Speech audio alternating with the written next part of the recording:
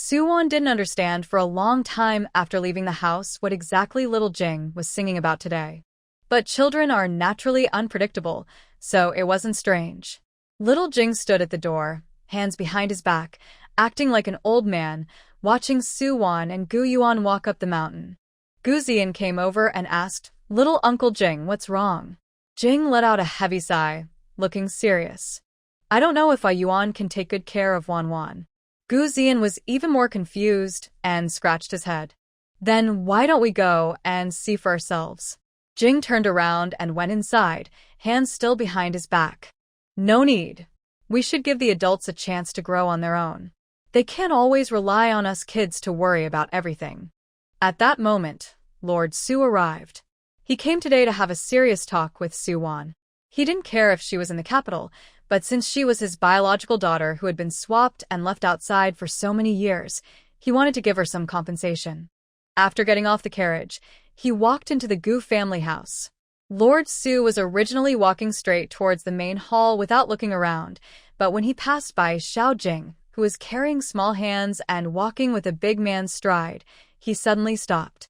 He looked down and gazed deeply at Xiao Jing. Today, Xiao Jing was wearing a brown short shirt typical for rural children, with soft short hair, half tied into two little bunches, and the other half hanging behind his head. He looked like a young child, but also had an old, serious expression, creating a cute contrast. Lord Su couldn't help but look a little longer. But when he saw Xiao Jing's face clearly, his heart tightened. He showed no expression on his face, only crouched down in front of Xiao Jing. Xiao Jing was walking with his head lowered, seeming to be lost in thought. Suddenly, a large figure blocked his way. He tilted his head, frowned slightly, and looked at Lord Su with some displeasure. "Uncle, our yard is so spacious. Why are you kneeling in front of me and blocking my way?" Lord Su suppressed his excitement and tried to make his expression softer. Just as he was about to speak to Xiao Jing, Mrs. Chen called out for Lao Gu, who was working in the backyard, to come and greet him. Although Lord Su had visited before, the Gu family didn't know his true identity. Lao Gu cupped his hands and asked, "Guest, what brings you here today?" Lord Su stood up. He was much taller than Lao Gu, and with his commanding presence, Lao Gu looked quite small in comparison. He glanced at Xiao Jing, cleared his throat, and said in a friendly tone, "I came to invite Dr. Su to the mansion to treat my wife." Lao Gu led Lord Su inside and said, "My daughter-in-law has gone up the mountain. Please wait inside." "That's fine," Lord Su replied and followed Lao Gu into the house. After sitting in the main hall, Lord Su sipped the rough tea served by Mrs. Chen and looked at Xiao Jing and Gu Zian and the other children playing in the yard. He asked casually, "Are those children playing outside from the same village?" Lao Gu looked at his grandchildren and children, feeling a bit pleased. "Yes, they're all my family." "Are they your biological children?" Lord Su asked immediately. Lao Gu was taken aback. Who asked such a thing? Right away, he asked if the children were his own, as if that was obvious. But in reality, whose children weren't his own? Could it be that he has become a scoundrel, raising someone else's child? Old Man Gu was feeling frustrated and angry, when suddenly he looked at little Jing and had a flash of insight. No, among their children, there really is one who isn't his own. But then he glanced again at Lord Su's gaze towards little Jing. After thinking for a moment, he realized that if Lord Su doesn't know little Jing, he might have bad intentions towards him. However, if Lord Su does know little Jing, he should be straightforward and not ask questions in such a roundabout way. After figuring this out, Old Man Gu smiled and said, "Which family's child could not be his own? Our kids are a bit mischievous. If they upset you, please don't take it to heart." Lord Su frowned slightly and looked at little Jing again. The boy looked exactly like the seventh prince. How could he be related to the Gu family? Looking at Old Man Gu, who appeared honest and kind with a sincere smile, he didn't seem to be lying. Could it be that there really are people who look exactly alike but aren't related? Lord Su didn't believe it. He thought Old Man Gu was deliberately hiding little Jing's background. As for why he was hiding it, Old Man Gu, a simple farmer, naturally had little to talk about with Lord Su, a nobleman. Old Man Gu accompanied Lord Su for a while, then made an excuse that he had many things to do at home and asked Lord Su to wait a little longer. Before heading to the backyard to help with chores, Old Man Gu called Mrs. Chen back into the house and warned her, "The nobleman who came today was asking about whether our child is his own." His gaze kept flicking to little Jing. "I don't know what he's planning." He told Mrs. Chen to warn her eldest, second, and third daughters-in-law to keep quiet and not say too much. Mrs. Chen was a bit frightened when she heard this.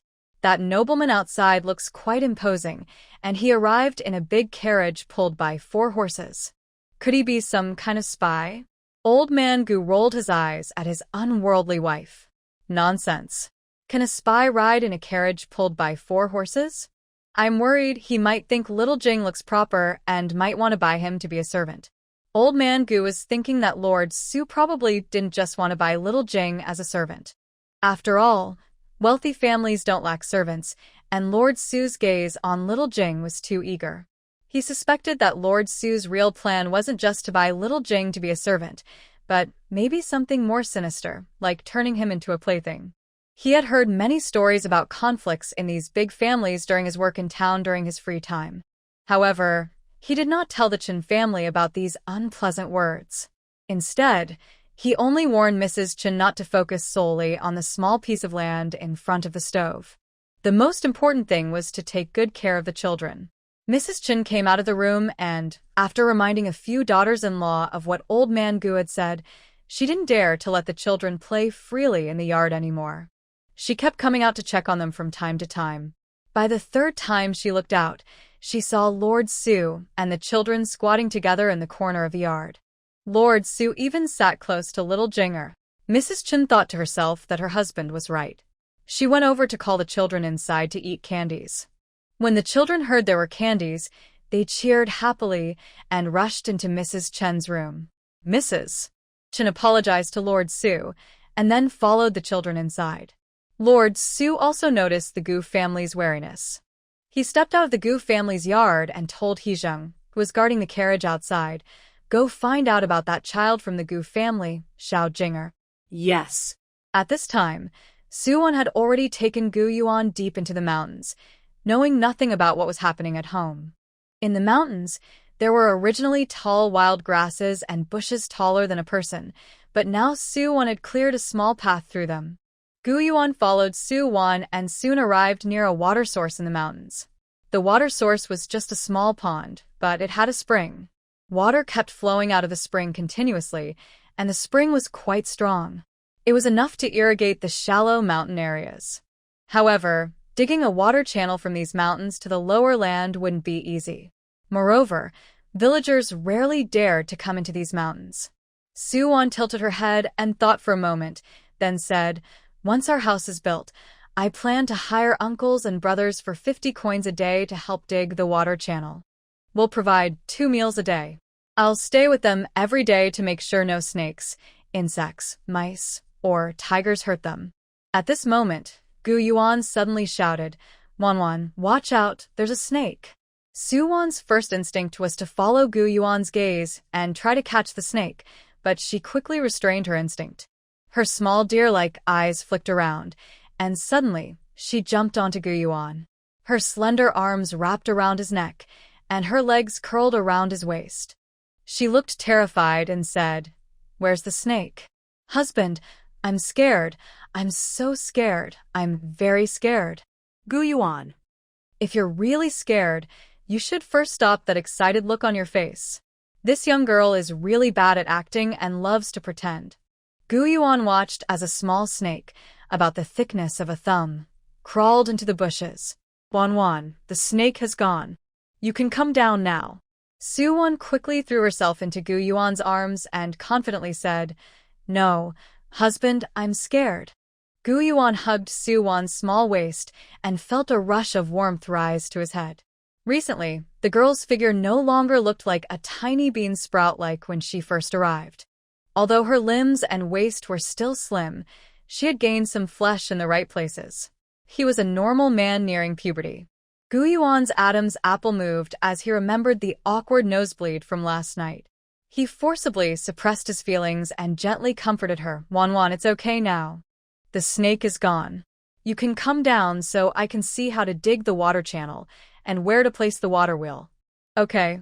Suwon reluctantly slid down from the tender grass, glancing angrily at the spot where the snake had disappeared. She didn't know whether the snake would come back to bite her, or the tender grass. It was a shame for such a snake. Gu Yuan felt a lightness in his arms. The soft little girl was gone. For a moment, he felt a bit empty, but when he turned and saw the girl right beside him, he felt reassured again. Although the mountains are dangerous, this year being a disaster year, the villagers are working hard to earn money and prepare food for winter. So, if Suwon earns 50 coins a day and manages 2 meals, the villagers would definitely be willing to work. While Gu Yuan was measuring and planning the route for building the water wheel and water channel, Suwon carried a basket and wandered nearby. She planned to grow dendrobium orchids in the shallow mountain area, but she didn't have many seedlings stored in her space. She planned to find some wild seedlings, split them, encourage root growth, and then plant them. Dendrobium orchids are rare now. Even in these deep mountains, most have been harvested by herbalists. In the end, Suwon couldn't find 2 plants. Instead, Gu Yuan memorized the mountain's shape and terrain. Today, he brought a piece of grass paper and a charcoal pen. As he examined the land, he drew his plan on the grass paper with the charcoal. When Suwon and Gu Yuan returned home, Old Master Su was waiting at the Gu family gate. Earlier, Heejun went to the village to ask around and then returned to report to Old Master Su that Xiao Jing was not Gu family's biological child. Suwon found him on her way back from the town. When she was first found, the child was covered in injuries and running a high fever. It took a long time for Guje to care for her before she was brought back home. When Lord Su heard this, his eyes deepened a little. Although this daughter was raised in a rural, rough environment and was somewhat rude, her heart was good. After Suwon approached, she looked at Lord Su with a blank expression and asked, "Is there something?" Lord Su's initial good impression, which had risen because of Xiao Jinger, suddenly disappeared. He frowned and asked, "Is that how you treat your father?" Suwon looked at Lord Su with a look that seemed to pity someone slow. This man was really strange. He didn't want to acknowledge her, and she didn't acknowledge him, but he still came to show off in front of her, as if he had some serious illness. Lord Su was angry at Suwon's disdainful look and looked even more displeased. If he had a son, he would have kicked him already.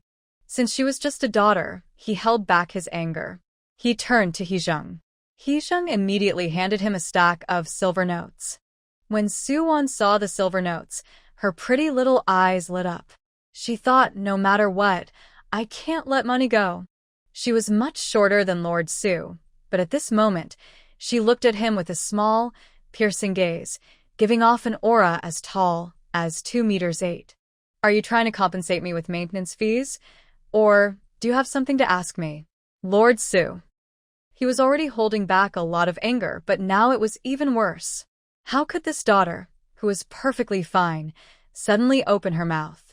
Just speaking could make him so angry, he wanted to die.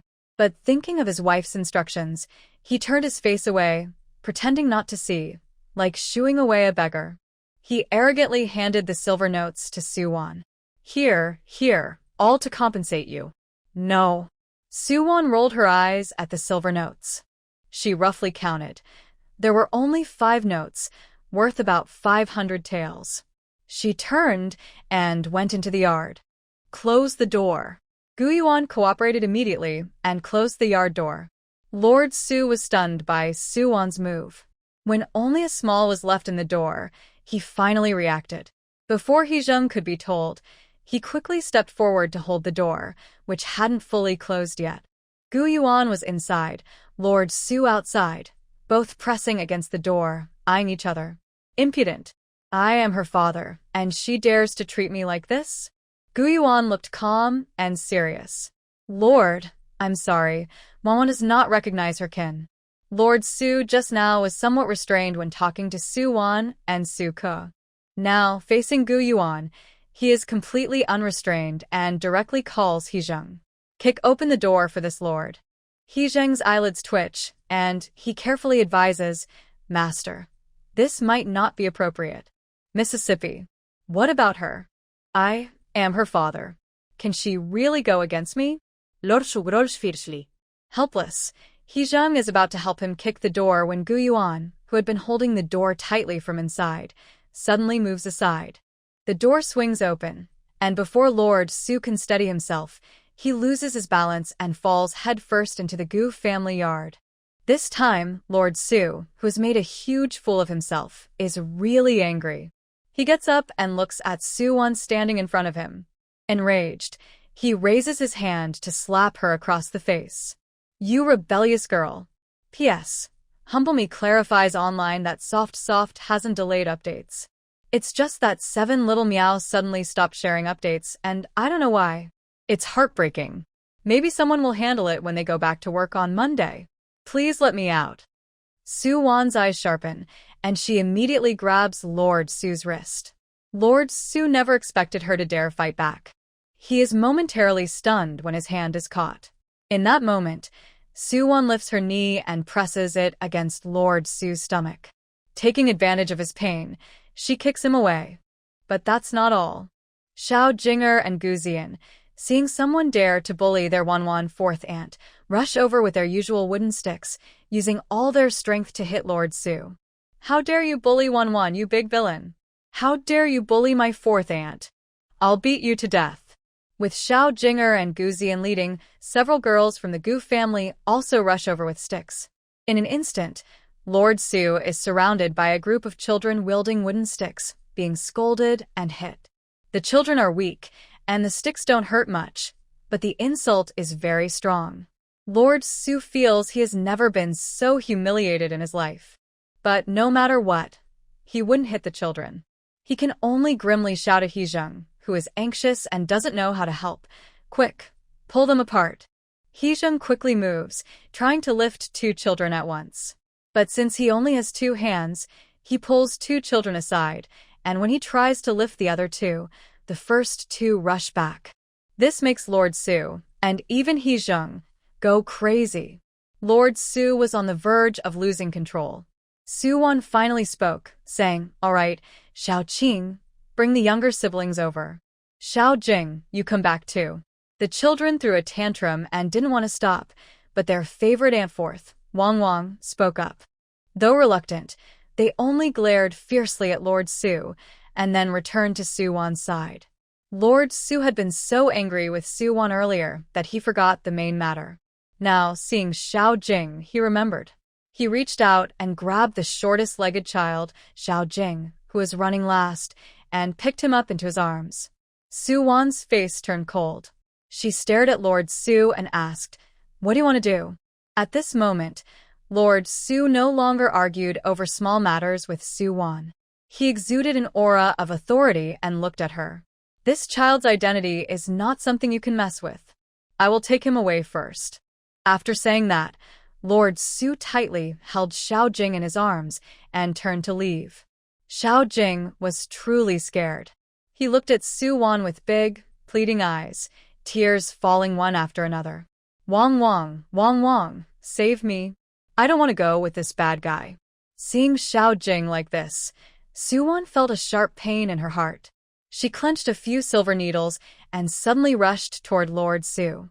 Lord Su had given instructions to his secret guards, who blocked Su-won's path. Su-won engaged in a fight with the guards. Her 9-section whip was not very skillful in her hands. In her past life in the Special Forces, her best skill was close combat, but close combat requires high physical fitness. Her current body couldn't fully exert her strength, not even a third of it. Moreover, with 2 secret guards and Heejung on Lord Su's side, even if Heejung was entangled with Gu Yuan, she couldn't defeat the 2 guards. Seeing her several times nearly injured, Xiao Jing, pressed against Lord Su's shoulder, suddenly wiped his tears with his small hands and said fiercely, "Su-won, go back. I'm going to the old master's house to enjoy good food and drinks. Who would want to eat pickled vegetables and gnaw on cornbread in your poor family?" As he spoke, the tears he just wiped away burst out again. He quickly dried them with his tiny hands and angrily scolded himself. So annoying. I don't want to stay in this poor family. I should be happy going to the old master's house to enjoy good food and drinks. No crying aloud. Suwon's hands never stopped moving. While fighting with the secret guards, she could only watch helplessly as Lord Su took Xiao Jinger onto the carriage and drove away. After Lord Su left, the two secret guards and He Zheng, who had been guarding her and Gu Yuan, quickly used light skills to retreat. Suwon stood still with a serious face, clenching her fists tightly. The guards under Lord Su also held back. She was not seriously hurt, just some bumps from the fight. There were many purple and blue bruises on her body. Gu Zian and the children Xiao Qing and Xiao Yu stood nearby, already frightened enough to cry. Seeing how upset Suwon was, they dared not make a sound, for fear of making her even sadder. They quietly wiped their tears from a distance. Gu Yuan knew that during the days he had been caring for Xiao Jinger, Suwon had already treated him like her own brother. Now that Xiao Jinger had been taken away suddenly, she must be unable to accept it. But since Lord Su had come looking for him, perhaps Xiao Jinger was meant to return to his rightful place. Gu Yuan stepped forward and gently took Suwon's hand, leading her inside. Suwon didn't resist and obediently followed Gu Yuan into the inner room. Gu Yuan was still thinking about how to explain Xiao Jinger's identity to Suwon. But Suwon looked at him sharply and asked, "Who is Xiao Jinger?" "His Royal Highness the Seventh Prince," Gu Yuan answered honestly, without hiding anything. At that moment, a thought connected in Suwon's mind. The group of royal guards they encountered in the woods wasn't there to assassinate Prince Qi. They thought Lord Su had already found the seventh prince and might take him back to the capital with Prince Qi. Following the principle of better to be wrong than to miss, they attacked Prince Qi. The seventh prince's biological mother was Consort Xian. She was very favored by His Majesty and died in childbirth when she was heavily pregnant. Usually, in such cases, the emperor would appoint a palace lady as the adoptive mother of the seventh prince. But the seventh prince was different. The emperor personally took him into his palace and raised him himself. The seventh prince was very clever from a young age, showing extraordinary intelligence by the age of 3. Since the emperor has not yet named an heir, the seventh prince naturally became a target for many people, Gu Yuan continued. What Gu Yuan didn't say was that, in his previous life, the highly intelligent seventh prince disappeared and, when found again, had already turned into a pile of bones. The emperor was also searching for the seventh prince, which is why he secretly traveled south to look for him. Considering the timing, the emperor should already be on his way now. In his past life, he never had the chance to meet the seventh prince. The only time he saw the emperor was when he came to pay respects, and he saw the emperor looking at a portrait of the seventh prince, who missed his son dearly. So, he had never linked Xiao Jing's identity with the royal family before. Until today, when he heard the Marquis of Dingbei say that sentence and thought about the seventh prince's fate in his previous life, he finally confirmed Xiao Jing's identity. Suwon turned to leave, and Gu Yuan didn't ask where she was going but followed her and said, "I'll go with you." As Suwon stepped out of the room, she saw not only the children guarding outside but also Old Man Gu, Mrs. Chun, her 3 brothers and sisters-in-law, all worried and guilty. Earlier, when the incident happened, they were busy helping to build a house in the backyard and didn't hear any noise from the front. The children were so frightened that none of them thought to send a message. By the time the people were taken away and Suwon and Gu Yuan went into the room, the eldest, Gu Xiaoqing, finally remembered to send a message from the backyard. Although Xiao Jing called Suwon's sister, the family had come to see him as part of Suwon's household these days. At this moment, the children were crying so hard their eyes were red. Gu Zian wiped his tears forcefully but still looked at Suwon with tears in his eyes, asking, "Auntie C, will Uncle Jing come back?" Suwon felt a tightness in her chest. She squatted down to wipe Gu Zian's tears and said, "Whether Uncle Jing will come back or not, he is still our family." After standing up, Suwon looked at Old Man Gu and Mrs. Chen. She was about to speak when Gu Yuan spoke first. "Father, Mother, Wan, and I will go out for a while. You eat first tonight, don't wait for us." Suwon looked up at Gu Yuan. She understood his intentions. As his daughter-in-law, Gu Laohan cherished Gu Yuan very much. If Gu Yuan went out with her now and something happened, even if Gu Laohan and Mrs. Chen loved her dearly, they might blame her. But if Gu Yuan took her out, it would be different. Old man Gu and Mrs. Chen looked worried. Mrs. Chen wanted to persuade her son, but she didn't know Gu Hoye's identity. She knew that only someone riding such a luxurious carriage could not be someone from their humble farming family. Old man Gu pulled her back, not letting her speak, and simply told Gu Yuan and Su Wan, "Be back early." Walking to the marquee courtyard on foot was impossible, so Gu Yuan went to ask Xia Yan for a horse. He rode the horse, with Su Wan heading towards the marquee courtyard. The two of them shared one horse. In the past, Su Wan might have teased Gu Yuan out of boredom, but now she had no such thoughts. Although she knew Marquis Su wouldn't hurt little Jinger, she couldn't help but worry. Those people wouldn't spare Su Chiue, and at Marquis Su's place, many eyes were watching. Bringing little Jinger back meant putting him openly in danger from those hidden threats. Gu Yuan stopped the horse at the gate of the marquee courtyard. The guards, following orders from Lady Yi and Su Zhe, quickly led Gu Yuan and Su Wan inside, heading straight to Lady Ye's courtyard. Su Wan calmly told the young servant guiding her, "I'm not here to visit the lady today. I want to see Marquis Su. Could you please pass the message?" The servant hesitated. Only Lady Yi and the fifth young master had said that if Su Daifu came, he could enter without notice. Marquis Su hadn't said otherwise. But Su Wan was a guest of Lady Yi and the fifth young master, and although she didn't smile, her attitude was very respectful. The servant couldn't ignore her, so he said, "Please wait a moment. I will inform Marquis Su." At this time, Marquis Su had just finished taking medicine. The few hits from the children didn't leave any marks on him, but Su Wan had pinched his wrist until it turned purple. His abdomen was also bruised from Su Wan's. After applying medicine, Heejun couldn't help but complain, "That brat really is used to rough work in the countryside. A girl, and she's so strong." Heejun couldn't continue. Just then, the servant came in to report that Su Daifu wanted to see him. Marquis Su instinctively waved his hand in displeasure, with a hint of anger, and said, "Not seeing him." But as soon as he finished, he remembered that Lady Yi was still in the mansion. If she found out that Su Wan wanted to see him and he refused, she would be angry. "Wait." He stopped the servant, gritted his teeth, and said, "Bring that girl in." When the servant led Su Wan inside, Marquis Su was already standing upright by the window in his study, looking proud. Hearing footsteps behind him, he turned around with a cold face, full of anger, and glared at Su Wan. "When you refused to return to the Marquis mansion and didn't want my money, weren't you proud?" "What?" "Now you come to ask me? I tell you, if you want to take back the Marquis residence, you must divorce that sour scholar. How can a country bumpkin become the son-in-law of Lord Dingbei?" Lord Su said proudly. Su Wan looked at him with a look of disbelief. If it weren't for the urgent matter with Xiao Jinger, she really wanted to slap this monkey's head to see what crazy ideas he was thinking. How could he be so confident? "I am here to talk about Xiao Jinger," she said plainly, with cold light in her eyes. Lord Su, expecting her to beg him, immediately frowned and knitted his brows. "I have told you that child's identity is not something you can handle.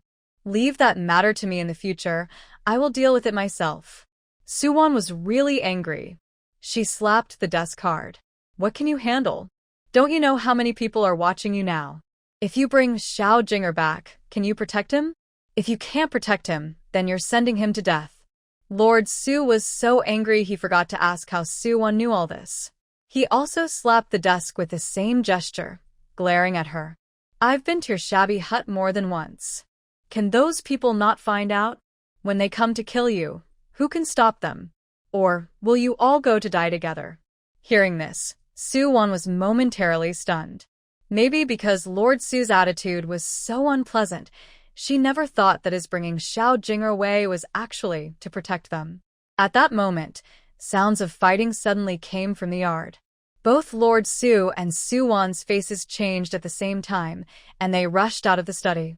Outside, they saw the guards of the Marquis residence guarding a room in Lord Su's courtyard. Suddenly, a dozen black-clad men appeared and charged toward the room. The secret guards of the Marquis had already appeared, drawing their swords to face the intruders. Lord Su's face, already grim, darkened like a pot bottom. After bringing Xiao Jinger back, he hadn't yet found a better place to hide him. He just left him in a room and sent enough guards to protect him. He never expected these people to come so quickly. Su Wan held a silver needle in her hand. While the black-clad men were unprepared, she swiftly threw the needles out. The silver needle is non-toxic, but when it punctures an acupoint, the black-clad people's bodies experience a brief numbness. Taking advantage of this moment, the secret guards of the Ho residence immediately counterattack. Su Wan also took out a 9-section whip, helping the guards deal with the black-clad enemies while moving closer to the room where little Jing was. Before she could enter little Jing's room, a rustling sound came from the courtyard wall, and someone shouted, "Quick! Archers are hiding in ambush." Hearing this, Lord Su drew his sword and stabbed at the black-clad man fighting him, then kicked him away and quickly ran into the house. Because of this action, Su Wan immediately realized that the person who shouted was from the Ho residence, so the archers on the wall must be assassins. She didn't dare delay. She wrapped her 9-section whip around a black-clad man and swung him aside. After knocking him down, she, like Lord Gu, rushed into the room. The room was dark, lit only by the cold moonlight shining through the window. Lord Su hurried to the bed. When he brought little Jing back, the child had been crying and was exhausted, already asleep on the carriage. Even after returning to the Ho residence, he hadn't woken up, so Lord Su had placed him on the bed to sleep. But when Lord Su pulled back the blanket, he found only a pillow inside. No sign of the child. Suddenly, an arrow shot through the window, piercing the carved wooden bed directly. The arrow went right through the bedboard, which was made of solid wood. If this arrow had hit little Jing, it might have not only pierced his small body but also knocked him flying and thrown him out. She wanted to ask Lord Su something, but then another arrow broke through the window. This arrow reflected the moonlight, heading straight for Lord Su. "Be careful." Su Wan instinctively reached out and pulled Lord Su aside. The arrow's tip brushed past Lord Su's face. Only then did Su Wan realize that the reflected light on the arrowhead was unusual, showing different colors, indicating the arrow was poisoned. Then came the 3rd, 4th, and 5th arrows. Countless shining arrows flew through the window. Su Wan felt as if a large hand was squeezing her heart tightly. The fact that they came meant little Jing hadn't been captured or killed, but where exactly was he? Could another group have already succeeded? Su Wan's 9-section whip swung quickly, blocking the flying arrows. At first, Lord Su was helping her nearby, but at some point, his steps staggered, his movements slowed, and he swayed as if he might fall.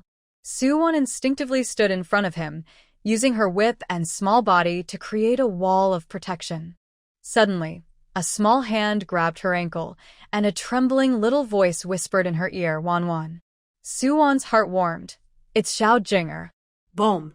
At the same time, a loud explosion sounded outside, and a bright fire lit up the sky.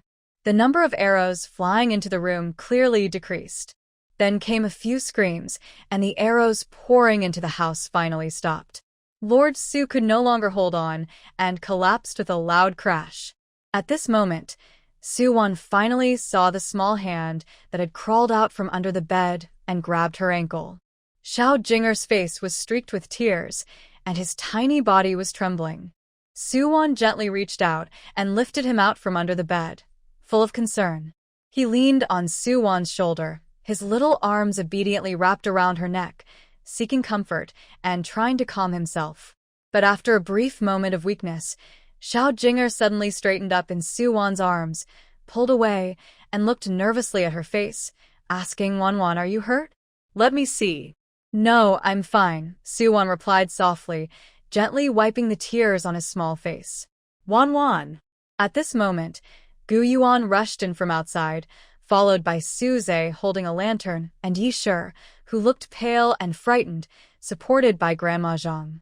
The room lit up. Gu Yuan, Suze, and Yisher looked at Su-won holding Xiao Jinger safely and finally relaxed. No one noticed that Lord Su was still lying on the ground. Yisher hurriedly ordered Grandma Zhang, "Go tell the kitchen to prepare hot water for Wanwan and Xiao Jinger to wash up."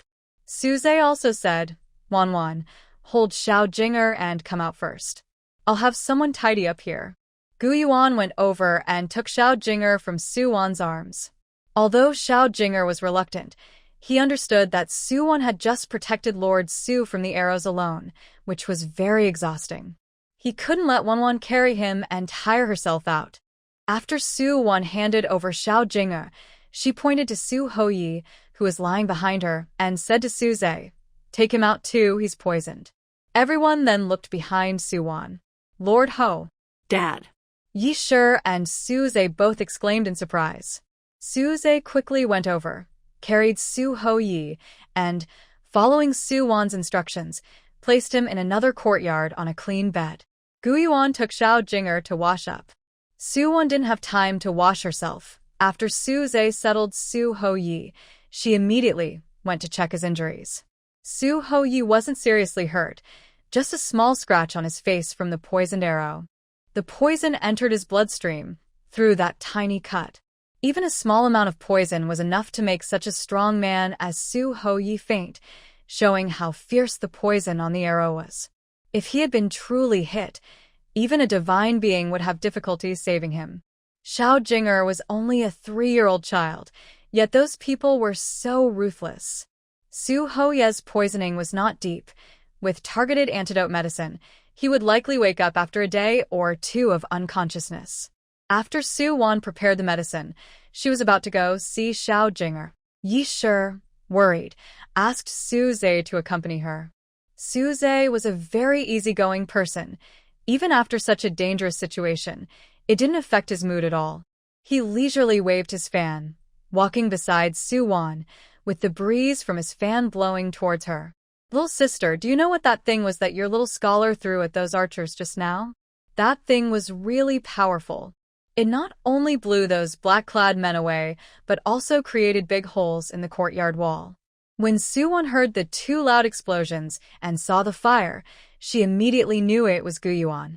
From that courtyard, she had observed the traces, and it was clear that Gu Yuan used much more powerful explosives this time compared to when he fought the mountain bandits before. This showed that Xiaoning Chao had been secretly researching and improving the power of his explosives. But from Suze's appearance, he probably didn't know about the explosives at all. Suze was born at the top of the Qing Kingdom's social pyramid. If he didn't know, it only meant that such things didn't exist in Qing Kingdom yet.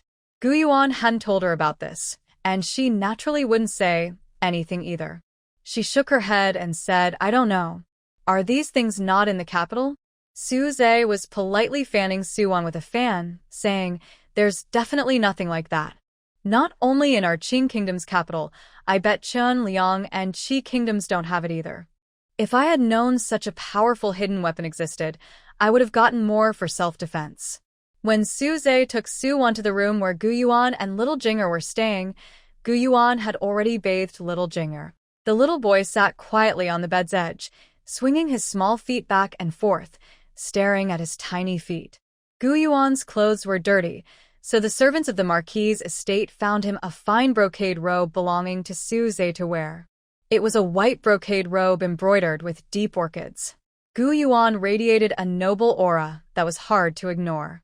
Truly, he was exceptionally handsome, unmatched in the world. Suze, who always believed himself to be the most handsome man, was stunned when he saw Gu Yuan's attire. His sister married a poor scholar, but was he really this handsome? However, Su-won today was not captivated by Gu Yuan's beauty. She walked over to Little Jinger, gently squatted down, and softly rubbed his little head. "Little Jinger, it's okay now." Little Jinger looked up at Su-won, tears sparkling in his bright eyes. He choked twice, then threw himself into Su-won's arms. "Wan." Su-won hugged him gently, patting his back softly. "Don't be afraid. I'm here. No one will hurt you." Little Jinger felt his tears were unusually stubborn today. He didn't want to cry. He wiped his eyes repeatedly, but they wouldn't dry. Especially when he saw Wanwan, his tears refused to stop. He was a brave little boy. He believed that boys don't cry when they bleed or sweat. He despised himself for crying. Seeing Suwon look at him, he quickly wiped his chubby little hands over his eyes and shook his head desperately. Choking, he said, Wanwan, I'm not crying. I'm a man. I won't cry. I'm not afraid. Wow, little Jinger couldn't hold back anymore. He suddenly burst into tears, sobbing as he said, Wanwan, I'm not afraid. I just worry I'll never see you again. Boo. Seeing him like this, not only Suwon but even Gu Yuan and Suze couldn't help but feel sad. That night, Suze sent someone back to their home to deliver a message, saying Gu Yuan, Suwon, and little Jinger were staying at their place. All night, Xiao Jinger clung tightly to Suwon's arm, just like when she first arrived at the Gu family and only fell asleep when holding on so closely. Gu Yuan was arranged to stay in the guest room next to Suwon and Xiao Jinger. Gu Yuan found a piece of rope somewhere, ran it through his room into Suwon's, and left the end of the rope beside Suwon's bed. Wanwan, if anything happens tonight, just pull the rope. Suwon obediente nadie. Okay. The next morning, Xiao Jinger was exhausted from being scared yesterday and slept in late, with Suwon keeping him company. When they got up, Yishir, Suze, and Gu Yuan were already waiting outside. Seeing her come out holding Xiao Jinger, Yishir immediately asked Mammy Zhang to prepare breakfast in the kitchen. Although Xiao Jinger was attached to Suwon, he was a little boy and felt shy being held by her with so many people around. He twisted his little bottom and signaled for Suwon to put him down. Suwon set him on the ground, and he obediently held her finger, standing beside her. Yishir's gaze fell on Suwon's face, filled with love and tenderness. Suwon squatted down and said to Xiao Jinger, go stay with Brother Gu for a while. I need to go check on Madam again. Xiao Jinger nodded obediently, then walked over to Gu Yuan with small steps, smiled brightly at him, and raised his little hand to hold Gu Yuan's long finger. Gu Yuan also smiled gently at Xiao Jinger and held his small hand. When Yishir heard Suwon say that to Xiao Jinger, she stood up excitedly. Although she knew Suwon was just going for a follow-up check, being able to spend a little time alone with her daughter made her very happy. Yishir led Suwon to her bedroom. As soon as Suwon stepped out of the door, Gu Yuan and Xiao Jinger exchanged a glance. Both snorted coldly, let go of each other's hands, and Xiao Jinger even wiped his hands on his clothes in annoyance. Seeing all this, Suze was speechless. Suwon followed the usual procedure to examine Yishir. After finishing, she left 3 types of medicine for her, saying, Madam, your heart condition has stabilized. As long as you keep taking the medicine, the illness won't worsen, and there shouldn't be any big problems. While speaking, Suwon packed up the blood pressure monitor, heart rate device, and other equipment. Yishir watched Suwon quietly, hesitating to speak. Suwon understood what the Yi family wanted to say. So, after giving Yi family medicine and tidying up the things, she did not leave immediately. Yi looked at her sitting on the chair opposite, with an uncontrollable smile on her face, trembling with excitement as she clenched her handkerchief tightly. She felt as if she had 1,000 words she wanted to say to Suwon, but now that Suwon was sitting with her, she couldn't say a single word. A sentence kept rolling in her chest, but for some reason, she just couldn't speak it out. She was afraid that if she did, it might sound unpleasant or make Suwon unhappy. But in fact, she came from Beijing's top family, a perfect lady before marriage, well-mannered and graceful. After marrying the Duke of Dingbei, she was also a skilled socialite among the noble women in Beijing. Even when she went to see the Empress in the palace, she was never this nervous. Seeing her nervous look, Suwon couldn't help but place her hand over hers on the table. The words she wanted to say kept rolling in her throat, making it hard to speak. Even after learning about her background, she practiced at home imagining Qin family as Yi family, but now, saying that word still felt very difficult. It was different from when she first called Qin family. Plus, in her previous life, she was an orphan adopted by a scholar. She didn't know what it felt like to have a mother, but at this moment, seeing Yi family in front of her, she felt a pang of sympathy. Mother, Soo-won finally overcame her mental barrier and forced herself to say the word calmly. She hadn't even finished her sentence when she saw Yi cover her mouth with a handkerchief, tears streaming down her face in excitement. She was already too nervous to speak and now choked up, unable to say another word. Seeing her like this, Soo-won was a bit worried she might be too overwhelmed. She gasped and fainted, quickly giving her some quick-acting heart-saving pills. Mother. After calling her for the first time, it became easier to speak the second time. She said smoothly, "It wasn't you who abandoned me, or didn't want me. You don't need to blame yourself. I've never blamed you. Before, I didn't want to call you mother, because I hadn't fully come to terms with everything." Soo-won continued with her prepared words. "Actually, I am very happy to have a mother like you. But I have grown up in the countryside for so many years, and I am used to it. I really don't want to go back to the marquee residence." Although Yi had previously said that Soo-won was here with her daughter, However, she also felt that the conditions here were somewhat difficult. Now that Soo-won had agreed, she instinctively wanted to say that they would return to the capital city, not to the marquee house, nor to the Yi family. They could just buy a house outside to live in and not worry about the rules and manners of the noble families. But before she could speak, Soo-won continued, "I might go to the capital city in the future, but only after my husband passes the provincial exam. When he goes to the capital for the imperial exam, I will go with him. Or, if my husband stays in the capital to work as an official, I will stay with him and settle there." When Soo-won said this, Yi sure understood that she was truly not angry with her. However, mother and daughter had only just met, so there would naturally be some barriers.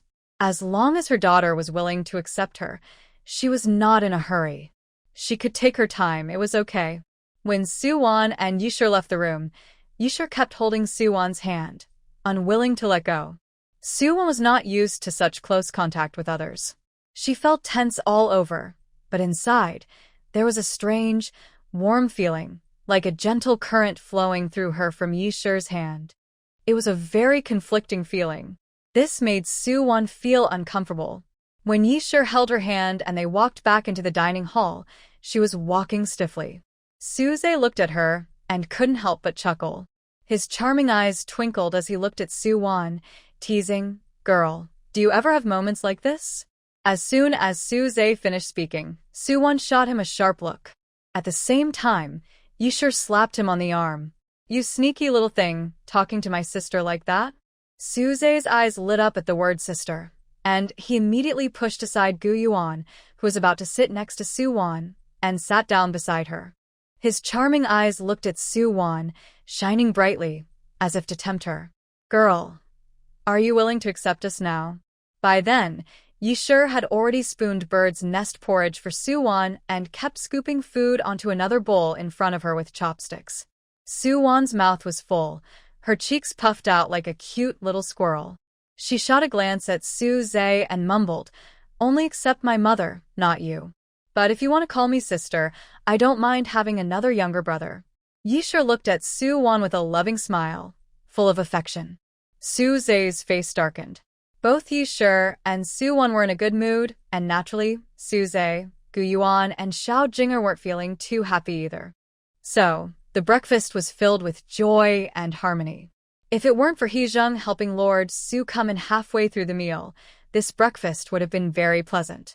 Lord Soo's poison was mild, and since he is used to practicing martial arts, his body was strong. After taking medicine last night, he woke up early this morning.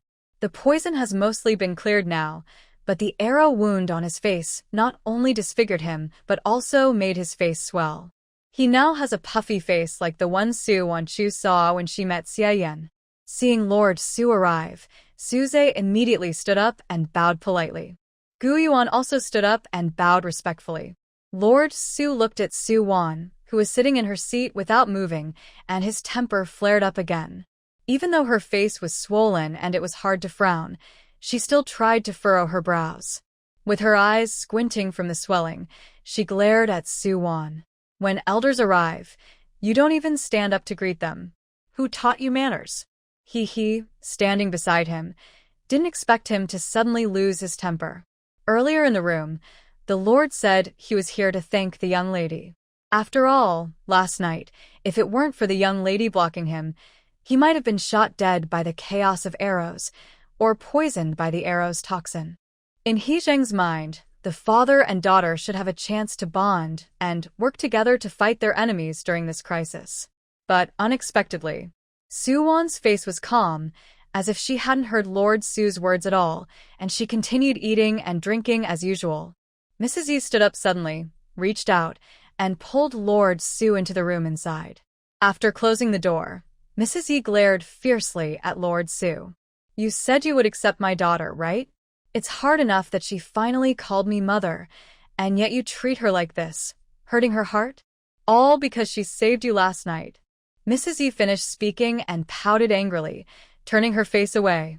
Only then did Lord Su realize that, despite his face being unrecognizable and difficult to show to others, he had come over to thank Su Wan properly and to ease their father-daughter relationship. He felt a bit regretful, but he was a grown man and a lord. Even if he was wrong, he couldn't admit it. He kept a stiff face and said, Shu, look at that girl. She sits improperly, eats improperly, and when she sees me, she doesn't even stand up to greet me. She doesn't look like a girl at all. I'm angry with her, but it's for her own good. I hope she can learn some manners, so that when she returns to the Lord's residence, she'll know some rules and not be criticized. Mrs. Yi understood that Lord Su was just making excuses because Su Wan had already said she wouldn't return to the Marquis's residence. Mrs. Yi looked at Lord Su. This time, her anger was gone, replaced by a cold feeling. She asked, "So, Lord Marquis, what do you think a girl should be like?" Lord Su smiled sheepishly and replied, "At least like you are, knowing what's right and being polite." Before he finished, Mrs. Yi sneered. "Yes, like you are. That's a good daughter. But Yuer grew up in the Marquis's house, taught by maids and served by maids since she was little. My daughter was abandoned among common people, young and forced to work for that wicked Tang family, digging in the fields and supporting them. What manners does she know? What can she learn?" As Mrs. Yi spoke, her heart ached painfully. When Su Wan checked on her earlier and held her hand, she saw Su Wan's hands. Su Wan's hands were actually very pretty, slim and long, and if well cared for, they would be like jade and scallions. But her small hands had old scars and new wounds, all small cuts from sharp grass blades. As a mother, Mrs. Yi felt an unbearable pain looking at them. Even though Su Wan's life at the Gu family was somewhat better now, no heavy work, and her calluses slightly softened, Mrs. Yi didn't want to cry in front of Lord Su. But she couldn't hold back anymore. Her heart, which had been soothed by Su Wan earlier, now felt full of guilt. It was her fault for not being cautious with Tang, for not watching her daughter closely, allowing her to suffer so much outside. She covered her face with a handkerchief and started to cry. Seeing this, Lord Su panicked. He hurried over, awkwardly trying to comfort her. Shu, don't cry. That girl said your health can't handle anger or crying. It's my fault. I shouldn't have been so harsh with her. Why don't you hit me instead?" After speaking, Lord Su realized the root of the problem was still Su Wan. He clenched his teeth and said, "I will go apologize to her." Mrs. Yi wiped her tears and nodded. "Let's go." Watching Mrs. Yi wipe her tears and walk ahead, Lord Su felt uneasy. Did he really have to apologize to that girl? Where in the world do fathers apologize to their children? Thinking about how Madame Yu was just crying in front of him, if he didn't apologize to that girl, Madame Yu would surely stay angry with him. God knows he hasn't been with his wife in 5 years. Lord Su clenched his teeth, decided to do it, and thought, it's just a few words to say sorry. A real man can bend and stretch. Lord Su took a deep breath and confidently walked out of the room. He went straight to Su Wan, stood tall and straight, and said firmly, "Girl, I'm sorry. It's not your fault that you're not well-mannered." Hearing this, Su Zhe was stunned. He widened his eyes and looked at Lord Su. Is this his father? Is this really his father?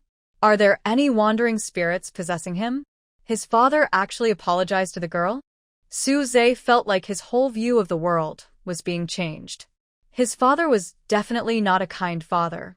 From childhood, his 5 brothers and he were often scolded for small mistakes. Sometimes, even when they didn't do anything wrong, their father would find reasons to punish them just because he was in a bad mood or to check their homework. Sometimes, they were falsely accused, but no matter how unfairly they were treated, it was impossible for their father to apologize. Absolutely impossible. Even if the sun rose from the west, it wouldn't happen. But now, Soo-won showed no reaction to Lord Su's apology because she didn't take his scolding seriously. She calmly reached out her hand to him. Lord Su, after saying that, had puffed up his pride and turned his head away. Now, he looked at her small hand in confusion. "What's that for?" "Money," Soo-won said naturally. Lord Su felt a fire rise in his chest. That bratty girl. She just said one thing, and he was her father and a lord. He had lowered his pride to apologize to her, and she still asked him for money? Soo-won slowly said, "Last night, the assassin came. I helped you block him, right? You got poisoned. I gave you the medicine, right? If I hadn't taken care of you last night, could you still stand here and talk? Is your life not worth anything?" Ridiculous. Lord Su was angry. How could the Lord of Bading County's life not be valuable? "How much is your life worth?" Soo-won asked casually, still relaxed. "At least 100,000 taels." Lord Su blurted out. Soo-won's sales pitch reached Lord Su's face again. "Then give it to her." Suze turned his face away and looked away, pretending not to watch. When did his father become so silly? Mrs. Yi chuckled quietly. After realizing what was happening, Lord Su was so angry he puffed his cheeks and glared. Luckily, his face was swollen from poisoning, so his angry expression wasn't very obvious. He glared at Soo-won with annoyance. This girl has such a big appetite. She even wants him to give her hundreds of thousands of silver taels. Doesn't she worry about overdoing it? But now, he couldn't refuse to give Soo-won money anymore. Grinding his teeth, he took out a stack of silver notes from his pocket. This was the money he had planned to give Soo-won yesterday afternoon, and directly handed it to her. "Here." Soo-won happily took it, then looked at Lord Su's money pouch hanging at his waist. Your pouch is quite nice." Her clear, straightforward gaze made Lord Su understand her meaning. But he thought, "I've already given her more than enough. There's no need to get upset over a few silver coins in the pouch." He turned his face aside, yanked the pouch from his waist, and shoved it into Soo-won's hand. "Here, here." Soo-won's little face immediately lit up with a bright smile. Her mischievous look was like a clever little fox who had just succeeded in a plan. She took the silver notes and the pouch, then turned to Gu-yuan. "Husband, keep this for me." Gu-yuan usually didn't touch the family's money. He just handed over his earnings to Soo-won. But this time, he showed no surprise at all, and quietly accepted the silver notes and pouch. After eating and drinking well, Soo-won stood up and said to Mrs. Yi, "Thank you for your hospitality. We'll head back now." Mrs. Yi took Soo-won's hand. "Won-won, wait a moment. I have something for you." As she spoke, Mrs. Yi led Soo-won into her bedroom. She took out a small box from her dressing table. When she opened it, a stack of silver notes was inside. Mrs. Yi directly handed all of them to Soo-won. "Won-won, this is the savings I've accumulated over the years. You can use it all. When I married the Lord, the dowry from the Yi family was very generous. When the son-in-law takes the exam in the capital, I will give you all those dowry items." Soo-won took the small box, closed it carefully, and handed it back to Madame Yi, saying, "Seriously, mother, I don't need money. Keep these silver coins for yourself." After saying this, she was worried Madame Yi might misunderstand, so she added, "Although I love money, I take it properly. I accepted Lord Ho's silver because I saved his life and gave him a prescription. I deserve it. Keep these coins for now. If one day I really need money, I will tell you." Madame Yi looked at Soo-won's sincere expression and did not insist that she accept it. After leaving Madame Yi's room, Soo-won went to hold Xiao Jinger, then she and Gu-yuan said goodbye to Madame Yi and Suze, preparing to leave. Madame Yi still prepared 2 large food boxes filled with food for Gu-yuan to take home to his family. She also said she would tidy up now and visit the Gu family later.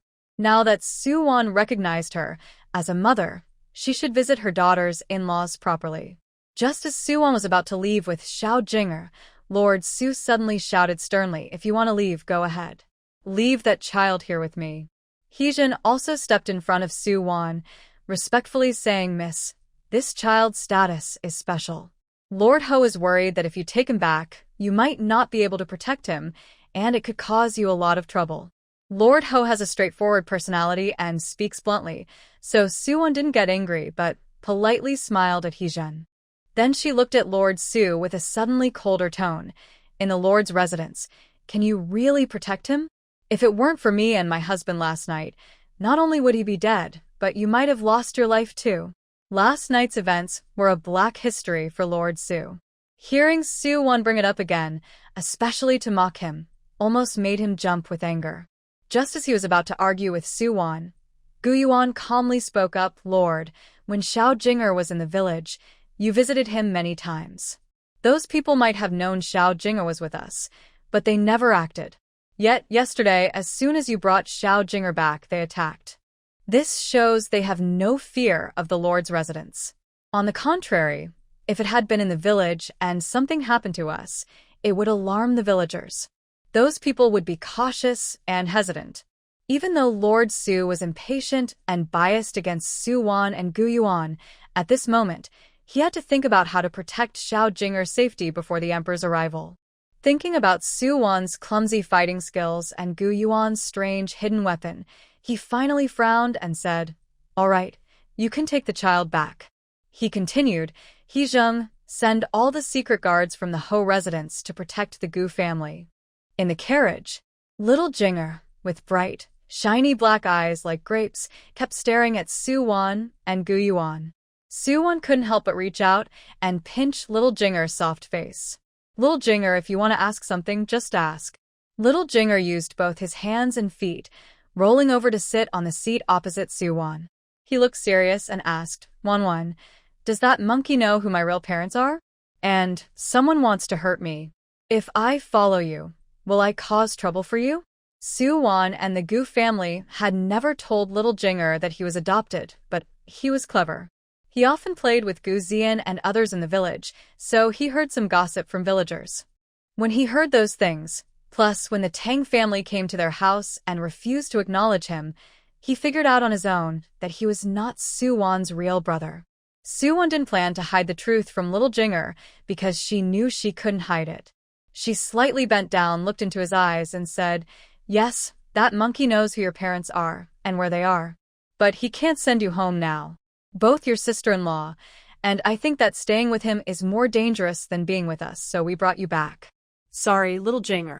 "This morning, I was careless and didn't ask for your opinion before making this decision." Little Jinger's bright eyes stared at Su-won for a long time without speaking. After a while, he tiptoed and jumped down from the seat. He took a few steps inside the carriage, then walked up to Su-won, looked at her closely, and said very seriously, "Won-won, I don't blame you. I want to ask, if my parents allow it, would you be willing to let me stay with you forever?" Hearing this, Su-won knew such a thing was unlikely, but her heart still softened. She reached out and gently tousled little Jinger's hair. "Of course I would." Little Jinger stretched out his tender, lotus-like arms toward Su-won. "Ven, hold Jinger." Su-won reached out and hugged little Jinger into her arms. The rest of the journey, little Jinger snuggled in Su-won's embrace, and they didn't speak again. The carriage just reached the entrance of Gu family village when Su-won saw Chin-shir and the little ones from her family all looking eagerly under the old locust tree at the village entrance. Seeing the carriage approaching, Gu Zian grabbed Chin-shir's sleeve and jumped up. "Nai, it's that big carriage. Uncle C, Aunt C, and little Uncle Jing are definitely inside." Before Chin-shir could answer, Gu Zian, like a gust of wind, ran toward the carriage. Uncle C, Aunt C, little Uncle Jing. Little Jing, hearing Gu Zian's voice, couldn't stay in Su-won's arms anymore. The carriage hadn't fully stopped, and he had already jumped down and climbed out. Heejung, who was sent to them back, was startled and quickly lifted him down from the carriage. Gu Zian and little Jing immediately hugged each other happily and jumped a little. Little Uncle Jing, you're back. Gu Zian's face was full of joy. I told you, the bird on that mulberry tree we saw before laid eggs. We're going to go get the eggs. Gu Yuan and Su Wan also got out of the carriage. Chun Shi hurried over and was relieved to see them standing firmly in front of her. By this time, Gu Zian had already pulled little Jing far away, running and calling back, Nai Nai, Uncle C, Aunt C, little Uncle Jing, and I are going to play for a while. We'll come back after lunch. The children played only in the village. The Gu family usually didn't restrict them much. Chun Shi waved her hand, letting them go play, but still warned, come home when it gets late. Don't run around outside and get into trouble. Got it, Nai Nai. After the children's voices faded away, Chun Shi took Su Wan's hand and looked her and Gu Yuan over carefully. Seeing that both of them were safe and unharmed, she finally relaxed. On the way back, Gu Yuan and Su Wan had already discussed telling the family about Su Wan's background. Since there was no work in the fields at the moment, everyone at home was busy helping to build a new house. Chun Shi gathered everyone into the main hall, closed the door, and briefly explained Su Wan's background. Suddenly, Wan Shi lost her balance and fell to the ground with a thud. Even though her bottom was hurt, she didn't feel any pain. Her eyes widened in disbelief as she stared at Su Wan. Wan Air, what did you say? The people who came to our house that day were Marquis and Marquise? And you're their daughter? Everyone in the house, except for the Wan family, was silent and wide-eyed, unable to speak a word. After a long moment, Mrs. Chin nervously asked, Young miss, you said the future in-laws are coming to visit. What should we prepare? Nothing special. We'll act normally, just like always, Su Wan replied calmly. At this point, Mrs. Wan finally reacted, patted her backside, and stood up. But that's Madam Ho. How can we just act normally? Mrs. Peng nodded repeatedly. Yes, yes. We shouldn't just treat them casually. We need to prepare something nice. Gu Sanyu also stood up. Mother, I'll go to town to buy some good wine and food. Gu Daniu pulled Gu Erniu up. I heard that the officials and rich folks in the city like to eat wild game and mountain produce. Erniu and I will go into the mountains to see if we can catch a wild chicken or rabbit. As they talked, everyone was about to start moving. At this moment, Old Man Gu, who had been silent, spoke. All right, Sanyu, go quickly to town to buy wine and food. Daniu and Erniu, with this dry weather, all the wild chickens and rabbits have gone deep into the mountains. Where will you find them? Listen, young miss, just keep things simple. Whatever we can manage to prepare to entertain them, that's enough. Old Man Gu usually didn't speak much, but once he said something, it was final. His sons didn't dare disagree, and his daughters-in-law dared even less. Finally, Old Man Gu sternly warned, the matter of young miss being the true daughter adopted by the Marquis and Marquesas. None of you are allowed to spread this. If anyone dares to tell others, don't bother coming into my Gu family's door again. With Old Man Gu's words, Wan's wife, who had been eager to show off, immediately lost her enthusiasm. She wanted to gain favor with Su Wan, but she still had to be part of the Gu family. If she were kicked out, she'd be nothing. Yishur thought that since the Gu family was building a house, they wouldn't have time to entertain her. To avoid delaying the Gu family's affairs, she arrived at the Gu house at sunset, just as the sun was about to set. Master Su naturally accompanied her. Although Su Wan had already told her family that she had met Master Su and Yishur, and that there was no need for formalities or bowing, Wan's wife, when opening the door, suddenly felt her legs weaken and fell flat on her face right in front of Master Su and Yishur. Mrs. Wan quickly raised her round, chubby face to look at Lord Su and Lady Yi, smiling so broadly that her teeth showed. She said, "Little wife greets Lord and Lady." Lord Su turned his face away, unable to bear to look directly. Lady Yi politely crouched down and helped Mrs. Wan to stand. "Sister-in-law, no need to be so formal. We're family, so no need for those polite manners." At this moment, Mrs. Peng, afraid of falling behind and missing the chance to show off in front of Lord and Lady Su, hurriedly pulled Jiang to come forward. She awkwardly bent down and bowed. Little wife greets Lord and Lady. Jiang was trembling, looking even more clumsy than Mrs. Prung, but she also mimicked the gesture and bowed. Lady Yi quickly greeted them politely. Seeing Lord Su frowning nearby, she slightly knitted her brows, reached out and pinched his side, whispering, "Lord, I told you not to come, but you insisted. Now you're frowning. If you embarrass Wuan at her in-laws' house, you won't be allowed into my room tonight." Lord Su, used to his serious face, was threatened by Lady Yi but had to force a grim smile, which made Mrs. Wan, Mrs. Peng, and Jiang feel nervous. Old Man Gu and Mrs. Chen also came out to greet them. They had no desires or ambitions and didn't expect to benefit from the Lord's estate. They were much calmer than the three daughters-in-law, treating Lord Su and Lady Yi like ordinary relatives, welcoming them into the house. At this time, Su-won was not at home. She had gone to the old house. Her knife was sharpened, and the pig for today's feast had not yet been slaughtered. Su-won went straight into the room where Xia Yan was staying, and she reached out her hand. "It's time to pay the rent." Xia Yan, tall and handsome, stood in front of Su-won. "Girl, I heard you are the daughter of the Dingen Marquis, switched at birth?" Su-won frowned slightly, but hadn't spoken yet. Xia Yan continued, "The child you picked up from your family, is he the seventh prince?" His question sounded uncertain, but was spoken with certainty. "Last night at the Marquis's house, you were attacked. Those people are now hiding around Gujiakan." At this point, Su-won understood Xia Yan's intention. She crossed her arms, leaned casually against the doorframe, and raised an eyebrow at him. "Are you trying to negotiate with me? Delaying the rent?" "Your rent is too high. I can't afford it," Xia Yan said frankly. "So I plan to make a deal with you. Are you saying that if you help me deal with those who attacked me, I won't have to pay rent?" Su-won asked. Xia Yan nodded. "Deal." Su-won agreed, without hesitation. "Not only will you be exempt from paying me rent, but I have one more condition," Xia Yan said.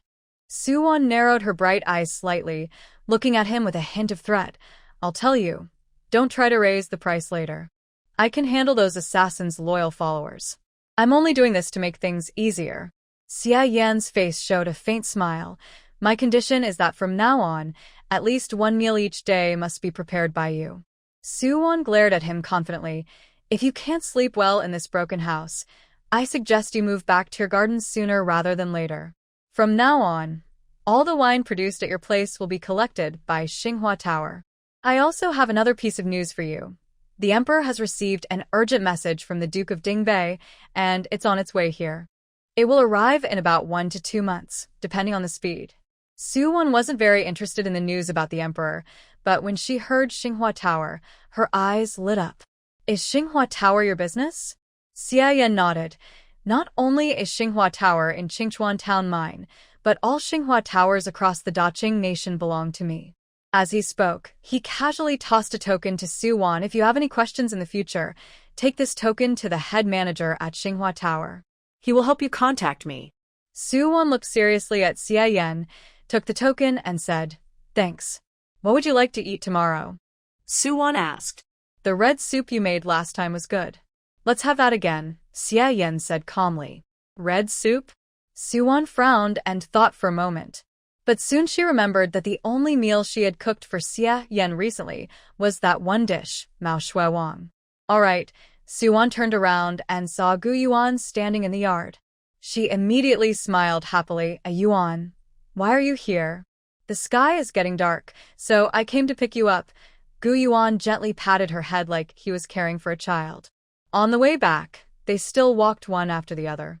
Unlike when Su-won first arrived, now Su-won was walking in front, with Gu Yuan following behind her. After hesitating for a long time, Gu Yuan finally spoke. "Wan, Lord Su and your mother have come." Since Su-won had accepted Yi Shi's identity, he also called her mother when they were together. Su-won paused, turned around, and looked at Gu Yuan with her bright, shiny little deer eyes. "Husband, what did Lord Su say to you?" Gu Yuan has always known that Su-won is clever and wise. He thought about this for a long time and knew he should tell Su-won. But when it was time to speak, he didn't know how to start. Seeing Gu Yuan's expression, Soo-won guessed most of what was happening. Her small face darkened. Is he forcing you to divorce me? After saying that, Soo-won angrily rolled up her sleeves. That is so cruel. He can't make me divorce you, so he's forcing you to give me a divorce paper. When Gu-yuan saw her getting upset, the little tuft of hair on his head stood up. He pressed his lips into a smile and gently pushed her hair back. He casually took her small hand, which was clenched into a fist, and looked into Soo-won's eyes seriously. Won-won, don't be angry. I haven't agreed to him. As long as you don't abandon me, I won't leave. Suddenly, her words became very touching, and Soo-won's eyes sparkled like a little deer. The sky was dimming, a gentle breeze was blowing, and the atmosphere was just right for romance. At that moment, Soo-won completely forgot her plan to punch Lord Soo. Her top priority now was to taste the soft, pink lips of her little sweetheart. She tiptoed and leaned closer to Gu-yuan. Ah, Yuan, Won-won, your family has another big carriage coming. Important guests are here. Why aren't you going back? Just as Soo-won was about to touch those lips she had been craving for so long, a loud voice suddenly rang out nearby. Gu-yuan immediately straightened up, cleared his throat awkwardly, and greeted a passing villager. Uncle Wei-dong, it's so late, you're still watering the vegetables? Gu Wei-dong wiped his face with a towel draped over his shoulder and cheerfully replied, the sun's been shining all day. It's cooler now in the evening. Can't I water the plants then? Gu-yuan responded calmly and exchanged a few casual words before pulling Soo-won back home. Usually, the Gu family members, reluctant to waste lamp oil, had already finished washing up and gone to their own rooms to rest.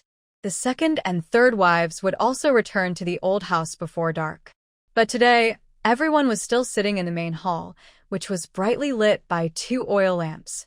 Most of the women, including Mrs. Chun and her daughter-in-law, were talking with Mrs. Yi, while the 3 oxen of the Gu family gathered around Soo-zae, chatting. Lord Soo was standing alone in the yard. As Soo-won entered the yard, her sharp eyes immediately shot a stern look at Lord Soo. Lord Soo's gaze when he saw Soo-won quickly made his anger rise sharply, but today he soon calmed down and returned the sharp look he had given Soo-won to Gu-yuan. You little brat, if you won't agree, then just say so. How dare you run off to complain? What kind of hero are you? Gu-yuan completely ignored Lord Soo's glare, walking calmly into the house to greet the elders. Soo-won silently noted something in her small notebook about Lord Soo. To avoid causing trouble and making everyone unhappy, she didn't confront him on the spot. Yi Shi held Soo-won's hand, exchanged polite words with the women of the Gu family, and then stood up to leave. Lord Soo and Soo-zae naturally followed her. Before leaving, Lord Soo, feeling uneasy, gave Hee-jung some instructions again. The next day, Soo-won prepared spicy blood tofu and sent it to Xia-yen. On the 3rd day, she made spicy chicken, and on the 4th day, cold rabbit, all hot and spicy foods. Xia-yen ate happily, so much so that every day when his sister-in-law brought him food, she would quietly ask Soo-won if she had put some strange poison in Xia-yen's food, because his expression when seeing the food was so strange. But when asked about Xia-yen's strange expression, the sisters-in-law couldn't quite explain why. To see for herself what was going on with Xia-yen's expression, Soo-won decided to personally deliver food to him. Sure enough, when Xia-yen saw the fragrant hot pot rabbit in the food box she carried, his expression turned a bit strange, like he was very happy but trying to hide his emotions to maintain his usual calm. Soo-won suspiciously looked him over from head to toe. Cough cough. Xia-yen cleared his throat and quickly masked his expression. Why are you looking at me like that? Don't fall for me. Remember, you're a married woman. Soo-won rolled her eyes and took back the food box she had offered him. Tell me, why do you insist I cook for you every day? Can I be a little greedy? Xia-yen said confidently. At this moment, a man in a long robe hurried inside. After entering, he didn't look at Soo-won but respectfully bowed to Xia-yen. Master, I'm here to pick up today's new dishes. The chefs are already waiting. Xia-yen's expression couldn't stay composed anymore. He turned and glared at the man. Soo-won also looked the person up and down. At first, she thought he looked familiar. After a moment of careful observation, she suddenly remembered. He was the chief manager of Xinghua Tower in town. She had seen him from afar when she visited Xinghua Tower before.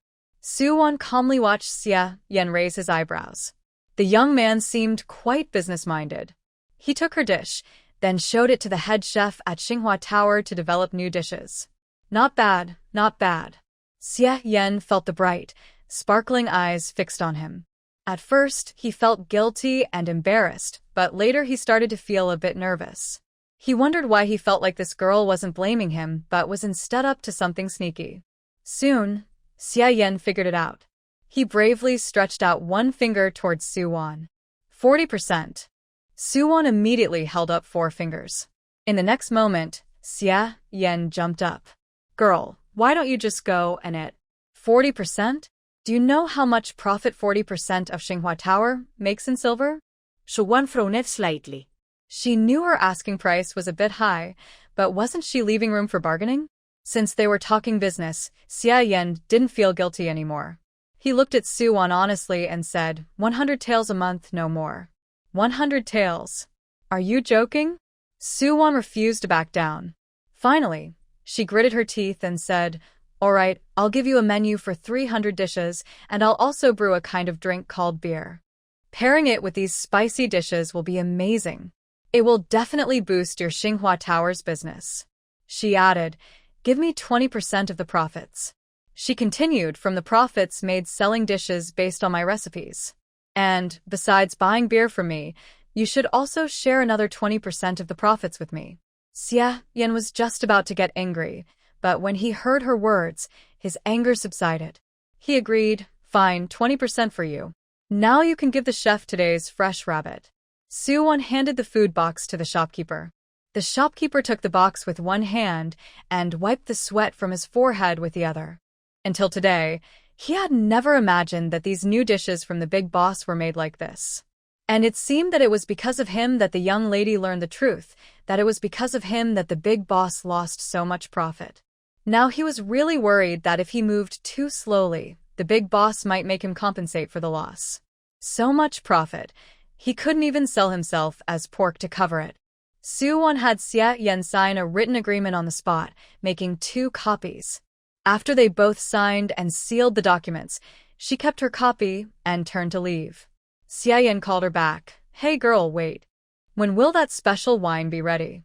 Previously, Su-won had found hop plants deep in the mountains, but it wasn't the season for flowering now.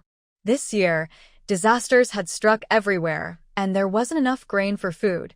Where would the grain for brewing wine come from? She spread her hands and said, maybe next year. We need wheat to brew beer. This year, grain is too scarce. Xia Yan thought for a moment.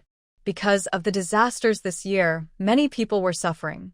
Luckily, the border conflict was won, so the court and the country could breathe a little easier for now.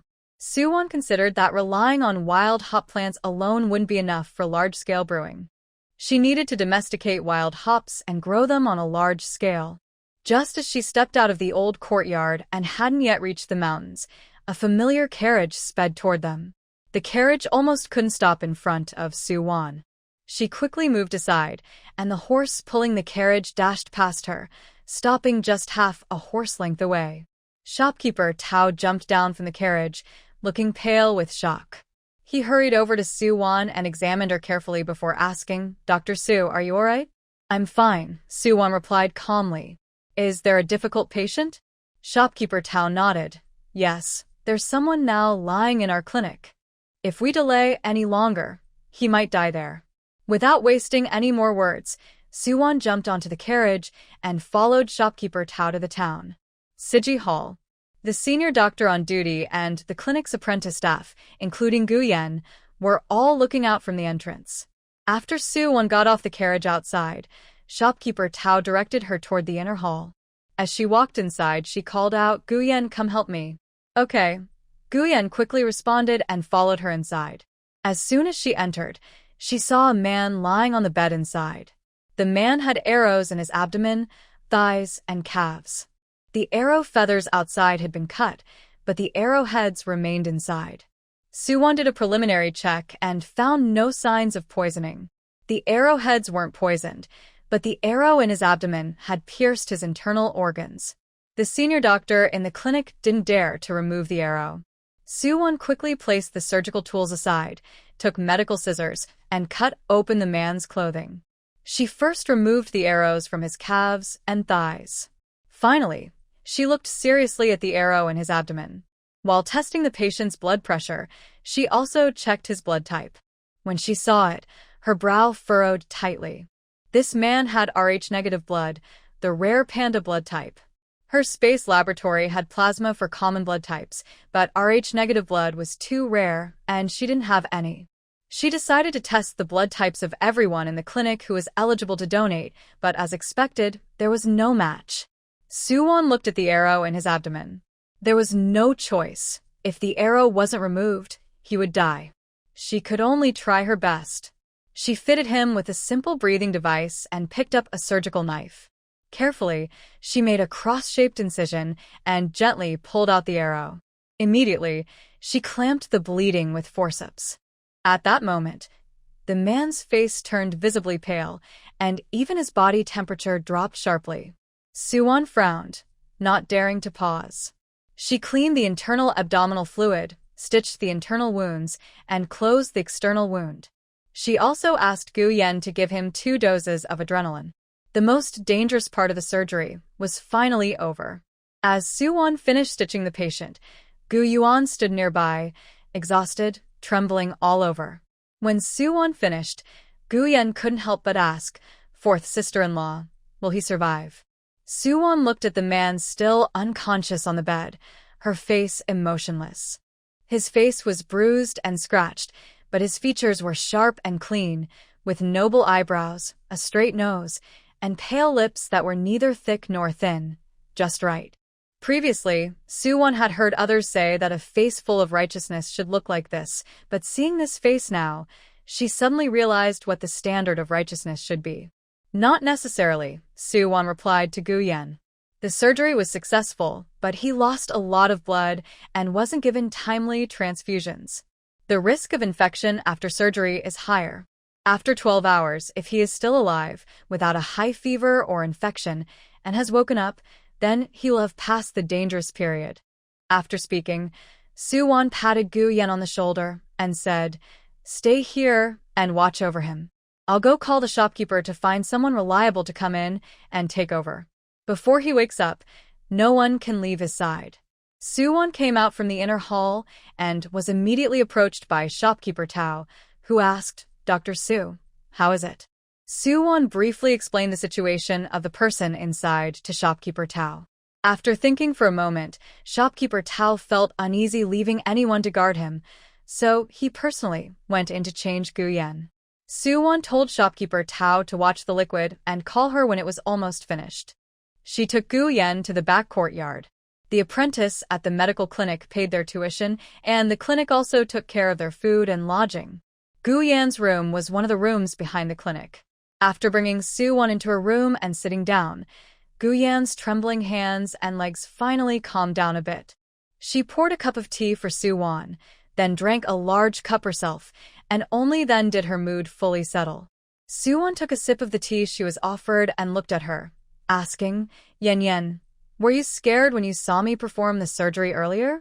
Gu-yen's eyes sparkled with excitement as she said, "Sister-in-law, when I saw you cut open his belly and all that blood spray out, I was a little scared.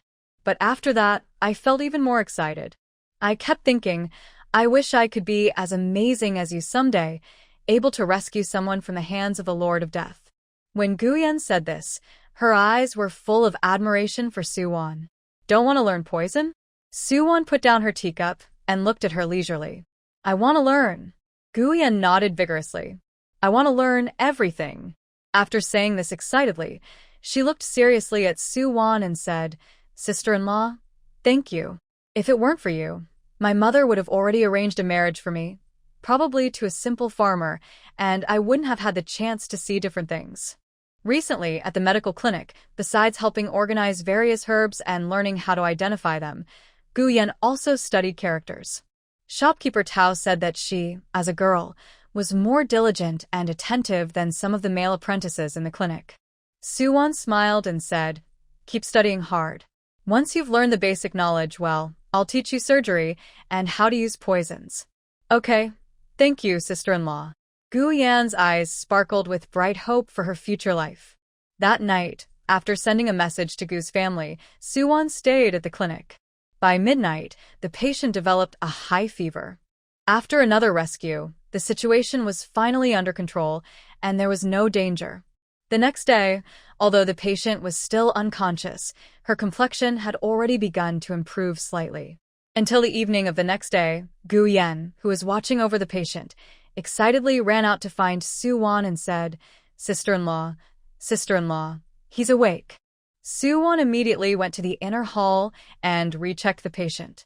After the examination, she told Gu Yan the danger period is past, but you still need to be careful with care. If the wound gets infected, it will be very troublesome. While listening to Suwon, Gu Yan silently took notes on the key points of care. Su Seong was lying on the bed, looking carefully from the medicine bottle to the needle in his hand. He had never seen such strange treatment methods before, but he knew that this strange method had saved his life. So, he did not panic or act rashly because of his fear of new things. After Suwon left Gu Yan to give Su Seong the fluids over the next few days, she was about to leave. Tomorrow, her young apprentice would return to the county school. Once gone, they wouldn't see each other again until the next holiday.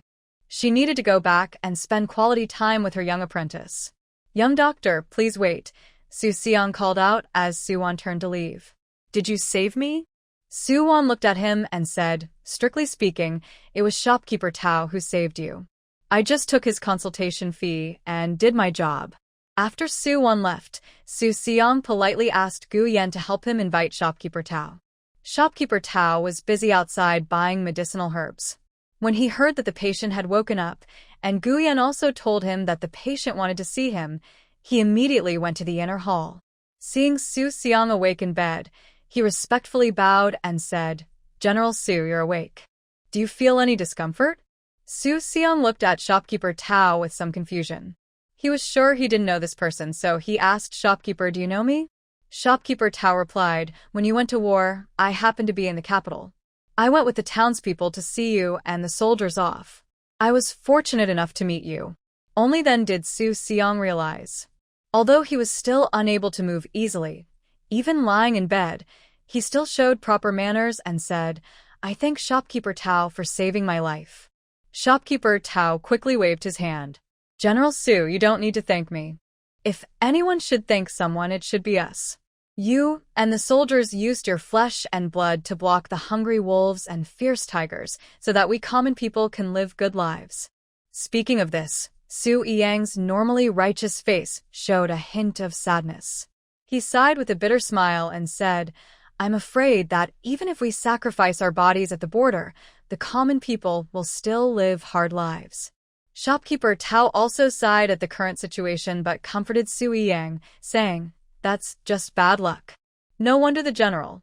If it weren't for the general blocking the enemy at the border, we ordinary folks wouldn't just be fighting the heavens, they might also be trampled by the Tatars. At that point, there would be no way out." Su Yang struggled to take out a jade pendant from his body and handed it to shopkeeper Tao, saying, "Please help me deliver a message to the Ho residence's side courtyard." Shopkeeper Tao initially wanted to ask Su Yang why he, having just won a battle and being awaited by the people, was still severely injured and fainted behind their clinic. Su Yang fainted in the clinic's backyard, first noticed by an apprentice who was sun-drying medicine there. The apprentice screamed in fright, attracting shopkeeper Tao and the senior doctor, who came over. After careful identification, Tao recognized that this was the General Su he had seen before. So, he quickly instructed the apprentice to carry Su Yang into the inner hall. When the senior doctor was helpless, Tao hurried to Gujia village to find Suwon.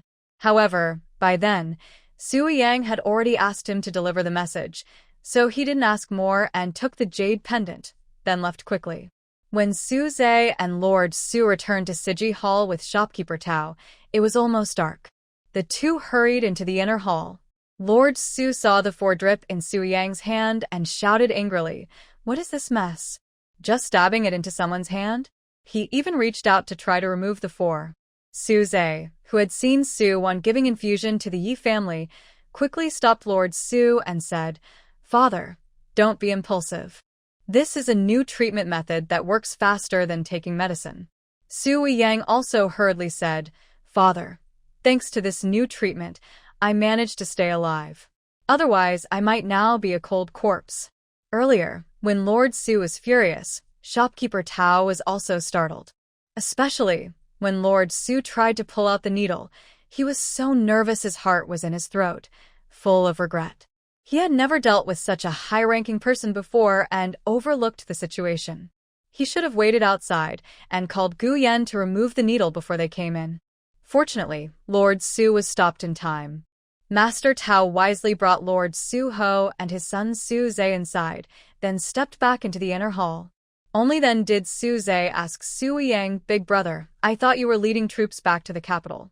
How did you end up in a fight with an assassin and get so badly hurt?" Lord Su Ho looked very upset. He knew his son's skills well. Ordinary assassins couldn't have hurt him unless he was ambushed. It was a troop passing through here that needed rest. "I thought I'd visit my mother, and on the way I was ambushed." The attackers didn't show themselves. They were all archers, Su Yang explained. "Archers," Su Zhe frowned seriously. "Father, these people might be the same ones who tried to attack us at the villa before." "Show me the arrowhead," Lord Su Ho said calmly. Su Zhe found Master Tao, who quickly took out a well-kept, blood-dried arrowhead and handed it to Lord Su Ho. He examined it carefully and said, "Yes, they are from the same group. The arrow-making technique is the same. The difference is that the arrows used by the assassins at the villa were poisoned, but these ones are not. They probably didn't expect Big Brother to leave the army at first, so they didn't plan to attack you. When they decided to strike later, they didn't have time to poison the arrows," Su Zhe analyzed. Lord Su Ho frowned deeply. He felt responsible.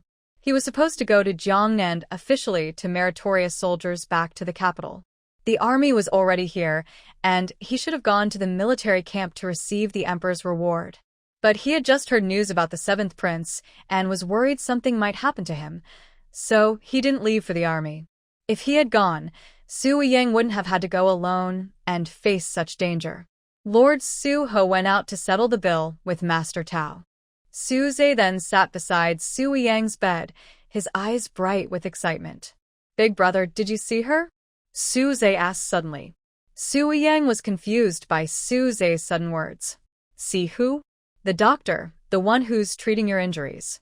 "The doctor who gave you that injection." Su Zhe pointed to the 4-needle in Su Yang's hand, excitedly. Seeing Su Zhe so happy, Su Yang remembered the young female doctor with impressive medical skills he had never seen before.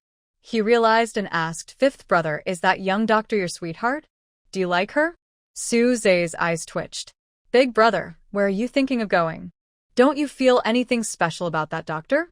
"That's our sister. Our real sister." "Big brother, you look at her and don't feel she's different?" "When I first saw her, I thought she was not like others. Even though that girl is greedy and annoying, I just feel she's very kind." Su Zhe couldn't stop talking about Su Wan, his tone full of warmth and affection. Su Yang was even more confused. "Our parents only had one daughter. Yue should still be in the other courtyard, right? How can there be another sister?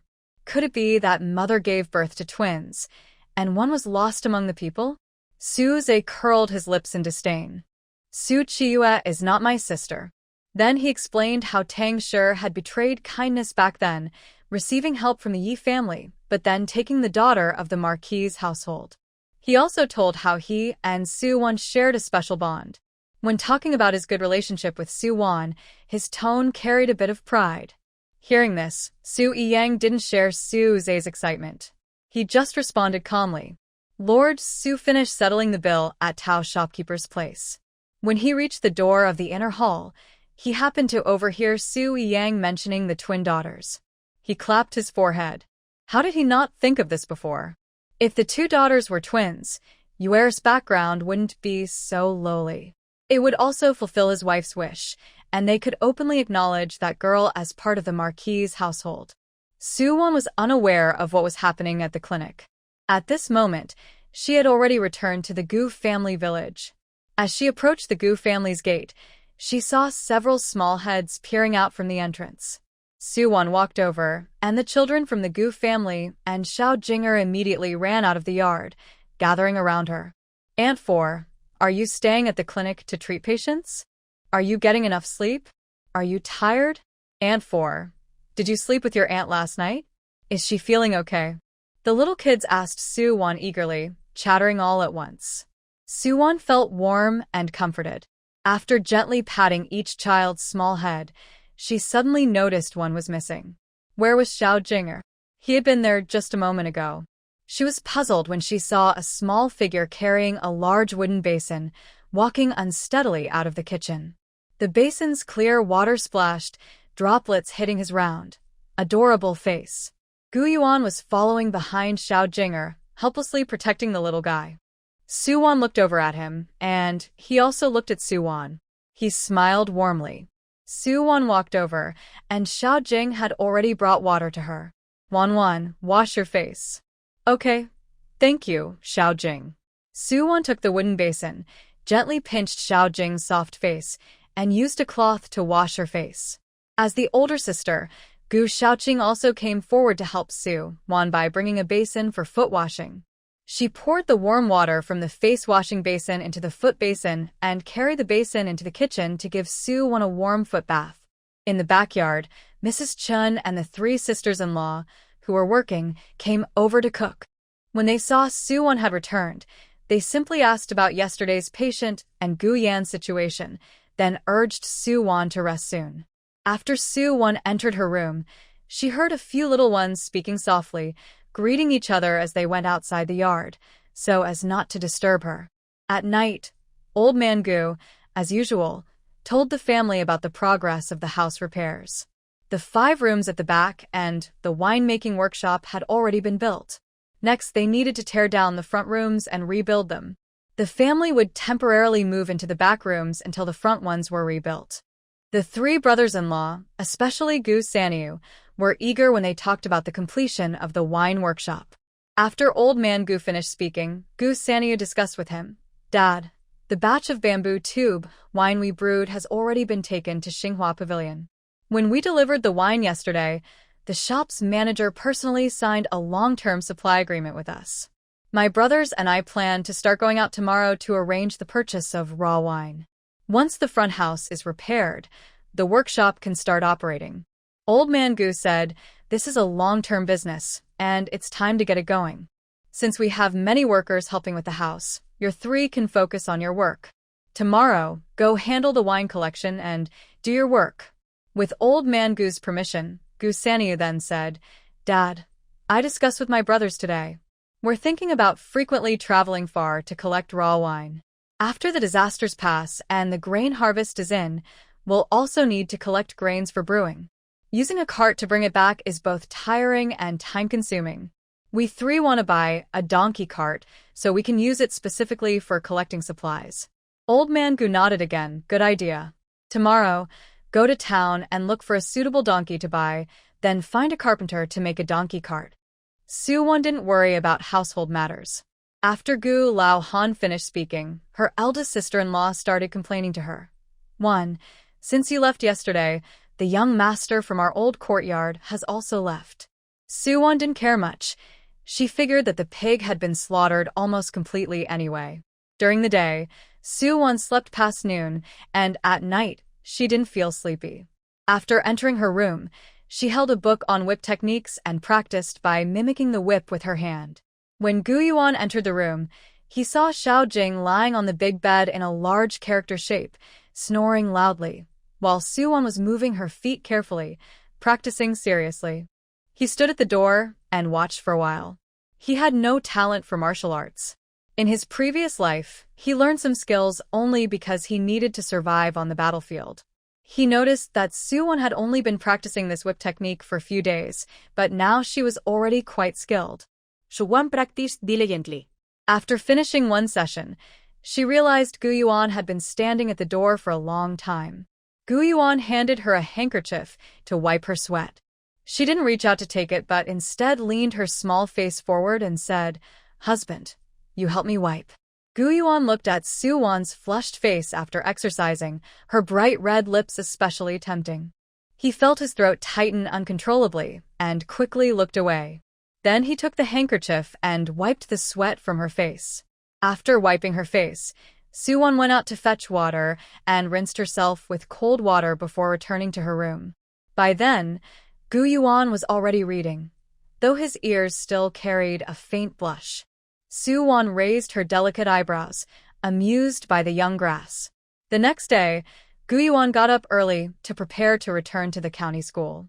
This time, due to the unexpected incident with the Su family of 3, he had to ask for an extra 10 days leave to handle family matters.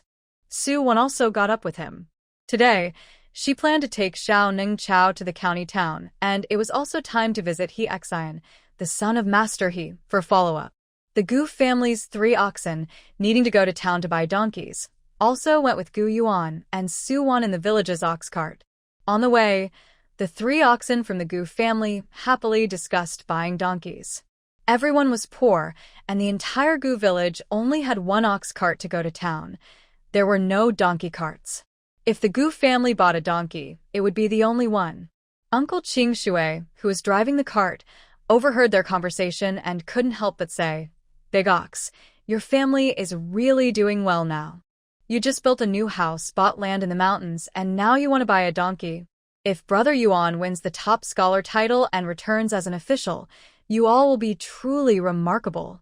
Gu Daniu heard this and smiled simply. "Uncle Qing Shui, we really can't do much about fixing the house. It's too broken. A Yuan says that after a drought, the first rain is always heavy rain. We're worried that when the weather turns bad, our old house might collapse, and the whole family could be buried alive. That's why we bit the bullet and borrowed from my uncle's family and my wife's family, and even used the money from medical fees to build this house. We also bought that mountain land because it's cheap. We thought we could buy a lot with the same money." Gu Daniu spoke this way, with a simple, honest smile on his face. But inside, he was a bit worried. His family was actually quite well off now. They built a new house and bought mountain land without borrowing a single coin. They also signed a long-term agreement with the Xinghua Tower to supply wine, which was a steady way to make money. If people knew, everyone in the village would envy them, and they could walk around proudly.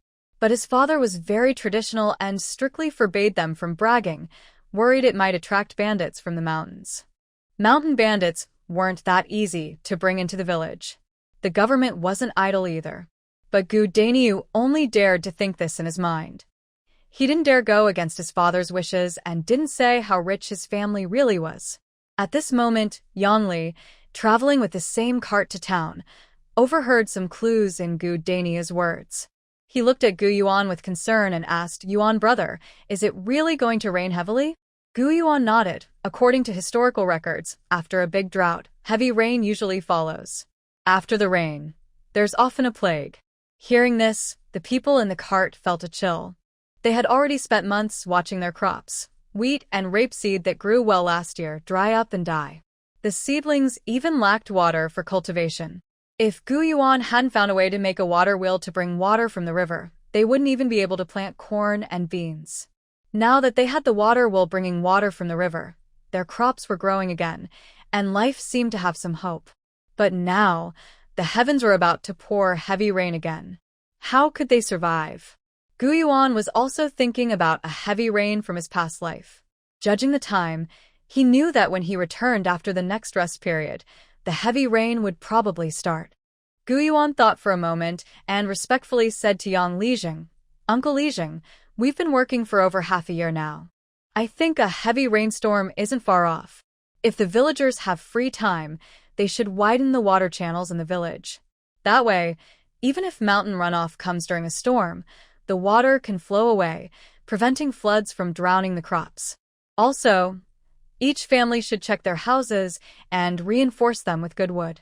Roofs that leak should be repaired with new tiles to prevent rain from damaging the houses and causing harm to people and animals." Yang Lijing nodded and replied, "That makes sense. I will go door to door today to inform everyone." Gu Yuan remembered the devastation after the last flood, widespread disease, and many deaths. He thought it would be wise to discuss this with Master Fan. Maybe Master Fan could put up a notice and notify the village leaders to prepare for heavy rain and floods. They could also ask a doctor to come up with 2 remedies to prevent the spread of disease. These remedies could be distributed, so everyone could prepare in advance. While Gu Yuan was thinking about this, he arrived at the town. He and Suwon said goodbye to the 3 cattlemen from the Gu family, then they took a different ox cart to the county town. Suwon watched Gu Yuan since he started talking about the storm and flood disaster. He seemed deep in thought and didn't want to disturb him. They sat quietly together on the ox cart heading to the county. When they arrived, Gu Yuan snapped out of his thoughts. He jumped down from the cart and helped Suwon down. Afterward, he told Suwon he planned to visit Master Fan at the county office and asked, "Wan, do you know how to treat epidemic typhus?" Suwon's bright eyes looked at Gu Yuan, and she confidently replied, "Yes." Epidemic typhus, also called spotted fever, mainly shows high fever, tiny pinpoint bleeding spots on the skin and mucous membranes, and in severe cases, swelling of the conjunctiva. It can seriously damage the kidneys and sometimes lead to blood poisoning. This disease is mostly spread by rats. Suwon said, "When we get to the county office, we'll borrow some paper and ink from Master Fan. I'll tell you a medicine recipe, and you can write it down. It can prevent epidemic typhus. But since the disease spreads very quickly, just drinking medicine might not be enough. We need to address the source of the infection." Gu Yuan humbly asked Suwon, "Wan, what do you mean by solving the source?" In a past life, frequent natural disasters and epidemics caused widespread suffering. When the plague appeared, the imperial doctors had just treated a case of dysentery. Before they could return to the capital, they began studying the new disease. Although they devised a treatment plan, it was not very effective. Only those with very mild symptoms received any help. Severe patients were gathered on the mountain, confined, and left to die naturally. People were taken away in carts, buried in large pits, doused with oil, and burned. Gu Yuan remembers the crying from every household. That day, the sky was heavy with dark clouds, and everything looked gray. In this life, he hopes to save more people. Suwon said, "Most of the plague is spread by rats. To prevent the disease from spreading, we must eliminate the rats. Also, everyone should know that anything soaked in floodwater, no matter how good, cannot be eaten or drunk raw. Clothes soaked in floodwater can be reused, but they must be boiled first." Hearing this, Gu Yuan understood why the disease had become so rampant in his past life. In that previous time, he didn't know how to make water wheels. The drought lasted half a year, and the fields were barren. Many families started digging out rat holes to eat the stored grain hidden inside. But rats are clever and secretive, so only a few were caught. It didn't matter if people couldn't catch them. When heavy rains came, the grain in those holes was washed out. Everyone rushed to gather the spilled rat food, and fish washed out from the river. When they were starving, some even caught rats running around to eat. As a result, when the epidemic broke out, many people fell ill at the same time. The local officials gathered all the doctors and officials, but couldn't come up with an effective cure quickly. By the time imperial doctors arrived from the capital, many had already died. Suwon accompanied Gu Yuan to the county office. Gu Yuan shared his recent findings from history books and agricultural texts with Fan Darren. He also mentioned that he had read about a disease called plague, which spread easily after floods. He proposed rat extermination and educating the people about disease prevention. Fan Shueru knew Gu Yuan's abilities, so when Gu Yuan spoke about these matters, he listened very carefully. After hearing, he said, "This matter should be dealt with as soon as possible. I will have someone issue a notice immediately. I also need to go to the county town in the next couple of days to report this to the magistrate." Gu Yuan dictated the prescription to Suwon, then handed the written prescription to Fan Shueru, saying, "Master Fan, there's one more thing. Once this prescription is made public, families with extra resources will likely buy the herbs to stockpile. We must be careful that herbal merchants don't raise prices due to high demand." Fan Shueru took the prescription seriously and nodded, "That makes sense." After leaving the county office, Suwon was about to see Gu Yuan off to the county school, but Gu Yuan said, Wanwan, you're not going to his house for a follow-up? I'll take you there first. Suwon wanted to speak, but Gu Yuan, not giving her a chance to refuse, said, Wanwan, I am a man. It's not right for you to see me off to the county school and then go back alone. Suwon didn't expect that this would also stir Gu Yuan's pride. She helplessly agreed. All right, then take me to his house. After saying goodbye to Gu Yuan at his house gate, Suwon was led into the inner courtyard by steward He. As soon as she entered He Xian's yard, she heard lively singing and acting, very bustling. When Suwon entered, He Xian was lying on a lounge chair with 3 women, probably his concubines, massaging his shoulders and legs nearby. Yang Fanfong was one of the 3. He Xian was munching sunflower seeds and watching the show, looking quite relaxed. But upon closer look, she noticed he was now very pale, with no beard or stubble, and had an indescribably soft yet fierce aura. His eyes were full of fierce light. Suwon was no longer curious about what he had become. She was here only doing her duty as a doctor. She was very dedicated to her medical ethics. Steward He respectfully reported to He Xian. He Xian looked up at Suwon, and when she came to do the follow-up, he cooperated very well. At this moment, He Yuanwei, who had heard Suwon was here, also arrived. Seeing that Suwon finished the follow-up for He Xian, he immediately approached with a big smile. Dr. Su, how is my son? Suwon replied expressionlessly. He's fine now.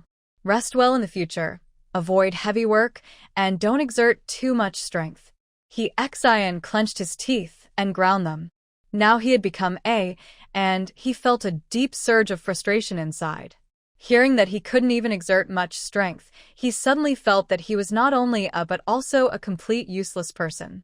That anger choked in his chest, making him feel very upset. He kicked the woman who had just served him. Flipping his sleeve, he shouted angrily, "Get out! All of you, leave now!" The 3 women were terrified and hurriedly rushed out one after another. However, Yang Fanfong was a bit slower than the others. He Xian suddenly called out to her, "You stay here." Frightened, Yang Fanfong immediately knelt on the ground, repeatedly kowtowing and begging, "Young master, please spare me, please spare me." He Xian walked over to Yang Fanfong, bent down, and looked at her with a sinister expression. "What? Are you afraid of me?" "I'm not afraid. I'm not afraid," Yang Fanfong said through clenched teeth, but her thin body was trembling uncontrollably, like chaff in the wind. How could she not be afraid? Suwon's gaze fell on her. She seemed to sense something. Despite her overwhelming fear, Yang Fanfong turned her head to look at Suwon, her eyes full of pleading. Just as He Yuanwei was about to speak to Suwon, his expression stiffened for a moment. Then he quickly put on a smile and made a gesture inviting her. "Dr. Su, let's talk outside." Suwon replied expressionlessly, "It's better to talk here." Afterward, she looked at He Xian. "Young master He, whatever you want to do now, please wait a moment. I have a few things I want to ask this lady privately." He Xian's fierce gaze swept towards Suwon. Just as he was about to speak angrily, He Yuanwei coldly scolded, "Xire, don't cause trouble." When He Xian was first feeling better, he often caused chaos in the estate, hitting people and scolding dogs. He Yuanwei tolerated him because he was his only son.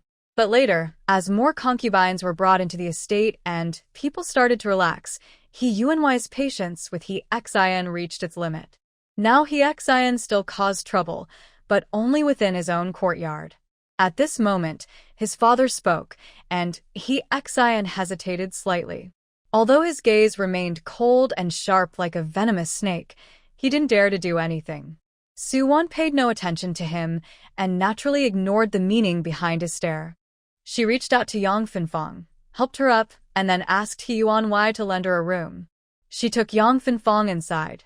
Yang Fanfong was so frightened just now that she couldn't hold back her tears. She followed Suwon into the empty room next door and started crying loudly again. Suwon didn't know how to comfort her.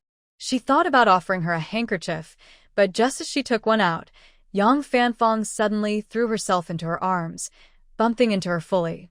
When Yang Fanfong was a girl working at the Gu family village, she was a little chubby. Now she was much thinner, but the parts that shouldn't be thin still weren't. When she was fully in Suwon's arms, Suwon felt the touch was incredible. She even wanted to pinch her, but she kept her reason. If she did that, she would seem like a bad person. She held her hand in the air for a long time, then finally gently hugged Yang Fanfong's shoulders. She cleared her throat and comforted her dryly. "Stop crying now." This didn't really comfort Yang Fanfong. She only stopped crying after she had cried enough. She then used her handkerchief to wipe her tears, looked at Suwon eagerly, and suddenly knelt on the ground with a loud thud. "Auntie, please, save me. I want to live. I don't want to stay in this anymore." Suwon frowned slightly and looked at Yang Fanfong seriously. She said, "Get up. Just speak properly. Why are you kneeling?" Yang Fanfong stood up, wiped her tears again, and cried out, "Auntie, Lord, he is naturally violent. After his injury healed, he found out he couldn't be humane, and he became even worse. In the past month, anyone left alone in his room, servants or maids, was taken out roughly. After being taken out, no one has seen them again. Everyone guesses they must have been beaten to death. Auntie, last time you asked if I wanted to leave. I said no because I thought even if I left this, if my mother didn't push me into another one, I would still be drowned by the slander outside. But now I've thought about it. If I don't leave, I will really die." Yang Fanfong cried out emotionally, breaking down again. Suwon finally spoke, "Wipe your tears and come with me." After she finished speaking, she led the way out. Yang Fanfong hurriedly wiped her tears with her handkerchief and followed her. When they went out, Lord He and Steward He were already waiting in the yard. The door to He Xian's room was tightly shut, and the sound of a girl screaming could be heard from inside.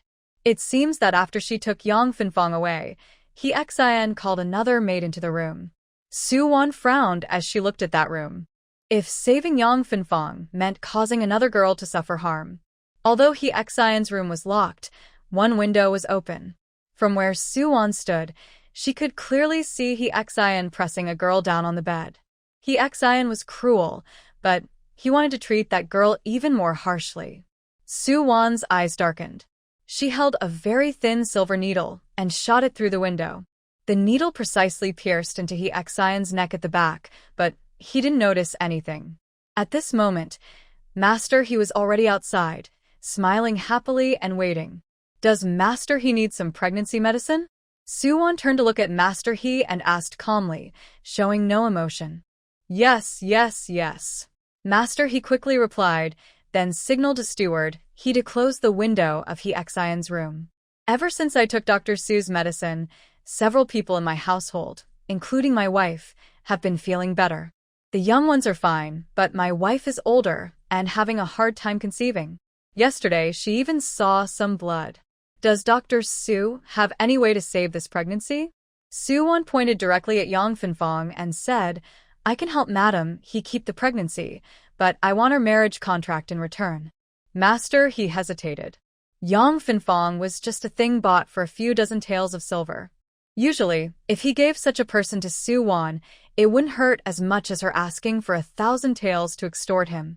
But now, if he let her go and she told others about what was happening in the household, it wouldn't just ruin He Xian's reputation but also the entire family's. Suwon understood Master He's hesitation and slowly said, "There are no walls that can't be broken. Some things, Master He, how long can you really hide them? Is it worth risking everything for a son who is no longer useful, especially when the unborn heir in your wife's belly has a bright future?" Master He frowned tightly, conflicted. Though he knew Suwon's words made sense, he still couldn't decide. Suddenly, a girl's scream came from He Xian's room. At first, both Mr. He and the butler, he paid no attention.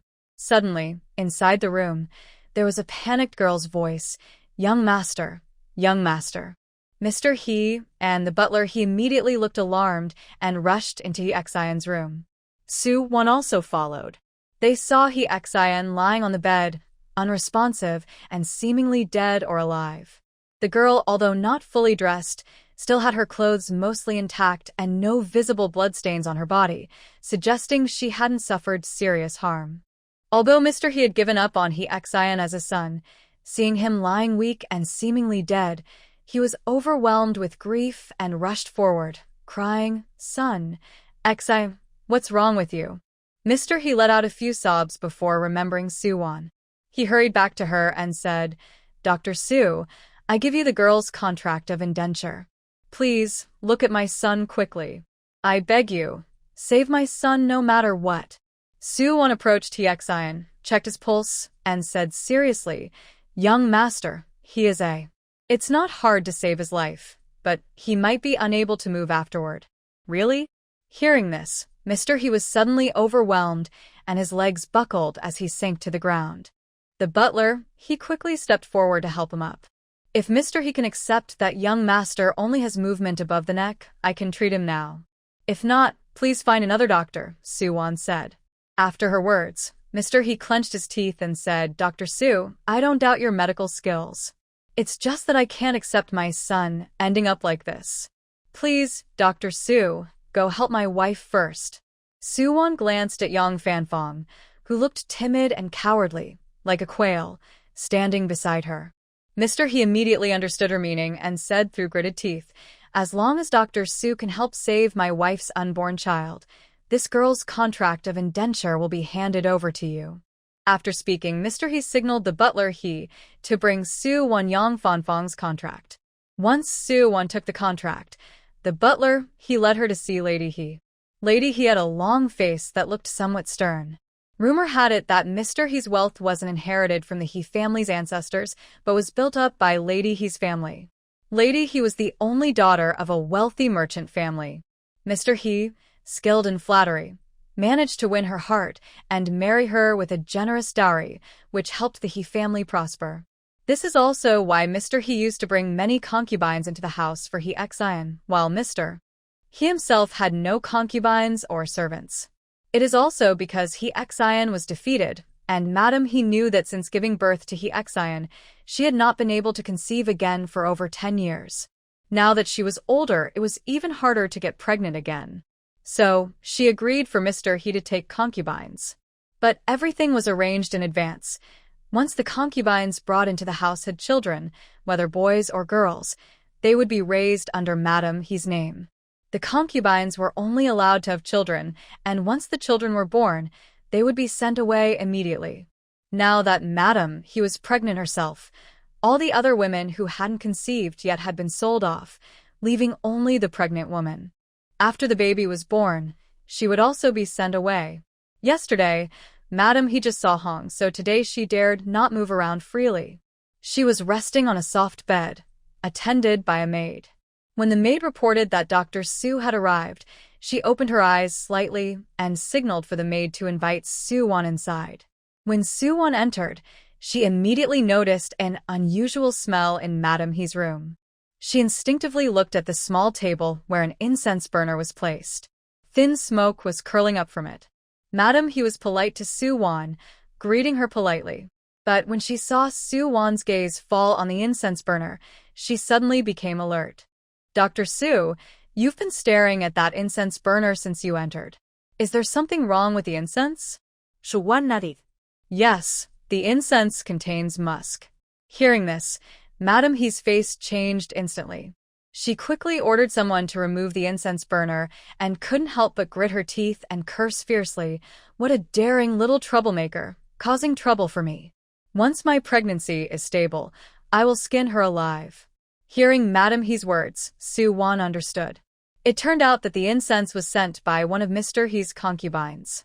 Madam He dared to use it, which suggested that the concubine's status was not ordinary. Suwon guessed correctly. The incense was indeed sent by one of Mr. He's concubines, who was actually the illegitimate niece of Madam He's family, from her uncle and brother's side.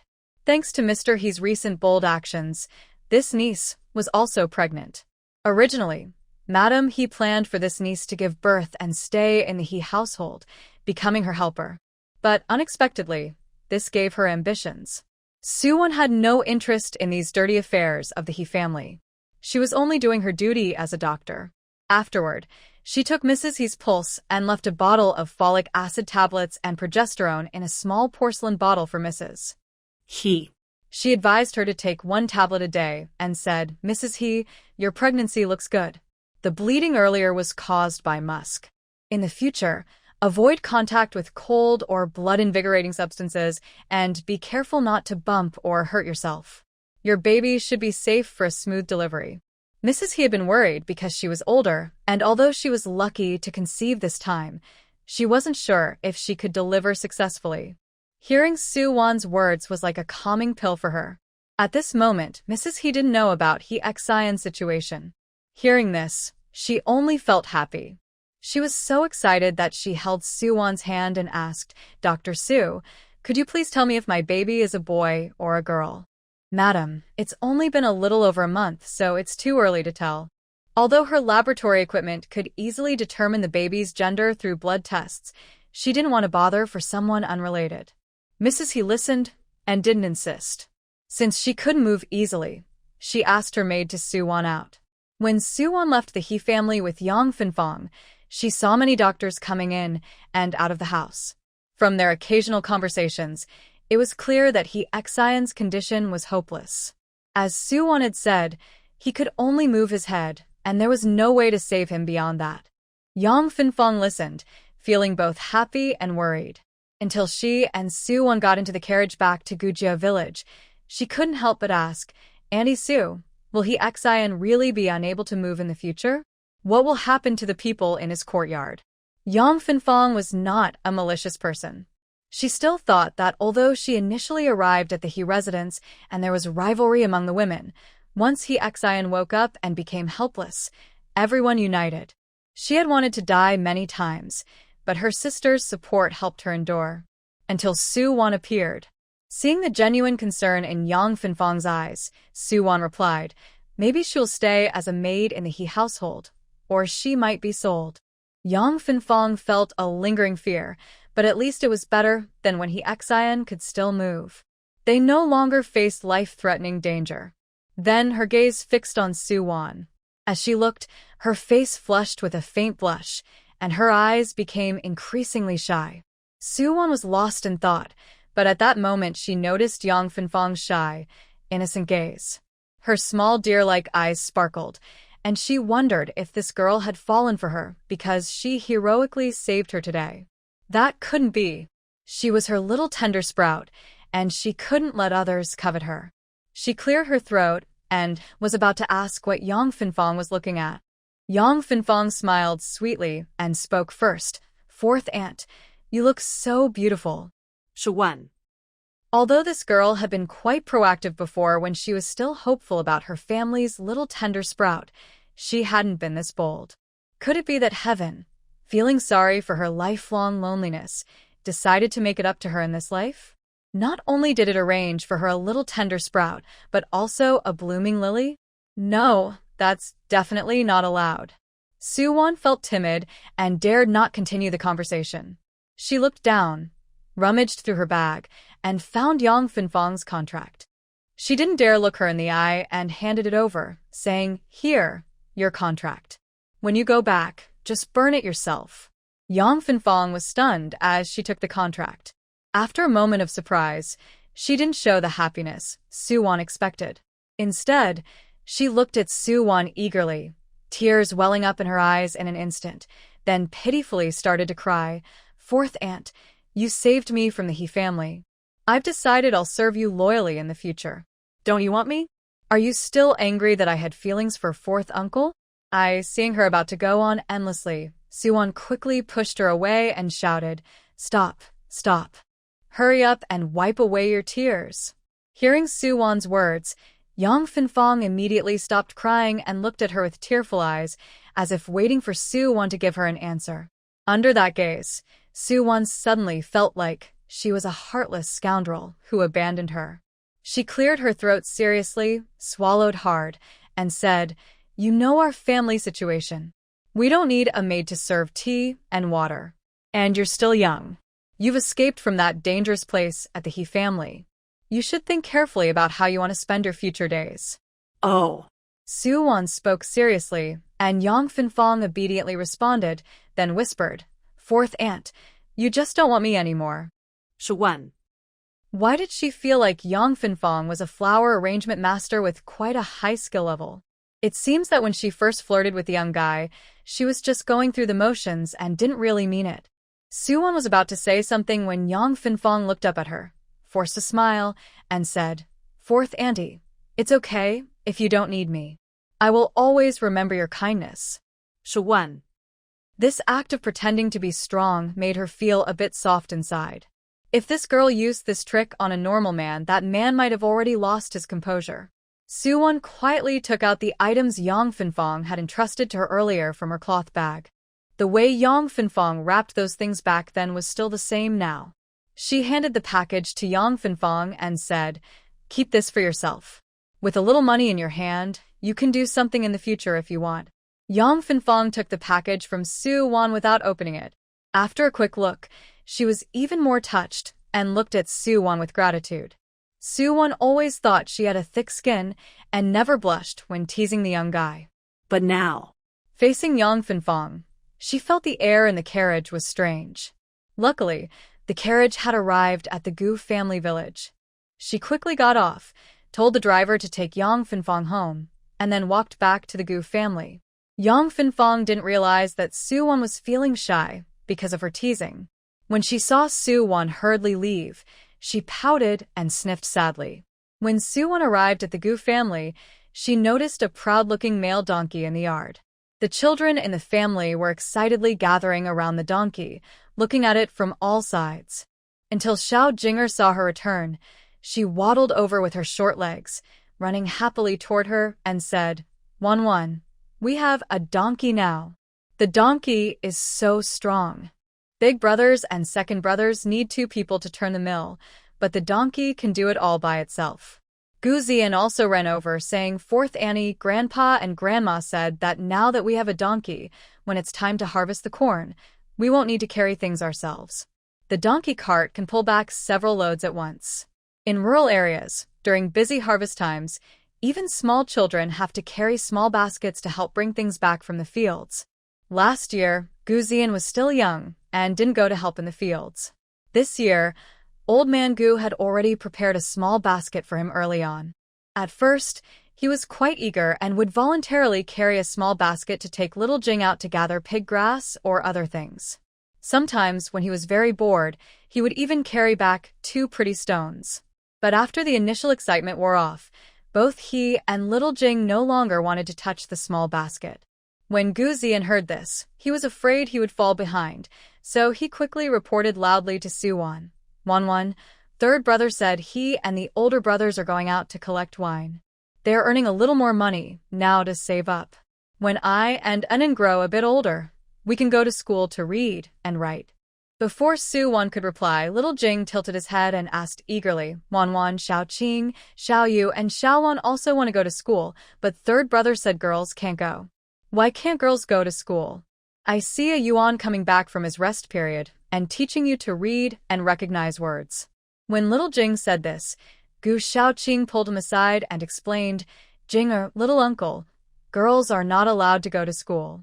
My mother said that not only in our village, but in the surrounding 10-mile radius, from ancient times until now, no girl has been known to go to school and learn to read." Little Jing was still young and very curious. Even though Gu Xiaoqing explained, he tilted his head and furrowed his brows, insisting seriously, "Xiaoqing, you still haven't explained why girls can't read. Why can't the girls from other families go to school? You, Xiao Yu, and Xiao Lan can go to school and learn to read too?" Gu Xiaoqing couldn't answer these questions. She only knew that everyone lived this way, and their family was the same.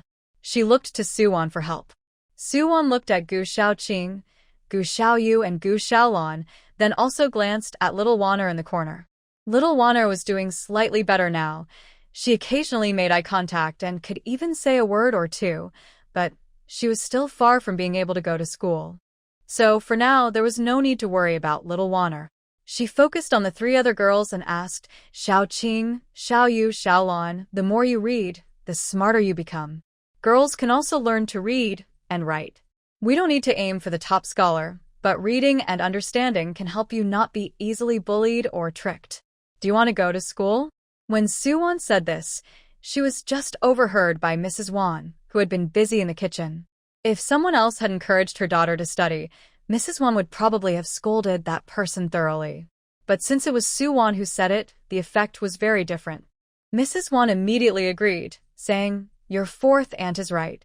Reading is good. Maybe you girls will be able to read and write, unlike some simple-minded folks who might end up being sold and made to pay money." Gu Zian heard his mother's loud voice and couldn't help but whisper, "Mother can't read or write either." Once, Father said that Mother went to the market and heard someone talking about a place where you could earn 200 coins in a day.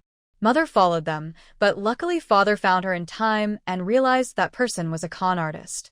They were about to find a quiet place to hide Mother, but she fainted from the shock and was sold to another country to do hard labor. Although Gu Zian spoke softly, children don't control their voice well, and everyone in the yard heard him. This happened when Mrs. Won first married Gu Daniu.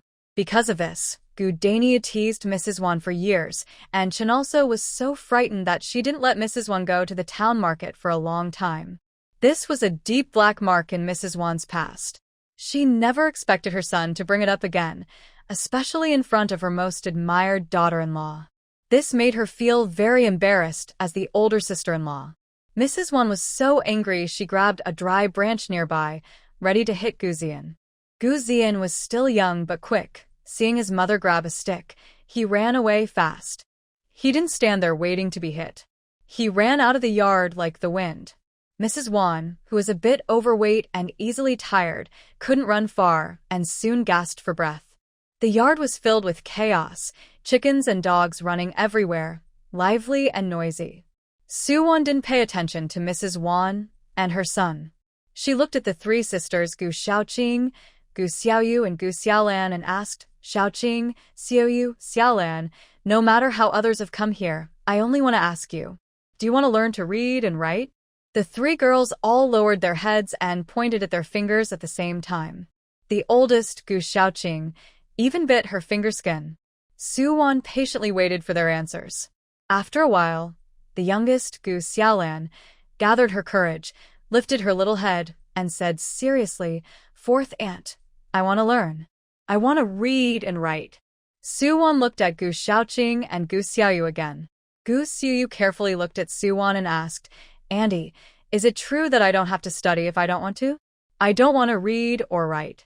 Before, Uncle taught Anin to write and I tried to learn too, but it was boring. I want to learn martial arts so I can jump over roofs, help the poor, and fight against bullies." Soo-won was surprised. Is this the famous Ni Xiaogu? Guyen wants to learn poison to become a heroine, and Gu Xiuyu wants to learn martial arts for the same reason. Soo-won thought for a moment. Learning martial arts is quite manageable. She can teach them. But she decided to wait until Gu Yuanchuan comes back next time to clarify the matter of her learning the 9-section whip. Then she can start practicing with Gu Xiaoyu. Finally, she looked at Gu Xiaoqing. Gu Xiaoqing was twisting her fingers and whispered, "Annie, I actually learned with my brother from Uncle before. I'm not smart and can't learn well. Maybe I should learn embroidery and farm work with my mother and grandma instead?" She was naturally shy and afraid of trouble. If Gu Xiaoyu hadn't spoken first, she wouldn't have dared to ask. Soo-won hoped they would read and learn to recognize characters, but she knew she couldn't force it. She patted the little girls' heads and said, "All right, if you don't want to read or write, that's fine. Xiuyu, when you want to learn martial arts, wait until Uncle comes back next time. I will discuss it with him, and we will decide then." That evening, while everyone was sitting together for dinner, Soo-won told the family about her wish to send the children to school. The family, from Old Man Gu and Mrs. Chun to the three brothers, Wan Shi, Peng Shi, and Jiang Shi, looked at each other in shock. Finally, Mrs. Chun spoke up, "Third daughter-in-law, sending the boys to school is the right thing to do. Even if they can't pass the exams and become officials, at least they will learn to read and write. That way, they won't be easily fooled when they go out." But Anin is only 5, Jinger is about 4. Is it too early to send them to school now? And Xiaolan is a girl. It wouldn't be proper for her to go to the same school as boys. Soo-won replied, "Mother, I've thought about this. I heard that in the next village, there's an old scholar who used to run a village school to teach children. But in recent years, only one official has come from our area and no successful candidates or top scholars. So, fewer families are sending their children to school now. The old scholar's school closed because he couldn't find enough students. I am thinking of sending our 3 children to study with the old scholar, giving him a little extra money so he can teach only our children. They're siblings still young, and there's no issue of boys and girls being together. Suwon said this and looked at Jiangshi. Third sister-in-law, I also want little Wanner to go and study with her older brothers and sisters. Listening to others read and speak will be good for her. Do you agree? Children with autism are called children from the stars. Most of these children have some intellectual issues, but a few are very smart and show extraordinary talent in certain areas. Suwon hasn't yet seen any special talent in little Wanner, but she wants her to be exposed to everything. Maybe little Wanner has a natural gift in some area. Jiangshi looked at little Wanner, who was quietly sitting in the corner after dinner, looking at something. There was a hint of sadness in her eyes, and she sighed softly. Recently, Suwon's advice, along with Chen's and her sisters-in-law's understanding, had allowed her to do less housework. She had more time to talk to little Wanner and keep her company. Little Wanner occasionally said a word or two now. That was better than before, when she wouldn't speak at all and only screamed. But it was only a little better. As a mother, she felt hopeless about little Wanner. She thought there was no hope left. Now, with Suwon's suggestion, Jiangshi thought for a moment and said, "It's good if little Wanner goes with An and Xiaolon to see the old scholar. She can sit quietly after all." Suwon also saw that Jiangshi was about to give up on little Wanner. Although she loved her daughter who had almost lost her life to give birth to her, her disappointment was starting to outweigh her love. Since Suwon had spoken, Chen's family didn't oppose it anymore. They discussed and agreed to ask old man Gu to go to the neighboring village tomorrow and talk to the old scholar. Just as they made the decision, there was a knocking at the door. "Uncle Dayong and Auntie, are you home?" "It's Dawei." Today, Suwon had visited He Yuanwai's house and also brought back Yang Finfang, which the family knew about. When she heard the knocking, Wanshi muttered, "Could it be that Yaya brought Yang Finfang out of his house and caused trouble again?" Gu Dania heard this and shot a glance at Wanshi.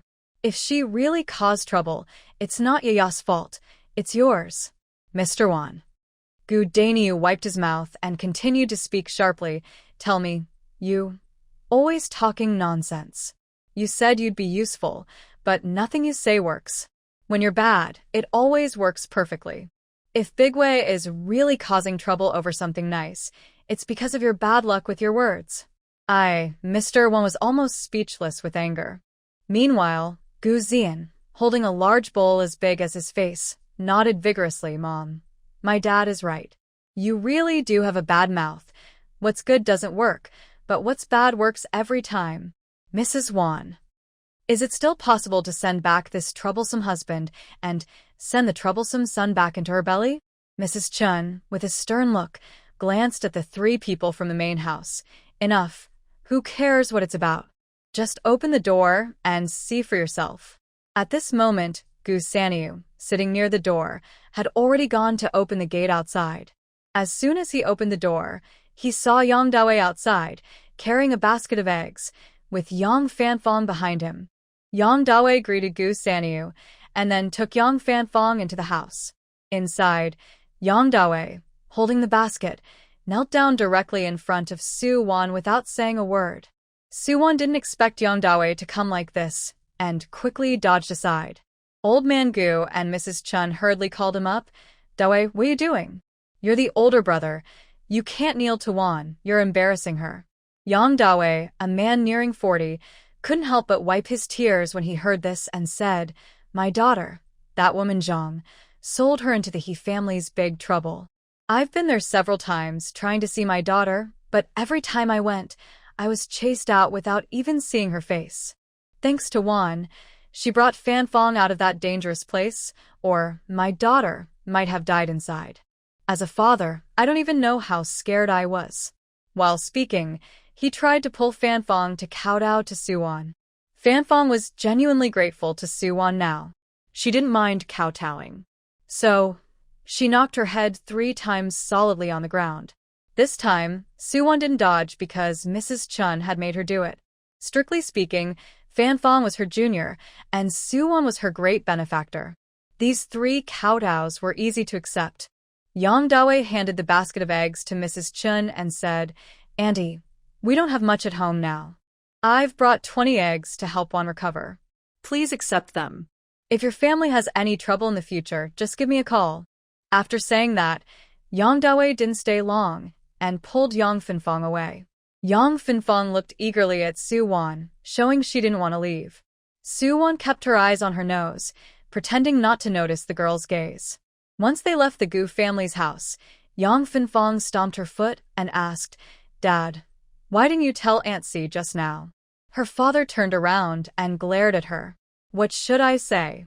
That Suwon saved you from a fire, and you're thinking of repaying her by being ungrateful and still thinking about her husband? I can't say that out loud. If your grandparents find out you're thinking like this, they'll be furious." Yang Fanfong stomped again and said, "Dad, I told you, I didn't mean it that way. I really have no feelings for Uncle C anymore. I just want to be a maid for Aunt C, to serve her and repay her kindness. Why don't you believe me?" Yang Dawe said, "It's not that I don't trust you. It's that besides me, who else would? You say you want to be a maid for Wanner, but look at our rural family, who uses maids. And you used to be betrothed to Yuan Gur. Do you know how others will see this if your father speaks up? People will think you're after Yuan Gur, not just wanting to serve in the Gu family. That's not only bad for your reputation, but also for Yuan Gur's." After hearing her father's words, Yang Fanfong stared at him blankly for a while. In their family, whether it was small domestic matters or big outside issues, her mother Zhang was always in charge. Her father was just a quiet man who rarely spoke. She hadn't realized before that without her mother, her father was actually quite clever. At first, she thought her father was really good, just unlucky to have fallen for her mother. But then she thought again, if her father hadn't liked her mother, where would she have come from? Seeing that his daughter understood his meaning, Yang Dawe didn't say anything more. The father and daughter headed home together. Meanwhile, at the Gu family, after Yang Fanfong and her father left, Mrs. Wan was excited. "Oh, it's different now that Yang Dawe has divorced Zhang, that troublemaker. Look, he's grateful now. Wanner saved Fanfong, and he even brought a basket of eggs. If Zhang was still here, she wouldn't just be cursing, she'd be yelling at the door by now." Gu's family is actually doing quite well now with enough food and drink, and they also have the wild boar oil they made earlier so they can enjoy a meal of meat now and then. But this doesn't stop the Wan family from happily gaining 20 eggs for free, smiling proudly after the small gain. This time, Gu Daniu didn't scold Wan family again but looked at them with a strange, peculiar gaze. Wan initially didn't understand and asked, "Master, why are you looking at me like that?" Wan quickly realized what was happening. Before Gu Daniu could speak, Wan nervously grabbed Gu Daniu's hand and said, "Master, I didn't cause any trouble. I always listened to my mother's arrangements, and I even gave birth to 2 daughters, Xiao Qing and Xiao Yu, for the Gu family, and also our grandson Anan. I haven't stolen or done anything wrong, so you can't divorce me." Mrs. Chun, watching the couple argue, felt her head hurt. Truly, the right match makes a perfect pair of fools. She slapped the table and shouted, "Old Gu, enough. Who said I want to divorce you? As long as you don't cause trouble, the 2 of us are still here. If I and your father don't say so, Gu Daniu has the guts to divorce his wife?" Gu Daniu then mumbled, "I didn't want a divorce either. I just saw a grain of rice in your nose, and I wondered if you were like a pig, burying your face in the pigsty to eat." After saying this, Gu Daniu went back to eating his meal. Not only did Mrs. Peng, Mrs. Jiang, and Su Wan secretly laugh, but even the younger children couldn't help but giggle. Others, worried about Wan's face, were trying to hide their laughter. Wan's own son, however, showed no respect and even laughed heartily while holding his belly, saying, "Ha, Mom, my dad called you a pig." Wan had just pulled the rice grains out of her nose when she heard her son say this. Her small eyes looked around the room, wishing she could grab something to beat her son. Gu Ziyan suddenly ran off. As he ran, Wan chased after him, and the little wolf, who was a bit older now and loved playing, also started running. Wan was so busy chasing Gu Ziyan that she didn't notice the little wolf passing right in front of her. She tripped over the wolf and fell flat on her face. Gu Ziyan stopped running and looked at his mother, who was holding her belly and laughing loudly. Master Wan was so angry he felt like a Buddha emerging and two Buddhas ascending to heaven, but he had no way to deal with this annoying boy. Mrs. Chen saw this scene and shook her head, saying, "Young Miss just said earlier that she wanted to send these little ones to the old scholar to start learning. I wasn't happy about it then, but now I see that it's better to start reading early. Reading helps you understand things clearly. Being polite and refined means you won't cause chaos at home all day long." The next day, Old Man Gu personally went to the neighboring village. The neighboring village has now learned from Gu's village, built a water wheel, dug a canal, and set up irrigation. The corn there is growing well, almost ready to harvest. The top flowers have bloomed, and the corn has tiny beards. In about 10 days, they will be able to eat fresh corn. Old Scholar Wan's family has few members, only one son and one daughter. The daughter married early, and the son married and had 2 grandchildren. His son used to study with him when he was young, but later he realized his son wasn't cut out for studying, so he let him stop. However, his son had studied for many years, but he didn't know how to farm, so their harvest was always worse than others. A few years ago, he earned some money from teaching village children, which helped his family a bit. But now, the villagers around have no one who became an official or a noble from studying, and they no longer send their children to school. Without that income, his family's life is even harder during this tough year. Old Man Gu's son went to his house and mentioned the situation. He had no reason to refuse and agreed immediately. At this time, Su Wan had already entered the mountains. The last batch of dendrobium seedlings she found was too small. They had all sprouted, but there weren't enough roots to plant. So this time, she planned to look in a different mountain area instead of her usual spot. Su Wan was lucky this time. After entering the mountain, she found an old tree covered in moss, with many dendrobium growing on it. Carefully, she pulled each plant out with its roots and packed them into her basket. Once her basket was full, she didn't delay and headed straight down the mountain. But just before reaching the foothills, she suddenly heard rustling sounds. At first, she thought it was some animal and didn't pay much attention. After all, in these mountains, she wasn't afraid of encountering large animals. With her current 9-section whip technique, she could defeat them if she fought directly. If she really met difficult animals like wolves or snakes, she could also retreat into her space to hide. But soon, she realized that the sound was not made by an animal, but by a person. This is on the edge of a deep mountain, where the bushes and shrubs are still quite thick. Su Wan quickly tried to hide before the other person noticed her. But before she could move, 2 people had already come out of the dense vegetation.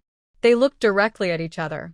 In an instant, the other person suddenly emitted a strong killing intent, and one of them, with claws formed by his fingers, quickly lunged toward her. Su Wan's eyes narrowed slightly. She quickly judged that these 2 people were skilled martial artists with deep inner strength. With her current level, she definitely couldn't fight them. She thought quickly and immediately slipped into her space. Inside her space laboratory, she sat in front of a computer. She turned it on, and the screen immediately showed the scene outside. The person who had just attacked her was dressed in a black night outfit suitable for quick movement. Now, he was standing where she had been, frowning and looking around carefully. Perhaps because he didn't see any trace of Su Wan, he started to doubt his own eyes. He turned to look at his companion, who was dressed the same, and asked, "Did you see a small girl with a basket just now?" His companion was still a bit confused. He hadn't seen her? The small girl had been standing there just a moment ago. Normally, such an ordinary country girl wouldn't be able to dodge a strike from Feng Ke. But Feng Ke's attack had already been close, and yet the girl had seemingly vanished into thin air. Feng Quan considered himself experienced, but he had never seen such strange things before. He even wondered if the little girl might be some kind of magical creature from the mountain. Meanwhile, Foam Ko, who had attacked Suwon earlier, relaxed his tense brow and said, "Maybe we've been walking in these mountains for too long. All we see is green everywhere, and our eyes are playing tricks on us." Foam Kwan didn't believe he was mistaken. He thought maybe that little spirit was not skilled enough to dare attack them. But regardless of the reason, as long as everything was fine now, that was enough. Foam Kwan walked beside Foam Kuo and said, "His Majesty has been worried about the safety of the seventh prince all along.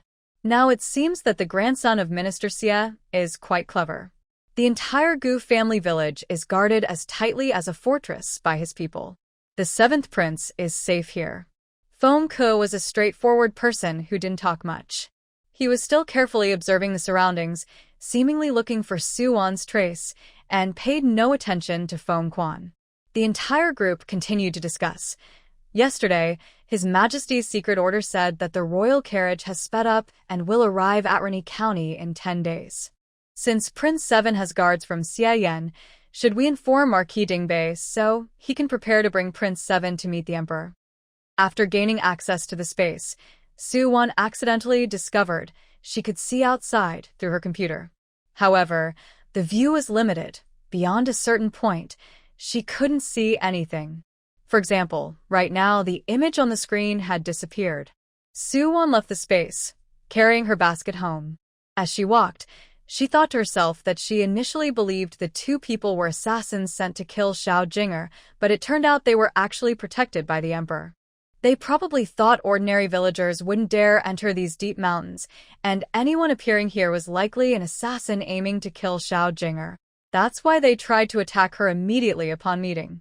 This experience also made Suwon realize that the mountains near Gu family village are full of hidden dangers.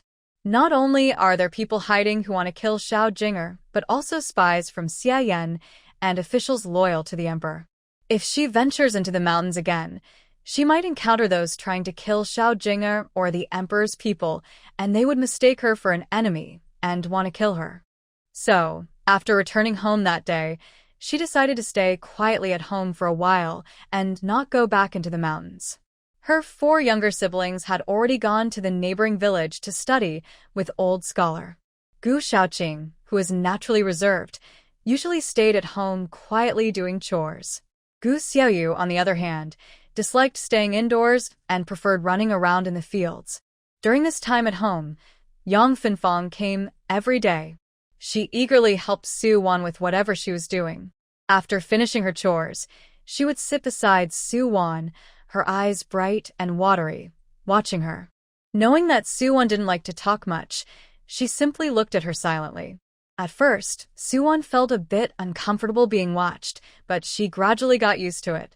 Let her watch if she wants, she won't lose any weight from it. It wasn't until Gu Yuan returned from the county school for a break that Suwon was about to open the door. Yang Finfang quickly stepped ahead and said, "Fourth aunt, I'll open the door." When she opened the door, she saw Gu Yuan standing outside, dressed in a long robe and carrying a book basket. She was momentarily stunned, then quickly jumped back like a wild beast, keeping a safe distance from Gu Yuan and awkwardly greeted him, "Fourth uncle, you're home." After saying this, she didn't wait for Gu Yuan to respond. Instead, she loudly told Suwon, "Fourth aunt, I'm going back now. There's something at home these days, so I won't be helping you with chores. I'll come back in a few days." It was obvious she knew Gu Yuan was at home, so she avoided any awkwardness. Suwon had also wondered if this girl still had feelings for the young man, always coming over just to see him. But in the past 2 days, she realized that the girl seemed genuinely interested in her. The comment from Yang Finfang just confirmed this even more. She raised an eyebrow in frustration, knowing that Yang Finfang probably had some emotional scars from her time at the He family's house. She wondered if Yang Finfang could ever truly move past those scars and see men normally. Although Gu Yuan was curious about Yang Finfang being at their house, he didn't pay much attention. He carried his book basket and walked towards Suwon. Earlier, Suwon was sitting under the eaves of the new house, bored after being assigned chores by Yang Finfang. When Gu Yuan approached her, she stood up. He reached up and rubbed his forehead, pushing back his bangs, and asked, Wanwan, what are you thinking about? Thinking about Yang Finfang, Su-won replied honestly. Hearing this, Gu Yuan's face turned serious, and he wanted to explain. Su-won quickly reached out her small hand to stop him and said, This has nothing to do with you.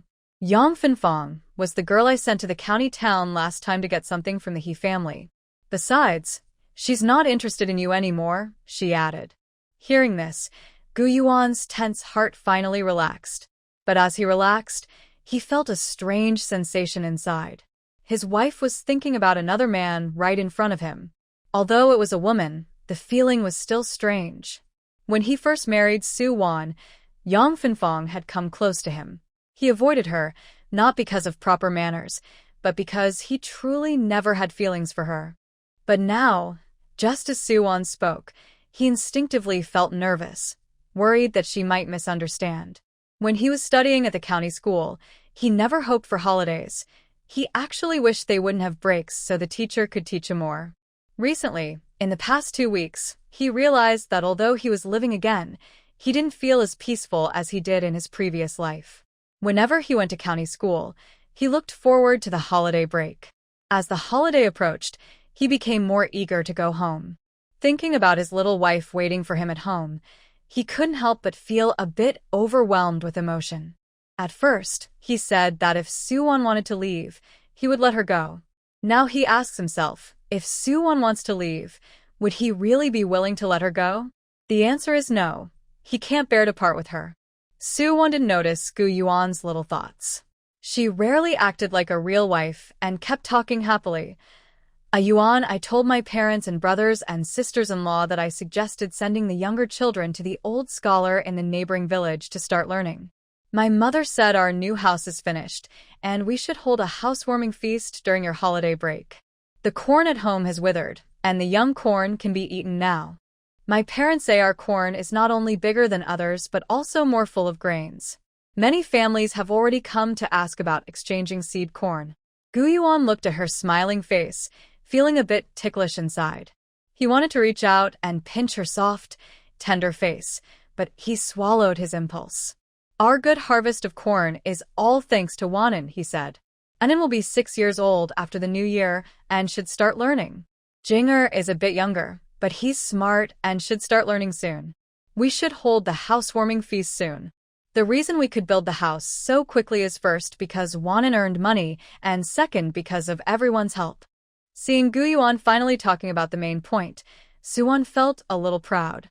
She nodded her head happily, her bright eyes like small deer, and counted on her fingers.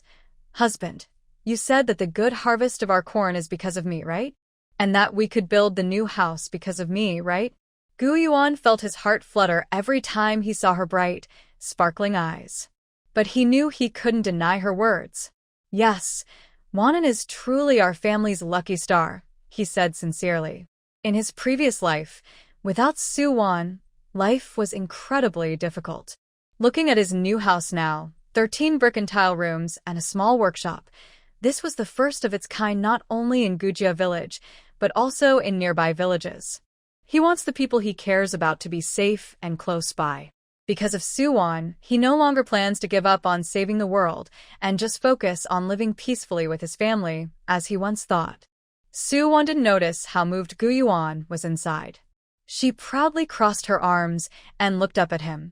So, husband, how will you thank your lucky star? Gu Yuan. The moment had arrived. Before Gu Yuan could answer, Su-won's small finger poked his stomach. Sure enough, it was as hard as she expected. Looks like the young sprout not only has small chest muscles but also a little abdominal muscle. She leaned in and whispered, Husband, maybe tonight you can give me a good massage. It's a way to thank me, right? Gu Yuan's ears turned red, and the redness quickly spread across his face and down his neck. His Adam's apple kept moving, and he felt so dry he couldn't speak. Normally calm, he looked around nervously. When he saw the teacup on the bench under the eaves, he hurried over, picked it up, and drank a big sip.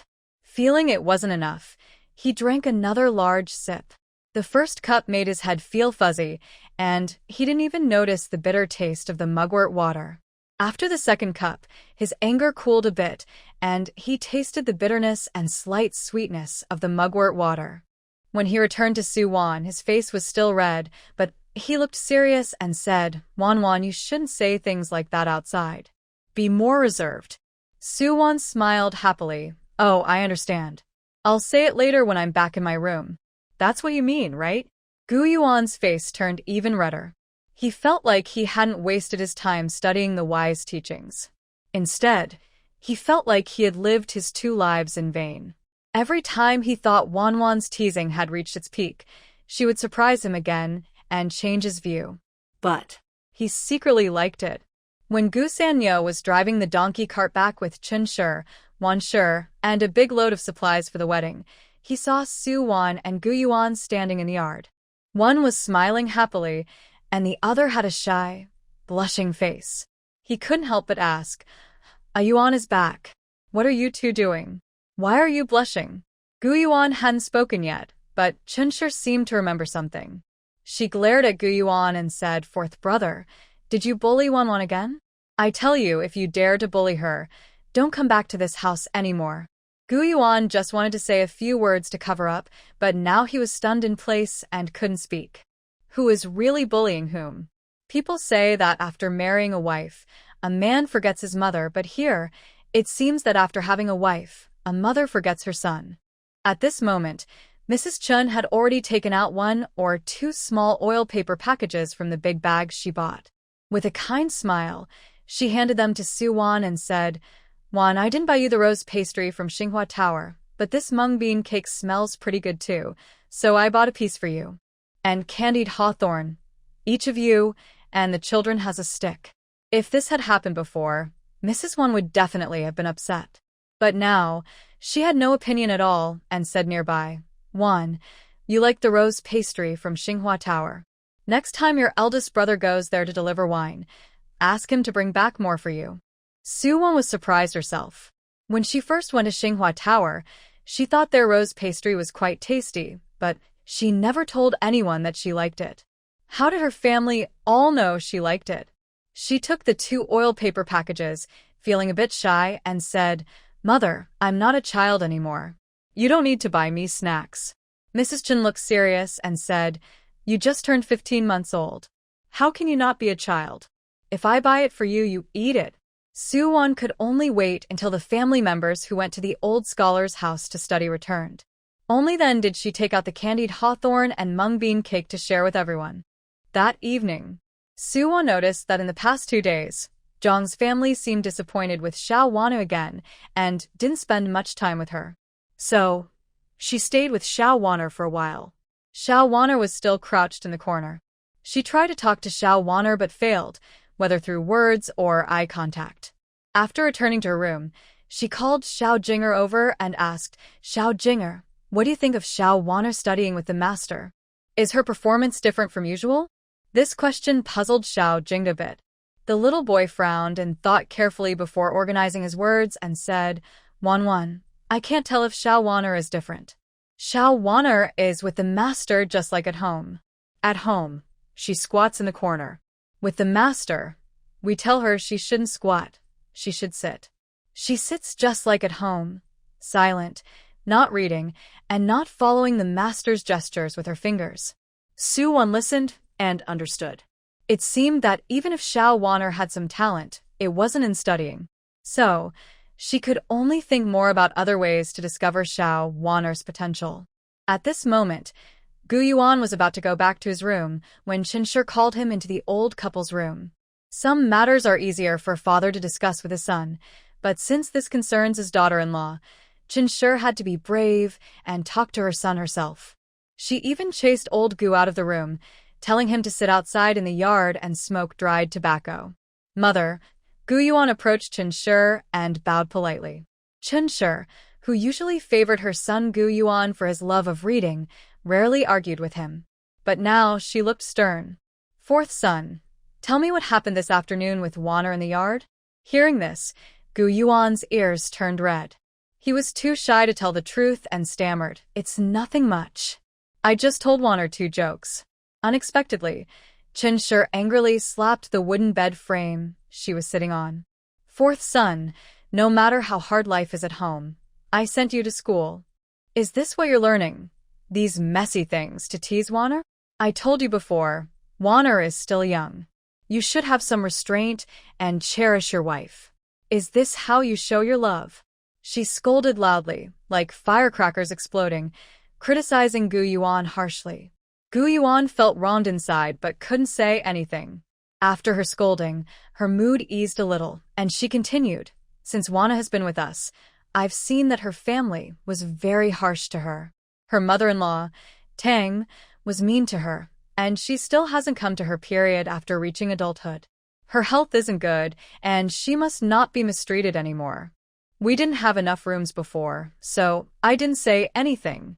Now that we've built a new, bigger house, you can move Xiao Jinger to the West Wing. Wanner will live alone there, and neither of you should disturb her at night. Gu Yuan. He was used to waking up every morning with a soft, fragrant little body in his arms. Now, suddenly, he was asked to live alone with that brat Xiao Jingya. Gu Yuan finally decided to be brave and speak up for himself. He lowered his head and said, Mom, actually, Wan and I haven't slept together yet. What? Mrs. Chen was so shocked she stood up immediately. But after the shock, she was very happy. She pulled Gu Yuan and asked, Fourth brother, are you serious? You haven't hurt Wan, have you? Seeing his mother's reaction, Gu Yuan felt confused and dreamy. He couldn't tell if he was truly her son, or if Wan was his sister. But since his mother had already said it, Gu Yuan had to muster his courage and say, Yes, I really know she's still young. Mrs. Chen finally relaxed and said, Good, you have some sense. Today, I want to remind you again, before Wan comes to the water garden, you are not allowed to be rude to her. Gu Yuan carefully chose his words and said, Mom, actually I suggested before that we sleep in separate beds. But Wan is a little scared to sleep alone. Maybe we could still share a room, and I promise to behave. Mrs. Chen looked at him with a stern face, clearly not trusting her son on this matter, no matter how much she trusted him in other things. After thinking for a moment, she realized that a girl like Wan at her age hadn't experienced much, so she was probably timid. She waved her hand and said, Go out now. Tell your wife to come here. I'll listen to her opinion.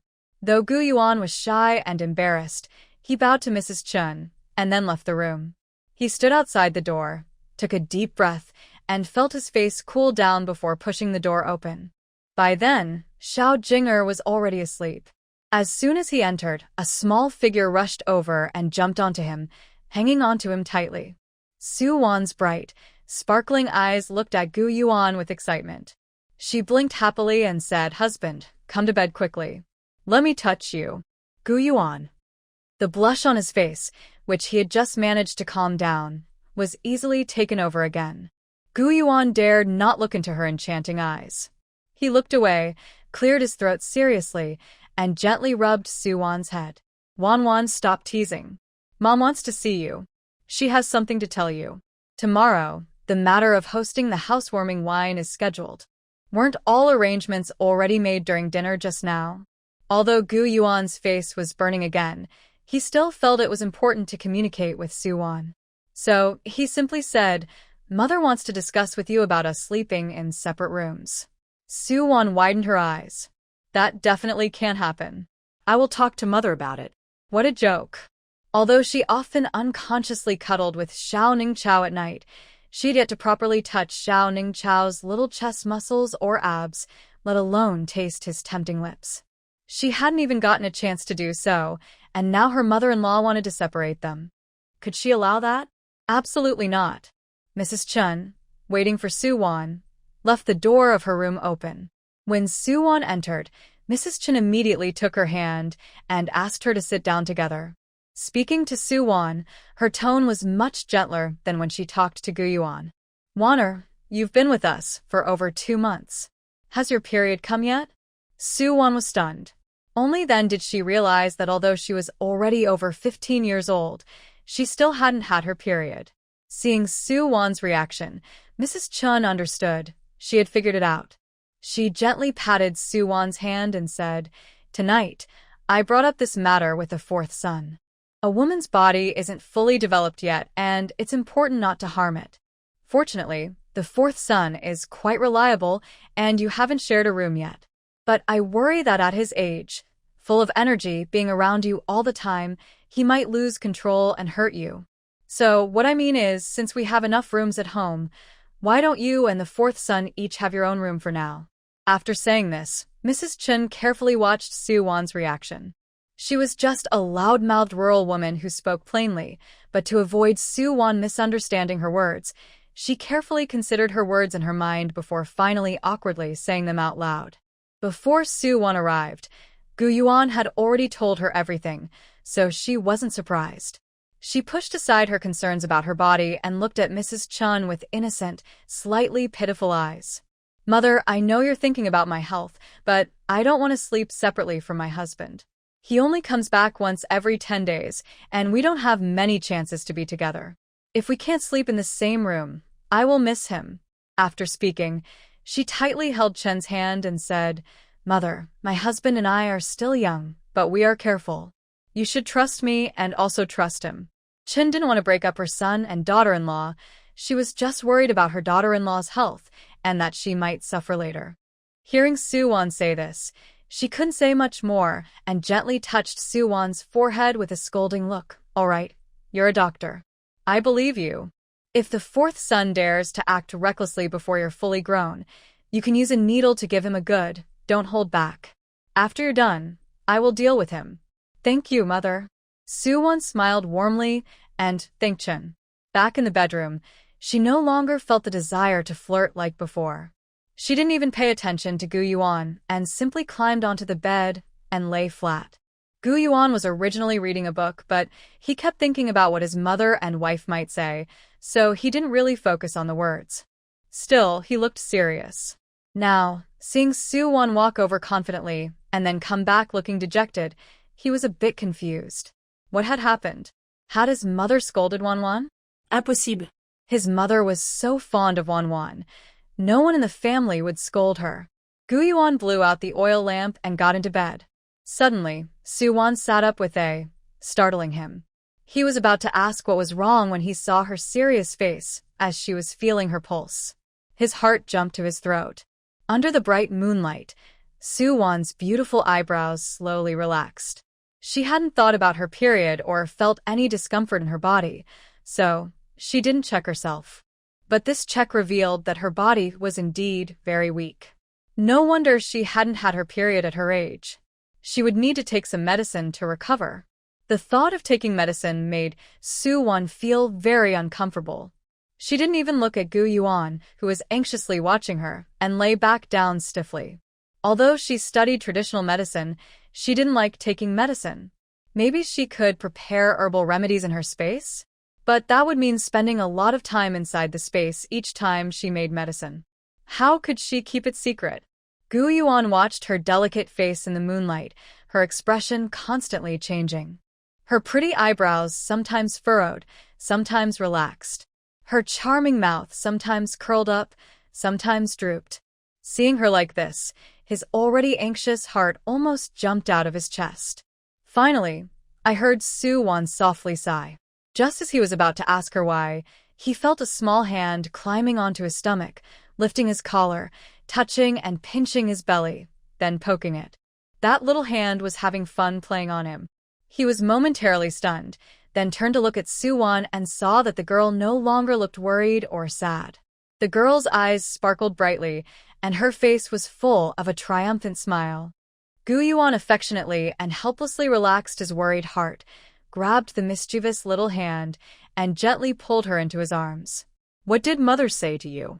"Mother told me to poke you with a needle. Poke hard, don't hold back.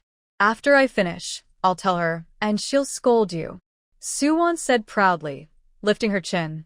Gu Yuan's eyelids twitched. This really was his own mother. "Then, what were you worried about just now?" At first, the girl was genuinely worried, and he could tell. Su-won pulled her hand out of Gu Yuan's, walking her fingers along his hand, then quietly slipped into his collar, pinching his stomach muscles. "Gu Yuan." He looked down at Su-won, feeling both affectionate and helpless, and called out Wanwan. Soo-won looked up, her bright little deer eyes full of innocence and harmlessness. Husband, what's wrong? Gu-yuan, what should I do if this little girl is pretending to be naive? He grabbed her small hand with his big hand, stopping her from causing more trouble. Otherwise, she might really not sleep tonight, but she was still so young. The next morning, not only Gu's family was busy, but the neighbors from the village also arrived early. News about the Gu family hosting a celebration had already spread. The capable women in the village came to help, while the men helped carry tables and benches. Some nearby families even brought their bowls and chopsticks in large baskets. Mrs. Chun had already arranged the menu for the day, and the Gu family's kitchen was filled with rising smoke early in the morning. Usually, Yang Finfong spent all her time at Gu's house, so she should have come early today because of the lively celebration. But in reality, she was nowhere to be seen. A village woman noticed this and then believed what Yang Finfong had said before, that she came to help the Gu family to repay Soo-won, not because she was worried about Gu Yuan. Previously, I heard that Brother Yuan got married. Sister Finfong still often goes to see him. I thought she was like her mother, restless and unruly. But it turns out she is a good girl. It's good that she's a good girl, but her life is a bit too hard. She became a concubine, and even after being sent back, who would want to marry her now? At this moment, an aunt quietly said, "My relative works at Lord He's mansion in the county. I heard that Lord He's son injured himself and can no longer have children. Maybe Sister Finfong is still pure." There are always many rumors in the village. Soo-won listened quietly, without speaking.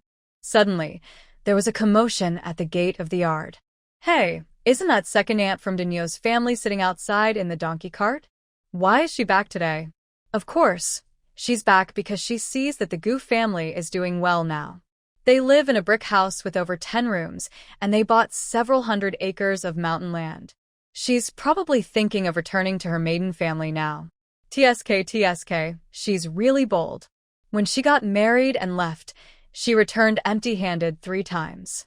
When she left, she even said her mother didn't give her enough, accusing her of favoritism. They had a big fight. Her mother was probably so angry she couldn't get out of bed that day. Does she even feel ashamed? When Brother Yuan was studying to become a scholar, she often came back, always bringing her daughter Caillou. It was obvious she wanted Brother Yuan to succeed and marry her daughter. I heard she even persuaded her brother to cancel the marriage between Sister Finfong and Brother Yuan so they could marry Caillou instead. You probably don't know, but after that incident with Brother Yuan, the Gu family borrowed money from second aunt to help him with his illness. When they went, no one opened the door. Only a servant was sent out to chase away Gu De Yong. She's been avoiding her family ever since that incident with Brother Yuan. Actually, it's because Brother Yuan's little aunt is kind-hearted. Although they are poor, she always helps with family matters. After what happened to Brother Yuan, she visited several times. It was only after Chinshur said that Brother Yuan was better that she stopped coming. The Gu sisters are strange. They are very different. One is eager to get close to her family when they're doing well, trying to gain benefits. Another thing is, when they are at their parents' home, they don't show up, but as soon as something bad happens, they quickly think of coming back to help. While Soo-won was listening to the village and gossiping, outside the door, a woman with a red flower in her hair had already gotten off the donkey cart. She walked into the Gu family's house with a slightly plump waist, swaying her hips. Mrs. Chen saw the woman and was momentarily stunned. Then she forced a smile, took Soo-won's hand, and went over. "Oh, the young lady has arrived. Come inside and sit." Gu Guixiong warmly grabbed Mrs. Chen's hand. "Sister-in-law, it's been so many years since we last saw each other. I really missed you." She spoke with excitement, tears in her eyes, wiping them with a handkerchief. Mrs. Chen clearly didn't believe Gu Guixiong's words and looked at her with disdain, but since many people were present, she maintained her polite smile. "Yes, it's rare for the young lady to visit after so many years. Your brother has been talking about you a lot lately." She then pulled Soo-won forward. "Won, come and meet your second aunt." Following Mrs. Chen's introduction, Soo-won politely greeted, "Hello, second aunt." Gu Guixiang was busy observing the newly renovated courtyard of the Gu family, her eyes full of envy and greed. When she heard Su Wan greet her, she looked Su Wan over for a moment, then pretended to be surprised. Oh, this must be Brother Yuan's wife. She looks so sweet and obedient. Mrs. Chun liked hearing others praise Su Wan. Hearing Gu Guixiang's words, her smile became more genuine. Yes, my Wan is not only pretty, but also capable. Gu Guixiang then pulled out a girl who was following her. Mrs. Chun looked at the girl politely and said, "Oh, is this Kair? You've grown into a young lady after so many years. Have you gotten engaged?" "Not yet. Sister-in-law, my father, and I only have her. We want to keep her close," Gu Guixiang said while looking inside. "Sister-in-law, Brother Yuan is resting at home today, right?" "Yes, he's inside, talking with his father and guests." "You can take Kair inside," Mrs. Chun replied. After a few more polite words, Gu Guixiang took Kair into the main hall. Su Wan glanced at Kair's back before looking away. Mrs. Chun then took Su Wan's hand and said, "Wan, your grandparents left early, so you're the only child of your parents. Our family's main relatives are just 2 aunts. The person who just arrived is your second aunt. She married well, to a small landlord in the neighboring town. There is also a younger aunt who married into the Yu family in Yujia Gully nearby. Her family is more difficult. Her mother-in-law is strict, and her husband is not very capable. He doesn't come home often. However, whenever something happens in our family, she always finds time to visit. When the 4th brother was unwell before, she came to see him several times. After you came to our house, my mother also sent someone to pass on a message. But since her family has many matters to attend to and she knew the 4th brother was fine, she felt relieved and couldn't find time to visit. Today, she is probably coming." Chunshur said this while looking outside eagerly. But she didn't see her younger aunt. Instead, she saw another familiar figure she was longing for. Guyan jumped down from Tao shopkeeper's carriage, hurried into the yard, and threw herself into Chunshur's arms, sweetly calling mother. Chunshur hadn't seen her daughter in a long time and was very happy. After holding Gu Yan and looking her over carefully, she noticed Gu Yan was still dressed in the outfit of a shop assistant, looking like a little boy. She frowned slightly and said unhappily, "Why didn't you change your clothes when you came back? You look like a tomboy." Gu Yan smiled sweetly. "This outfit is convenient." Before Chunshur could say more, Tao's shopkeeper entered. After greeting Chunshur and Su Wan, Tao's shopkeeper went inside to drink tea with Gu Yuan. Chunshur then told Gu Yan that her cousin Kair had arrived and asked her to go play with Kair. Gu Yan pouted and raised her arm to hold Su Wan's, saying, "I don't want to play with her. I want to stay with my 4th sister-in-law." Soon after, Lord Su and Mrs. Yi, along with Su Zhe, also arrived. Mrs. Yi, probably worried about the Su family's situation, dressed plainly, and even Lord Su and Su Zhe wore simple clothes under her arrangements. Lord Su carried himself with dignity, showing no visible emotions. But Su Zhe's eyes were full of sadness. He was used to dressing in fine clothes, looking like a handsome butterfly, and now suddenly dressed so simply, going to the family's welcoming banquet. He felt he couldn't show off and thought he was embarrassing his sister. Although Chunshur had already met Lord Su and Mrs. Yi once, seeing them suddenly made her legs feel weak. She unconsciously wanted to kneel. Mrs. Yi saw this and quickly held her hand, saying, "Dear relative, please don't be so formal." Chunshur finally remembered that Lord Su and the Yi family, although they didn't hide their identities intentionally, didn't want too many people to know. When Yishur arrived, Chunshur couldn't keep Su Wan close anymore, so she let Su Wan go to keep Yishur company. Yishur held Su Wan's hand and let her inside the house. Su Zhe naturally moved to Su Wan's other side and cheerfully said to Yishur, "Mother, why don't you go inside with father to greet Uncle Gu and the others? I have something I want to talk to my sister about alone." Yishur knew her youngest son was very close to his sister. She gave him a look of mild reproach, but didn't oppose. She only told him to speak nicely and not to make his sister angry. Then she went to the main hall with Lord Su. "Why did my sister leave quietly after saving Big Brother?" Su Zhe's eyes sparkled as he looked at Su Wan. "Big Brother? Suwon raised an eyebrow and asked suspiciously. About 10 days ago, at Siji Hall, he was wounded by 3 arrows. He looked very old and stubborn, like an old fool. That man, you took him back from Lord Yen. Don't you remember? Suze said excitedly, not noticing that his words about his own big brother sounded strange. Ashu. Su Yang, who had returned to the military camp, suddenly sneezed.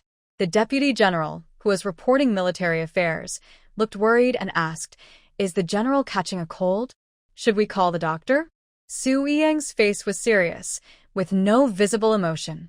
He raised his hand to stop the deputy, saying no need, just a bit of a runny nose. Keep going. Yes. The deputy general respectfully nodded and continued. The emperor sent word that he entered Pingnan Prefecture yesterday. His Majesty ordered the general to arrest the troops on the spot. After some time, he will return to the capital with the imperial carriage. Suwon's clear, deer-like eyes fixed on Suze for a moment. Then she suddenly understood. Oh, I see. No wonder I felt he looked familiar when I saw him that day. However, although Su Yang and Suze looked somewhat alike, their temperaments were very different. That was why she didn't connect the two at all. Suze carefully took out a jade pendant from his and presented it like a treasure to Suwon, saying, "Here, big brother's gift for you. This is my precious. Since we were young, Su Chiua has asked me for it many times, but I never gave it to her." Suwon took the piece and carefully examined the jade and craftsmanship. Indeed, in terms of material, quality, and skill, it was an exceptional item. She nodded with satisfaction, saying, "This is worth the money I spent on those medicines." Suze's eyes twitched. He thought he had made it clear, and at least she would feel a little touched. After all, their older brother was reluctant to give anything to their siblings or to Su Chiyu, yet after only meeting her once, he gave her the jade. But in her eyes, she only saw that the jade pendant was worth a few coins. Does she really need money that badly? Thinking this, Suze asked aloud, and Suwon frowned thoughtfully. She had spent most of her silver, but she still had Xia Yan's 100 taels of gold and 2 chests of jewelry found in the cave. Although she didn't plan to sell the jewelry, it was still her property. She still had a lot of money, and Xia Yan would regularly send her a share of the profits from the Apricot Blossom Tower. She wasn't short of money. However, she tiptoed and patted Suze's shoulder, saying, "There's a saying, a rich man is a good man, and a poor man is a scoundrel. Who doesn't want more money? If you think you have too much, you can give it to me. I don't mind, and more is always better." Suze. I have no money left. Although he wanted to spoil his sister unconditionally, his monthly allowance was limited. After being tricked a few times by his sister, he had used up all his savings. Recently, he felt his old clothes no longer suited his handsome new look, and he wanted to buy new ones but had no money. He was truly poor. He felt so miserable, boo-hoo. Unaware of Suze's inner thoughts, Suwon confidently waved the jade pendant at him. "Next time you see him, thank him for me." After saying that, she walked into the main hall. As soon as she entered, she saw Lu Kaier sitting shyly beside Gu Yuan, holding a candy and nervously offering it to him. "Yuan Sr., you eat candy." Gu Yuan frowned slightly when he heard Lu Kaier speak, instinctively moving a little farther away from her. He then called Gu Yan over and said, "Yan Yan, take Kaier to the backyard to chat. We're all grown up now. It's not proper for us girls to be talking with the men here." Lu Kaier immediately pouted, looking very aggrieved. Just as she was about to speak, Gu Yan forced a fake smile and looped her arm around Lu Kaier, pulling her toward the backyard. She said as she pulled, "Fourth brother is right. Men and women shouldn't be too close. Let's go to the backyard to play." When Suwon saw the scene, she noticed that although Gu Yan seemed to be casually holding Lu Kaier's hand, she was actually using a clever grip, leaving Lu Kaier no chance to break free. Suwon smiled slightly. This girl had been studying at the clinic for a while and was becoming more clever. However, when Gu Yan was pulling Lu Kaier away, she suddenly noticed that Lu Kaier, who had been struggling fiercely just moments before, had suddenly become still. She obediently allowed herself to be dragged. Guyan looked at Luke Hire with some confusion and saw her staring straight at the door. Following her gaze, she saw Suze, dressed simply in a light gray outfit today, shining like a bright pearl. Guyan was captivated by her beauty and unconsciously loosened her grip. This moment gave Luke Haya a chance to break free. She seemed to trip over something and let out an "oh" as she suddenly lunged towards Suze. Suze opened his folding fan, quickly dodging to the side to avoid her. Suwon raised an eyebrow slightly. She noticed a pile of chicken droppings nearby, quietly kicked her foot, and caused Luke Hire to stumble and fall. Luke Hire, pretending to fall, accidentally hit her mouth on the chicken droppings. She quickly got up, spat twice to remove the chicken droppings from her mouth, and angrily glared at Suwon. "It's you. You deliberately tripped me onto the chicken droppings." Suwon felt the kick, even though no one else saw it. She had sensed it. She raised an eyebrow, her clear deer-like eyes coldly staring at her. Seeing her like this, Luke Hire was even more provoked. She raised her hand to slap her face. "You wicked girl. How dare you trip me?" Everyone in the main room was stunned by this scene and didn't react immediately. It was only Lord Su, sitting stiffly to the side, who reacted first. He quickly stepped in front of Suwon and blocked her. The bright, charming eyes in Suze's face immediately turned cold. He tightly grabbed Luke Hire's raised wrist. Meanwhile, a chubby little figure suddenly appeared out of nowhere, bowing its head and rushing like a small cannonball toward Luke Hire. Due to the height difference between Xiao Jinger and Luke Hire, Xiao Jinger perfectly hit Luke Hire's stomach. Ouch! Luke Hire cried out in pain, her face twisting in discomfort. Xiao Jinger crossed her small arms, her chubby face puffed up like a little pufferfish, glaring at Luke Hire with clear, bright eyes, and said, "You're the mean one. Your whole family is mean. How dare you come to my house and bully Wanwan? I will use my head to stop you." After saying this, Xiao Jinger turned around obediently and took Suwon's hand, saying, "Wanwan, don't be afraid. I'm here. I will protect you." Suwon gently patted Xiao Jinger's little head, feeling an indescribable warmth in her heart.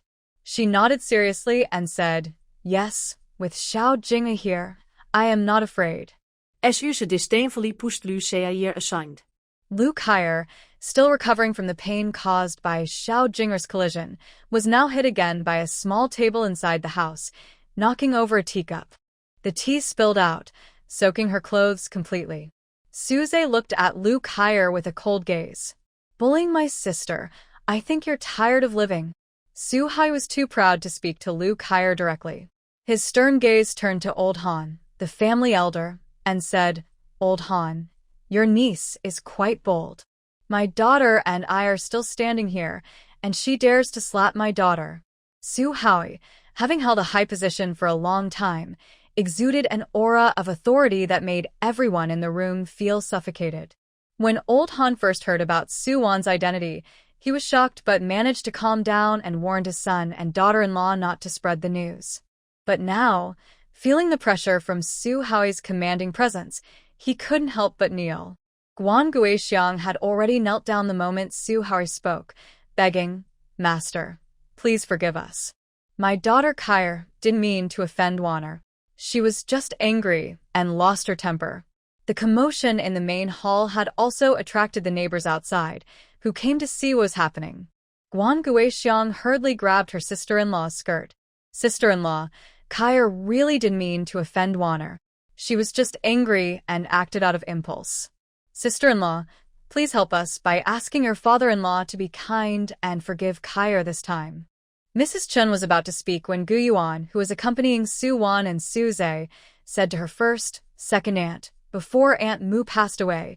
She said that since you married into the Lu family, you are now part of the Lu family and have no relation to our Gu family. When Aunt Mu died, you didn't come back to see her or think about your blood relatives. Now that you're back, there's no real need for it.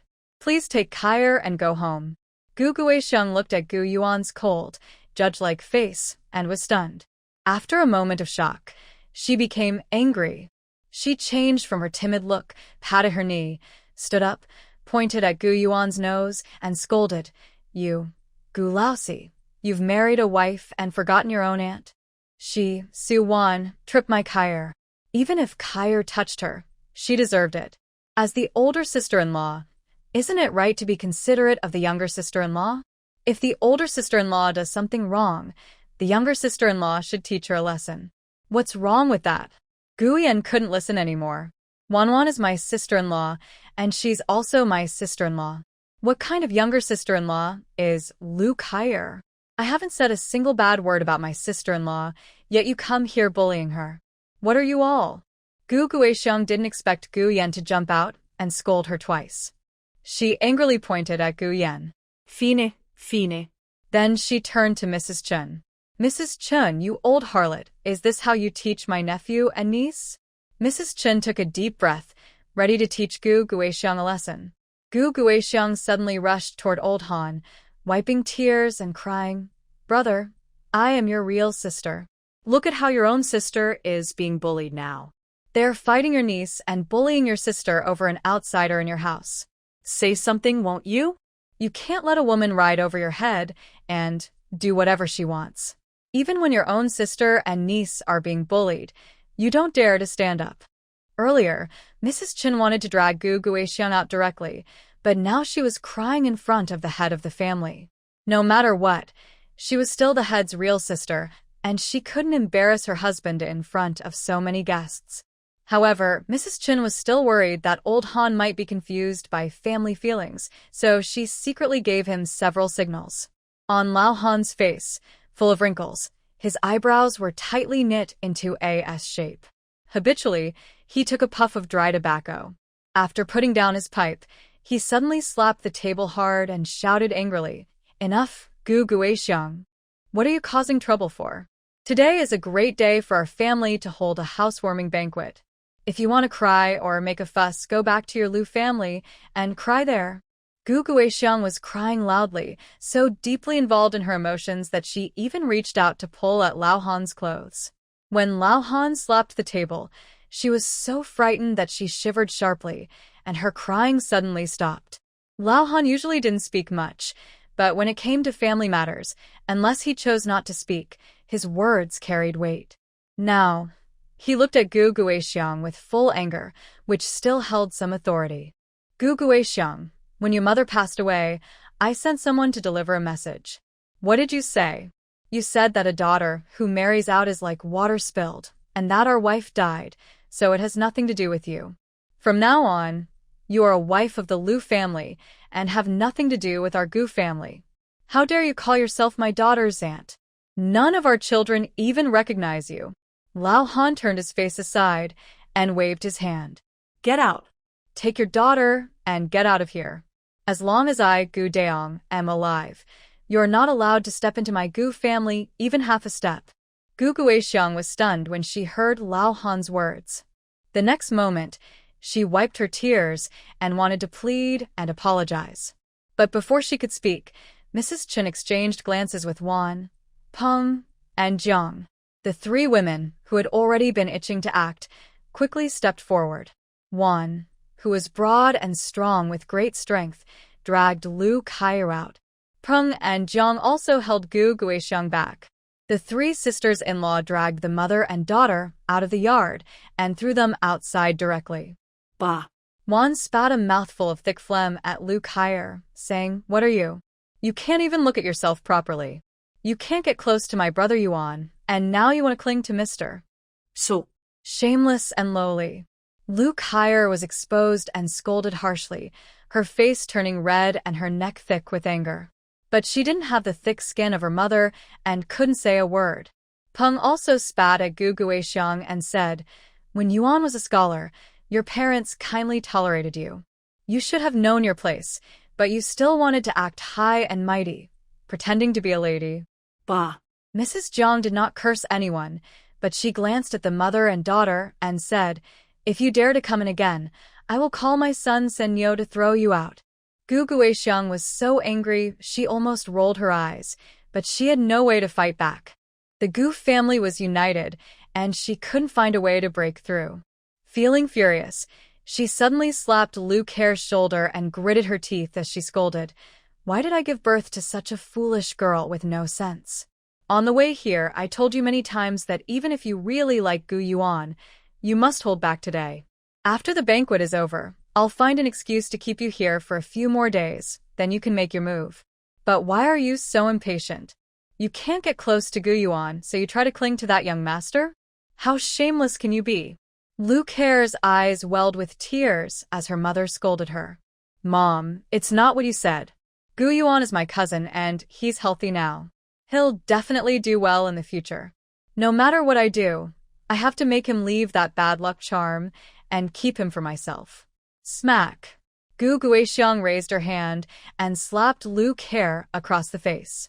"You little brat, you've learned to talk back? Come, go back with me. After we get home, I'll see how I'll deal with you." While speaking, she grabbed Lu Care's ear and pulled her toward the donkey cart. Before leaving, she couldn't help but look back at the Gu family. There were more than 10 brick and tile houses. Even if the Lu family was a small landlord, their house wasn't as grand. She also caught the smell of meat wafting from the kitchen of the Gu family, and she couldn't help but swallow her saliva. She had taken a quick peek into the kitchen earlier. Inside, there was a whole pig's worth of pork. This year's harvest wasn't good, and she, a small landlord's wife, hadn't tasted meat in over half a year. But the Gu family could still afford so much meat to entertain the poor villagers. They had truly prospered. She was just thinking that once she finished her meal at the Gu family, she would force Mrs. Chun to give her a big piece of pork leg to take home. But now, not only had she not tasted the meat, she was already being driven out. Thinking of this, she couldn't help but glare fiercely at Lu Care. It was this impatient fool that ruined her plans. She angrily drove the donkey cart away into the distance. The Wan, Peng, and Jiang sisters-in-law saw her leave and were about to turn into the courtyard when an old man with a kind smile, accompanied by a middle-aged man who looked like a steward, approached them. "Madam, I am out doing business. I've been traveling and have run out of water. May I ask if I could trouble you for a bowl of water?" Since the Gu family was celebrating a happy event today, they naturally wouldn't refuse a passing guest asking for water. One quickly nodded and said, of course. If you don't mind, you can bring your water jar, and I'll fill a pot for you to take on your way." "Thank you very much, madam," the emperor said, thanking one while giving a meaningful look to the steward and Dihai, who was standing nearby. And Dihai immediately understood and went to fetch a water jar from the carriage. As the emperor followed Wan into the courtyard, he also looked around at the Gu family's environment. But once inside the courtyard, he couldn't focus on the surroundings anymore. His gaze unconsciously searched among the many people. Suddenly, a small child unexpectedly darted out from the crowd and bumped into his leg. The child, small and unsteady, fell to the ground and rolled over. "Little Jinger, are you all right? Did you hurt yourself?" Jiang, who was closest to the child, quickly picked him up, brushing dirt off his clothes and asking with concern.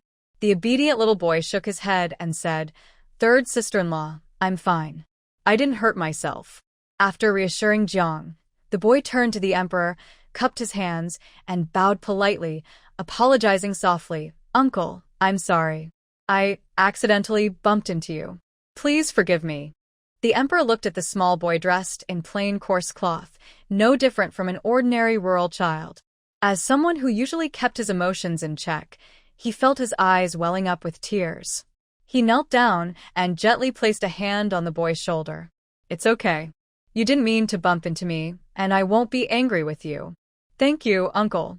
The boy bowed again, with a neat and sincere smile that could melt anyone's heart. The emperor, who had been worried and anxious for many days, finally saw someone and felt a surge of emotion. After straightening up, the boy noticed tears flickering in the emperor's eyes.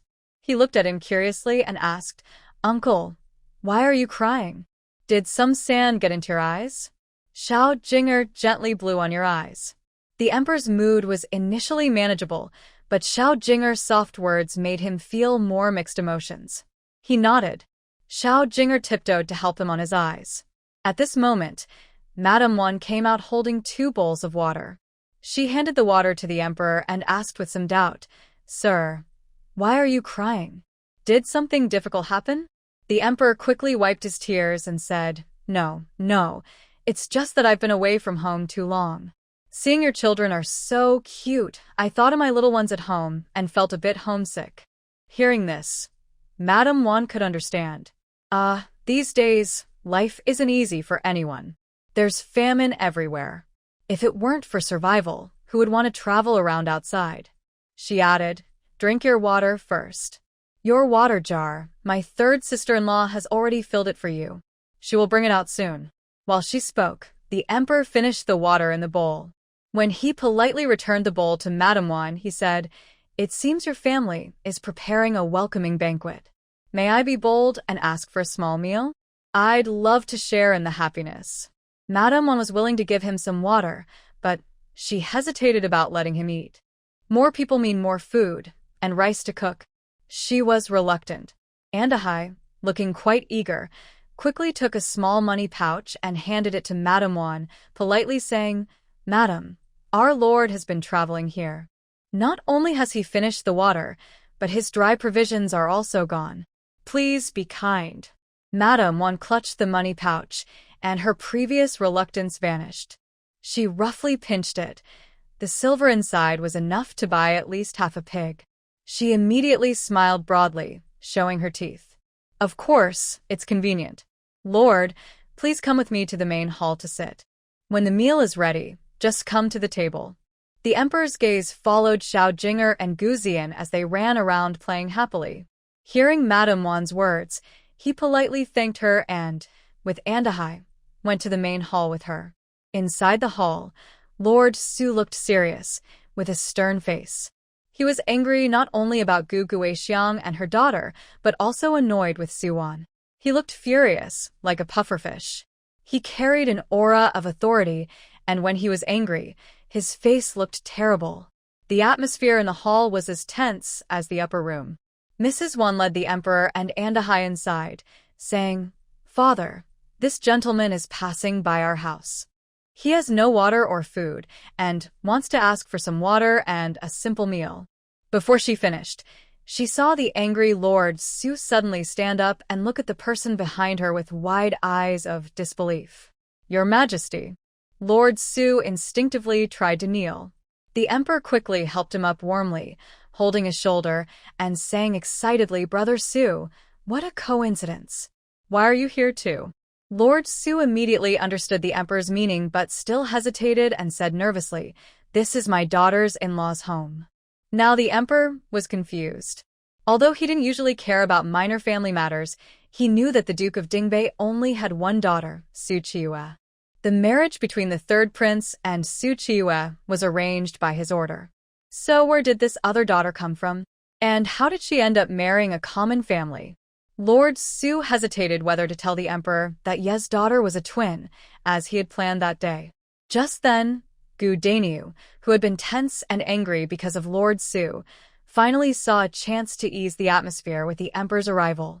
He suddenly burst into awkward laughter 3 times, saying, "Haha, Lord Huang, it turns out you're a close friend of the in-law.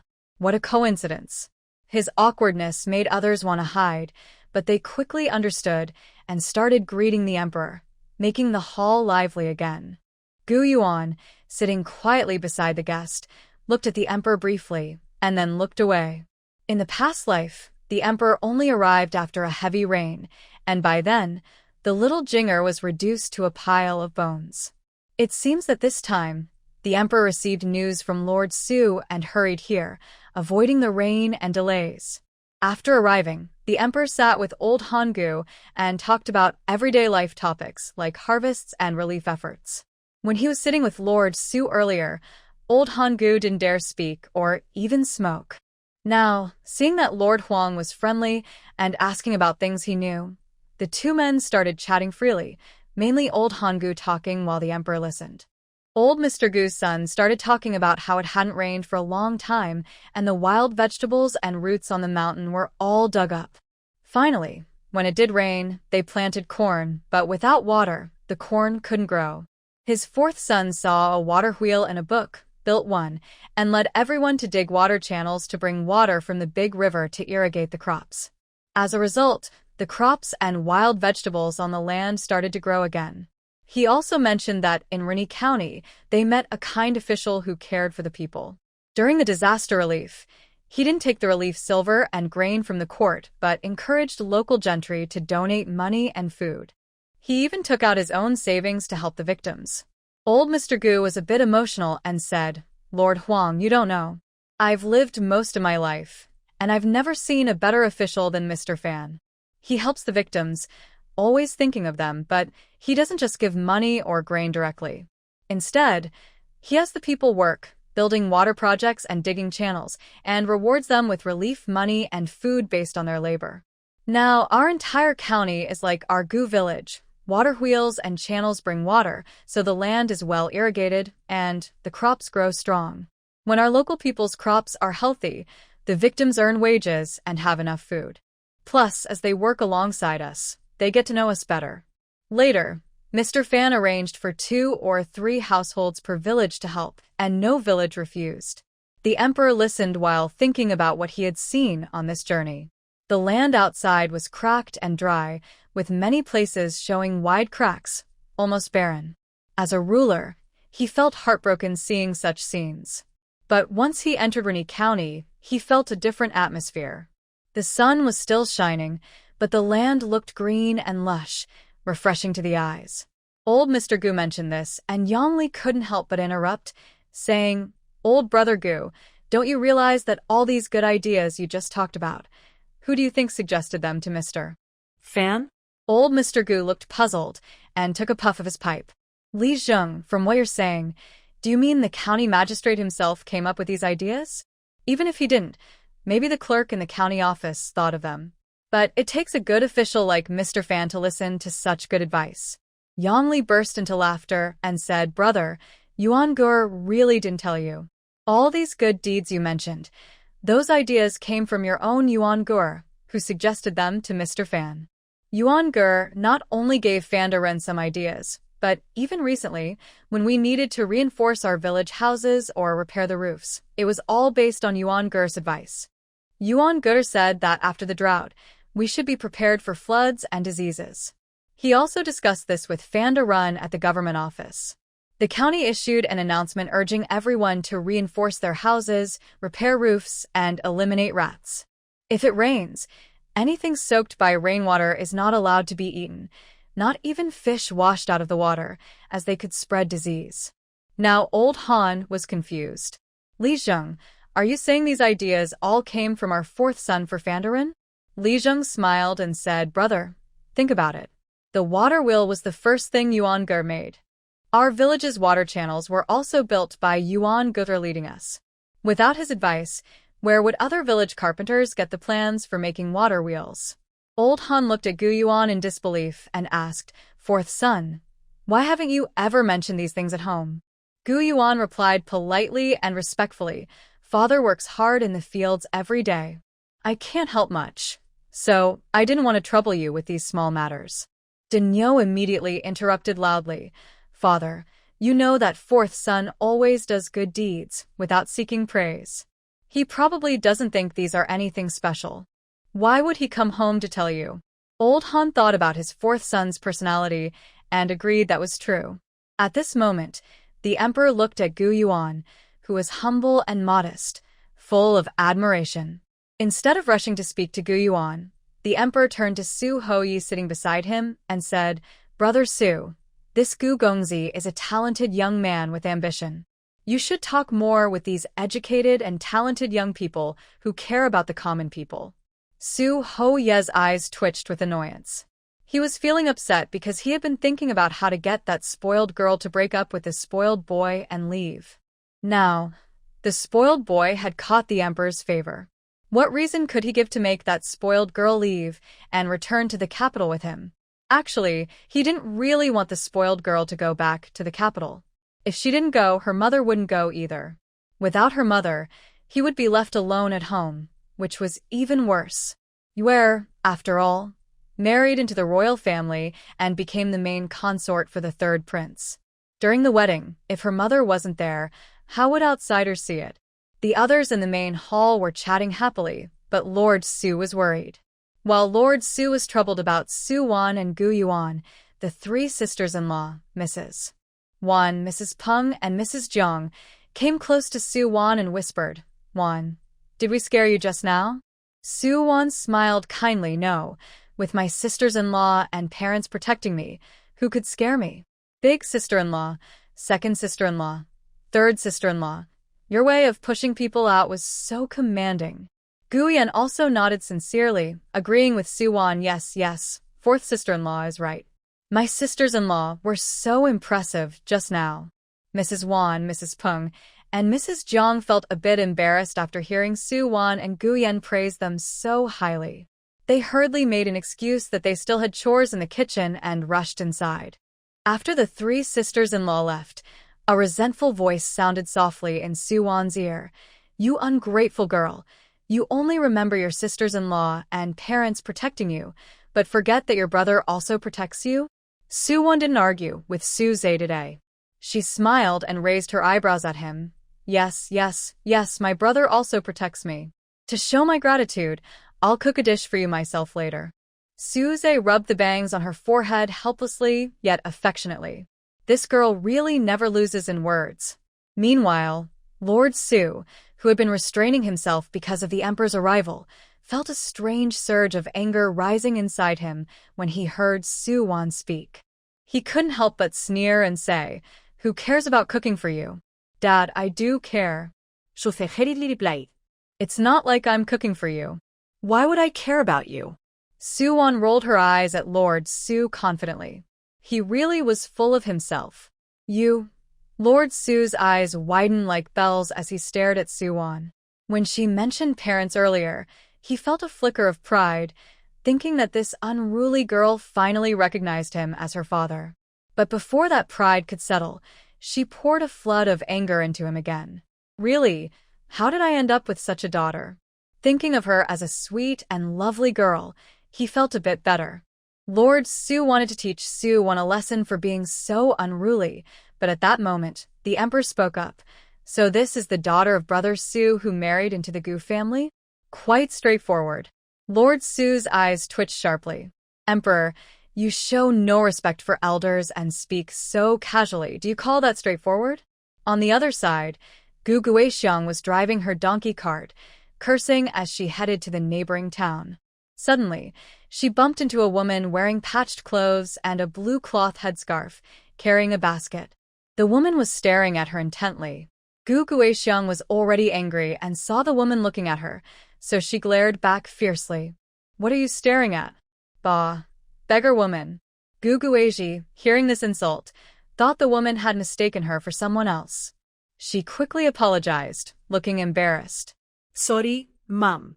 I thought you looked a bit like my sister, so I was staring and lost focus." Sorry about that." As she spoke, she stepped aside to let Gu Guixiang's donkey cart pass first. Gu Guixiang, hearing this, rolled her eyes disdainfully. "You beggar woman. Look at yourself in the mirror before you talk about relatives. What are you even thinking?" Gu Guixi just smiled shyly and didn't say much. She moved aside to let the ox cart pass and continued toward the Gu family's home. Gu Guixiang, still upset, wanted to curse her sister more but suddenly saw her heading toward the Gu family.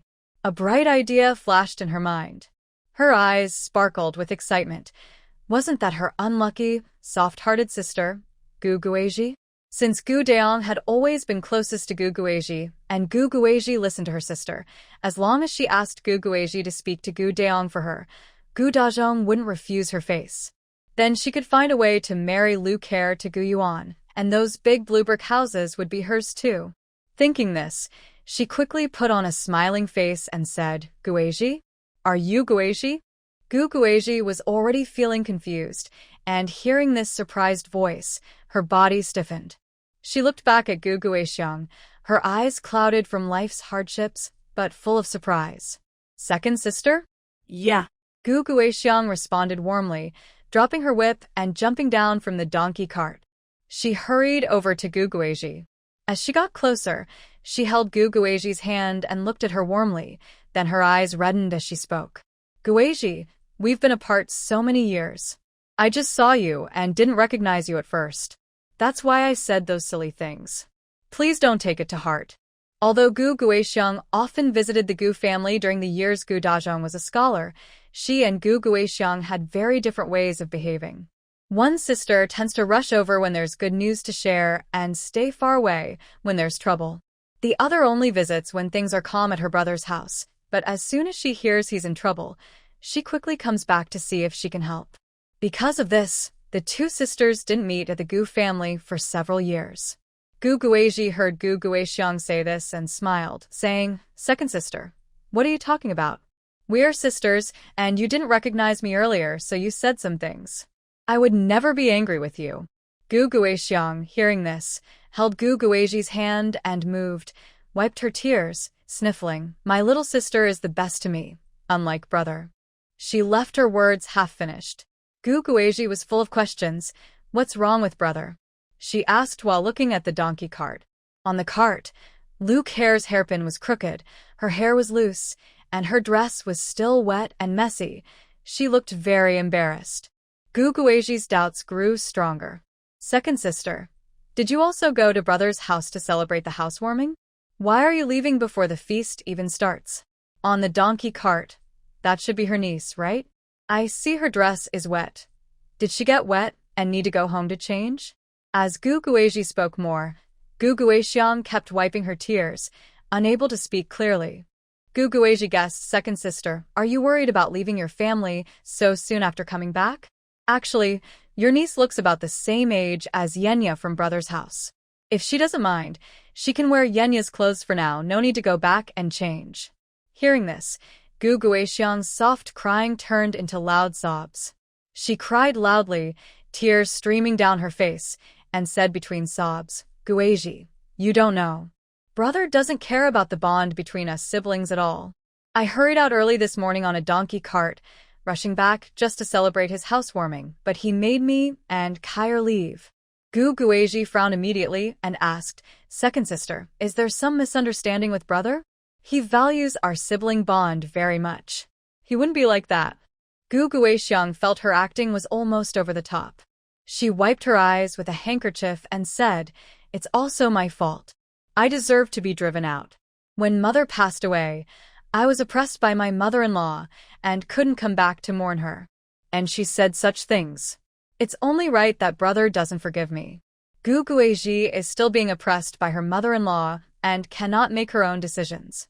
She understands the difficulty of dealing with a harsh mother-in-law and tries to think kindly for Gu Guixiang.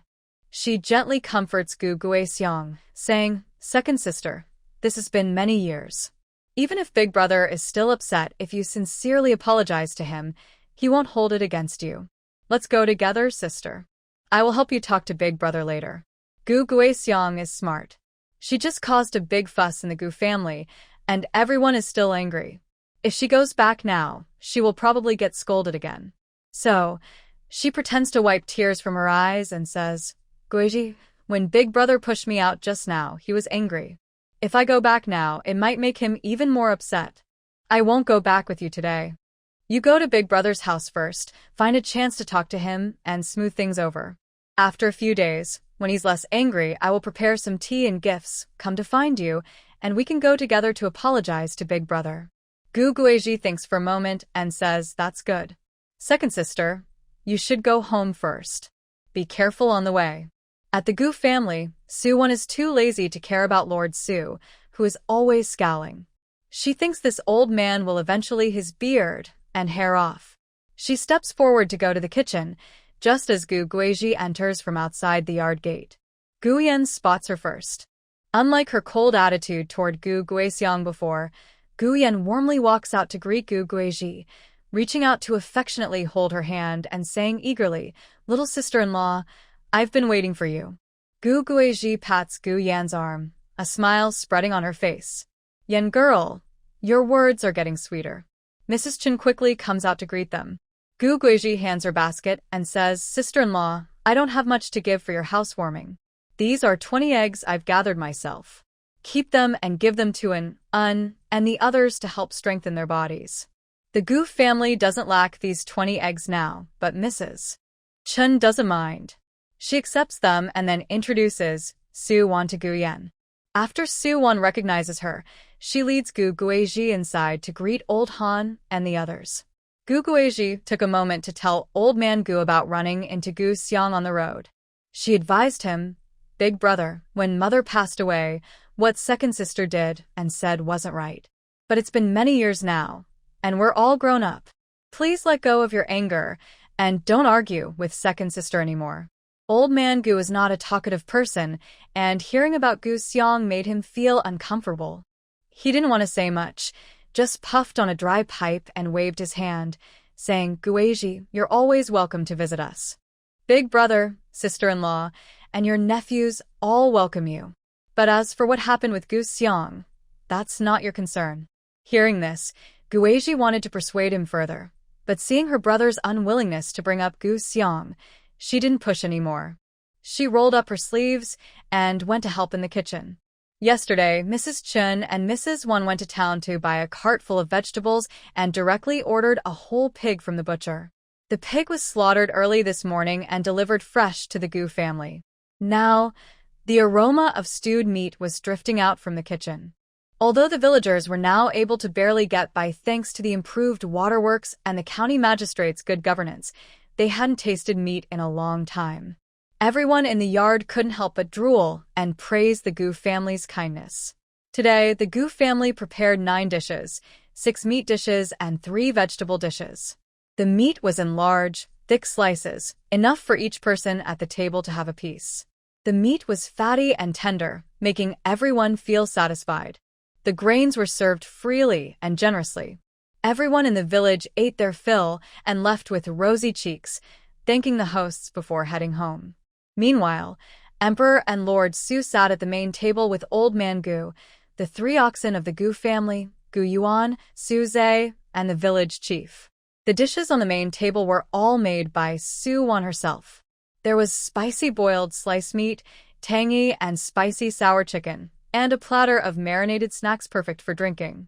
Paired with the mountain grape wine that Su-won had recently brewed with her 3 brothers, the taste was exquisite.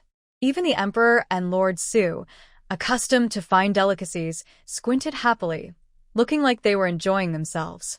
Gu Yuan, however, remained calm and relaxed, eating slowly and drinking wine. Men tend to talk more when they have wine. The group chatted from trivial village matters to the water projects in Rini County, then to the disasters in Pingnan Prefecture, and finally to the well-being of all people.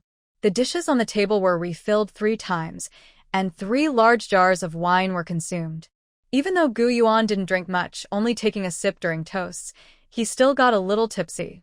Today the weather is already hot, and after getting drunk, it feels even hotter.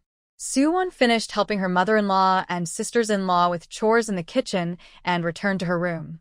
She saw her young sweetheart pulling open his shirt to reveal his fair, yet firm, little chest muscles sitting at the desk.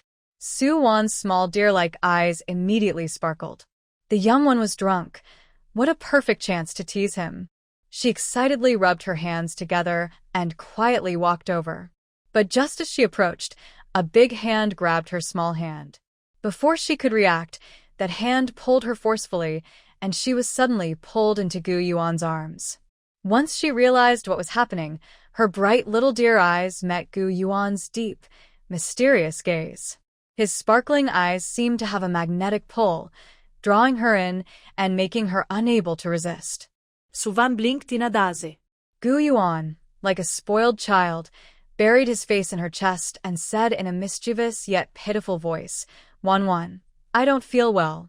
Su-won originally wanted to flirt with her young sweetheart and take advantage of him, but at this moment, she found herself being taken advantage of. She couldn't help but feel a little timid, her heart pounding wildly. But seeing Gu Yuan drunk and looking like a hurt little child, she gently patted his back and softly asked, "Yuan, where do you feel uncomfortable? Should I make you some hangover soup?" No. Gu Yuan's strong arms tightened around her stubbornly, holding her even closer, and his face buried deeper into her chest. "Wan, don't go. Stay with me." A slightly warm breath, just separated by a thin layer of clothing, brushed against her chest. Soo-won finally realized she was being flirted with by her young sweetheart, and she was completely unresisting. Her whole body felt a little numb. Even her voice became a bit hoarse. "Okay, I won't go. I'll stay with you." Gu Yuan, hearing this, mischievously rubbed against her chest. "Wanwan, you're so good." Shuwan. A complicated feeling, hard to describe, filled her heart, leaving her speechless.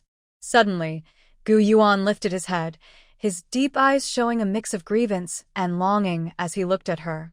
She was still stunned when Gu Yuan's rough, slender fingers reached her lips, gently caressing them. The young man's clear, magnetic voice carried a tempting tone. "Wanwan, you look so sweet." Soo-won felt that at this moment, her young sweetheart was incredibly charming.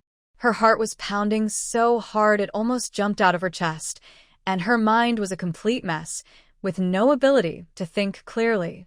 Gu Yuan took advantage of her being dazed and leaned over, covering her lips with his.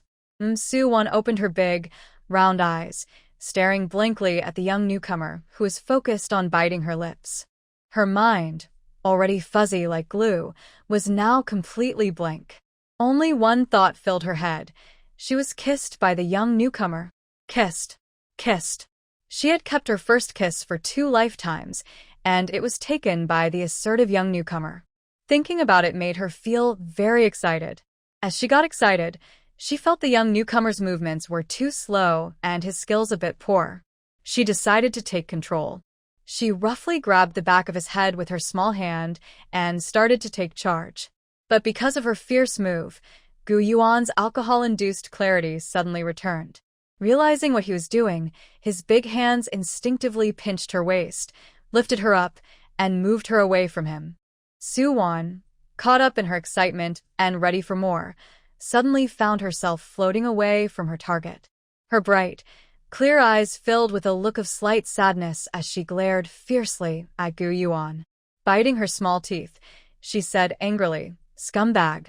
You've taken everything, and now you want to push me away and deny it." Gu Yuan felt a bit guilty and touched his nose nervously. "Wanwan, I drank too much today, At this moment, Soo-won crossed her slim arms and looked at him with a raised, delicate brow. "So, being drunk means you can be irresponsible?" Gu Yuan. He was already feeling guilty, and seeing Soo-won's fierce expression, he looked like a guilty little wife. "Wanwan, I didn't mean to be irresponsible. Soo-won looked relaxed and confident.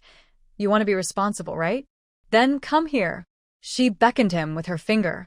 Gu Yuan looked at her clever, playful face, unsure what she was planning, but like a well-behaved puppy, he leaned his head toward her. Soo-won's beautiful eyes lit up with a triumphant smile. Her slender, strong arms suddenly wrapped around Gu Yuan's neck, and before he could react, she bit him his lips. After biting, she said with a hint of satisfaction, "So sweet." Gu Yuan. That night, Soo-won slept very well, dreaming happily about her and the young newcomer, feeling so joyful she could see pink bubbles floating around. But Gu Yuan looked at the little girl clinging to him like a lazy bear, feeling both sweet and bitter inside. The girl even called him a bad man, but she was the real bad one. Every time she teased him and made him angry, she acted as if nothing was wrong, doing whatever she wanted, completely ignoring how hard it was for him to hold back. In the end, to avoid hurting himself from holding in his feelings, he quietly got up and took a cold shower. Because everyone at the dinner table was drunk yesterday, except for Yang Lijing from the same village who was picked up by his sons, the Emperor, Lord Su, and Su-ze stayed at Gu's house. The next morning, Soo-won woke up early and saw that Lord Su and the Emperor had already returned from outside. After drinking so much wine yesterday, it was impressive that they woke up so early today. This showed that although the current emperor was unlucky and facing hard times, he was a diligent ruler who cared for his people. The emperor was quite good at pretending to be a merchant, even though with him had a beard. When the emperor and Lord Su met, she noticed that Lord Su, who was like a big monkey with a tail that could reach the sky, was actually bowing and flattering the old merchant Yi, who was doing business. She realized that this old merchant Yi was not just an ordinary businessman, but the emperor of the country. But these things didn't matter much to her. To her, what mattered more was Xiao Jing. The emperor coming to their house was definitely not a coincidence. It must be because of Xiao Jing. Su Wan watched the emperor walk into the yard and stepped forward proactively, saying straightforwardly, "Old merchant Yi, I have something I want to talk to you about." This morning, the emperor and Lord Su went to check the water wheel, water channels, and water reservoir in Gu's village, discussing the feasibility of promoting this water system nationwide. When Lord Su heard Su Wan interrupt their conversation with the emperor without much courtesy, he immediately frowned, wanting to scold her. The emperor looked at Su Wan kindly, even more openly than Lord Su, and said, "All right." Su Wan led the emperor into a cluttered room in the house. The door was not closed, but Ndi was told to stand at the door to listen secretly. Su Wan's small eyes looked calmly at the emperor, asking straightforwardly, "Are you Xiao Jinger's father?" The emperor was slightly stunned, then a hint of admiration appeared in his eyes. He had already learned from Lord Su that Su Wan knew Xiao Jinger was the seventh prince, but he didn't expect that this girl, who hadn't said much yesterday, had already understood his identity. He no longer needed to pretend. With one hand behind his back, his presence instantly commanding respect. He replied nobly yes. Su Wan showed no reaction to the change in the emperor's aura. She calmly looked at him and asked, "Are you here to take Xiao Jing away?" Hearing this, the emperor's face darkened suddenly. A sense of authority belonging to someone in power radiated from him. "Are you going to stop me?" Su Wan shook her head and said seriously, "I respect Xiao Jinger's decision. I hope you will also respect his choice." The emperor frowned deeply, displeased. He waved his sleeve and said, "Jinger is just a 3-year-old child. What can he decide? Moreover, he has lost his memory now. He might be easily influenced by others. Our royal bloodline should not be wandering outside." Su Wan remained calm and composed, speaking confidently. "I have spoken with Xie Yan. Jinger's biological mother, Consort Xian, is your cousin and childhood sweetheart. She is innocent and cheerful by nature, and she didn't want to enter the palace as a concubine. It was because of you that she confined herself within those palace walls. Jinger is her only bloodline, so you cherish him especially. When he grew older, he became more intelligent than other princes, which made you love him even more. But your love is a double-edged sword. It can protect him or harm him. The people who kidnapped and chased after Jinger were likely acting on someone's orders. I believe you have an idea who that might be. Even a tiger can have its naps, and as a king, you can't always be on alert. You can't guarantee Jinger's safety all the time. So, why don't you remove the sword hanging over his neck?" Su Wan didn't know who exactly was behind the attack on Jinger, but as a prince favored by the emperor, the reasons for being targeted were probably limited. Even if she didn't know the person's identity, she could guess who it was with some certainty. At first, the emperor was angry when he heard Su Wan speak. But after listening to her words, he fell into deep thought. The entire storeroom was silent, with not a single sound. Lord Su and Andequin stood at the door, listening carefully to Su Wan's conversation with the emperor. At this moment, cold sweat had already appeared on his forehead. What kind of reckless girl is she? She knows the emperor's identity, and not only does she refuse to kneel and pay respects, but she also dares to speak to him in this tone, even competing with the prince for attention. That is the emperor's own son, and also his most beloved child. Isn't he rushing to his own doom? Count Su wiped the cold sweat from his forehead, thinking about what he should do if the emperor, in anger, decides to execute the girl. How could he protect her?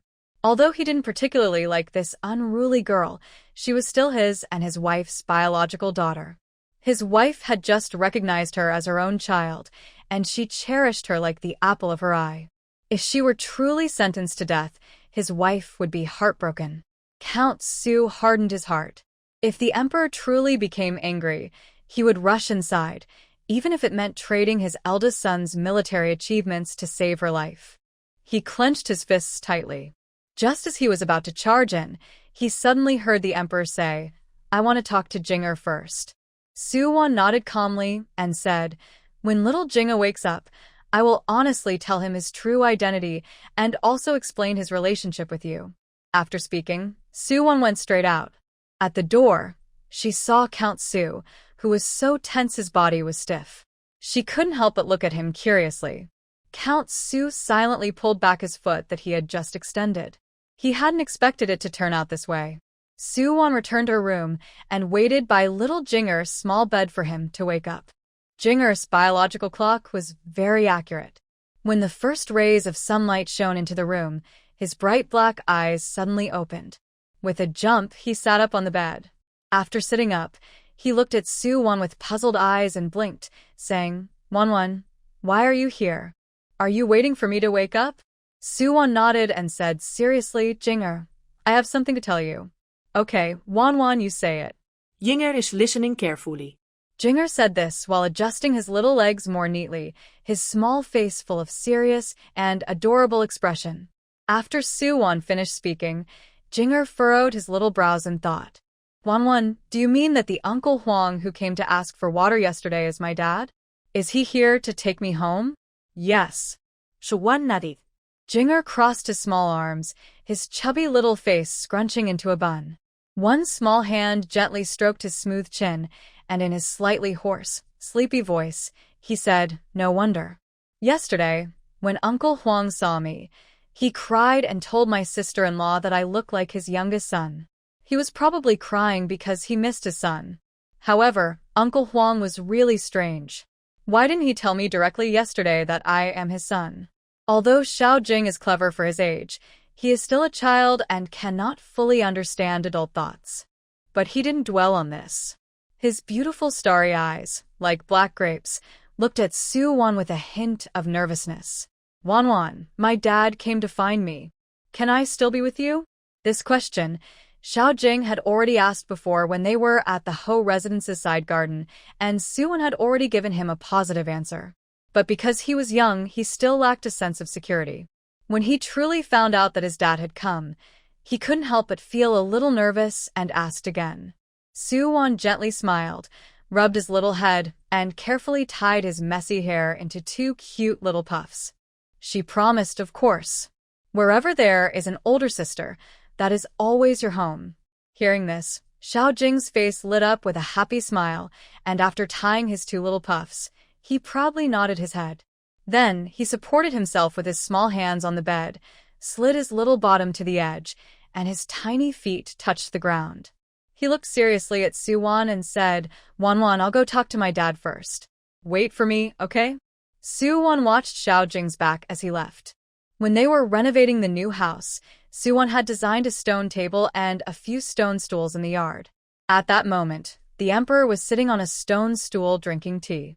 Su Haoi was beside him, but he was sitting very straight, looking tense and uncomfortable.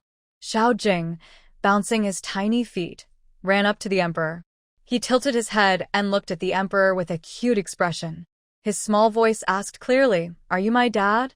The emperor didn't know how Suwon had explained this to Xiao Jing, but faced with such a direct question from the little boy, and seeing his clear, bright eyes, he was momentarily stunned before nodding and replying, "Yes." Xiao Jing immediately puffed out his chest, made his face look serious, and said like a little adult, "Follow me. I want to talk to you." The emperor still felt a bit unaccustomed to such a little boy, and he was a little confused. After all, his own son in the palace was not like this. But the emperor still cooperated and followed Xiao Jing to their secret base, which was behind the large stone in front of the Gu family's gate. After arriving at the place, little Jinger seriously said to the emperor, "I can't remember the past, only the things that happened after I was with Wonwon. Please tell me about my past. Where are we from? Why did I end up on the road and get picked up by Wonwon? Recently, that big monkey surnamed Su took me away to his place, and someone wanted to hurt me. Please tell me what all this means." Little Jinger sat on the ground behind a big rock. As he asked these questions like a grown-up, he patted the ground next to him and told the emperor, "You sit too." The emperor looked at the bare, dusty ground. As the ruler of the country, he was used to luxury and cleanliness. Sitting on this muddy ground made him uncomfortable. But when he saw his beloved son's bright, eager eyes, he couldn't refuse. So, he sat beside little Jinger, acting like a kind father, and started answering his questions. Little Jinger listened carefully. Although he was clever, the story was very complicated. Even though the emperor tried to explain simply, there were parts he couldn't understand. Finally, he asked confusedly, "Dad, are you saying that our family has a lot of money and many houses? You have many women, and those women have children for you? Among these children, you like me the most, so one of your women is jealous and wants to hurt me? Is that what you mean?" After translating, little Jinger frowned and shook his head in disgust, whispering, "Men, they can't control themselves. No wonder women trick them." The emperor, his seventh son, was very smart. Although he was young, he usually spoke politely in the palace and never used such crude language. But his translation was pretty accurate, and his sarcastic remarks seemed reasonable. He hesitated for a moment and nodded. Little Jinger stroked his chin, frowned, and looked at him seriously. "Can I not go home with you? Wanwan has built many big houses now. She doesn't have much money, but when I grow up, I can earn a lot of money for Wanwan." He continued, "You don't know, my brother-in-law isn't very reliable. He can't protect Wanwan. I want to stay and protect Wanwan. Moreover, he doesn't earn much money and studying costs a lot. Wanwan relies on him, so he definitely won't have a good life. I still have to support him. You have many sons and don't lack children, but Wanwan only has me as her brother. If I leave with you, Wanwan will surely be sad." Little Jinger thought about how Wanwan was watching over her when she woke up today, acting like a little adult, and sighed. "Hey, as men, we shouldn't let the women we like feel sad, right?" The emperor. Little Jinger stood up again, patted the emperor's shoulder casually, and said confidently, "Dad, I won't go back with you now. It's not that I don't like you or don't want to acknowledge you, but right now Wanwan needs me more than you do. So, I want to stay with Wanwan. If in the future I get old and need to take care of you, I will. Don't worry." The emperor. Little Jinger had said everything he could. What else could he say? He gently touched little Jinger's small head and said, "All right then. Just stay with Wanwan peacefully. When I grow old, I'll come back to take care of you. Cross my heart." Little Jinger seriously extended a small finger. But as soon as he did, he realized that making a promise with a finger was too childish, so he quickly changed the gesture and said, "High five. A gentleman's word is as good as a horse's speed." Little Jinger solemnly slapped the emperor's hand in a proper manner.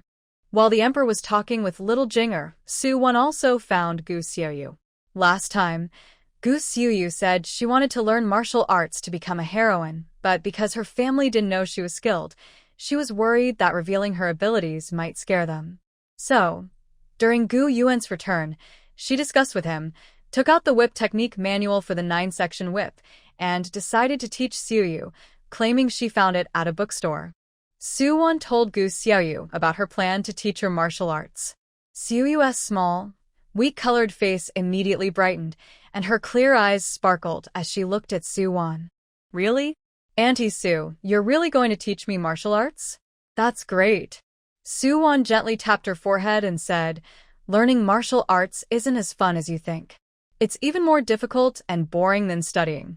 You need to think carefully." Gu Xiuyu's cheeks puffed up, and she confidently patted her small chest, saying, "Aunt 4, don't worry. I've already thought it through. I'm not afraid of hard work or tiredness. I just want to learn martial arts." "Good." Su-won patted Gu Xiuyu's small shoulder and said, "Let's start with physical training first." She based her training method on her previous experience in special forces, reducing the workload to teach Gu Xiuyu. Currently, Gu Xiaoyu's training was very basic, running around the yard and practicing horse stance. While Su-won was teaching Gu Xiuyu, Xiao Wan'er sat quietly in the corner, her black eyes fixed steadily on Su-won and Gu Xiuyu. Then, carrying a small bag sewn by the Wan family, came out of the house, bouncing happily as she ran to Xiao Wan'er. She casually handed a pancake to Xiao Wan'er and took her hand, saying, "Xiao Wan'er, let's go. It's time to visit the teacher." In the past, When Enin came to take Xiao Wana would just hold her pancake, eat silently, and follow Enin to see the teacher. But today, Xiao Wana didn't. She took the pancake Enin handed her, but her eyes remained fixed on Su Wan and Gu Xiuyu. At this moment, Su Wan was practicing horse dance with Gu Xiuyu. Enin patiently squatted beside Xiao Wana, scratching her head in confusion, and asked, Xiao Wana, what's wrong? Do you not like studying or don't want to go to see the teacher? Xiao Wana naturally wouldn't answer. But after scratching her head again, Enin tried to reason with her. Xiao Wana, I know you don't like studying either. But Aunt Four said we need to study to understand things and not be fooled by others. Aunt Four is the smartest fairy, and we should listen to her. Xiao Wana still ignored him.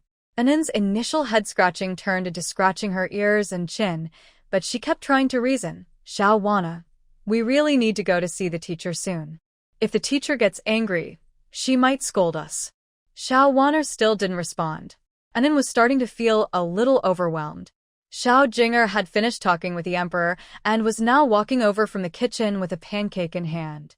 He was munching on it as he approached Enin and Xiao Wana, and he squatted down with them. Enin immediately grabbed Xiao Jinger's arm as if she had found a savior. Uncle Xiao Jinger, Xiao Wana refuses to go see the teacher today. What should we do?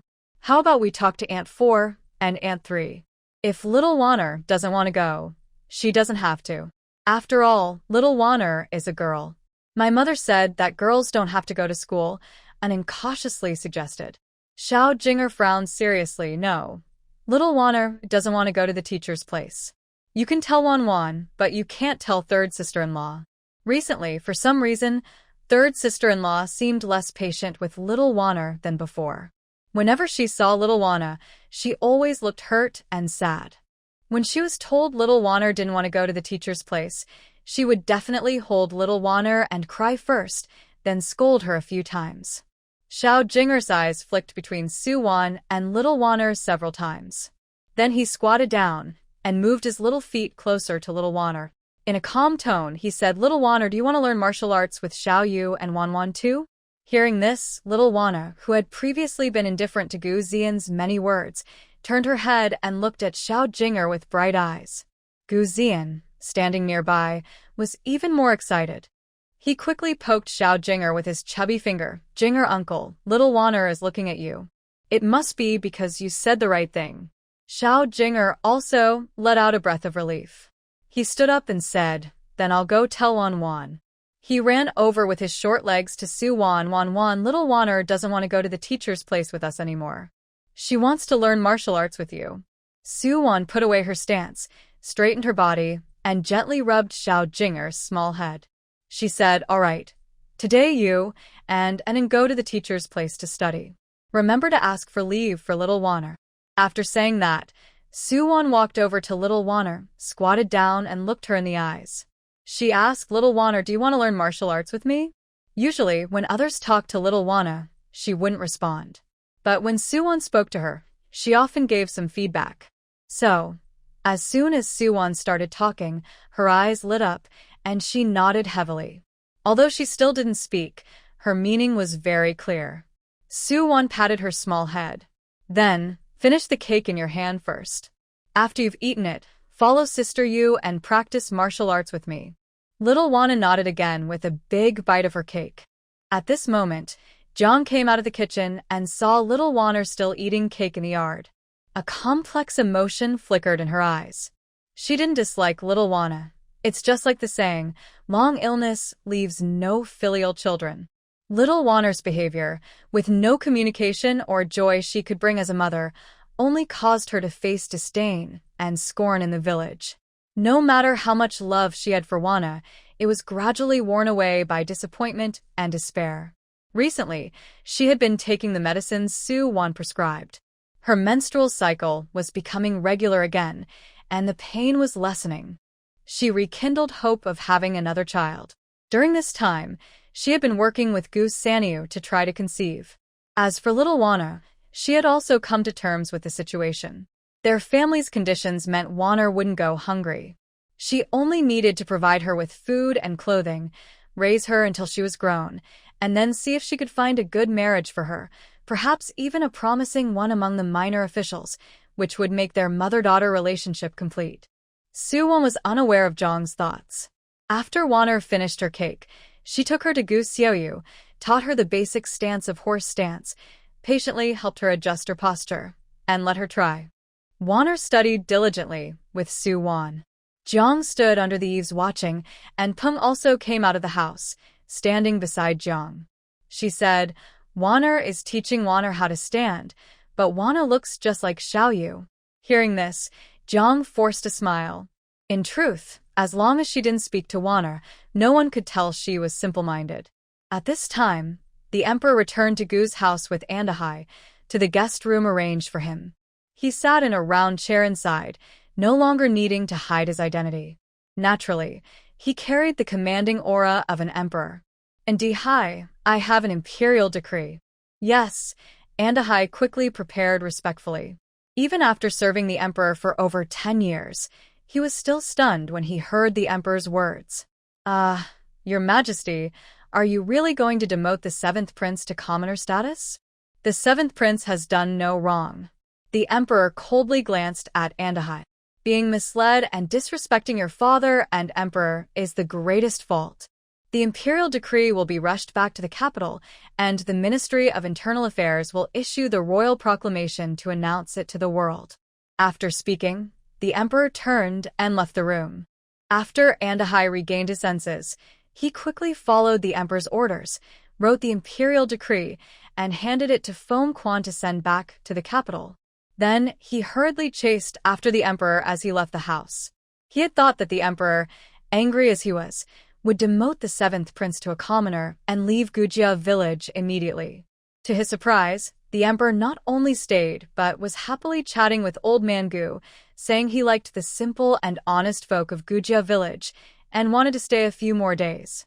Old Man Gu was naturally kind and hospitable.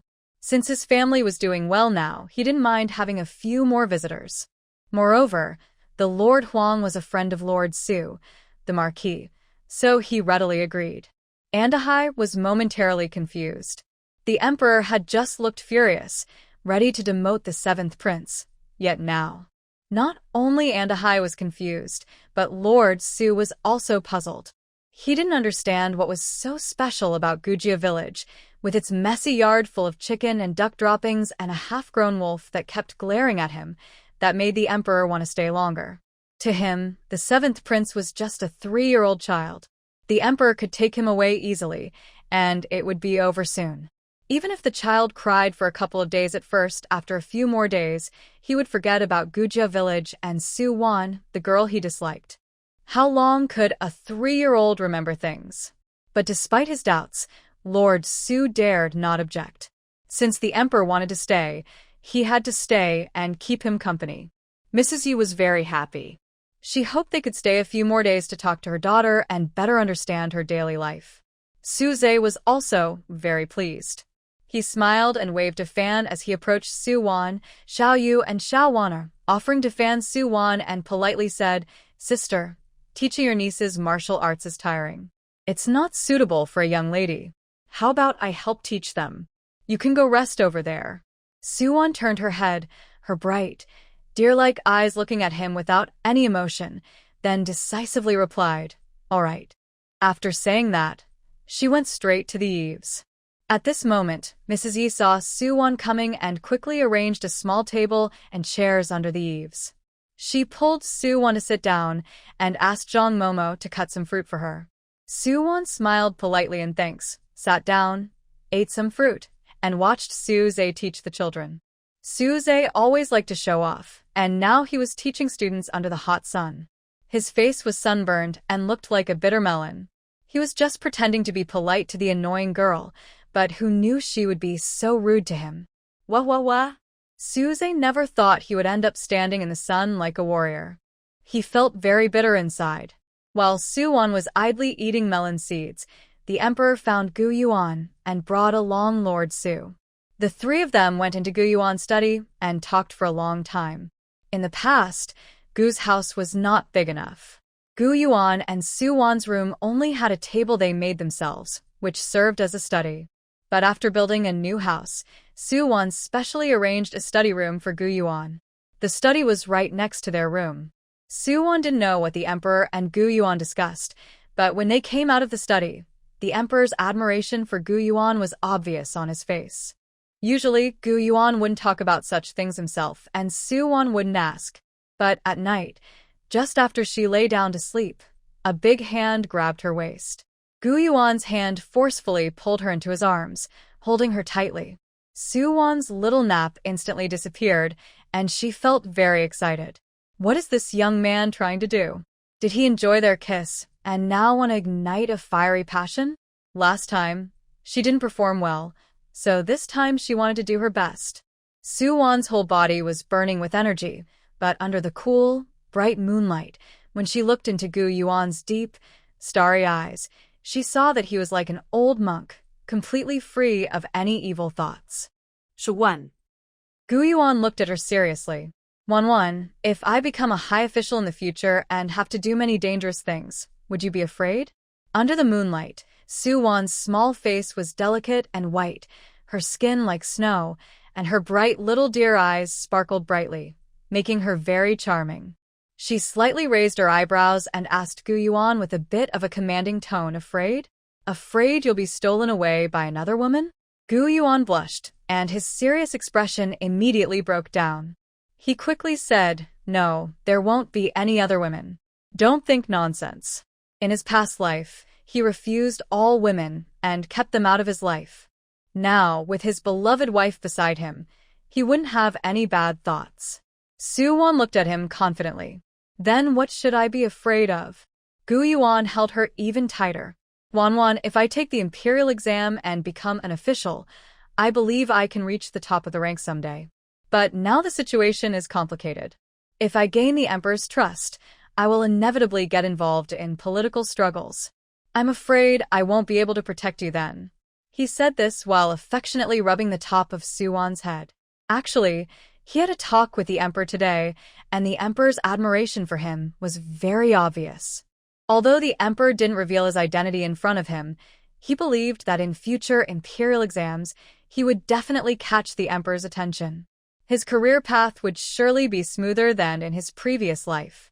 Su-won peeked out from his embrace, resting her hand on his shoulder, acting like close brothers, and confidently declared, "It's okay. If you can't protect me, I will protect you. Do whatever you want, and do it boldly." When Gu-yuan was brushing her hair earlier, smelling the faint fragrance, he had some romantic thoughts. But now, those thoughts disappeared because of Su-won's confident actions and words. He chuckled self-deprecatingly, with a tone full of affection and helplessness, then gently rubbed her hair and said, "Go to sleep." Since crossing over, Su-won had no worries, so she ate well and slept well. When she heard Gu-yuan tell her to sleep, she curled her arms and legs around him like a lazy bear and quickly fell asleep.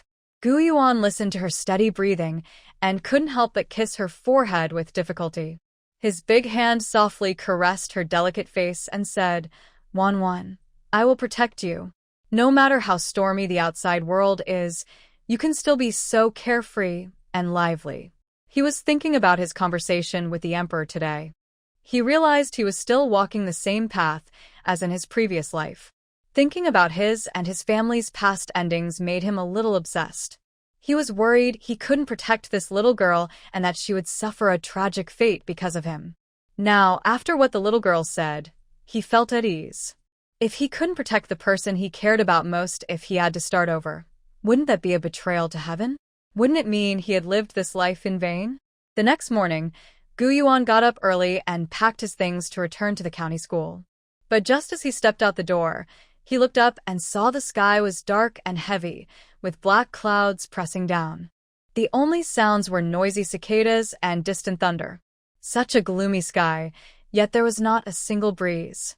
People stood still, sweat pouring down in big drops. Gu Daniu and Gu Erniu had already prepared the donkey cart and were ready to go harvest fresh corn. When they saw Gu-yuan come out, Gu Daniu called out to him, "A Yuan, get in the cart. Today, old heir and I plan to go to the town to collect wine. The town is not far from the county seat. We'll take you there first, so you don't have to ride the bumpy ox cart slowly. Gu Yuan frowned as he looked at the dark sky. He also stepped outside the yard to check the lush green corn standing in the field. The corn had already been coated with a sticky substance, indicating it was the time to eat tender corn. However, it was still about 2 weeks before harvest and storage. The heavy rain started with hail. In his previous life, he didn't know about water wheels, and the village didn't grow crops, so when the hail fell, people only worried about their houses, not the crops. When Gu Yuan told the village chief to reinforce the houses and cover the roofs with dry grass, he also thought about harvesting the corn in the field. But at that time, no one listened to him. This year, after working for half a year, they couldn't plant any other crops. The villagers relied entirely on the corn in the field to get through winter. No one wanted to harvest the unripe corn prematurely. But if they didn't act now, and the hail came down, the entire crop would be destroyed. Gu Yuan returned from outside the yard and said to Gu Daniu and Gu Erniu, who were packing the donkey cart, "Big brother, second brother, it looks like a heavy rain is coming. Let's not go out today. I'll talk to Dad. Our whole family should go and quickly harvest the corn before the storm hits." Gu Daniu and Gu Erniu looked at each other. "A Yuan, the corn just started to mature. It's good for eating tender corn, but if we dry it for storage now, it'll all be half-matured grains, and the yield will drop by at least half. How can we harvest now?" Gu Yuan explained, "The sky is dark, and it's very hot. I just looked outside. The leaves of the willow tree at the door are flipping upward. According to the books, when this happens, hail is likely to fall before the storm. If we don't harvest the corn now and it gets hit by hail, it won't just reduce the harvest by half. There might be no crop at all. But if they don't take it back, just like Gu Yuan said, no rain or hail falling from the sky, if the newly grown corn gets hit by hail, it will be just like Gu Yuan said. Nothing will be left." Second Uncle Gu hurried out to check the big willow tree beside the yard gate. Sure enough, he saw the willow leaves turned upward. He ran back, wiped the sweat from his forehead, and said, "Big brother, the willow tree outside really is like A Yuan said. Its leaves are all turned upward. I've never seen such a strange thing in all my life. A Yuan reads a lot. He wouldn't be wrong. We should harvest the corn now." Big brother Gu made a firm decision, saying, "All right, A Yuan. I'll tell Dad and Mom. You go to the Li Zheng's house and talk to Uncle Li about this. If some villagers believe it, they can help us gather some of the crops." After saying that, Gu Big Brother went to find Old Man Gu. Although Old Man Gu felt sad, he knew that Gu Yuan wouldn't speak without reason, so he quickly gathered the whole family, and everyone went out to the fields. The Gu family went to harvest the crops. Even the Emperor, Lord Su, and Su Zhe, who lived at the Gu house, weren't resting. They all went to help. The Emperor not only asked Andahai to help shuck the corn but also joined in himself. Yang Lijing held a broken copper gong, ringing it and shouting in the village, "The sky looks dark, it might hail. Everyone, be sure to harvest early." Some villagers heard this and came out to question Yang Lijing. "Lijing, the corn has just been shucked. If we harvest now and no hail comes, who will be responsible for the loss?" Yang Lijing, with his authority as village head, gave him a stern look. "Some of you have noticed that a hailstorm might be coming. I'm just here to warn you. If you believe it, go ahead and harvest the corn. Whatever you can gather, gather it. If you don't believe it and the hail destroys the crops, don't come crying." Those who still doubted or hesitated, seeing the Gu family already loading corn onto donkey carts to take home, felt a bit uncertain, but also somewhat convinced. Compared to losing everything, losing half was still better. In less than an hour, every household in Gu village was out in the fields, rushing to harvest the corn. The sky remained dark until noon. While helping Yang Fanfong harvest her family's corn in the field, Suwon heard the hail thudding onto the ground. Suwon threw a freshly picked corn cob into the basket on the donkey cart and casually pulled Yang Fanfong onto the cart. "Hurry home," she said. As she spoke, she whipped the donkey, which immediately started heading home. The others in the field also quickly ran home carrying the remaining corn they had grabbed. At this moment, Gu Yuan was in Yang's field. He watched helplessly as his wife pulled Yang Fanfong onto the donkey cart and hurried away, without even glancing at him. Although he knew Soo-won didn't stop because the cart couldn't hold so many people, he still felt uncomfortable. When the donkey cart reached Gu's house, hailstones started falling heavily from the sky. Several hailstones almost hit Yang Fanfang's head, but Soo-won quickly shielded her. After another hailstone was blocked, Yang Fanfang nervously grabbed Soo-won's hand. "Fourth aunt, how is your hand? Are you hurt?"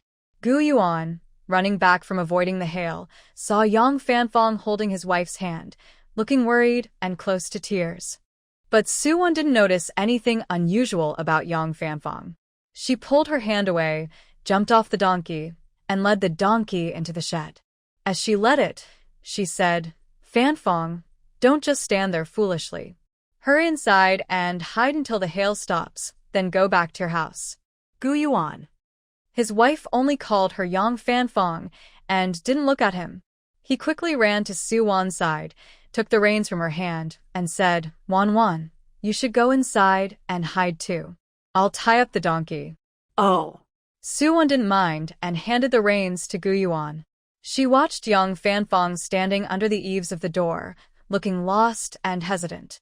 She quickly stepped over, grabbed Yang Fanfang's hand, and pulled her into the house. Gu Yuan looked at the reins in his hand, and then at his wife and Yang Fanfang holding hands. After Soo-won pulled Yang Fanfang into the house, she felt a bit nervous and shy. She rubbed her hands and blushed like a peach. She said to Soo-won, "Fourth aunt, I think I'll just hide outside the yard for a little while. It's not good for me to come to your house." Before she finished, Chun, who brought tea, spoke up. "Fanfang, that thing with our distant cousin is already over. Yuan and Wan are not petty people. They won't mind so much. Don't keep that in your heart. Why are you hiding under the door when there's such large hail outside?" Yang Fanfang carefully looked at Soo-won and saw that Soo-won didn't seem upset at all. She finally relaxed. Soo-won poured herself a bowl of soup and pushed another bowl toward Yang Fanfang. Drink it. "You got a little rain earlier, so it will help warm you up." Gu Yuan finished tying up the donkey and saw this scene when he entered. He noticed that there was no third bowl of soup on the table. Not sure what was going on, he couldn't help feeling a bit jealous and a little sad. He said, Wan, isn't there a soup for me?" Soo-won looked up at Gu Yuan with a puzzled blink. Why was this little tendergrass feeling upset? Usually when he came back, he was self-sufficient. She never served him tea or water. She was a bit confused and didn't understand where the feeling of jealousy and grievance from the little tendergrass was coming from. So she foolishly handed him the half-drunk soup in her hand. "Here for you." Gu Yuan took the soup from Soo-won's hand and immediately smiled. "Thanks, Wan." After saying that, he picked up the half bowl of soup and drank it all in one gulp. Just then, Mrs. Chun brought soup for Gu Yuan. Seeing this, she couldn't help but scold him. "Fourth brother, what's wrong with you? You don't have your soup, and you didn't think to go to the kitchen to get a bowl yourself? Why did you want ones to drink?" She then handed the soup she had prepared for Gu Yuan to Soo-won. Gu Yuan had just finished drinking the soup his wife had given him and felt warm from head to toe. He didn't mind his mother's favoritism and smiled as he said, "Okay, Mom. I'll go to the kitchen myself to get some." Mrs. Chun looked at Gu Yuan's beaming smile and was momentarily stunned. Even though she was Gu Yuan's mother, she had never seen him smile like that before. In fact, he didn't smile much, and most of his smiles were polite. What was going on? Suddenly, she wondered if Gu Yuan might have some lingering effects from being hit on the head by bandits last time, which was only now showing. She was about to ask Soo-won when she saw Gu Yuan come out of the kitchen after drinking the soup. He looked up at the falling hailstones, which were about the size of a baby's fist, and fell into deep thought. Looking at it this way, Gu Yuan didn't seem to have any problems. So, Lord Chin didn't ask Soo-won about it. Instead, he urged Soo-won to quickly change into dry clothes and reminded her to find a new outfit for Yang Fanfang. Gu Yuan stood under the eaves, watching the hail, his brow furrowed. Last time, when he went to see Lord Fan, he told Lord Fan to be careful of floods and to prevent plagues. He also mentioned that if the weather was very gloomy, hot, with thunder and no wind, it was likely to hail. In such cases, He advised informing the local official in advance and to harvest early if such weather appeared. But today, it seems either Lord Fan didn't take the hail warning seriously and didn't notify the local official, or the local official, Yang, didn't pay attention after receiving Lord Fan's message. He hoped it was the latter, and that there weren't many officials like Yang who ignored such warnings. The emperor didn't know when he had come to stand beside Gu Yuan. His face looked even more worried than Gu Yuan's, staring at the dark sky that seemed to press down like a heavy roof. As emperor, he felt helpless and powerless. Famine and war had already drained the treasury. Now, with a hailstorm, countless affected people might suffer more. It was hard for the court to gather enough relief grain. Moreover, these consecutive disasters might make the people believe that heaven was displeased with him, the emperor, and was punishing him with calamities. If someone used this as an excuse, he feared he might lose the support of the people. Worried about this, the emperor turned to look at Gu Yuan, who was also worried. His admiration for Gu Yuan grew a little more. Later, when he was drinking tea with Lord Su and Gu Yuan, watching the heavy rain outside, the emperor casually sighed and said, "Disasters happen year after year. We finally hoped for rain from heaven, but instead, hail came. Heaven probably isn't pleased with us, the current emperor. I might have to issue a self-blame edict." This was not something anyone dared to say lightly. Lord Su, knowing the emperor's status, was so frightened he nearly fainted and slipped off his chair. Quickly, and Dihai stepped forward and helped him up. The emperor turned to look at him, his face showing no emotion, and asked Brother Su, "What's wrong?" Lord Su, full of fear, understood the emperor's meaning. He dared not speak against the emperor in front of Gu Yuan and quickly waved his hands, saying, "It's nothing, it's just old age making my legs weak." Gu Yuan recalled the situation from his previous life. At that time, when the hailstorm and heavy rain arrived, the emperor was trapped on the road to the southern regions of Jiangnan. He looked very miserable. The continuous natural disasters indeed caused widespread complaints among the people. Additionally, some malicious people intentionally spread rumors, making the people believe that heaven was displeased with the emperor. This incited the common folk, leading to several uprisings across different areas, which worsened the situation for the Daqing kingdom. Eventually, although the uprisings were suppressed, many people had died from the disasters and human conflicts. The emperor issued 3 self-blame edicts to calm the public anger. Natural disasters cannot be stopped, but human-caused tragedies can be avoided. After thinking carefully, Gu Yuan said, "If heaven sends disasters, why should it be seen as displeasure with His Majesty? Shouldn't it be a sign of anger toward the wicked people?" He recalled the lightning during the hailstorm earlier that day, which was frightening. He wondered how many evil people the Thunder God and the Lightning Mother had taken away. Hearing Gu Yuan's words, the emperor suddenly understood. Yes, no matter how many disasters heaven sends, he, as the emperor, remains safe. This means heaven's displeasure isn't directed at him, but at the wicked people who died in the disasters. He only needed to gather some of the wicked who died from natural calamities, especially those struck by lightning or hit by hail, and make them the scapegoats. With proper guidance, the people would believe that he, as the emperor, is in harmony with heaven, and even heaven is helping him clear obstacles. After returning to his room, the emperor immediately summoned Feng Quan and Feng Ke. He ordered, "Go and find out who was struck by lightning today and who was killed by hail. Once you find out, don't report to me directly. Instead, spread their evil deeds widely and compose 1 or 2 light-hearted poems for the beggars to sing." The heavy rain continued for half a month. During this time, old Master Huang and Lord Su, who stayed at home, were very worried. However, it didn't affect the Gu family much. Since they couldn't go out, Mrs. Chun and Mrs. Yi took the other daughters-in-law of the family to exchange tips on crafts, making shoes, embroidery, and handkerchiefs. The fabrics sent by the He family hadn't been used yet, but now they had time to cut them into clothes. Suwon could sew with animal hide, but her embroidery was clumsy, like chicken claws. After practicing twice with her mother, 2 aunts, and her little niece Gu Xiaoqing, she lost patience. Instead, she trained Xiaoyu and Xiaowan in martial arts every day. After training, she would send Gu Yuan to the study, claiming she wanted to rest and take a peaceful nap. She used the excuse of taking a nap to lock herself in the house and go into the space to extract the essence of the herbal medicine she prepared, making it into traditional Chinese medicine to help her body. Gu Yuan knew she was doing something alone in the house, but he also understood that it involved Wang Yan's secret. Since Wang Yan didn't want him to know, he chose not to ask. The men at home wore raincoats and straw hats every day, braving heavy rain to patrol the village with the village head and other strong workers. If they saw a house in danger of collapsing, they would help support it with wood and other materials, helping each other get through the disaster. In the loud rain, occasional thunder sounds could be heard, but they weren't from lightning. Instead, they were the sounds of a mountain on the opposite side collapsing because the soil had become loose after long drought and rain. Fortunately, the Gu family village had built many canals for irrigation, so most of the water flowed into the big river, making the mountain collapse less serious. There were no people living at the foot of that mountain, only cleared land.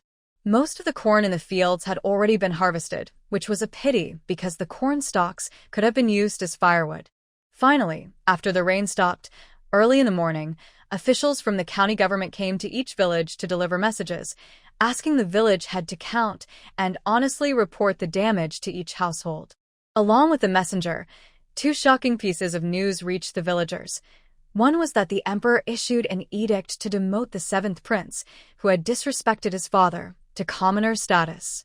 Many people shook their heads and sighed at the cruelty of the imperial family. Though filial piety is considered the greatest virtue, a son should respect and obey his father. But even the upper teeth sometimes touch the lower lip. It's normal for a son to argue with his father now and then. Why did the emperor even disown his own son? I remember 3 years ago, when the seventh prince was born, the emperor was so happy he pardoned everyone. That was just over 3 years ago. What can a 3-year-old understand? And he's the emperor's own son. Why is the emperor so unforgiving? No one can really understand what's going on in the emperor's family. The emperor was walking along the rural path in Gujia village, listening to villagers talk while working. His face grew darker, and he wiped his cold sweat repeatedly, trembling. These ignorant and foolish people really think the emperor is far away and can say anything they want. Even though these words deeply touched the emperor's heart, he had no intention of going back just yet. Fortunately, the topic quickly shifted from the seventh prince being demoted to a commoner to another major event. Hey, did you hear that on the day it hailed, the officials from the government office said a corrupt official in the capital was struck dead by lightning? Yes, I heard. It was that Minister Su. After he was struck, many high officials immediately accused him. The emperor also believed it was a warning from heaven and ordered a strict investigation. Turns out, he was corrupt and involved in selling official positions. People from the government said they found enough stolen goods from his house to fill half the treasury. They even drained the fish pond at his home, and inside, all the water was filled with gold. The officials also said that the stolen goods they confiscated were sent to help us, the disaster victims. The emperor is a good ruler. Even though we're far from the capital, he still cares about us. Exactly. During the drought, he sent money and grain several times. Now, after the hail and heavy rain, he's still sending us money and supplies. He's a good emperor. That's right. Without a good emperor, how could heaven send down lightning to help kill a corrupt official? Hearing these words, the emperor's originally gloomy face finally brightened a bit. The accompanying Lord Su also wiped the sweat from his forehead. The emperor turned to him and said, "Brother Su, your daughter has found a good son-in-law." He remembered it was Gu Yuan's idea that helped him, the ruler of the country, avoid this crisis. If it weren't inconvenient to reveal his identity now, he would reward Gu Yuan greatly. Lord Su awkwardly smiled and replied, "Lord Huang, you flatter me. My son-in-law is just a simple, naive boy from the countryside. He just blurted out a few foolish words, and yet he's considered wise by today's standards." The emperor, in a very good mood, patted Lord Su's shoulder, and said, "Brother Su, being so modest isn't good." Lord Su's smile grew more strained. He wasn't being humble. He simply didn't want that brat to succeed. The worse that brat was, the more reason he'd have to let that stubborn girl divorce him. The emperor didn't notice Lord Su's expression. Since they had come this far, he naturally remembered that the Dingbei Marquis's only daughter was betrothed to his third son as the main wife. Now, another daughter's matter had suddenly come up. So, he asked, "Brother Su, I heard that you only have one daughter in your household. How is there another daughter living among the common people, and has she married into a family? But originally, your respected husband had twins, and one of them was lost among the common people, or perhaps this is a goddaughter recognized by your respected wife." Lord Su quickly thought to take this chance to tell the emperor that Su-won and Su-chiue are twins. Su-won was accidentally left among the common people by careless servants, and he thought she was no longer alive. However, over the years, his wife sought medical help among the common folk and, by a twist of fate, found her again. But he hadn't spoken yet. Meanwhile, Su-zhe, who was also idly wandering with nothing to do, turned his fan and spoke first. "Lord Huang, you misunderstood. Wanwan is not my mother's goddaughter. My mother only had one daughter, which is Wanwan. When my mother was giving birth." Su-zhe blurted out everything, how Lady Tang swapped the daughters and how she mistreated Su-won, directly telling the emperor all the details. Lord Su glared fiercely at Su-zhe, nearly losing his soul from anger. The third prince and Yuer weren't even married yet, and Su-zhe, this little brat, told the emperor about Yuer's marriage. If not for the emperor being present, he almost wanted to whip Su-zhe right then and there. Su-zhe felt his father's anger, but didn't care at all. Does Su-chiue even deserve to be a sister's twin? He wouldn't let himself be wronged into being a twin with Su-chiue, even if his father beat him to death.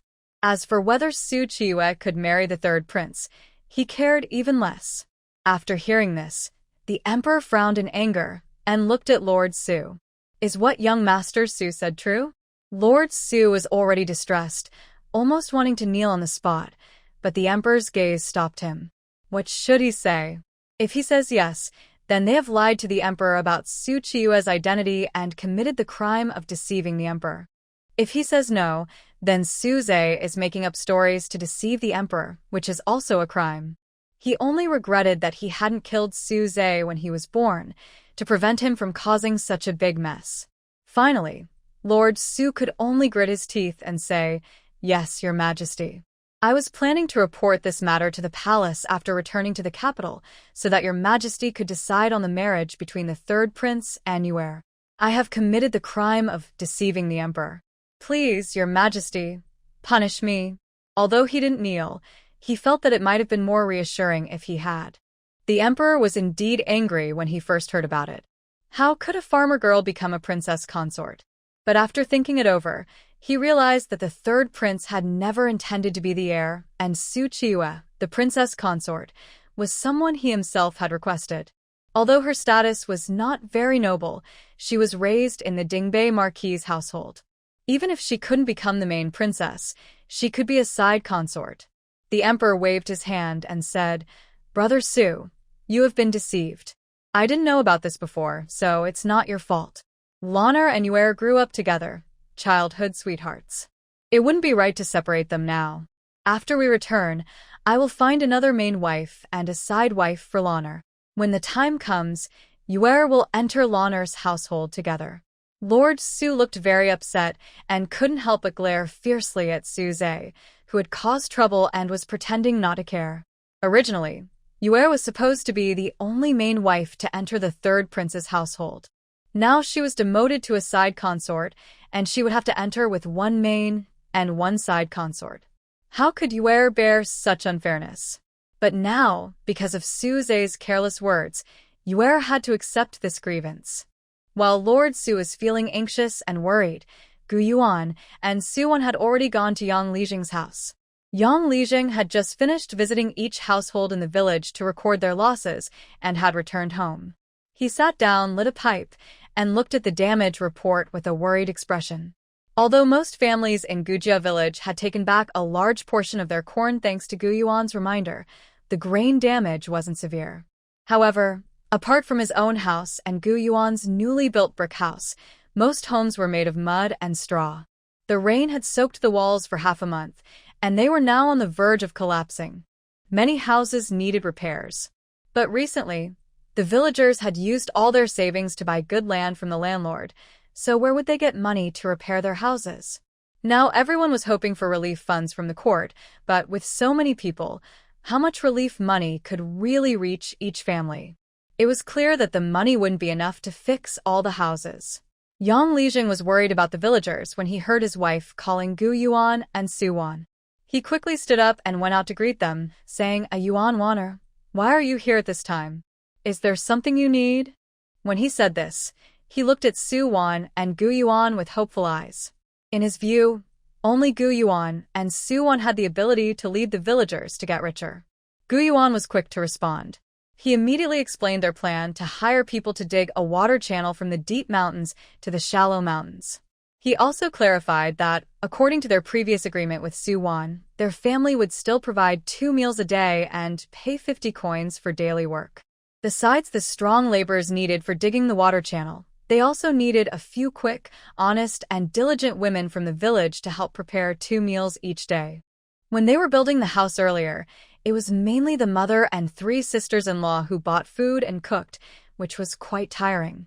Suwon saw this and decided to hire some help to share their workload. However, the wages for cooking were lower than for the physically demanding work of digging the water channel. Cooking only paid 10 coins per meal. The village chief listened and nodded repeatedly. He said, that's right. Cooking at home is easier and safer, unlike working in the mountains where there might be dangers. So, it's natural that the pay is a bit less. Then I'll trouble you, village chief. Gu Yuan politely thanked him and added, Village chief, I also have one more thing to ask. As you know, we didn't buy good farmland but a few hundred acres of mountain land. Wanwan wants to try planting some grass there to see if it grows. Although we have many people, everyone has their own tasks, and the mountain land is too wide. So, we want to hire a few people to help us look after it long term. They should be smart, honest, and hardworking. The village chief readily agreed. He said, Yuan, don't worry. Since you trust me, I'll make sure to handle this properly. As for hiring long-term workers, I've been keeping an eye out for you. I'll find a few who are quick, diligent, and neat with their work. Gu Yuan bowed again to thank the village chief. Suwon left a small jar of wine and a bag of sugar at the village chief's home before saying farewell and leaving. After Gu Yuan and his wife left, the village chief immediately gathered the villagers and told them about the Gu family's need for workers. Because they planned to go deep into the mountains, the pay was raised to 50 coins a day. The villagers, worried about losing half their corn harvest, suddenly became very happy. With such high wages and 2 meals a day, who wouldn't want to work for them? Moreover, although the hailstorm and the damage to the cornfield ruined the crops and left the land empty, it was still not the season for planting wheat or rapeseed. Each family was only growing vegetables for their own use. There was no need for strong laborers for this work, as the women in the family could handle it all. Although venturing into the deep mountains might involve the risk of encountering wild animals, with so many strong workers together, there's nothing to fear. Only widow Yang and her son Yang who feel very unhappy. The Gu family is now prosperous, and they feel a mix of envy and resentment. However, because they once offended the Gu family badly, no matter how high the wages for land work are, they are afraid to get involved. Moreover, Yang, who once brought a plague back to the village from Yanghua Lane. Although he survived by drinking water made from pigweed, and no one in the village died from the plague, the mother and son are now increasingly disliked by the villagers. They are treated like street rats.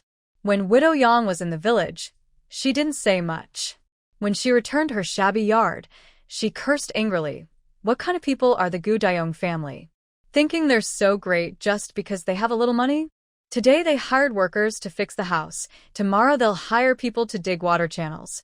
Those people are really blinded by a few coins, eager to serve them like dogs, not even looking at what kind of family they are, thieves and prostitutes, probably earning black money from somewhere. Yang Hu, feeling annoyed, suddenly brightened his eyes when he heard his mother mention thieves and prostitutes, and he quickly walked outside. Widow Yang hurriedly called after him, "Huzi, where are you going? The work at the Gu family is being managed by someone else. He's your uncle, your father's cousin, and a relative of your family. It's not right to neglect your own kin and go look for favors elsewhere. Go ask him to help you find a job at the Gu family." After yelling for a while, Widow Yang watched Yang Hu walk to the door. She looked at her mother-in-law and asked, "Mother, have you also been blinded by a few coins?" Her mother-in-law was choked by her words, and she watched helplessly as Yang Hu left, then sat down on the ground crying about how unlucky she was. But since their home was already in a remote place, no one heard her wailing even if she shouted until her throat was sore. Widow Yang cried for a while, then felt it was pointless, brushed herself off, and went inside to sleep. Yang Hu headed straight to the town. He had been badly hurt by the young woman who recently married into the Gu family, and he still couldn't get it up. He couldn't swallow this anger. But now, the villagers all protected the Gu family, so he couldn't find a chance to strike. And the new wife of the Gu family was a bit strange, so he didn't dare to provoke her. However, just now his mother reminded him that men and women have different ways. He didn't dare to touch that young girl, but he could think about doing something to her man. While hanging out in town, he met a brother who specialized in finding handsome young men for local brothels. Gu Yuan was quite delicate and good-looking. If he could get him into the brothel. Hee. Yang Hu thought about this and felt happy. He couldn't help but smile widely, showing his big yellow teeth. When he was walking to the village entrance, Yang Dawei, who was just helping the village elders talk with the villagers at home, was carrying A and heading to the fields. They were brothers from the same clan. Seeing Yang Hu, he couldn't help but say a few more words. "Huzi, where are you going again? You're not young anymore. Find a proper job, save some money, and marry a wife. That's the right thing to do. The work at the Gu family's place pays well. If you want to do it, go ask my dad. If you change your ways, he'll give you a chance." Bah. Yang Hu spat at him upon hearing this, not feeling grateful at all, but instead, he spat directly at Yang Dawei. "Who do you think you are talking nonsense here? Turns out it's you. Yang Dawei, you think everyone is like you, willing to marry a wife just to be bossed around and used as a doormat? A grown man living like a dog, so cowardly, and still have the nerve to lecture me? I'm going to the city to make money, so move out of my way. Don't block me, get lost." Yang Dawei's biggest regret in life was marrying Zhang. He had been miserable for decades. Even now that he had divorced her, whenever someone mentioned that matter, he couldn't straighten his back. Hearing Yang Hu's words, he blushed with shame and couldn't say a word. Bah. Yang Hu looked at his honest appearance and spat again in disgust. He pushed him aside, whistling happily as he walked away. Yang Dawei stood there feeling frustrated for a long time. In the end, he didn't say a word, silently carrying his and heading to the fields. Meanwhile, when Gu Yuan and Su Wan returned home, Andahai was already respectfully waiting by the carriage at Dingbei Marquis' estate.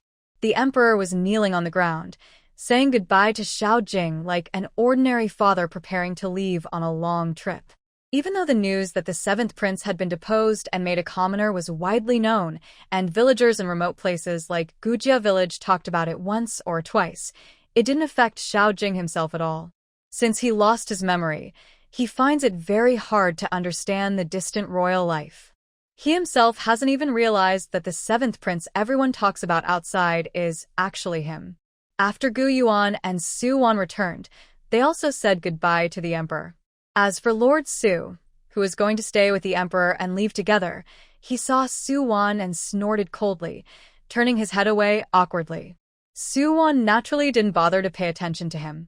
Because Lord Su still needed to accompany the emperor on a secret visit, he couldn't return to the capital for now. So, Lady Yi decided to stay behind at the Gu family's house for a few more days to spend time with Su Wan.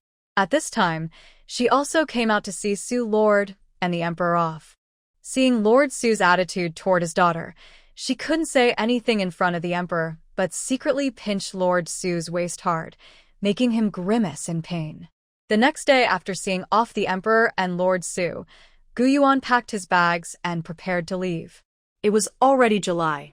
The provincial exam would be organized in August once the officials arrived in the capital city, but traveling from the county to the capital would take at least half a month by carriage.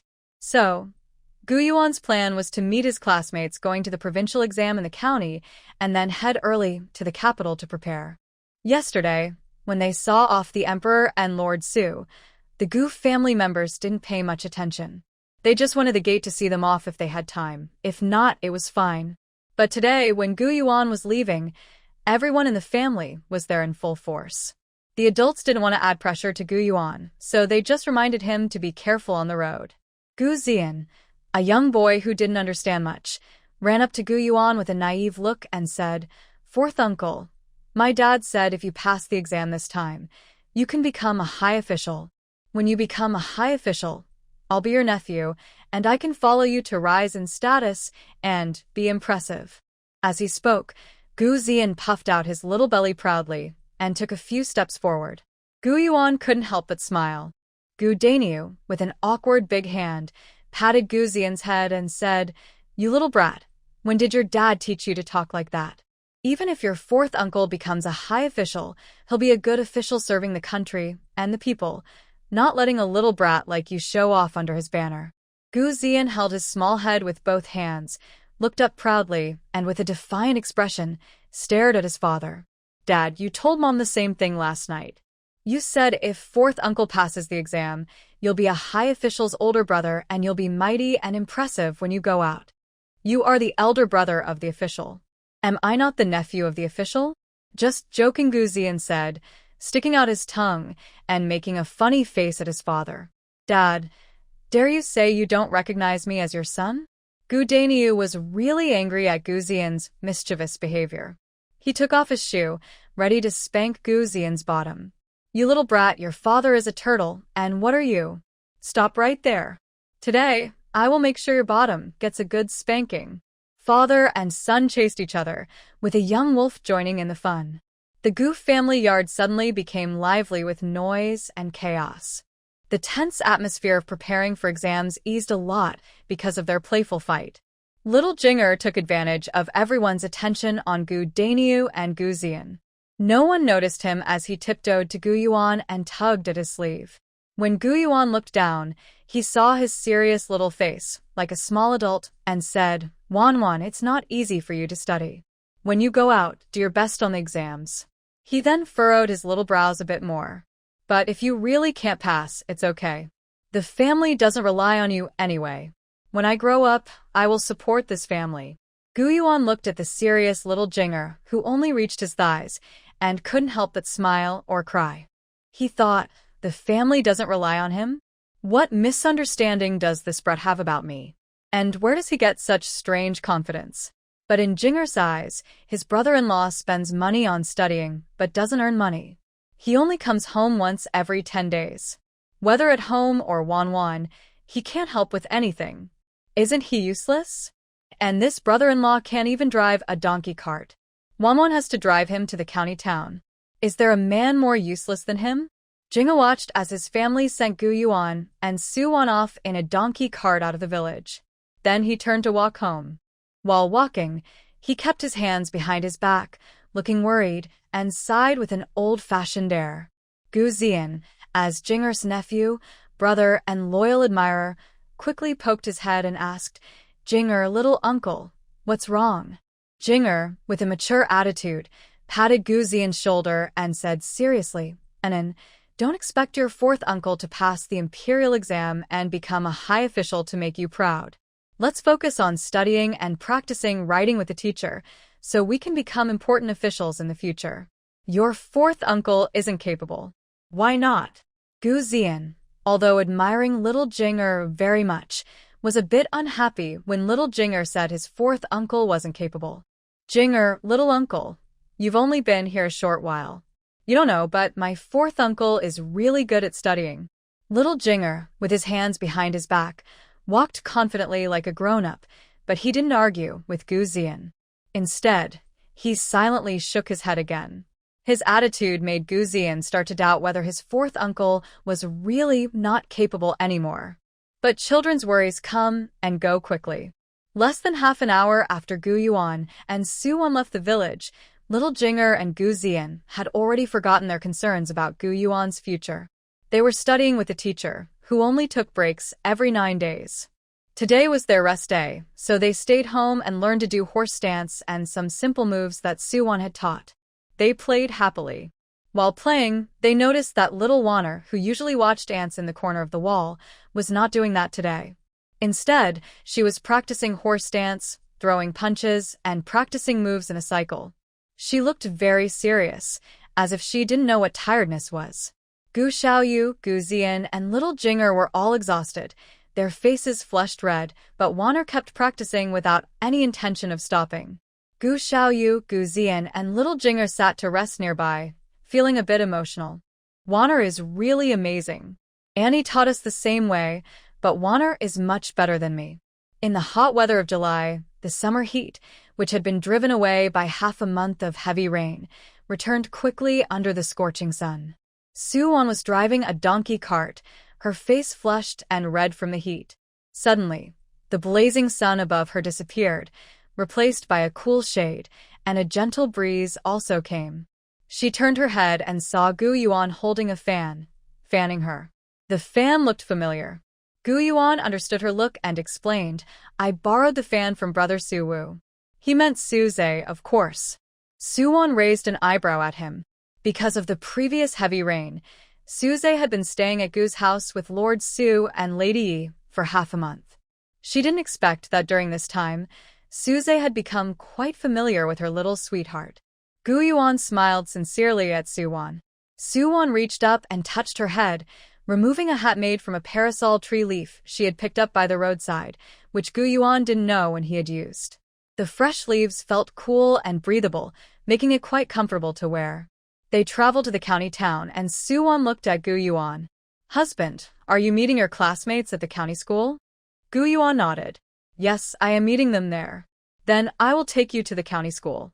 Su Wan gently waved her whip, guiding the donkey to change direction toward the school. But as the donkey cart headed toward the school, just a few steps out, a figure suddenly rushed out from a nearby alley in a flurry. The person wore a light gray long robe with a white thin silk outer garment, clearly indicating they were a student of the county school. Even if it was obvious, neither Su Wan nor Gu Yuan were the type to interfere, so they continued their journey without stopping to help. However, the person had already run past them, but then turned back. After carefully looking at Gu Yuan on the cart, they seemed to clutch a lifeline and, excited, grabbed the cart. "Gu Yuan, Gu brother, save me." Gu Yuan looked at the student holding the cart, showing no particular emotion, and greeted calmly, "Brother Zeng, what's wrong?" Before Zeng Wenxian could answer, a group of fierce-looking thugs suddenly chased out from the alley and surrounded the cart. The leader had a fierce, straight brow, and upon seeing Zeng Wenxian, his eyes widened like copper bells. "Zeng, still trying to run? Today, either leave your money or your hands. Daring to play tricks in front of Ming Yi, I think you're tired of living." The man calling himself Ming Yi stabbed a shiny big sword into the wooden donkey cart, startling the donkey, which panicked and spun around several times. Su Wan reached out and stroked the donkey's neck to calm the frightened animal. She shot a cold glare at Yi. "You scared my donkey." Ming Yi, as the leader of the gambling house, had seen many fierce people and was not afraid of anyone. But just now, a glance from the young girl made him feel a little scared. He was rough, but not stupid. He knew that someone with such presence, even if they looked unremarkable, was definitely not an ordinary person. It was better not to offend someone like that. He immediately put away his long sword, clasped his fists, and bowed to Su Wan, saying, "Young lady, sorry for disturbing you. This scholar dared to cheat at our casino, and we had no choice but to chase him out to seek justice. This has nothing to do with you. You and your husband can leave first." At this moment, Su Wan finally looked at Zeng Wenxian, whom Gu Yuan called Brother Zeng. Zeng Wenxian looked like a typical scholar, with neat features, clear eyes, and a kind appearance, not at all like someone who gambles. But appearances can be deceiving. Su-won didn't know Zheng Wenxian, so she couldn't judge whether to get involved just by his looks. She looked at Gu Yuan. Gu Yuan's face was calm, and others couldn't see his true feelings, but Su-won could tell he intended to intervene. However, before either of them spoke, Zheng Wenxian said first, "Brother Gu, sorry. I was desperate and panicked, and in my confusion, I saw you and your wife in the donkey cart and stopped you. This has nothing to do with you. Please go ahead and leave." Gu Yuan's mind drifted back to his past life. Back then, the Gu family was struggling with a disaster and had spent all their money on medicine and doctors, hoping he would succeed in the imperial exams and change their fortunes. They couldn't afford a donkey or a cart. His parents also worried that he might be exhausted from studying after a serious illness, so they gave extra money to Uncle Qing Shui to take him to the county town. The ox cart was much slower than a donkey cart. When he arrived in the county, it was already an hour later than now. At that time, he also encountered Zheng Wenxian, who was being chased out of the casino by thugs. He couldn't help Zheng Wenxian then, so under Uncle Qing Shui's advice, he went straight to the county school instead of helping him. Zheng Wenxian was beaten half to death by the casino thugs and missed that year's provincial exam. But in the next exam, he became the top scorer, and his results in the imperial and palace exams were impressive, eventually entering official service. Although they served in the same government, they didn't have much contact. When Gu Yuan first learned that he was selected for the Hanlin Academy, he worried whether someone who frequented casinos could be a good official. But later, he proved that Zheng Wenxian was indeed a good official who cared for the country and the people. Even when he was summoned back to the capital by 12 imperial edicts and imprisoned in the heavenly prison, only Zheng Wenxian, a former classmate he once saw as dead, visited him in prison and even knocked on the drum to appeal for his innocence. It was the will of the new emperor to have him die. A small official like him couldn't change that. Gu Yuan didn't know until his death why Zheng Wenxian entered the casino in his past life, but now it didn't matter to him. Gu Yuan looked at Ming Yi and spoke coldly. "You just said Zheng brother left some money behind. Do you know how much he was supposed to leave?" Ming Yi examined Gu Yuan from head to toe, then glanced at Su-won beside him. He then spoke slowly. "What? Is this something you want to get involved in, young master?" Zheng Wenxian usually had little contact with Gu Yuan. At most, they knew of each other from school, exchanged nods or greetings when they met. The reason he called Gu Yuan just now was simply a reflex in a dangerous situation. So, even he didn't expect Gu Yuan to get involved. Hearing Gu Yuan's words, he was shocked and looked at Gu Yuan in surprise. "Gu brother." Gu Yuan ignored Zheng Wenxian and focused on Ming Yi. His gaze carried a natural authority that made even the fierce Ming Yi feel a bit intimidated. But as the boss of the casino enforcer team, he couldn't show any fear. He confidently said, "Young master, your classmate has been cheating in our casino, blocking 10 rounds, and stealing 93 taels of silver from us. According to our rules, he can either openly bet 3 rounds with our boss, and if he wins all 3, the casino will give him the stolen money. If he dares not to bet, he must return 10 times the stolen money, and we will forget about this matter. Of course, if he loses, he must pay back the money and also surrender his hand." Zheng Wenxian probably didn't want Gu Yuan involved. Just now, he was desperately running away. Now, he stepped forward and stood between Gu Yuan and Ming Yi, resolutely saying, "I'll go back and gamble." Su-won glanced at Zheng Wenxian, who looked tough on the outside but was somewhat nervous inside. She wanted to ask Ming Yi if he could gamble for someone else, but before she could speak, Gu Yuan had already jumped off the donkey cart. He stood tall, and even though he was younger and shorter, his commanding presence made it impossible for anyone to ignore him. He looked calmly at Ming Yi and asked, "May I ask, Ming Yi, does your boss have any rules against having someone else gamble 3 rounds for him?" Master Ming had never encountered such a situation before. After all, getting involved in this kind of matter usually means not only losing a lot of money, but also risking losing an arm. Even among close brothers, no one would normally take such risks for someone else. However, he then looked carefully at Gu Yuan. He thought that although this man looked impressive and commanding, He was basically just a student from a local school, and his appearance made him seem like an honest scholar who wouldn't know much about gambling. Most likely, he had been foolishly reading too much, and when a fellow student was in trouble, he wanted to step in and help.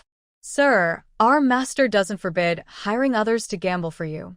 But if your family's finances are not enough, I advise you not to get involved in this matter. Master Ming's gaze was sharp. He felt that Gu Yuan didn't seem like an ordinary person and wanted to make a good impression before Gu Yuan got into trouble. So, he added another warning. Gu Yuan remained calm and respectful, replying, I will gamble for Brother Zeng. Master Ming, please lead the way. After speaking, Gu Yuan turned around with a gentle expression on his face and said to Su Wan, Wan, wait here for me. I'll be back soon. But Su Wan immediately jumped down from the donkey cart, looked up at Gu Yuan, who was a head taller than her, and said, Husband, I want to go with you. Without waiting for Gu Yuan's response, she took his hand and pulled him toward the casino. Gu Yuan knew this girl was stubborn. Once she made a decision, it was impossible to change her mind. So he could only let her follow. As they headed toward the casino, Zheng Wenxian approached Gu Yuan, looking a bit regretful. He said, Brother Gu, I'm really sorry for dragging you into this mess. Oh.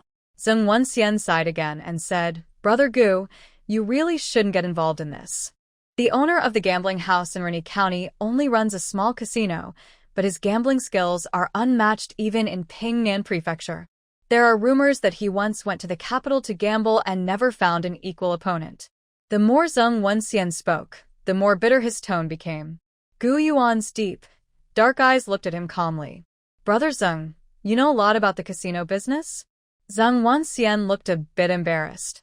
Although in Daqing, both casinos and brothels are legal as long as they are properly licensed. There are no laws preventing scholars from entering brothels or casinos. But scholars value their reputation most. If classmates knew someone was frequenting brothels or casinos, they would surely look down on him. After Wenxian felt awkward, he helplessly and bitterly explained, Brother Gu, please don't make fun of me. Generals don't fight unprepared battles. Since I decided to enter the casino, I made sure to do some homework first. Gu Yuan didn't ask further. Instead, he followed Ming Yi into the casino with him. Although Wenxian said earlier that the casino wasn't very big, once inside, they realized it was actually quite large, with 2 floors in total. The first floor was the main hall, with about 20 gambling tables for dice, pai gao, and other games. Each table was crowded with people, some excitedly shouting and betting, some sighing in disappointment, and others cheering happily. The whole casino was lively and noisy.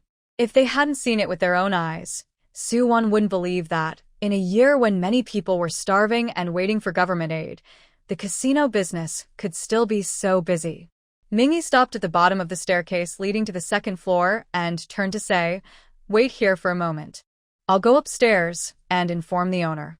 He only told them this politely because he thought Gu Yuan and Su Wan had impressive manners. In reality, as soon as he stopped, his guards stepped forward and surrounded the 3 of them tightly. It only took Mingyi half a stick of incense to come back down. He was still polite and said, The owner invites you upstairs. The second floor of the casino was much quieter than the first. It was divided into private rooms, each separated by walls. Occasionally, passing by 1 or 2 rooms, they could hear sounds from inside, indicating that the stakes in these rooms were much higher than on the first floor. When Mingyi brought them to the last room at the end, he stopped and stood sideways at the door, making a welcoming gesture. The owner is waiting for you inside. When they entered, Wenxian was so nervous that his hands and feet were stiff, and he was walking awkwardly. In his nervousness, he instinctively grabbed Gu Yuan's sleeve like a worried wife, saying, Brother Gu, have you been to a casino before? If you don't know how to gamble, I can do it myself. I'm already grateful that you're willing to come with me. Gu Yuan ignored Wenxian's rambling. He reached out and gently held Su Wan's small hand, giving it a light squeeze to reassure her. Then he walked straight to the gambling table and sat down. On the other side of the gambling table, someone was already sitting there. The person wore a silver mask covering half of their face, with hands resting on the table, exuding a calm, and elegant demeanor. In the middle of the table, a dealer was standing ready. After Gu Yuan sat down, the person with the silver mask fixed their gaze on him. After sizing him up, they asked, "Are you the scholar who wants to gamble with your classmate? Do you know that if you lose 3 rounds, you must pay me 930 taels of silver and lose an arm? If you can't pay the silver, I see you, and this young lady look quite good. I also have some connections with Madam Qin from Qingfeng Tower and Master Fong from Yuzhu Garden. I can send you both to them for proper training. It won't take long before I get my money back." When Gu Yuan heard the other person speak, he instinctively looked at her. At first glance, her voice sounded like a man's, but anyone familiar with such things could tell she was actually a woman using a false voice. When she finished speaking, Su Wan's cold gaze swept her. Although she hadn't heard of the places she mentioned, she knew what they were. Selling her to a brothel was one thing, but selling her to a courtesan house, that woman was quite bold. Gu Yuan's brow furrowed slightly, and his aura grew colder than before, clearly angry. Usually calm and composed, his voice now carried a chill. "Let's begin." The woman with the silver mask smiled playfully, looking at Gu Yuan with a teasing glance. She crossed her arms and raised an eyebrow leisurely, asking, "What do you want to bet? Big or small?" Gu Yuan replied without hesitation. All right. The woman with the silver mask sat up straight, shook her head while looking at Gu Yuan's face, and said, "Such a good appearance. It's a pity to earn money in a place like Yuzhu Garden." Suddenly, a silver light shot toward her. The woman swiftly leaned back, and a sharp silver needle brushed past her face with a cold gleam. Su Wan immediately shot a cold glare, saying, "Stop talking nonsense, or you won't be able to speak later." The woman with the silver mask was not annoyed. Instead, she looked at Su Wan with interest, rubbed her nose, and said, "Oh, little spicy pepper, you're quite fiery." Shuwan. She feels like she's been flirted with by another woman again. Gu Yuan's dark eyes nearly spit fire. How dare someone flirt with his wife right in front of him? Does she think he's dead? A cold smile appeared at the corner of his mouth as he spoke. Across the table, "Since Seng Xiong has already lost 10,000 coins at your place, why don't we make it bigger? Let us bet 10 rounds. If I win all 10, you close your casino and leave Ernie County." Zheng Wenjin almost kneeled when he heard Gu Yuan's words. How desperate must he be to ask such a reckless young man for help? He had already told him that the casino owner was skilled at gambling, and no one had ever beaten him so far, let alone winning 3 rounds in a row. And now Gu Yuan, the fool, wants to raise the stakes to 10 consecutive wins. Isn't that crazy? Isn't it? The silver mask, clearly excited by Gu Yuan's proposed bet, said, "If you lose, your wife belongs to me, and you have to serve me as a servant." Gu Yuan frowned slightly. Su Wan stepped forward and said to the silver mask, "Fine. Then you better beat my husband first." Although she had never known Gu Yuan to be good at gambling, after spending some time with him, she understood him well. Her gentle husband was very cautious.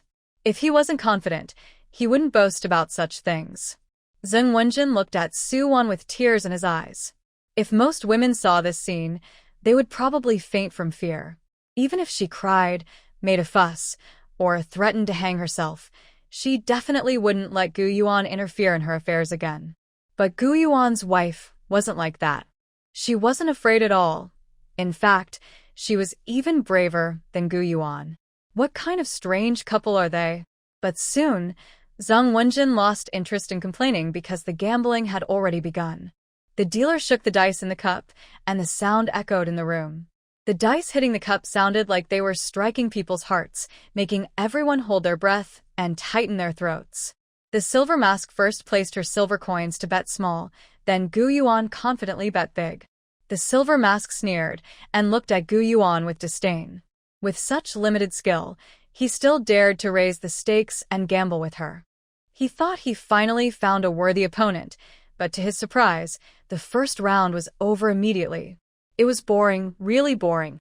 1, 2, 3, start. The dealer's voice was full of excitement, and after shouting out, he lifted the dice cup. 4, 4, 5 points big. The dealer usually called out the points as he rolled, but he stopped halfway. He rubbed his eyes hard and stared at the dice on the table with disbelief. Big? Big? Big. How could it be big? He personally shook the dice just now, so there was no way Gu Yuan cheated again. When he rolled, he listened carefully, and it should have been small, so how did it turn into big? The silver-masked person also looked surprised. She couldn't believe her ears. Did she hear it wrong? Impossible. But she clearly heard small, so why did it become big? She clenched her teeth in frustration. Again. Okay. Gu Yuan looked calm and confident. This time, the silver-masked person looked much more serious than before. After listening carefully, she bet on small again, while Gu Yuan calmly bet on big. He looked very relaxed, not like a gambler risking everything. Su Wan also appeared very relaxed, full of confidence in Gu Yuan, as if she believed he had no chance of losing. Standing behind Gu Yuan, Zheng Wenxian was already sweating and trembling, almost unable to stand steadily. The dealer carefully opened the second roll, but no matter how cautious he was, the result was different from what he heard. He heard small, but the dice showed 5, 5, 6 big.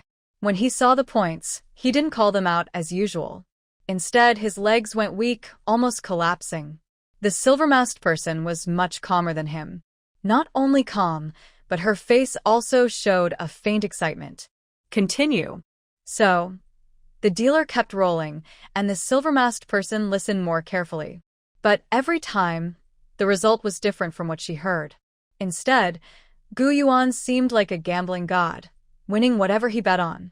By the 10th round, Zheng Wenxian was no longer nervous, but excited. His eyes shone, and he looked at Gu Yuan with admiration. This was incredible, he was like an idol. During the 10th round, the silver-masked person clenched her teeth and took the dice and cup from the dealer. Her eyes burned with determination as she said to Gu Yuan, "Young Master Gu, I want to roll myself this time." May I? Gu Yuan calmly made a gesture to invite her to play and said, "Since the host wants to punish the cheaters, I believe he wouldn't use cheating tricks to ruin his own reputation." This time, the silver mask shook the dice cup so quickly that it looked like a blur. After a moment of dizziness, she placed the dice cup on the table and pushed her chips forward to bet small.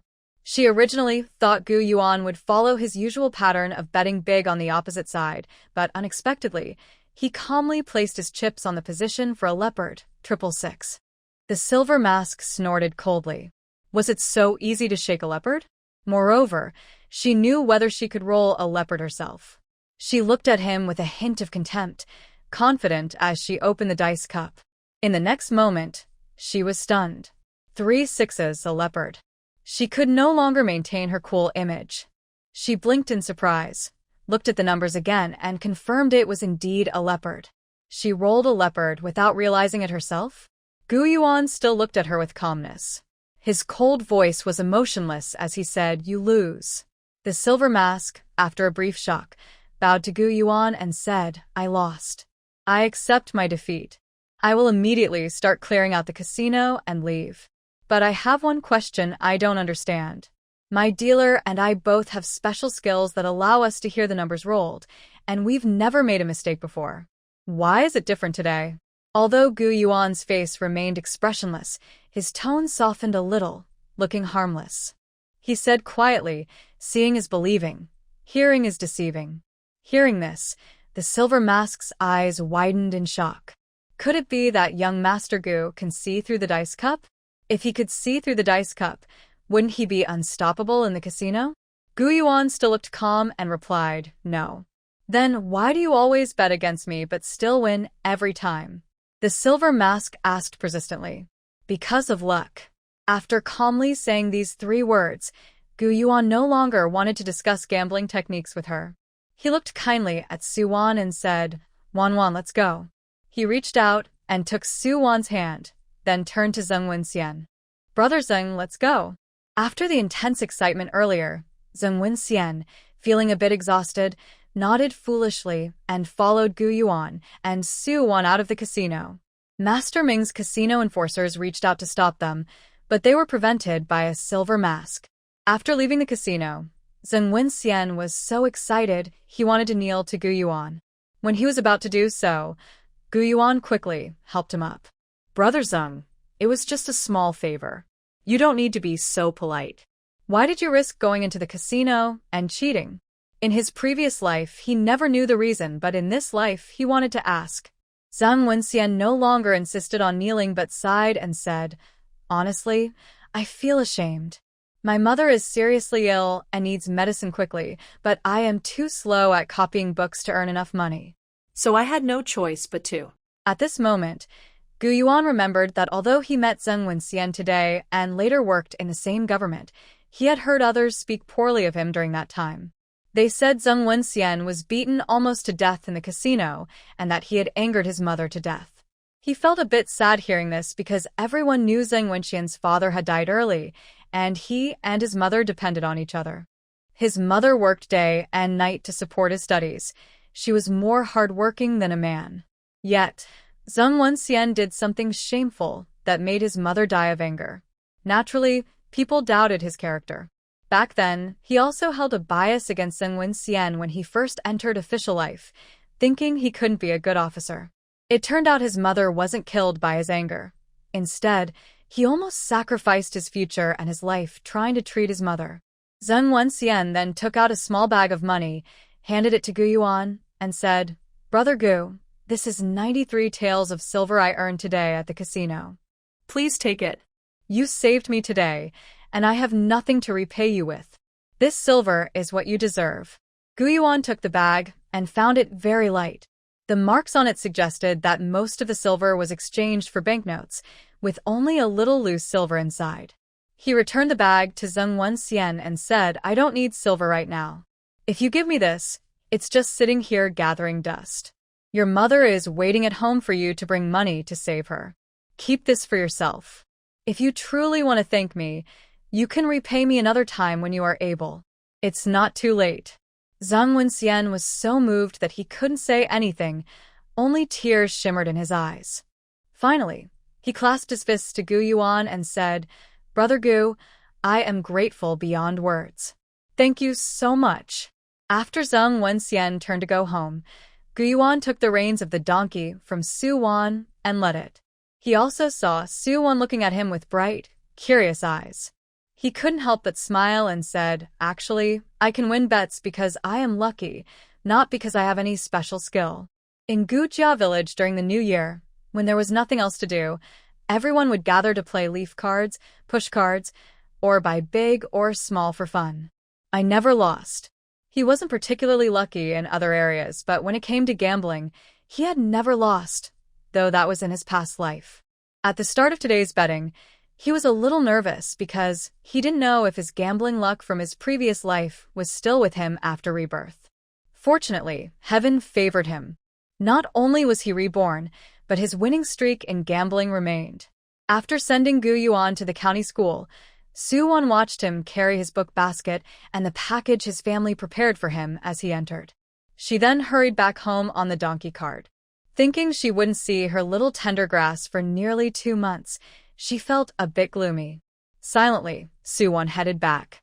When she reached outside the Fai Kai Casino, she saw that the casino's banners had been taken down and the doors were closed. She briefly thought about the woman with a silver mask, looking brave and spirited.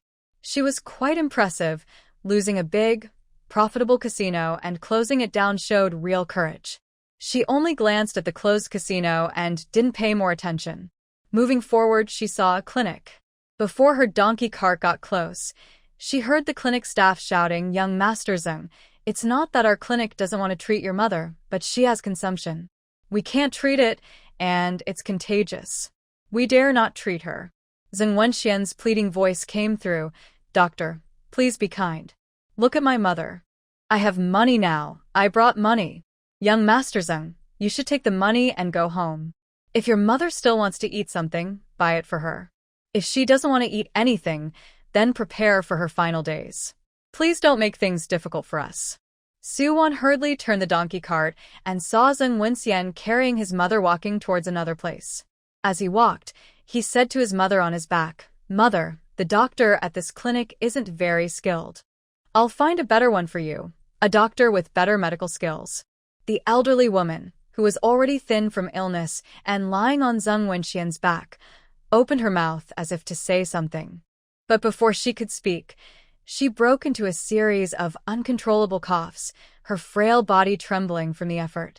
Zheng Wenxian quickly and carefully lowered her from his back, gently patting her back and helping her breathe easier.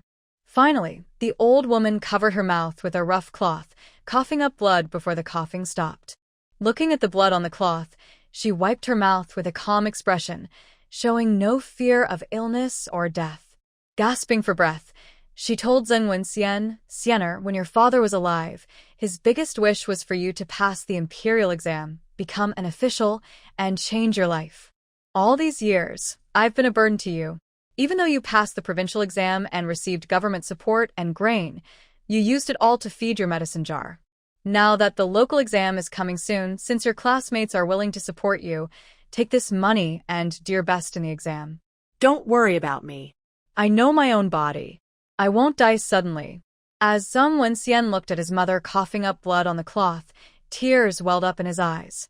He held her hand tightly, squatting beside her, his voice filled with sadness. "Mother, don't say that. Without you, there would be no son. I'll take you to see a doctor now. I believe there are skilled doctors out there who can cure your illness." He then knelt in front of his mother to help her up onto his back. At this moment, Su-won approached, leading her donkey. She said, "Brother Zheng, I know little about traditional medicine. If you trust me, I can try to treat your mother." Hearing the familiar voice, Zheng Wenxian looked up at Su-won, surprise in his eyes. Then he suddenly remembered the rumors from the county school that Gu Yuan had a very good relationship with County Magistrate Fan. During the plague, Gu Yuan's wife had provided a recipe to control and prevent the disease, and she had saved many severe cases from the epidemic. He had always thought that once he had money, he could take his mother to see a doctor. Yet, he never thought of asking Gu Yuan's wife for help to see his mother. He immediately nodded excitedly and said, "I trust her. I trust her. Dr. Su treating my mother is a blessing for us three." Su-won slightly lifted her chin to signal him, saying, "Put Aunt on the donkey cart. You lead the way to your home, so I can examine her." Zheng Wenxian no longer hesitated and carried his mother onto the donkey cart. He then introduced her. "This lady is Dr. Su, who helped my parents deal with the plague in our town, and she is also the mother of my former classmate who sponsored me." Hearing this, Zheng's mother immediately wanted to struggle to get up and kneel to thank Su-won. While guiding the donkey cart, Su-won stopped her, saying, "Aunt, please don't exert yourself. You need rest." Hearing this, Zheng's mother wanted to kneel and thank her, but didn't move. Instead, she kept whispering that Su-won was like a living bodhisattva. The Zheng family lived in the town, but their house was just two small, leaky mud brick rooms, much worse than the houses of rural villagers. Zheng's mother's condition was already serious, and she was not supposed to be tired. After being carried out and around by Zheng Wenxian, by the time they returned home on the donkey cart, she was exhausted and fell asleep. Zheng Wenxian carried his mother into the house and laid her on the bed. Su on the donkey cart and followed inside. She already smelled a strong medicinal scent in the yard, showing that Zheng's mother had been suffering from her illness for a long time. Although the Zheng house was dilapidated and had few decent pieces of furniture, it was kept very clean and tidy. Despite her long illness, there was only a medicinal smell, not a foul odor. It is said that there are no filial children in the face of long illness, but clearly, Zheng Wenxian took very good care of his mother. This made Su-won respect him even more and perhaps understand why the young girl was meddling in his affairs. Zheng Wenxian brought a small stool for Su-won, apologized softly, saying, "Dr. Su, sorry, our home is a bit humble." Su-won's expression remained unchanged by the environment. She sat calmly on the small stool Zheng Wenxian offered, her fingers resting on her mother's pulse. Her pulse was weak and feeble. She looked at Zheng's mother's tongue coating and eyeballs, then listened to her lung sounds before saying to Zheng Wenxian, "Annie doesn't have consumption. It's caused by catching a cold and overworking, which has weakened her lungs." This illness looks similar to consumption and can be mistaken for it, but it isn't contagious and is easier to treat. It just takes time. In the future, she must rest well and avoid overexertion. While speaking, Suwon asked Zheng Wenxian for paper, ink, and a brush, preparing to write a prescription. Lung weakness needs proper care. Even with the targeted medicines from her lab, they only treat the symptoms, not the root cause. Traditional Chinese medicine is needed for a full cure. Suwon could write many characters in the modern language, so she didn't think writing a prescription was difficult. But holding the brush, her strokes were uneven. Horizontal lines crooked, vertical lines not straight.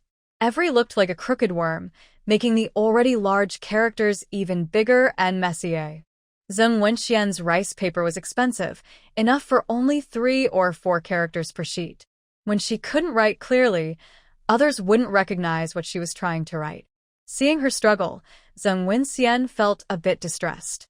His paper, ink, and brushes weren't cheap. He used his best paper, reserved for exams at the county school, when submitting essays to the teacher. Now, such good paper was in Suwon's hands. She considered whether to ask Zheng Wenxian to find her a bamboo stick or small wooden rod. She dipped her brush in ink and started writing. Suddenly, Zheng Wenxian said, "Dr. Su, why don't you tell me the prescription? I'll write it." Okay, Suwon agreed immediately, standing up gracefully and handing over the task of writing to Zheng Wenxian. She calmly read out the names and amounts of the medicinal ingredients, and Zheng Wenxian carefully wrote each one down. After finishing, he checked her work. Suwon looked at the prescription on the rice paper and nodded with satisfaction. She said in a teacher-like tone, "Your handwriting is quite good," though it was still a bit worse than her young apprentice. Maybe because Suwon's expression while reviewing the prescription looked very serious, Zheng Wenxian actually felt nervous, like a student being graded by a teacher. Only after hearing Suwon praise him did he finally relax. Suwon handed the prescription back to him. "Just follow this prescription to get the medicine for my aunt. Take it continuously for a month. After a month, I will come back for a follow-up, and we can change the prescription then. By the way, besides the medicine, you can ask the pharmacy if they have bird's nest. If they do, you can buy some to cook and give to your mother every day. Bird's nest is very good for lung health. You don't need to buy the best quality, just buy some crushed bird's nest." Zheng Wenxian nodded to show he understood. After sending Suwon out, he went back to see his mother. While she was still sleeping, he hurried to the nearby pharmacy to get the medicine according to the prescription. The shopkeeper who prepared the medicine for him knew him well. As he watched his assistant prepare the medicine, the shopkeeper said, "Mr. Zheng, your prescription is for lung problems, but it won't cure your mother's tuberculosis. Your mother has had TB for half a year. You've probably spent all your savings on her. Honestly, if you have money, it's better to buy her good food. When she passes away, you can hold a proper funeral. Spending money on these medicines might not be the best choice." Hearing this, Zheng Wenxian was not angry.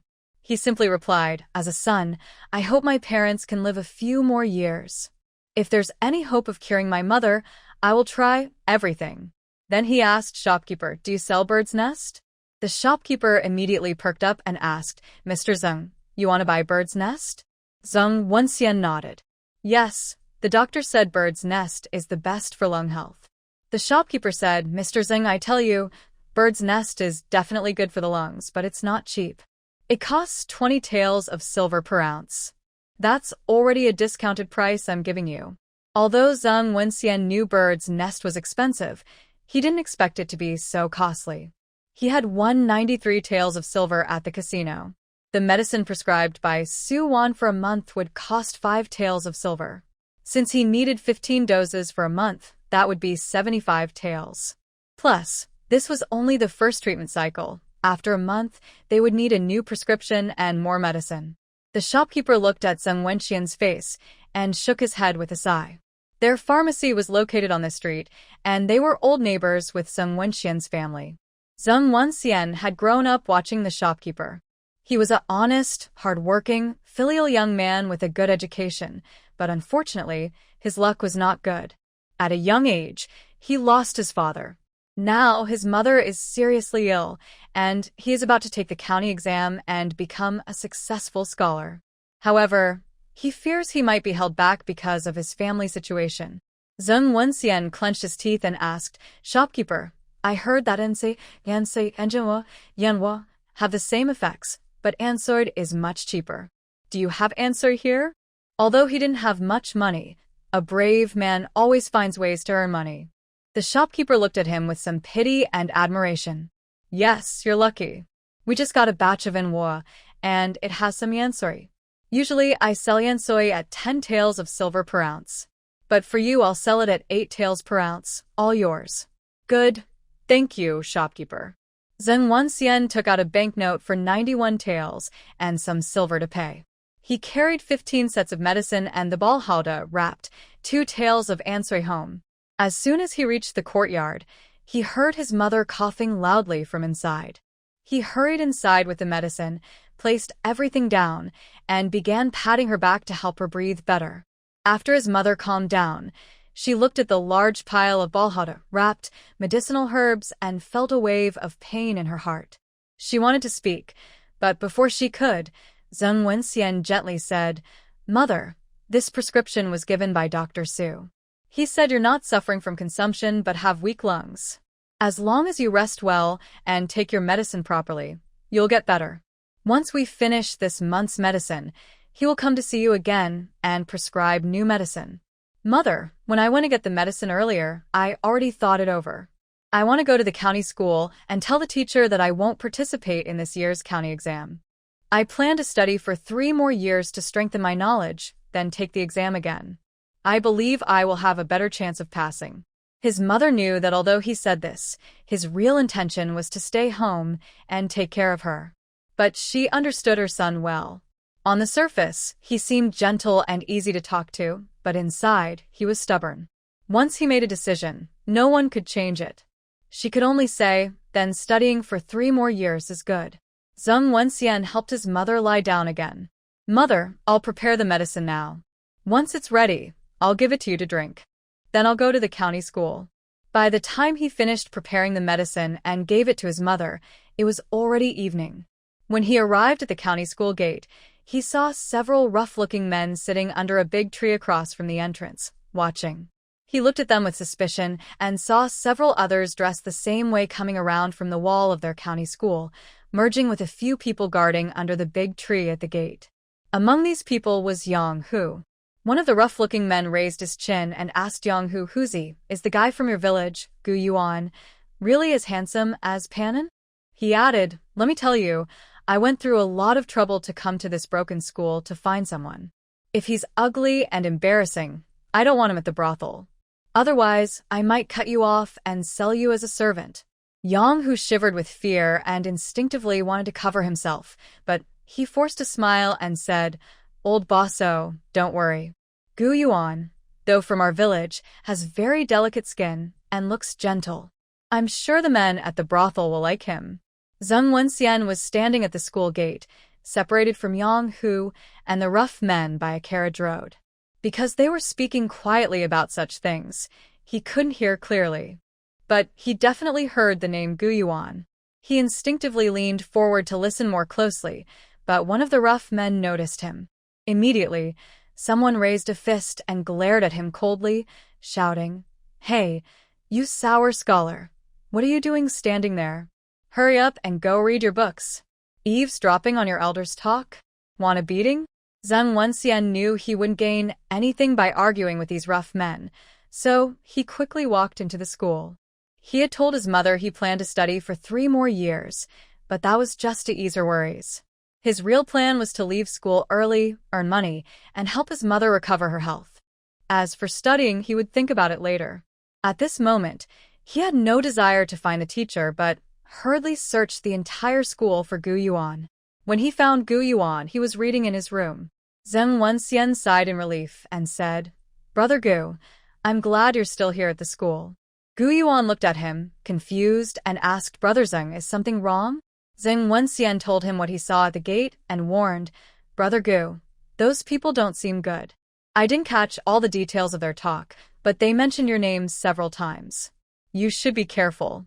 Gu Yuan was thinking carefully while asking Zheng Wenxian to describe the appearance of those people. There were many of them, and Zheng Wenxian didn't remember all their looks, but he did remember one of them was Yang Hu. After hearing his description, Gu Yuan was sure that one of the people he mentioned was Yang Hu. He thanked Zheng Wenxian and then asked about his family situation.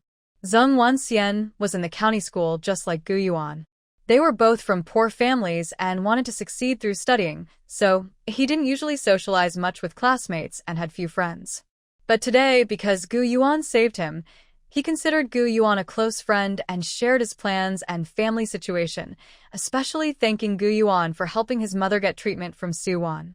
When Gu Yuan heard him praise Wan Wan, his face softened with a gentle smile. He wasn't surprised that Zheng Wenxian planned to drop out because in his previous life, Zheng Wenxian also succeeded in the next exam. He believed Zheng Wenxian still had other opportunities ahead in these 3 years. Otherwise, given his previous life's difficult circumstances, it would have been hard for him to rise and pursue the imperial exams again. After explaining everything to Gu Yuan, Zheng Wenxian went to find his teacher. When he left the county school, the figures of old O and Yang Hu and their group had already disappeared. Originally, old O and Yang Hu planned to sneak into the county school tonight, knock Gu Yuan unconscious, and take him away. But just then, they met a cousin who was also studying at the county school and learned that Gu Yuan and his group were leaving for the capital city to take the provincial exam the next day. They decided that it would be easier to attack Gu Yuan on the way to the city than inside the county school, so they postponed their plan. That night, Gu Yuan, remembering what Zheng Wenxian said, brought a large bronze basin and set up a small trap on his dormitory door. Whenever someone opened the door, the basin would fall and make a loud noise. The dorms at the county school were large shared beds, with more than 10 students in each room. Seeing his actions, the others looked puzzled and asked, "Brother Gu, what are you doing?" Gu Yuan turned to look at the person and said, "We're going to the capital city for the exam tomorrow. It's better to be cautious." Hearing this, the classmate quickly nodded and said, Yes, we need to be careful. I heard that last time, someone put laxatives in the food at the inn where the exam candidate stayed. Many people had diarrhea and couldn't even make it to the exam hall. The others in the bedroom were mostly sighing and loudly criticizing the examinee who took laxatives for wasting the wise books. But not everyone who reads the wise books is a saint. Although they claim to follow the teachings of the sages, their actions often tell a different story. Since they need to rush to the city tomorrow, after a burst of righteous anger and criticism, everyone went back to their beds to sleep. Gu Yuan was prepared and slept peacefully that night. But Su Wan didn't sleep so soundly.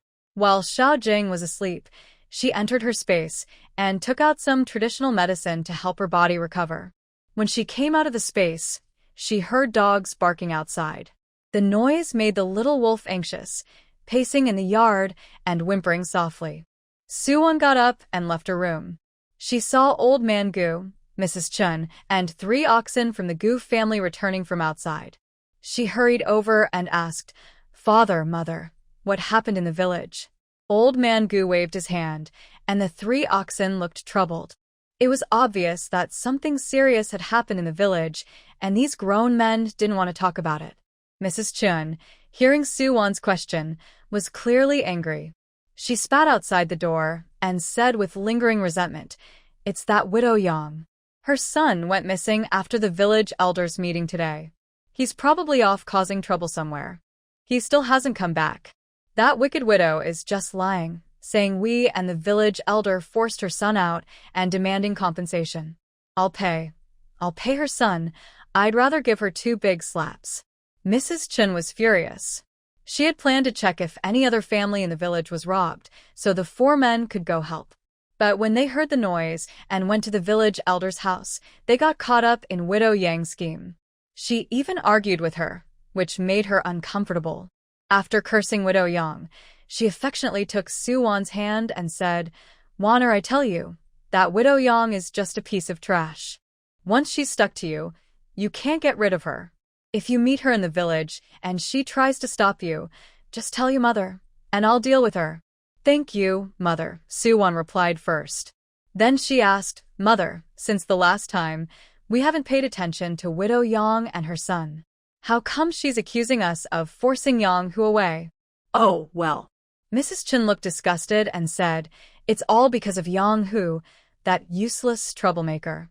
When he saw our family building that big new house, he went and spent a lot of money hiring people to dig water channels up on the mountain.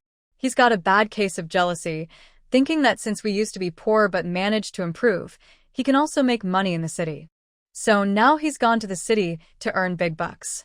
At that moment, Mrs. Wan came out of the room and said with disdain, Yang Hu is just a worthless fellow. He still thinks he can make it big in the city. I bet he's gone somewhere shady again. Su Wan's bright black eyes looked a bit dull. She stood up and said, Mother, I need to go to the county town to find a yuan. Mrs. Chen and Mrs. Wan both scolded Young Widow and her son loudly, but when they heard Su Wan's words, they were both surprised and opened their mouths in shock. After a moment, Mrs. Wan reacted first. Wana, it's late at night. You're going to the county town? Shuwan. Yes. Yang Hu went to the city after the village chief said we wanted to hire workers to dig the canal. That kind of person, if they want to get rich, won't think straight. They'll probably turn to shady ways, and maybe even target a yuan. Mrs. Chen broke out in a cold sweat when she heard this. She had been happy earlier after pulling hair with Young Widow, feeling proud of winning, and didn't think about what Yang Hu might be doing in the city. Now, with Su Wan's reminder, she realized that Yang Hu, in his rush to go to the city, might really be planning something against their yuan. But it was late at night, and Mrs. Chen couldn't let Su Wan go to the county alone. She grabbed her and said, Waner, wait a moment. It's too dangerous for a young girl to go to the county at this hour. Hurry and wake up the eldest, and also knock on the doors of the second and third brothers. Tell them what Waner just said, and let all three brothers go to the county together to see a yuan. Mrs. Wan now felt closer to Gui Yuan and Su Wan than her own siblings. Hearing her mother, she didn't delay and quickly went back inside to call people. As soon as she entered the room, she saw her husband, who had just returned and was now resting his head on the pillow, already sleeping like a pig, snoring loudly. She thought that Yang Hu might be against Gu Yuan. If something happened to Gu Yuan, she wouldn't be able to become the eldest sister-in-law. She also remembered that Waner was still outside, worried. Seeing her husband looking so indifferent and stubborn, she suddenly got very angry. She grabbed a pillow and hit Gu Daniu, shouting loudly, Gu Daniu, get up. That Yang Hu is going to bother Yuan. You only know how to sleep. Even if Gu Daniu was sleeping deeply, he was awakened by his wife's loud shout. He shivered, sat up suddenly, still half-dazed, clenched his fists, and looked around fiercely. Who dares trouble Yuan? I, Gu Daniu, will beat him to death. Monsieur saw her husband's state and knew he was still dreaming. She sharply pinched his soft waist flesh. Who else? That scoundrel Yang Hu. Mother told you to get up quickly, call the second and third brothers, and go to the county town to find Yuan. Tell him about Yang Hu. Ouch. Gu Daniu cried out, rubbing his waist, but this woke him up completely. Didn't Young Widow say Yang Hu was stimulated by the magistrate and us to go to the county to make big money? Why is he bothering Yuan again? Monsieur rolled her eyes. That useless Yang Hu, what ideas for making money does he have? It's just that he saw our family doing well and decided to target Yuan. Stop talking nonsense. Hurry up, get dressed, and call the second and third brothers to go to the county. Monsieur kept talking as she handed Gu Daniu his clothes, helped him dress, and pushed him out the door. Meanwhile, Su Wan and Qin Shi were waiting in the main hall for the three brothers. Gu Wan said to Qin Shi, Mother, I still have to go with the three brothers later. We only suspect that Yang Hu wants to profit from Yuan, but we don't know if he just wants money or also wants to harm him. We also don't know when he plans to act or how many people he's called to do it. Yuan is busy with exams and doesn't have much time to deal with them. I have some martial skills, so if I go with Yuan to the county, I can block any trouble. That way, Yuan can focus on his exams. Mrs. Chen looked a bit worried. She held Su Wan's hand and said after a while, Wan, marrying into our family, you've worked hard. Su Wan's face was gentle with a soft smile. My parents, husband, and sisters-in-law are all very kind to me. I don't find it hard. While they were talking, the three strong men from the Gu family hurried out from behind. When they appeared, they casually grabbed some tools from the yard, looking angry. If Yang Hu had been nearby, these three men from the Gu family probably would have wanted to beat him right then. Suwon stood up and said to the three men, "Big brother, second brother, third brother, please take me to the Marquis estate. I need to borrow a carriage and go to the county town." Mrs. Chen added, "Take one over there. Once you find Mr. Su, come back quickly. Don't wander outside late at night." Gu Daniu scratched his head in confusion. "Mother, didn't you say I should go with second and third brothers to the county town to tell Yuan? How come?" Mrs. Chen shot him a sharp look. "Do what one tells you. No more talking nonsense." "Okay, mother. I understand." Gu Daniu nodded foolishly. The other two brothers quickly agreed. Mrs. Chen looked at her sons with a slightly satisfied expression. She thought they had a good attitude. Since they weren't very clever, they should listen to smarter people to have a better life. Now, Mrs. Chen was especially pleased with her eldest daughter-in-law, Wan. Although she was a bit slow, she was obedient, especially to Wan. Gu Yuan had prepared everything for the night, but nothing happened. When he woke up the next morning, he felt refreshed. He got up early as usual, read quietly, and waited for his classmates to wake up. Once they did, he packed his books and bags to go to the county seat with them. Some classmates from wealthier families had already hired good carriages to go ahead. The rest, including Gu Yuan, had poorer families, so they pooled their money and hired the cheapest carriage from the inn. When Gu Yuan left the county school and was about to get into the carriage, he saw a small figure under the big banyan tree across the street. His face softened unconsciously, and he walked over towards Suwon. After approaching, he saw Suwon with dew still on her dark hair. He couldn't help feeling a bit worried and gently wiped it clean, asking Wanwan, "Why did you come here? Did you leave home very early this morning? Are you tired? It takes more than 2 hours to go from Gujia village to the county town." Since Wanwan was already waiting here so early, she must have left last night around midnight. He felt full of guilt. At this moment, Suze crawled out of the nearby carriage, looking very annoyed, and said, "You know she left home very early today? You might as well have kept her in the county town yesterday. Staying up late and not letting people sleep. You two lovebirds want to be sweet and happy, but you're just making me suffer. Big brother." Last night, when Suwon pulled him out of bed, he was actually quite happy. But when he heard that his sister came to find him late at night just to borrow the carriage to see a man, he was unhappy. No matter how upset he was, he couldn't let his sister, a young girl, ride the carriage to the county town so late, so he had to put on a sour face and come along. Gu Yuan looked at the dark circles under Suze's eyes, feeling grateful and guilty, and bowed his hands politely, saying, "Thanks for your help, brother Suwu." During the heavy rain, Gu Yuan and Suze became close.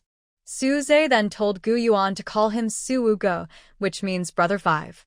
Gu Yuan was polite, but Suwon rolled her eyes at him and threw a small porcelain bottle directly at Suze. Suze instinctively caught it, unscrewed the lid, and smelled a strong medicinal scent. Inside was an unremarkable brown pill. He didn't ask what it was and simply put it in his mouth and swallowed it. Suwon looked at his unguarded action and felt a bit speechless. "Suze, can you be more careful? I give you a pill, and you just swallow it without asking if it's poison or not." Suze fanned himself with a fan, looking charming and confident, flashing a bright smile with his white teeth, and said proudly, "My sister is a divine doctor. Even if I really took poison, my sister would save me. Right, sister?" Suwon rolled her eyes at him, signaled Gu Yuan to put the book box and bag on the carriage, then jumped onto the carriage herself. She lifted her small foot and kicked Suze, who was sitting proudly on the carriage pole, causing him to fall. She domineeringly said, "I've taken over this carriage. You go to the carriage shop and rent another one to go back." Afterward, Suwon urged the driver to set off quickly. Suze watched the carriage fade into the distance and couldn't help but complain, "You brat, you have no conscience at all. Once you have a man, you forget your brother." Next to him, Su Chong, rarely showing an ant-like smile, said, "Miss treats the young master this way because he spoils her, right?" Suze glared at Su Chong and proudly said, "I only have this one younger sister. Of course, I spoil her." After saying that, he waved his fan and walked toward the carriage. Suze hurried to catch up, but he couldn't help but think to himself, "Back then, when you didn't know Miss Su Chiwa wasn't your real sister, I never saw you spoil her even a little." Suze loved his sister and had also taken medicine she gave him. Now, he felt refreshed and in a good mood, so he didn't bother to listen to his little guard muttering behind him. Su Wan, on the other hand, didn't know any of this. She was already leaning against the luxurious carriage of the Marquis's residence, resting her eyes. Her little head bobbed with the bumps from the carriage's movement, hitting the wall repeatedly. Gu Yuan first reached out to block her head from hitting the wall directly, then moved closer to her. When their bodies were pressed together, his large hand quietly tilted her small head onto his shoulder. He still protected the back of her head with one hand, while the other held a book and read. His lips curved involuntarily, almost splitting his face in half, and his deep eyes were filled with hidden joy. Su Wan secretly opened her eyes to glance at him, then closed them again, curling her lips. She smelled the fresh soap scent from the young grass, feeling comfortable, and began to rest again. The atmosphere inside their carriage was sweet and tender. Behind Su Wan and Gu Yuan's carriage, 3 carriages rented from the carriage shop carried students taking the imperial exam. At some point, a 4th carriage appeared behind these 3. Yang Hu and Old O's nearly 10 men were hiding inside this carriage. Yang Hu looked anxious, occasionally poking his head out to glance at the front carriage, then quickly pulling back and nervously rubbing his hands. Seeing Yang Hu like this, Old O kicked his leg and said, "Coward. A little girl with no hair on her head is worth being so scared of?" Someone nearby immediately agreed with Old O, saying, "Boss, I think we shouldn't listen to him. Those 3 carriages in front, with a total of 12 students taking the exam, must be carrying a lot of money. Let's find a forest later and stop their carriage. We'll show our knives and make them hand over all their silver and money. It's quite a sum. The young scholar in the front carriage looks good, and the young lady is quite pretty too. Later, we'll tie them both up. My brothers and I can play with whichever we like, just relax and enjoy ourselves. We'll also sell those who need to be sold at Sheen Building and those at the brothel. That will bring in a lot of silver." Old Wu is imagining the scene described and looks very pleased. He pats the other person's head happily. "Wumatsi, you don't look so great, but your ideas are pretty good. Let's do as you say. Brothers, get your weapons ready. When we reach the small woods ahead, we'll start." Old Boss Yu gives a loud command. Yang, who suddenly feels his legs weaken and breaks out in cold sweat. He's not afraid of dealing with Gu Yuan, but facing Su Wan makes him shiver. Last time he annoyed Su Wan, he remembers how badly it went, and he feels icy cold all over. He quickly grabs Old Boss Yu's hand. Boss eu, no. That woman is really tricky. She can use magic. Ha. Use magic? Old Boss Yu sneers contemptuously. Yang Hu, you Zhou'er? Listen, whether she can use magic or not, even if she's a fox spirit and sees me, she'd just have to kneel and serve me quietly. Before going to the county town, Yang Hu first went to the town to find Zhao Seer. When Zhao Seer and his friends heard that the target was Gu Yuan, Su Wan's man, they were so scared they almost peed themselves. No matter how much Yang Hu promised they could make money, Zhao Seer and his gang refused. Later, one of Zhao Seer's men, who had drunk with Yang Hu twice and was friendly, told him that they, including Zhao Seer, had been beaten and robbed twice by Su Wan. They were truly afraid now. Yang Hu knew that Old Boss Yu relied on having many men and thought that a bunch of scholars wouldn't be much trouble, so he was confident. But he also learned from Zhao Seer that in front of Su Wan, having more people doesn't help. He wanted to use a clever plan, but Old Boss Yu refused to listen and insisted on rushing in recklessly. Yang Hu didn't want to follow them into danger. He immediately clutched his stomach and cried out, "Ouch. Boss Yu, I ate something bad this morning. I'll get off first to take a dump, then catch up with you." Old boss Yu glared at him disdainfully. Lazy donkey. Always full of excuses. Hurry up and go quickly. Yang Hu quickly said, Old bosso, you guys go ahead first. No need to wait for me. I'll catch up after I finish my business. Old boss O frowned and agreed, alright then. Yang Hu hurriedly got off the cart. Wu Matzi quickly suggested to old boss O, boss, we already know the target now. Yang Hu is just a coward and not useful. Why should we let him join us and share the reward? Old boss O listened and thought it made sense. He told the other brothers, when Yang Hu catches up later, just kick him off the cart. Don't let him get on. Unbeknownst to them, Yang Hu had no intention of getting on the cart. Instead, he slipped away quickly, running back toward the county town as if he was afraid they would catch him sneaking off. The cart swayed as it entered a forest. The students from Guyuan County School, riding a poorly rented cart with many people inside, and it being very hot, felt uncomfortable and stuffy. Once inside the trees, the shade made it a bit cooler. They quickly told the driver to stop, got off, and took a break to breathe. More than 10 students got off together, gathered in the shade to rest and discuss the exam. At this moment, someone noticed another cart among theirs and asked in confusion, Hey, weren't we only supposed to rent 3 carts? Plus Brother Goo's cart, that should be 4. Who's this extra one? Someone answered, maybe students from another academy are also heading to the city for the exam, and they're traveling with us. That's good. Different academies have different teachings and exam preparations. I'll go invite the students from that cart to rest with us and discuss together, said Lin Chongqing, standing up to go invite them. But just as he stood up, the door of the cart opened. Instead of students from another academy, a shiny long sword was revealed first. Lin Chongqing was stunned for a moment but quickly reacted. He shouted no. Thieves. Grab stones and sand. Catch the bandits. This sudden turn of events surprised the students. After a moment of shock, they quickly understood what was happening. They reached down to grab whatever they could, sticks, stones, and even mud and sand, anything they could find.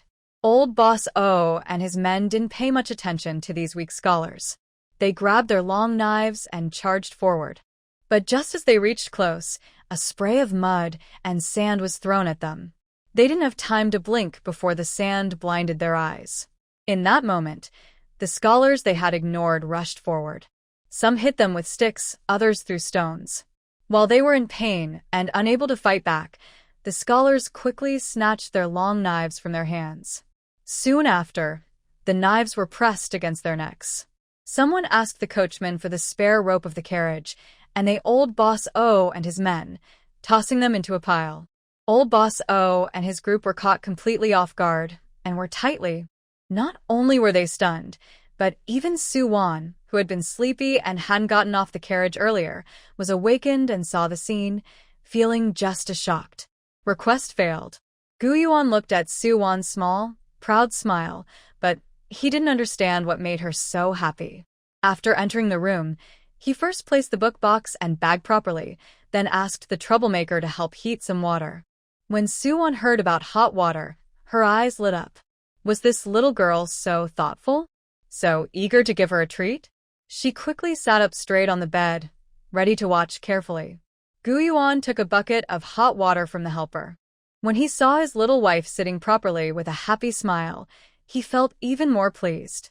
Wang Jian really understood him. She knew he wanted to wash her feet, and she had already prepared everything. He found a wooden basin for washing feet, washed it clean, then poured in hot water again. He brought it to Su Wan and squatted down to help her take off her shoes and socks, placing her feet into the hot water. Just now, when Gu Yuan was taking off her shoes and socks, Su Wan was thinking about whether her little girl had gone out for a trip. Suddenly, she became enlightened and eager to join in the washing. She was still debating whether to refuse or accept. Who would have thought that before she made up her mind to refuse, her feet had already been placed in the water? She instinctively struggled, but Gu Yuan pressed down on her small feet with a little more force, saying firmly, "After sitting in a carriage all day, your feet tend to swell. Soaking them well can relieve fatigue and help blood flow." "Suan, that I understand. I am a doctor. But I don't want to soak my feet. I just want to see you take a bath. As long as you bathe where I can see, all my blood flows smoothly. Sewin's heart was shouting. However, she quickly couldn't shout anymore because the young tender grass not only helped her soak her feet but also gave her a massage. The massage technique was very good and it felt extremely comfortable. So comfortable that after a while she started to feel sleepy. Sitting on the bed, her little head was drooping little by little. Gu Yuan took a clean cloth and laid it on her lap, carefully wiping her white, delicate feet. Just as he was about to hold the little girl and put her on the bed to sleep properly, Sewin's slender little arms wrapped around his neck. Her beautiful little eyes were half closed, looking a bit dreamy and shy, which made people feel soft-hearted. Sewin, unaware of her charm, pouted her soft lips and gently said, "Husband, stay with me and sleep." Gu Yuan felt a surge of blood rushing through him. He quickly lay down with Sewin. She snuggled into his arms, found a comfortable position, and fell asleep. He instinctively reached up and touched his nose. Thank goodness, no nosebleed. If he had, it would have been so embarrassing. Then, his indulgent yet helpless gaze fell on Sewin's sweet sleeping face. His smile was full of helplessness. This little fairy, does she even realize how much she teases him? Sewin hadn't slept all night last night. The carriage ride was bumpy, and even when she rested her head on Gu Yuan's shoulder, she was only half asleep, not fully asleep. Now that she was finally lying peacefully on the bed, she slept especially soundly. When she woke up, it was already completely dark outside.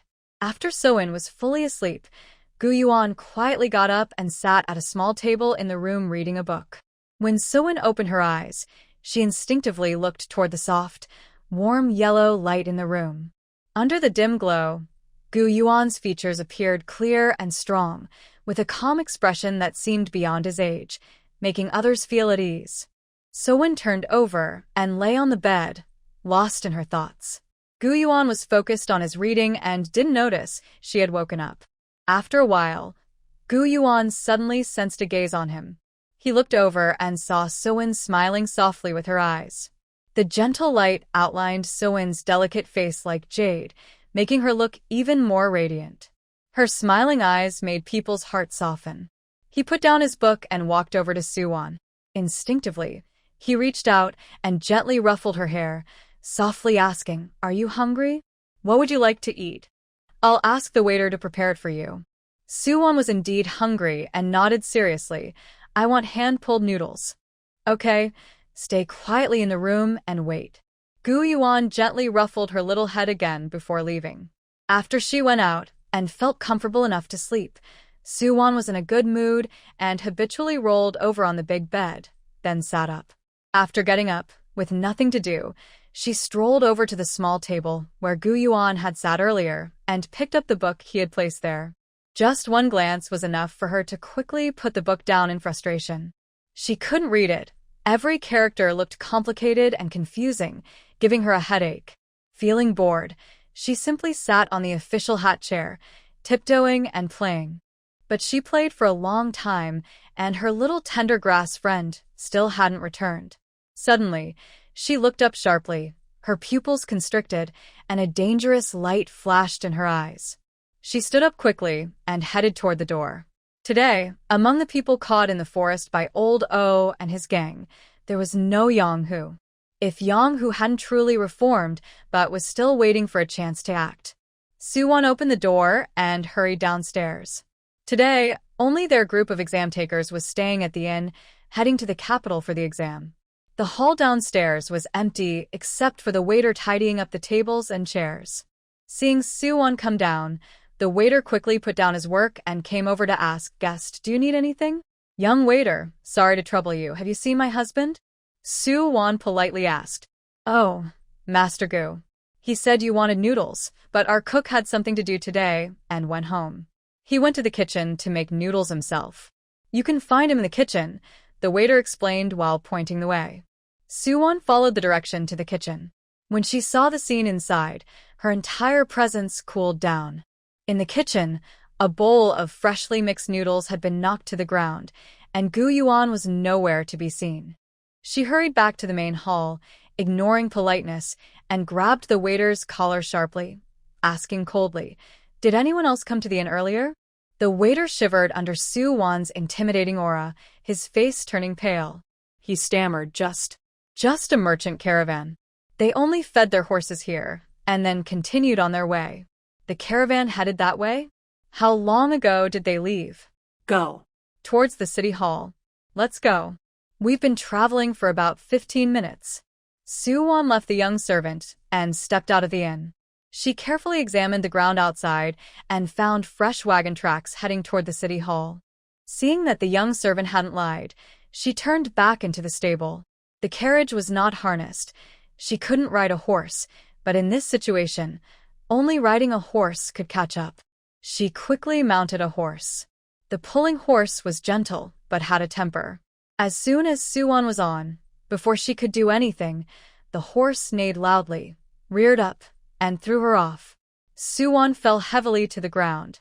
She got up, wiped the blood from her mouth, and her eyes shone with excitement. She mounted the horse again. This time, she held the reins tightly with both hands and squeezed her legs against the horse's belly.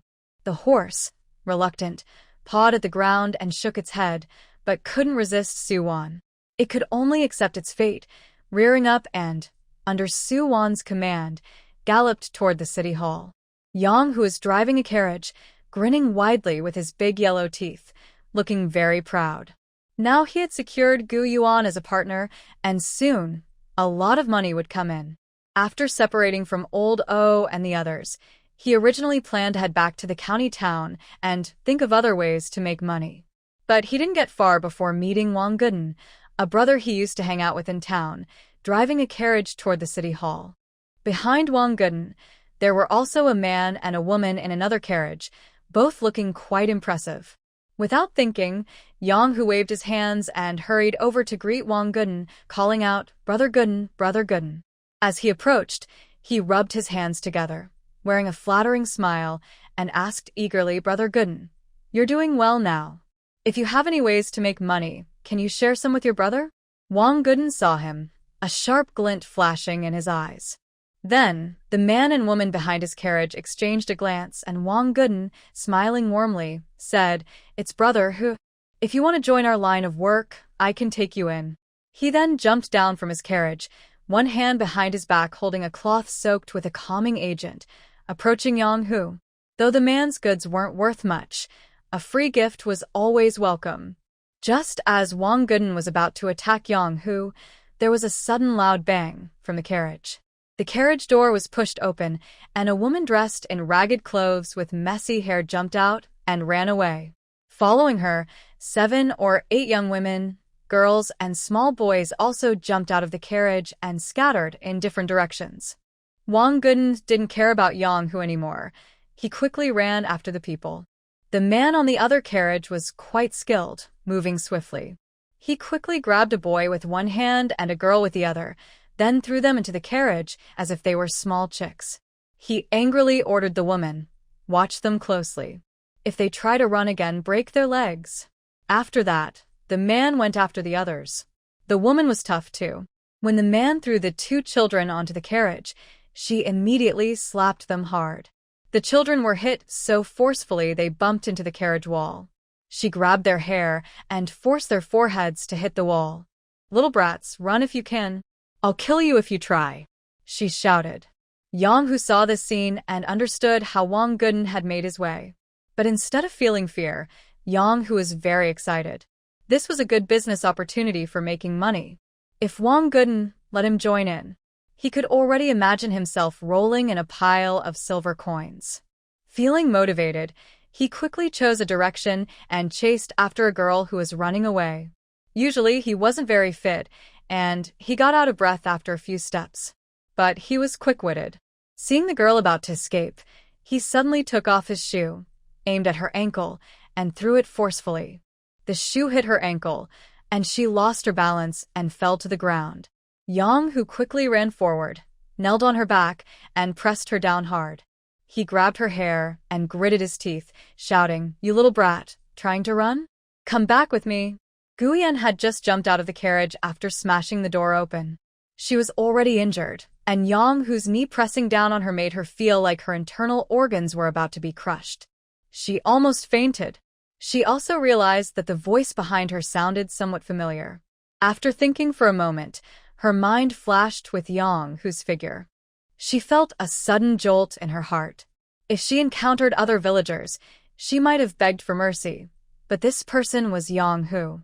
If Yang Hu discovered that what was in his hands was her, she quickly took the chance while Yang, who hadn't recognized her, rubbed her face against the ground again and smeared herself with dirt and dust. However, when Yang, who grabbed her hair and pulled her up again, he saw her side face and let out a confused huh. Then, he directly lifted her up. Guyen was completely powerless to resist. Yang, who rolled up his sleeve and roughly wiped her face. After cleaning the dirt, her cute little round face was revealed. Yang, who immediately grinned, showing his big yellow teeth. "So you're from the Gu family, little girl. You think you're too good for me, huh? Now you're in my hands." As he spoke, one of his rough hands started to touch her, pressing on her bottom, then pushing her down onto the ground. Guyen looked at Yang, whose fierce face. Somehow, she found the strength to recall the 3 moves she learned from her sister-in-law during the heavy rain. She suddenly bent her knees and aimed to strike at Yang, whose most sensitive spot. She hit her target, and Yang, who let out a painful cry, instinctively reaching to cover his sensitive area. Guyen took this chance to roll aside quickly, got up and ran. But before she could stand firmly, Yang, who suddenly lunged forward and grabbed her ankle. She fell to the ground again. This time, Yang, who sat on her and reached out both hands, swinging 2 loud slaps across her face. "Little girl, you dare run? I'll kill you." While scolding, he also started tearing at her clothes. Guyen struggled desperately, but her strength was no match for Yang Hu. She only heard a tearing sound as her top was ripped open, leaving only a red undergarment covering her snowy white chest. A wave of despair washed over her, and tears involuntarily welled up in her eyes. Yang, who looked at her body. Even if she managed to escape, her reputation would be completely ruined. At that moment, thinking about how her reputation would be destroyed and she would be forced to marry someone as disgusting as Yang Hu, she wished she could die right now. Just as Guyen stopped resisting and lay on the ground with hollow, hopeless eyes, Wang Guden and the men accompanying him, whom Wang Guden called Brother Gang, had already rounded up the others and brought them back to the carriage. They had already caught up. Earlier, when Wang Guden hadn't revealed his true intentions, he was pretending to be polite and comforting Yang Hu. But now that his true intentions were exposed, he stopped caring and kicked Yang Hu hard, knocking him away. At the same time, he signaled to Brother Gang with a quick glance. Brother Gang immediately approached Yang Hu. Meanwhile, Wang Guden took out a cloth soaked with a sleeping agent and suddenly covered Gu Yan's mouth. Gu Yan felt her vision blur and quickly lost consciousness again. When Yang Hu saw Brother Gang, with a fierce look on his face, walking toward him, he immediately knelt down and begged, "Brother Gang, I didn't mean for it to happen. It was that girl from our village. She seduced me. Brother Gang paid no attention to what he was saying and was about to strike him. In a panic, Yang Hu blurted out, "Brother Gang, I know where that girl's older brother is. He's fair-skinned and looks delicate. If we catch him and sell him to the brothel, we can get a good price. I'm willing to help you catch him as a token of loyalty." At this moment, Wang Guden returned after throwing Gu Yan onto the carriage. He saw Yang Hu's words and gave Brother Gang a signal, then leaned in and whispered in his ear, "Brother Gang, that girl looks pretty. Her brother isn't as handsome as Pan, but he should be decent." Recently, the capital's Rui Pavilion has been short of handsome, young men. They even told us to send only good-looking men there. Otherwise, although Wang Guden lowered his voice, Yang Hu could still hear him. Yang Hu hurriedly nodded and agreed, "Yes, yes, yes. Not only does her brother look good, but he can also read. He passed the imperial exam at 12 and is now going to the capital for the provincial exam." Wang Guden continued persuading Brother Gang, the noblemen in the capital love to play with handsome young men who are also a bit educated. If we can get Yang-Hu's brother to the capital. He looked at Yang-Hu, and Brother Gang's gaze also fell on him. Alright, if you can bring that person here, you'll be in. But if you can't, then. Hearing Brother Gang's sinister tone, Yang-Hu's body trembled violently. He knew very well that if he couldn't capture Gu Yuan, he would not only be sold to a place he could never return from but also likely be killed to silence him. When Gu Yan woke up again, she found herself bouncing in the carriage once more. She opened her eyes and saw about 10 pairs of shiny black eyes staring at her. The last time, she had escaped from the carriage with them, but she underestimated the strength of the man called Gang Ge and overestimated the speed of these children. As a result, they managed to escape once but only suffered minor injuries, and none of them got away. She knew that, even after suffering once, these children still relied on her to help them escape. Although her reputation was ruined because Yang-Hu saw her in a compromising situation, making her feel like she was doomed if she returned home, she wanted to help these children go back safely. But She silently sighed inside.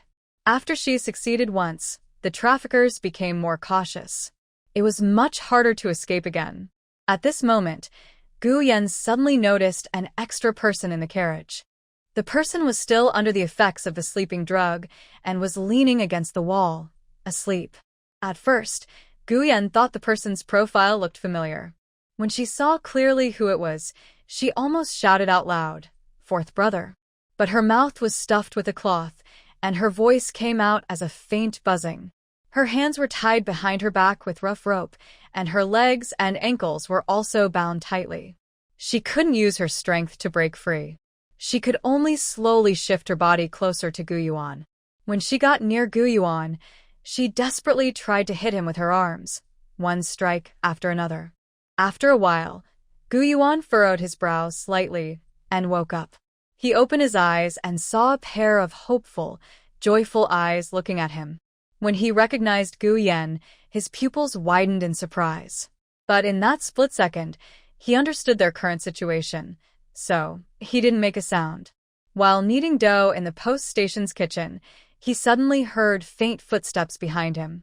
He quickly grabbed a rolling pin nearby and turned around, but the other person was faster. A cloth was pressed tightly over his mouth and nose. In no time, he lost consciousness. Before passing out, he saw the familiar face of Yang-Hu. Thinking about what Wen Xian once told him and the reason Wen hurried to accompany him to Fuqing, Gu Yuan frowned slightly, his deep eyes calm and cold.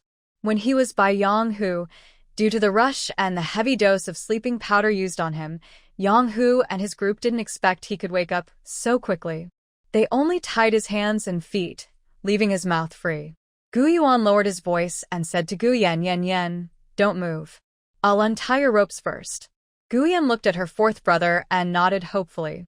Next, Gu Yan watched as the ropes tightly bound around her brother's wrists suddenly loosened, as if performing a magic trick after he moved his hands twice. Then, Gu Yuan quietly told everyone in the carriage, including Gu Yan, "Later, I will untie your ropes. But no one speak, and don't think about escaping now. Be patient and wait until someone comes to rescue us. Then, we will jump off the carriage and work together with our rescuers. Not only do we want to escape, but we also want to catch the bad guys in one go. Do you understand?" His voice was low but strong and full of hope. The children, eager to escape and go home but also scared, all nodded vigorously. Gu Yuan quickly untied the ropes on Gu Yan and the children's hands and feet. Now, not only did Gu Yan look at him with admiration, but all the children in the carriage also looked at him. He was their hope to go home. Gu Yuan signaled Gu Yan to sit with the children in the corner of the carriage, then pressed his ear to the wall and listened carefully outside. About 15 minutes later, the sound of galloping horses suddenly reached Gu Yuan's ears. Calmly, he turned to Gu Yan and the children and whispered, "Help is coming." Immediately, everyone in the carriage showed happy faces, and their hearts rose to their throats. The older children understood that this might be their last chance to escape. The younger children, though not fully understanding, could vaguely guess from the older kids' expressions. In the tense atmosphere inside the carriage, there was an undeniable feeling of joy. Su-won tightly pulled on the reins, stopping her horse in front of Wang Guden and Yang Hu's carriage. Her cold eyes like sharp blades shot toward Yang Hu and Wang Guden. "Are you tying yourselves up? Or should I do it myself?" Her icy voice made Yang Hu feel a chill rise from his feet, cold through his whole body. He instinctively shivered and tried to hide behind Wang Guden. Wang Guden had never been hurt by Su-won's hand, so he naturally didn't take her seriously. He stood up and sneered, "Little girl, you talk big. Do you think Grandpa Guden is scared?" Gengo and a woman called Zhou Mama also came down from the back of the carriage and stood with Wang Guden, watching Su-won. Gengo had a long scar running from his left eyebrow to his right jaw, making his face look fierce and terrifying. His sneaky eyes only briefly looked at Su-won and said, "This girl has some skills." Zhou Mama looked at Su-won with bright eyes and warned Gengo and Wang Guden, "Be careful when you fight later. Don't leave scars on this girl. Her face and figure are much better than our carriage. She alone could run a brothel. She's our future money tree." Zhou Mama not only worked as a but also ran her own brothel. Usually, if they caught boys, they sold them. If they caught girls, they either sold them to other countries at high prices or kept them in their brothel to raise. Hearing Zhou Mama's words, a glint appeared in Wang Guden and Gang Ji's eyes. They seemed to see a shining money tree right in front of them, ready to take whatever they wanted. Su-won listened to their conversation with a sharp gaze, losing patience. 3 silver needles flew from her hand. 2 silently sank into Zhou Mama and Wang Guden's necks. They felt a slight and tried to breathe in, but then their heads spun, and they fainted and fell to the ground. Only Ganga quickly dodged, avoiding the silver needles. Then, Ganga suddenly leapt into the air, one hand like an eagle's claw, reaching straight for Su-won. Su-won was riding her horse and couldn't dodge easily. She quickly took out a 9-section whip and swung it at Ganga. Just then, there was a loud bang behind them. The locked carriage door was pushed open. Gu Yuan and Gu Yen, along with several children, rushed out of the carriage in a rush. Just as Brother Gang turned around distracted, Su-won seized the moment. She swung her 9-section whip again, and the sharp tip pierced through Brother Gang's abdomen in an instant. Brother Gang grimaced in pain and took a deep breath, but he didn't back down. He continued to attack Su-won. Su-won was not skilled at riding, and her movement was limited by the horse. She quickly dismounted, but Brother Gang grabbed the saddle with one claw. The horse, in pain, reared up and neighed loudly, just as it moved towards Su-won. In a split second, Su-won's whip quickly wrapped around one of the horse's front legs. She pulled hard, causing the horse to lose balance and fall heavily, letting out a cry of distress. The horse was not dead, but was struggling on the ground and couldn't get up. While Su-won was dealing with the wild horse, Brother Gang took the chance to strike at her again. Gu Yuan told Gu Yen to take care of the children rescued from the carriage.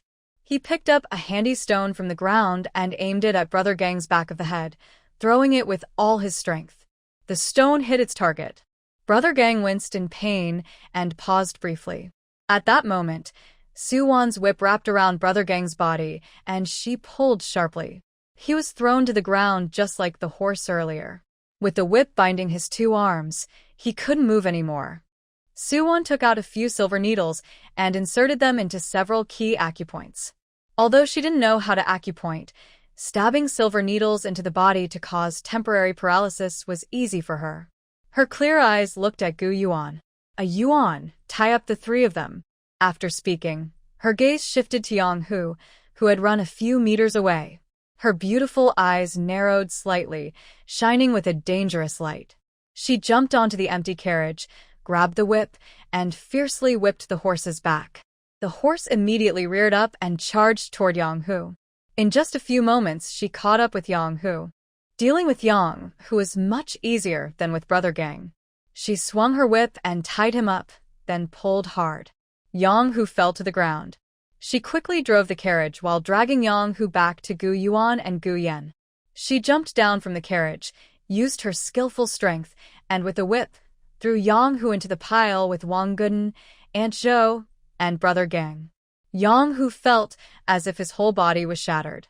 He lay on the ground, rolling and crying out in pain. At this moment, Guyen had already opened the door of another carriage. The people inside this carriage were more numerous than those in her own, and there were no children, only young women. As soon as Guyen took out the cloth stuffed in their mouths, they couldn't help but sob loudly. Guyen then walked over to Gu Yuan and Su Wan, clenched her small fists tightly, and with a face full of anger, she said, "Fourth brother, fourth sister-in-law, they kidnapped 20 people, 12 young women and 8 children. All of these people should be sentenced to death." Tears welled up in Gu Yan's eyes as her voice trembled with emotion. While saying this, she thought of the 11 girls like her. Although they weren't physically harmed after being kidnapped, their future wouldn't be much better. Anyone who found out they had been taken by the troublemakers would think they were no longer pure, making it hard for them to find good husbands later. Some who had already been promised marriage might even have their engagements broken. These people had ruined the lives of 12 girls this time, and countless other girls and children before. Such individuals, even if sentenced to death, couldn't fully express her hatred. She wished they would be executed by slow torture.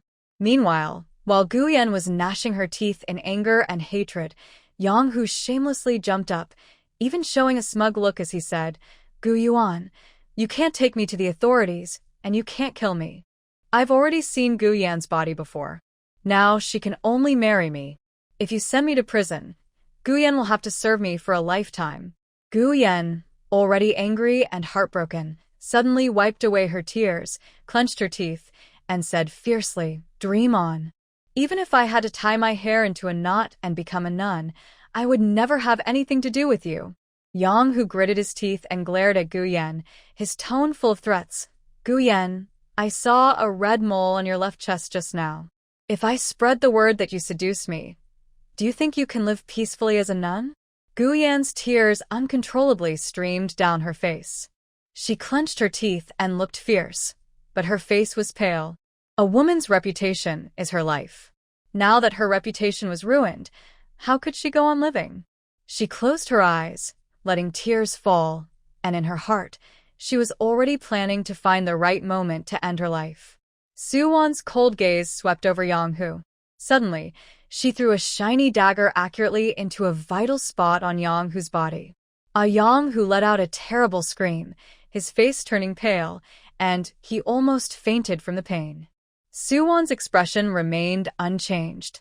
She flicked a silver needle, which directly pierced Yang Hu's throat. Yang Hu opened his mouth but couldn't make any sound. In the blink of an eye, Su Wan acted swiftly. When Guyen reacted, she saw Yang Hu covered in blood, mouth open but unable to scream or cry out. Looking at Yang Hu rolling on the ground in silent pain, Su Wan coldly said, "Since you can't control yourself, I will help you." She then turned to Guyen. "Yen, did his hand touch you?" Both. "Both hands?" Guyen replied, a bit stunned. Su Wan took another dagger, stepped forward, and decisively cut the tendons in Yang Hu's 2 hands. Guyen watched the bloody scene. Instead of feeling scared, she felt a faint sense of excitement. What Su Wan did to Yang Hu was something she had wanted to do herself. But her childhood environment made her afraid when faced with such situations because she knew that reputation was very important for a woman. Yang Hu looked at her body, and according to traditional customs, her only options were to marry Yang Hu, become a nun in a temple, or die. Guyen looked at Su Wan with even more admiration. Gu Yuan saw some blood on Su Wan's hand and carefully wiped it clean with a handkerchief. Then he gently patted her head with tenderness. "Wan, if you encounter this kind of thing again, let me handle it. You have a man, so you don't need to do everything yourself." Su Wan's bright eyes blinked at Gu Yuan, innocent and obedient. Okay. Just then, Lin Chongqing heard from the innkeeper about Gu Yuan and his wife's situation and immediately informed their classmates. Everyone quickly gathered their horses and chased over. Seeing the scene, everyone was a bit stunned. After Gu Yuan briefly explained what had happened, Lin Chongqing looked at him meaningfully and said, "Men should protect themselves when they go out." After a pause, he added, "Especially handsome men. Gu Yuan. He does look quite good, but because he always has a cold face and doesn't talk much, few people notice his appearance. His gaze unconsciously falls on the young woman beside him. Maybe this life really is different from the last one. Because there's someone by his side now, his features seem softer, and even his looks appear more friendly. Gu Yuan and his classmates took the kidnapped girl and children, along with Yang Hu and the others, back to the station together. The station is a government-run place. After such a big case, it's obvious that the station's officer quickly sent someone back to Rinyi County to report. The next morning, just as dawn broke, Lord Fan personally arrived with soldiers to bring back the kidnapped people and the others. Guyan was about to go back with Lord Fan, but Suwon saw her nervously clenching her fists and said to Fan Shuiru, "Lord Fan, our young lady still needs to go to the county seat with me and my husband. Could you please record her here, so she can travel with us?" Fan Shuiru understood Suwon's meaning. It's easier to save the young girls, but the older women, once they return home, might lose their reputation. If Guyan doesn't go back, she can keep her good name. It's not a big deal, so Fan Shuiru was happy to help Suwon. He said, "That's fine. Miss Gu, you can go register with the county magistrate first, then follow your brother and sister-in-law to the county seat later. Your family and Siji Hall, I will also help notify them." Guyan gratefully bowed to Fan Shuiru and went with the county magistrate to register. After Fan Shuiru and his men took everyone away, Gu Yuan and the others continued heading to the county seat. Gu Yen and Suwon sat in a carriage. To make their journey easier, Gu Yuan had already moved to sit with his classmates. Seeing Gu Yen looking gloomy, Suwon, although not good at comforting others, reached out and gently placed her hand over Gu Yan's. She softly said, "Yen Yen, don't think about that anymore. You didn't do anything wrong." Gu Yen lowered her head, tears uncontrollably falling onto the carriage floor. She mumbled, "Fourth sister-in-law, I know I didn't do anything wrong, but others won't think so. Will I really have to become a daughter-in-law someday?" Shuwan Said. Although Gu Yan was more open-minded than most women of this era due to the influence of Chen's progressive ideas, she was only a little more open. Even though she had her own dreams, deep down she still believed that getting married and having children were the most important things in her life. This was something Suwon could not change. She gently wiped Gu Yan's tears, held her small, cute face, looked into her eyes, and said firmly, "No. Yang, who has already been disabled. He can't speak or write anymore. He can't tell anyone about your situation." The other three men involved only tried to shift all the blame onto Yang, who during the interrogation to lessen their own guilt. They wouldn't or couldn't admit that Yang who almost assaulted you. So, as long as you don't mind, no one will find out. In fact, Suwon believed that if Gu Yen truly chose a husband, the right man would be someone who knew about her past and still didn't dislike her, but instead felt more pity for her. That man would be truly worth trusting. However, Suwon also knew this was unrealistic. In this era, the life of an ordinary woman was already very difficult. If such a thing got out, even if Gu Yen found a man who truly cared for her, what about his family? Marriage was a matter between two families, not just two people. After hearing Suwon's words, Gu Yan's worried expression eased a little. The journey afterward was quite smooth.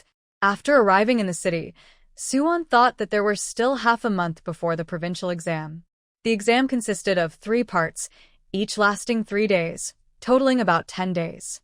Even if they didn't wait for the results, it would take nearly a month. Having stayed at the inn for so long, it was inconvenient for the 2 girls, Gu Yen and Suwon. So, they decided not to stay at the inn. Instead, they discussed with Gu Yuan on the way.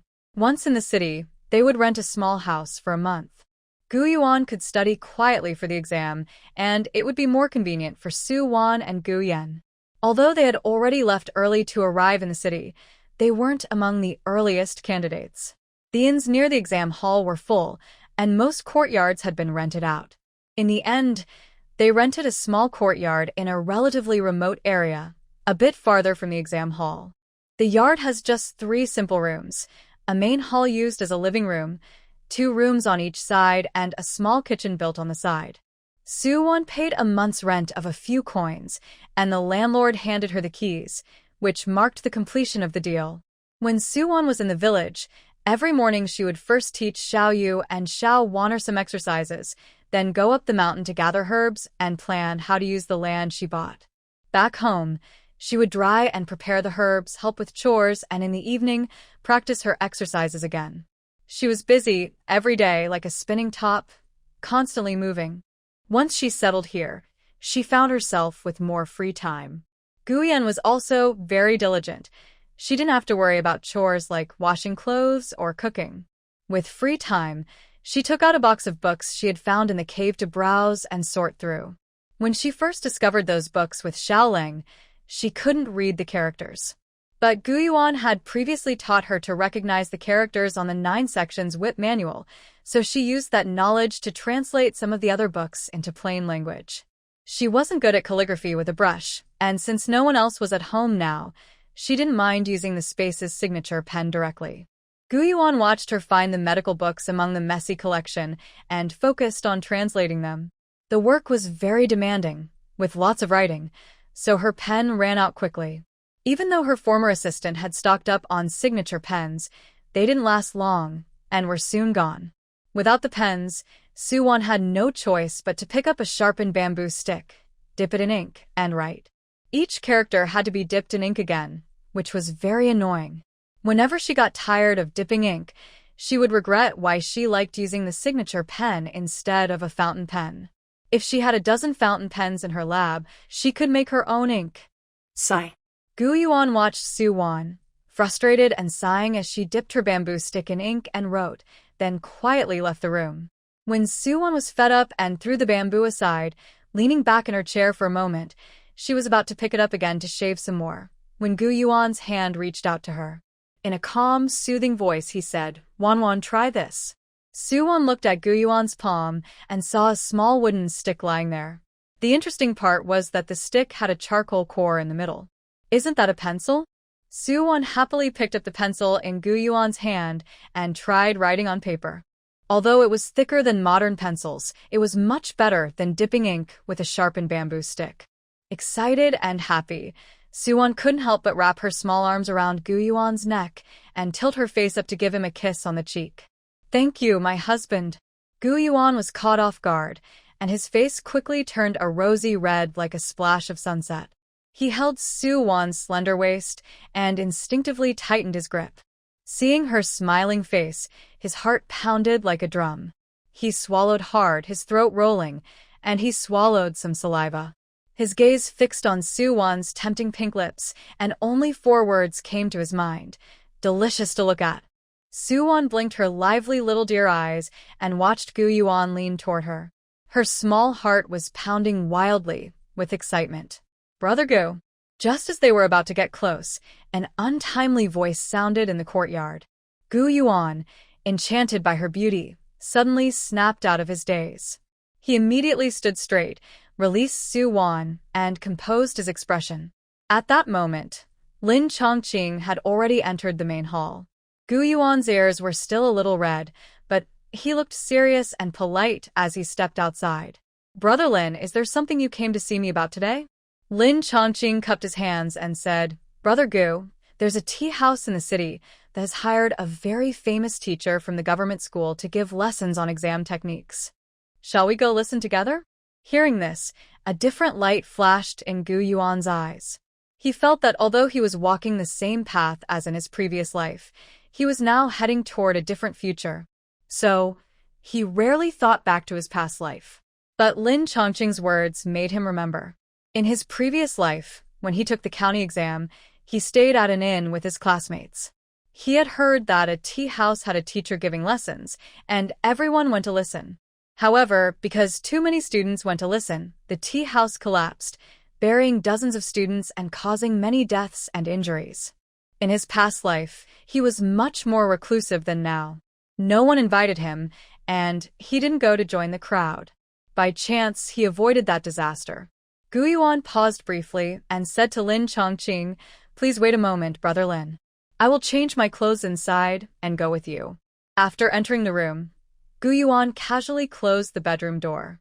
Su-won, who was just flirted with earlier, no longer felt like translating medical books. She rested her delicate elbows on the desk, supporting her small face as she looked at Gu-yuan. Gu-yuan's expression remained calm and steady, but Su-won saw worry in his eyes. She asked, "Did Brother Lin say there was a problem with the lecture at the tea house?" Gu-yuan hesitated for a moment and replied, "The lecture is fine, but that tea house might collapse." Su-won's beautiful eyebrows furrowed slightly as she stood up and said, "I will go with you." Gu-yuan wanted to refuse because he thought it was too dangerous, but then he remembered Su-won's medical skills and nodded. "All right, but Wan-wan, don't go inside the tea house. Just wait outside for me. No matter whether I can save those people or not, I can't let you get involved." "Don't worry." Su-won smiled sweetly at Gu-yuan. After changing into a long gown, Gu-yuan and Su-won went out together. Lin Chongqing looked a bit surprised and asked, "Sister-in-law also wants to go with Brother Gu?" Su-won's bright eyes sparkled like a little deer, looking innocent and lively. "Yes, I've never been to the capital city before. My husband said he would take me out to explore." Lin Chongqing gave a meaningful look at Su-won and Gu-yuan. Brother Gu and sister-in-law seemed to get along very well. Gu-yuan didn't show any modesty and looked at Su-won with a smile, sincerely saying, "It's Wan-wan's good fortune." Lin Chongqing, who was fed some unexpected dog food, was speechless. He originally just wanted to tease Gu-yuan, implying that Gu-yuan was a typical wife-controlled husband, but he didn't expect. When Su-won arrived in the yard, she called Gu-yen, who was working outside, to come along. Su-won didn't know if Gu-yen had listened to what she said that day in the carriage or not, but the incident with Yang-hu still had a significant impact on Gu-yen. Gu-yen was once a lively girl who loved to laugh, but recently she had been silent and reserved. She worked quietly every day. If Gu-yuan or Su-won spoke to her, she answered a few words. If not, she remained silent all day. Her lively, chattering voice was gone. When Su-won called her, Gu-yen instinctively wanted to refuse, but before she could speak, Gu-yuan said, "Yen-yen, come along. Soon, I will go with my classmates to listen to the teacher's lecture. Please help fourth brother take care of fourth sister-in-law." Gu-yen hesitated for a moment before agreeing, "Okay." Next to the tea house, there is a pharmacy. After Gu-yuan and his classmates went to the neighboring tea house, Su-won and Gu-yen went into the pharmacy. Su-won took out the cooling remedy she had already prepared at home to get medicine. As the shop assistant turned around with the prescription, Su-won suddenly clutched her stomach in pain. Gu-yen quickly supported her arm and asked, "Fourth sister-in-law, what's wrong? Are you feeling unwell?" Su-won waved her hand and said, "It's nothing, just urgent. I need to go to the respectful room. When the shop assistant has prepared the medicine, you can take it and wait for me here." After speaking, Su-won headed toward the backyard indicated by the shop assistant. The backyard of the pharmacy was separated from the neighboring tea house's backyard by only a wall. Su-won entered the outhouse, took out a set of her pre-prepared men's clothes from her space, and changed into them. She looked around to make sure no one was in the pharmacy's backyard before slipping out. Earlier, she had asked in detail about the collapse of the Little Tender Grass tea house, which happened about 15 minutes ago. Although she didn't know how Little Tendergrass planned to handle this, she decided to add an extra layer of insurance. If Little Tendergrass's plan failed, she would time it and directly kidnap the teacher. She didn't believe that if the teacher was kidnapped, the students wouldn't chase after him. Confidently, she climbed over the wall and landed in the backyard of the neighboring tea house. At this moment, no one was there, but she could clearly hear the sounds of a lecture. With one hand behind her back, she swaggered toward the source of the sound upstairs. However, just as she reached the main hall and was about to go upstairs, someone suddenly called out behind her, "Hey, who are you? Where did you sneak in from? You haven't paid yet. If you want to listen to Mastertson's lecture, first pay the tuition, 5 taels of silver." Su-won wasn't short of money now, but hearing the other person mention 5 taels of silver surprised her. Although the prices in the city were much higher than in the county or town, she only paid 3 taels of silver for a month's rent. Now, just for listening to a few words from Mastertson, they wanted 5 taels, This seemed a bit unfair. At this moment, a student who wanted to listen and was at the door begging the cashier for mercy said, "Shopkeeper, we're all students from the countryside rushing to the city for exams. Our families aren't well off, and 5 taels is too much. Could you please lower the price?" The shopkeeper immediately waved his hand impatiently and said, "Go, go, go. Do you think this is just selling carrots and cabbages? Mr. Tsen is a great scholar who only charges 5 taels of silver to teach you and analyze possible exam questions. Yet you still think it's too expensive.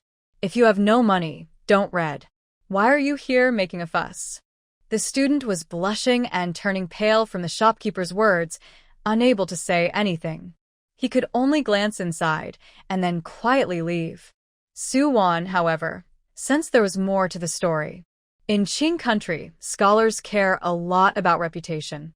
No matter how much they love money inside, they usually act as if money is worthless on the surface. Mr. Tsen, the great scholar, is quite unconventional. Using the exam season openly to make money, it's hard to tell if he truly is real talent or if he's just a fraud pretending to be a scholar. Su-won walked over and paid 5 taels of silver to the shopkeeper. As soon as she handed over the money, a servant hurriedly ran down from upstairs and whispered something into the shopkeeper's ear.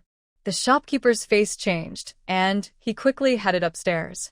But before he could go far, they saw an old man dressed in a gray-white long robe with a goat beard stumble out of the building in a hurry. Behind him, a group of angry students rushed down too. The leader of the students, after coming downstairs, slapped the shopkeeper's desk and shouted angrily, "Shopkeeper Liu, how dare you?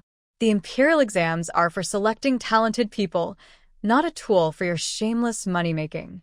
They all surged forward, grabbing the shopkeeper and dragging him outside. Someone also caught the scholar hiding behind the shopkeeper, and they all headed toward the government office in a mighty procession. Su-won watched as Gu Yuan took a few steps with the students, but then stopped. It seemed he whispered something to Lin Chongqing, then clasped his hands and bid farewell to Lin Chongqing. She saw Gu Yuan walk to the neighboring pharmacy, then quickly slipped back to the back courtyard of the tea house, retraced her steps to the medical clinic, and changed into her proper clothes inside the guest room. Just as she came out, Gu Yan entered the backyard to find her. "Second sister-in-law, are you feeling unwell?" Gu Yan asked with concern. Before Su-won could answer, a strange loud noise suddenly sounded nearby.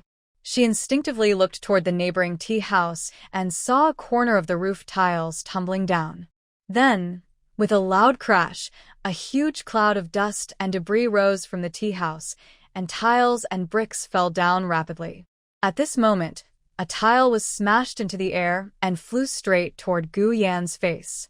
Gu Yan had been distracted lately, and at this sudden event, she was stunned. She didn't even think to dodge, just stared blankly as the tile flew toward her face. Su-won's eyes sharpened. She quickly reached out and pulled Gu Yan aside. "Yen, be careful." In the moment Gu Yan was pulled away, the tile hit the ground and shattered into many pieces. Gu Yan snapped back to her senses. Her clear, bright eyes, filled with tears, looked at Su-won. "Fourth sister." Su-won patet her shoulder. "Let's go. Your fourth brother is still waiting up front." Gu Yan wiped her tears with her hand and nodded heavily. Just as they were about to head to the main hall of the medicine shop, Gu Yuan hurried over. Seeing that they were all safe and sound, he sighed in relief.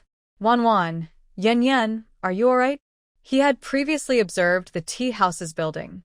When it collapsed, the broken tiles could have flown into the backyard of the medicine shop. Hearing the noise, he immediately thought of Su-won and Gu Yan still being in the back, and his heart was tense. After experiencing that moment, Gu Yan seemed to have let go. She no longer looked distracted like in the past few days. She mischievously moved closer to Gu Yuan and asked, "Fourth brother, were you more worried about fourth sister or about me, your little sister?" Gu Yuan looked at his previously gloomy sister, now lively again. A smile appeared in his eyes. Without hiding anything, he took Su-won's hand right in front of Gu Yan. "Of course I worry more about Wan." After saying that, he looked at Su-won with tender eyes. "Wan, are you okay?" Suwon's big, bright eyes sparkled.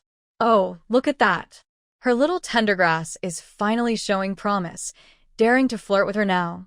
Watching the sweet gaze between them, Guyan's expression was hard to describe. Was she out of her mind? Why was she giving her brother the chance to feed her dog food?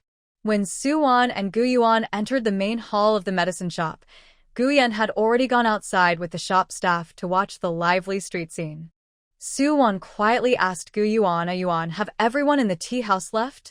Guyuan nodded slightly and replied, only the students who came to listen to the teacher's lecture and the shopkeeper along with that fake teacher have been taken to the yamen. The shop assistants and some other customers are still inside. Suwon was a bit surprised. Are there other guests at the tea house today? Yes, not many. Probably just one table, Guyuan replied. When he entered the tea house earlier, he paid special attention and heard voices coming from one of the private rooms. After the surprise, Suwon quickly realized that since the shopkeeper and Mastertsen dared to deceive people using the names of the government school and imperial exams, they must have someone backing them. So, the table of guests still in the tea house today was likely their secret partners. At this moment, the neighboring tea house was almost collapsed. The large beams that had fallen inside were all jumbled and supporting the structure in a haphazard way, as if it could fall apart at any moment. No one dared to go near. Next to Suwon, the shopkeeper of the medicine shop was shaking his head and sighing. It's a sin. I told Lao Tan long ago that if he added another floor to this house, the foundation couldn't hold it and the house would fall. But he wouldn't listen. He's really blinded by money. Someone nearby responded, to be fair, Lao Tan is lucky. When the house collapsed, the workers were buried, but he was caught by the exam candidates and taken to see the officials. Although he might get whipped or even exiled, at least he's still alive. Guyuan had already rescued everyone he could. At this point, they weren't interested in staying to watch the chaos anymore. They took the medicine they had prepared at the shop and returned to their rented courtyard.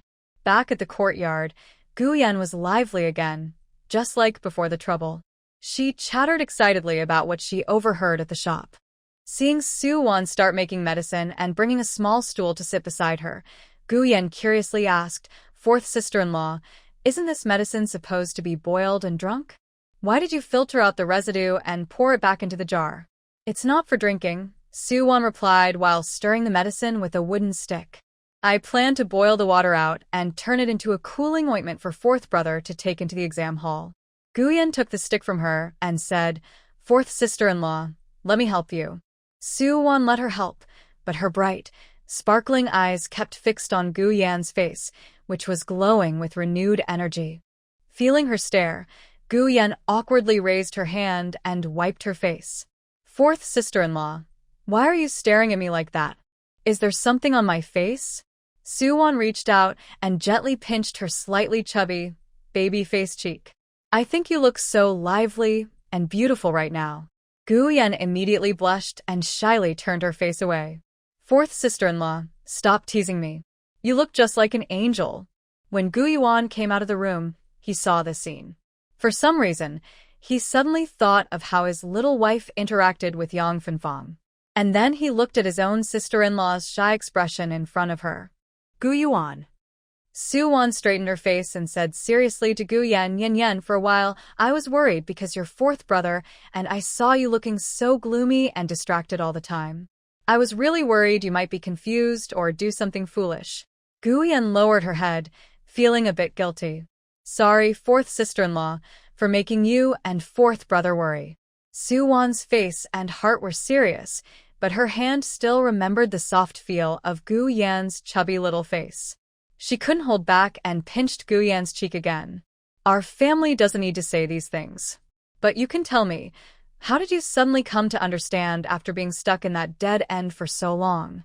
Hearing this, Guyan looked gratefully at Suwon and said, fourth sister-in-law, actually a few days ago, every time I thought about that matter I felt like everyone knew my secret and was judging me.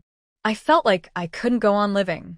But today, when that tile flew toward me, I suddenly realized, if I had been hit and killed by that tile, how sad my parents, brother, and sister-in-law would be. That wicked widow Yang and her son Yang, who would be overjoyed. Why should I let myself get so upset and make my parents and family worry, only to have them happy watching the joke? After saying this, Gu Yan slightly raised her chin with a bit of pride. Gu Yuan, standing nearby, focused on Su Wan's restless hand. Seeing her about to make a move on Gu Yan again, he quickly stepped forward, first rubbing Gu Yan's head and smiling kindly. It's best that you've come to this understanding. Su Wan's hand, which wanted to touch Gu Yan's head again, reached out and just happened to land on Gu Yuan's hand. Gu Yuan gently clasped her hand and gave her a tender smile, guiding her hand away from Gu Yan's head. Seeing their smiling exchange, Gu Yan couldn't help but grin, but she also felt a shiver of goosebumps all over. She quickly pushed Gu Yuan with one hand and Su Wan with the other, saying, "Fourth brother, fourth sister-in-law, be a person. If you want to flirt, I'll hurry back to your own room. Don't keep tormenting me. The single dog here. Hurry up, go quickly." Request failed in the blink of an eye. Half a month has passed, and the local exams officially began. Gu Yan woke up early, baked enough pancakes for Gu Yuan to eat for 3 days. Su Wan had gone to the market a few days earlier to buy the freshest pork to make jerky, which she packed in a bundle for Gu Yuan. Su Wan and Gu Yan took Gu Yuan to the gate of the examination hall and lined up. Candidates for the local exams had to be searched one by one to ensure they weren't carrying anything forbidden before receiving their exam numbers and entering the test rooms. Once inside, they had to stay in the designated rooms for the entire 3 days until the first exam was over. They couldn't leave the room during this time. Eating, drinking, and going to the bathroom all happened inside the room. Fortunately, after experiencing a drought, hail, and floods, the weather had finally calmed down. Although it was usually hot these days, a rainstorm the night before made the weather quite cool. Before Gu Yuan entered the exam hall, Su Wan handed him a porcelain box and a small porcelain bottle, saying, "This porcelain box contains a cooling ointment. If you feel dizzy, irritable, or anxious during the exam, apply a little to your temples. This bottle has ginseng pills. If you're tired or not feeling well inside the room, you can take one." Gu Yuan took the small items Su Wan handed him, gently ruffled her hair, and said softly, "Thank you, Wan Wan. In 3 days, I'll be here waiting to pick you up," Su Wan said seriously. Gu Yuan thought about her waiting under the hot sun and felt a bit sad, but he also knew that if Su Wan stayed at home waiting for him, she wouldn't be able to sit still. So he didn't refuse. Su Wan and Gu Yan watched as Gu Yuan entered the examination hall. Opposite the hall, on the second floor of the inn, the emperor was sitting by the window, watching the candidates enter the hall. Lord Su was also sitting there, but he looked very nervous, only daring to sit at the edge of the bench. The emperor turned to Lord Su after Gu Yuan entered and said, "Brother Su, although your son-in-law comes from the countryside, he's a talented young man. Have you heard about what happened at the tea house before? If he hadn't discovered that the scholar was a fake in time and exposed the shopkeeper's conspiracy, I fear that 1/3 of the examinees would have been lost. Among these students, there might be future pillars of our great nation. It would be a real pity if they were all lost just like that."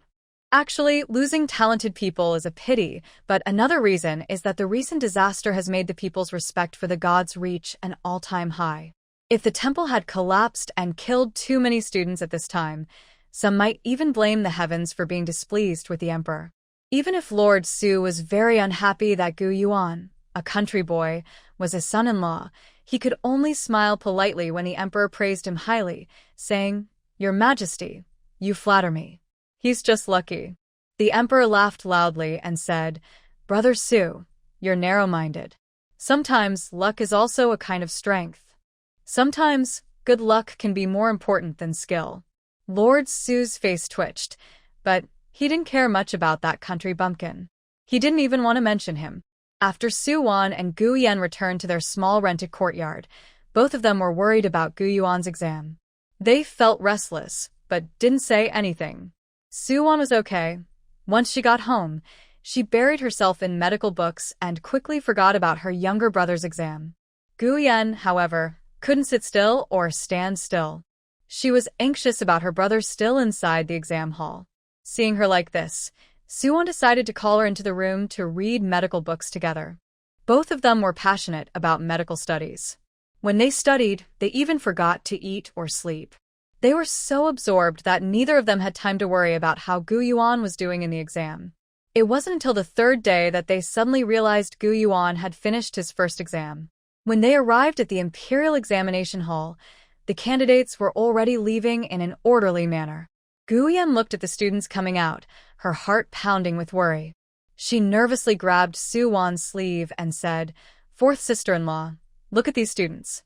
Their faces are pale, their steps are unsteady, and their eyes look blank, like they've gone crazy.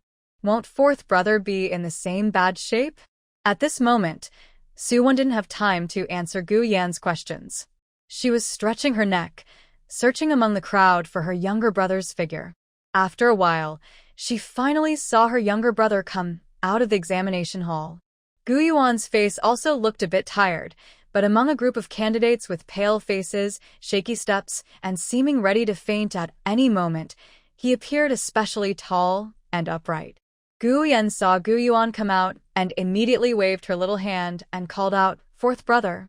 Suwon jumped down from the carriage, walked over to Gu Yuan, said nothing, and took his hand to lead him back to the carriage. The exam was hard, but Gu Yuan didn't suffer much. The cooling ointment Suwon gave him helped refresh his mind and repel mosquitoes. Ginseng pills boosted his energy, and dried meat and biscuits were tasty. The only bad thing was that his luck this time wasn't very good. His exam room was next to the horse shed at the Gonyuan. In the hot summer, the strong smell inside the shed couldn't be fully covered even with the cooling ointment. Back at his rented small courtyard, Gu Yuan washed up and immediately went to sleep. When Gu Yan learned that her fourth brother had come back and fallen asleep, she felt a bit disdainful. "Fourth brother is too weak. It's just a 3-day exam, and he already looks like this." Suwon gently tapped Gu Yan's head and said, "You little girl, you're already complaining about your brother. When you went to pick up your fourth brother earlier, didn't you hear that many people fainted in their exam rooms and had to be carried out? And look at those coming out of the exam hall. Your fourth brother is already among the best." Guyen stuck out her tongue and said, "That's true. Fourth brother is already very impressive. I just don't know how he did in the exam." Suwon's round, bright eyes curved into a crescent moon. "Don't worry, your fourth brother is definitely fine." "Fourth sister, are you so confident?" Suwon proudly lifted her chin. "Of course. He's my man, after all. How could I not be confident?" Gu Yan. Where in life is there no dog food? Gu Yuan slept straight through until the next morning. After waking up, he went back to the Gongyuan to take the next exam. After finishing the second 3-day exam, he returned home to sleep for a night, then continued with the third set of 3 days. This time, after leaving the Gongyuan, Gu Yuan didn't go straight back to his rented small courtyard with Suwon and Gu Yan. Instead, his classmates who came from Rinyi County to take the exam were waiting outside the Gonyuan for him. About 10 classmates gathered and talked for a while before saying goodbye. After getting into the carriage, Gu Yuan sat beside Suwon. Although his face looked tired, he seemed more excited than after the previous 2 exams. Suwon's small hand rested on the bench inside the carriage. Gu Yuan's large hand covered her tiny hand and said, "Brother Lin and the others plan to stay in the city for a few more days. After the exam results are announced, they will go back. They asked us what we plan to do." Suwon tilted her head slightly, her big, round, dark eyes looking at him. "Husband, what do you plan to do?" Move aside, everyone make way." Before Gu Yuan could speak, the sound of galloping horses came from outside the carriage. Suwon lifted the curtain of the carriage to look out. She saw a guard dressed in uniform riding a black horse, cracking a whip loudly. At this time, candidates were coming out of the examination hall, and the street outside was full of carriages. The horse suddenly reared up, startling the other horses. The whole street became chaotic, and the road ahead was blocked tightly. Despite this, the guard on the horse showed no intention of stopping.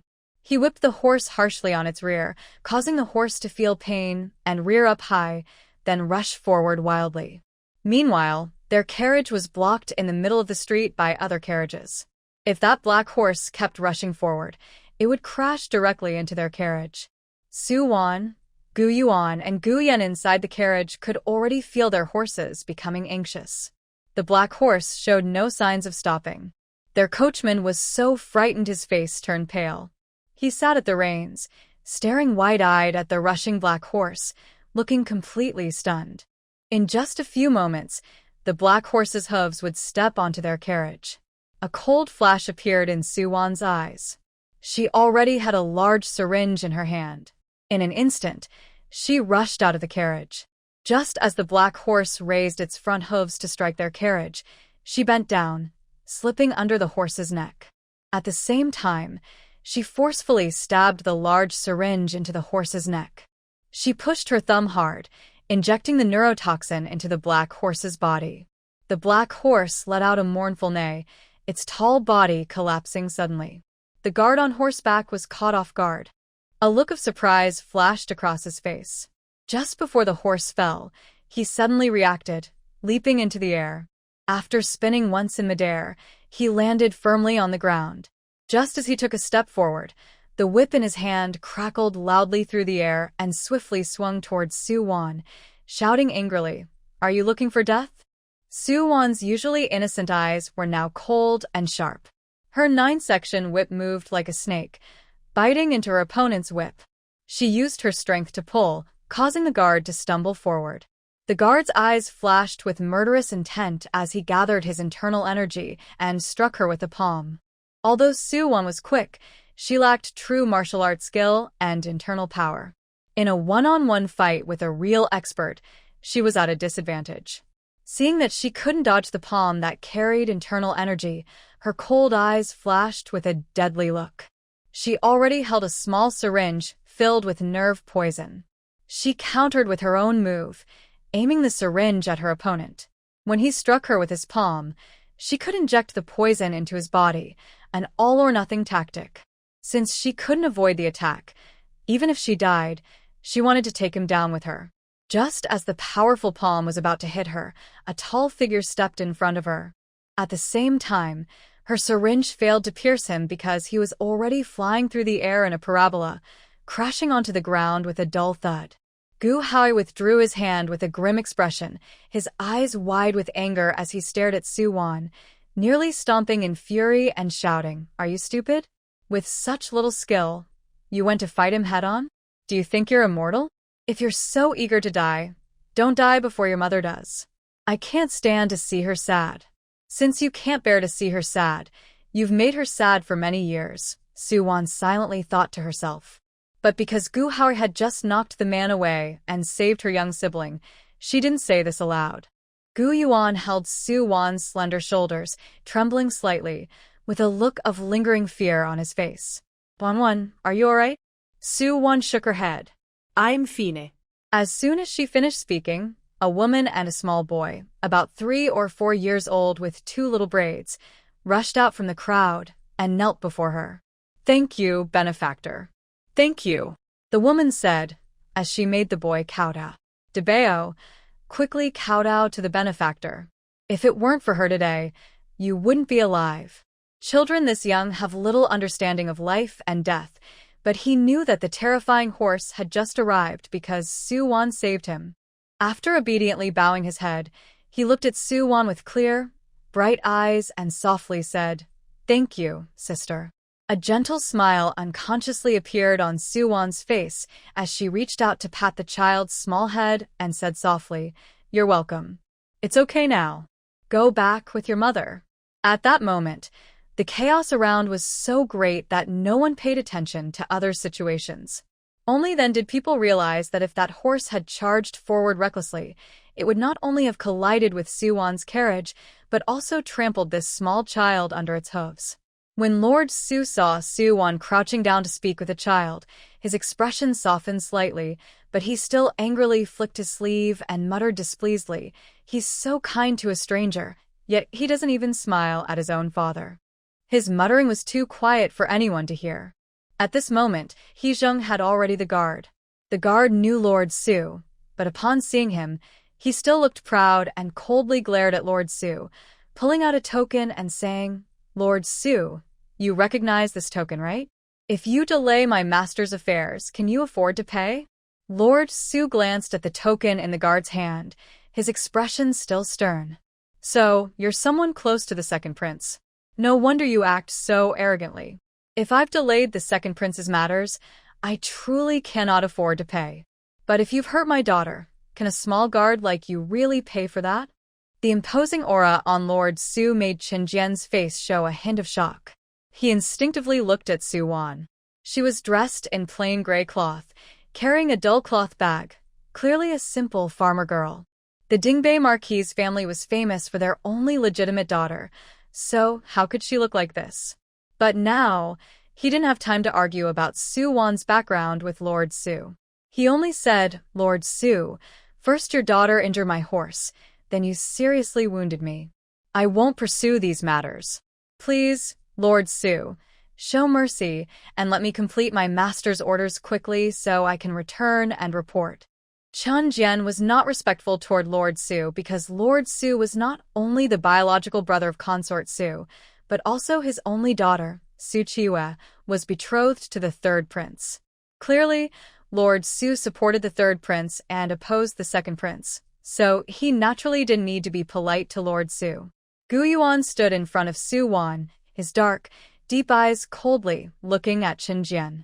He said firmly, even if Lord Su shows mercy today, you won't be able to leave. Causing trouble and riding horses recklessly, according to the laws of Daqing, you should be punished with 30 to 100 lashes. If serious consequences occur, you could be exiled 3,000 miles. When Lord Su heard Gu Yuan's words, a flash of admiration appeared in his eyes, but it quickly turned into strong dislike. He turned his head, lazily putting his hands in his sleeves, and said, Chen Jian, did you hear that? Let's go. First, we need to visit the government office. Su Wan was standing behind Gu Yuan, tilting her head to watch Lord Su. She knew that every time there was an exam or a break, Lord Su would sit with the emperor in a guest house across from the examination hall. But she didn't expect Lord Su to suddenly appear today to save her. She also didn't expect Lord Su to call her his daughter in front of Chen Jian. Lord Su seemed very strange today, almost as if he had been possessed by someone else. Chen Jian gritted his teeth in anger, about to argue with Lord Su, when a carriage arrived. At first, Chen Jian thought the driver looked familiar, but then he heard a voice from inside the carriage. I didn't realize that even a guard from the second prince's residence could be so arrogant in front of Brother Su. The slow tone and commanding voice sounded like thunder. Chen Jian was caught off guard at first. When he finally reacted, his legs went weak, and he almost kneeled on the spot. Fortunately, Andahai, with a fake smile on his face, helped him. Guard Chen, you must stand firm. If you fall and get hurt, it will be hard to explain to the second prince. Chen Jian was stunned. The fact that the emperor was secretly touring the palace was unknown to most princes. The emperor had a stand-in in the palace who claimed to be sick and missed court sessions, but the favored consorts could still visit him. The second prince's biological mother was the current empress, the emperor's wife, who visited him daily. So, the second prince believed even more strongly that the emperor was seriously ill in the palace. The news from the palace is that the emperor is seriously ill this time, and even the imperial doctors are not sure if he can be cured. Because of this certainty, several of the emperor's adult sons are feeling restless, and the second prince has sent him to the south to handle affairs. But now, instead of being bedridden and unconscious in the palace due to illness, the emperor has appeared in the south. This threatens the second prince's plans. At this moment, the emperor lifted the curtain of his carriage and peeked out, his expression gentle as he looked at Gu Yuan and Su Wan. Young Master Gu and Madam Gu, would you like to join us? Gu Yuan bowed and said, Thank you for the invitation. Old Master Huang.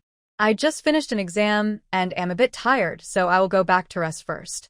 Gu Yuan and Su Wan returned to their own carriage. As they passed by Lord Su, he snorted coldly and said, You little girl, don't think that just because I saved you earlier or called you my daughter, I truly accept you. I only worry that if you die, my wife will be upset. Suwon looked at Lord Su with a blank expression and calmly said, "Oh, I never intended to acknowledge you." You. Lord Su was once again choked and looked furious, but he could only watch Suwon's back as she got into the carriage, helpless. Back in the carriage, Gu Yuan's hand was still resting on Suwon's. However, Suwon noticed that his aura had changed. Usually, Gu Yuan was like a deep, quiet sea, calm and restrained. But now, his presence was sharp and fierce, like a blade ready to strike down enemies at any moment. For the first time, she felt a killing intent from this young, tender man. But that feeling only lasted a moment. Gu Yuan's aura quickly returned to his usual calm and steady demeanor. Gu Yuan closed his eyes, and memories from his past life, which he thought had long faded, surged back fiercely because of Chun Jian's appearance. In his past life, the emperor he supported was the second prince. The current emperor has 7 sons. Besides the youngest, the 3rd-year-old 7th prince, there are also the 6th prince at 5 years old and the 5th prince at 8. In his past life, the 7th prince was favored by the emperor and seen as a rival by his brothers, so he was eliminated early. The 5th and 6th princes, being minors and not favored, did not participate in the struggle for the throne. The mother of the eldest son was from a lowly background, a palace maid who had been with the emperor after drinking. The eldest prince was gentle and timid and chose to stay out of the fight for power to keep himself safe. Actually, only 4 people participated in that fight: the 4th prince, the 3rd prince, and the current empress's eldest son, the 2nd prince. Each of these 3 had their strengths and weaknesses. In his previous life, he chose the 2nd prince because he believed that at that time, Daqing had just gone through war and disaster and needed a kind ruler to govern with benevolence and bring peace to the people.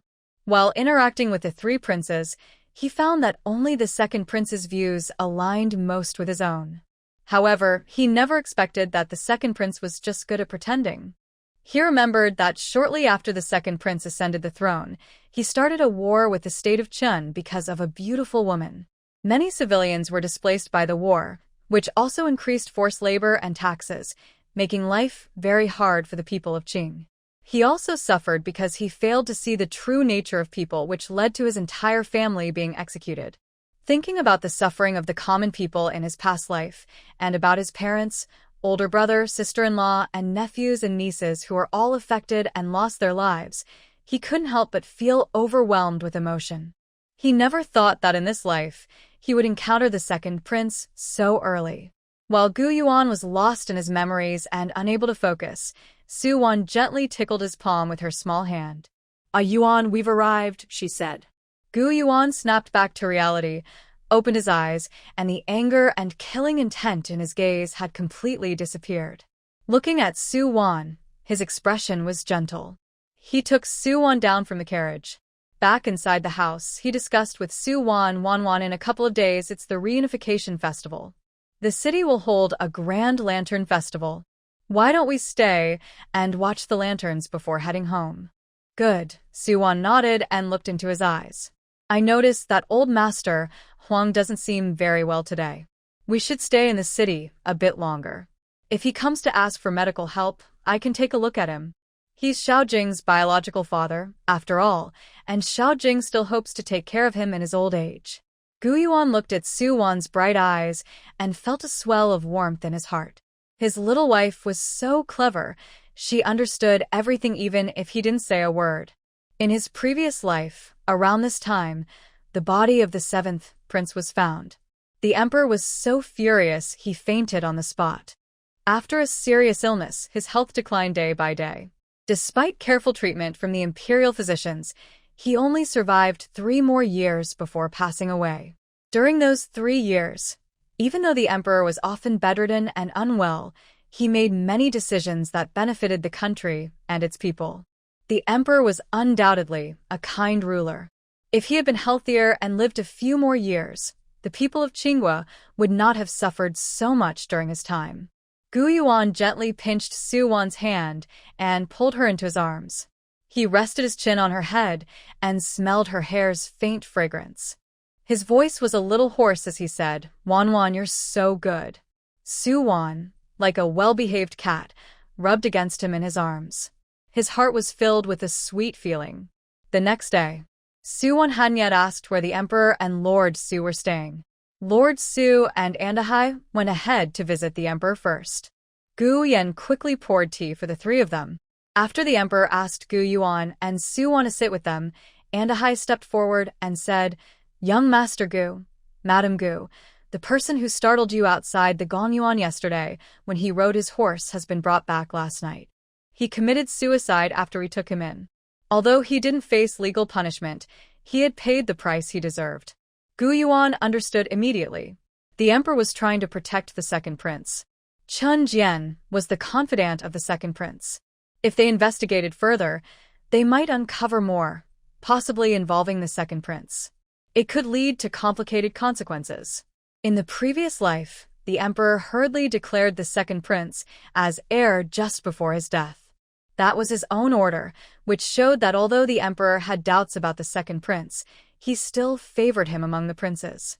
But it wasn't entirely the Emperor's fault. The second prince's disguise had blinded not only the Emperor, but also Xia Yan and him. Su-wan wasn't interested in court affairs. Gu Yuan said nothing. The Emperor cleared his throat and looked at Gu Yuan and Su-wan. "Gu Yuan, Su-wan, you trust me and handed someone over to me, but I failed to watch over him, and he died. I owe you both an apology. If you have any requests, just say." When the Emperor spoke these words, even Lord Su and Andahai were shocked. The current Emperor was a kind ruler, but he had never been so gentle with anyone before. Gu Yuan looked at Su-wan, clearly asking if she had any wishes.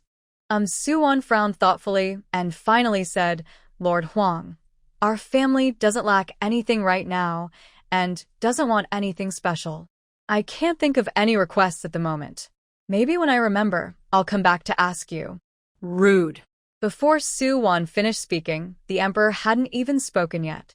Lord Su glared at her angrily and scolded, "How can you talk to Lord Huang like that?"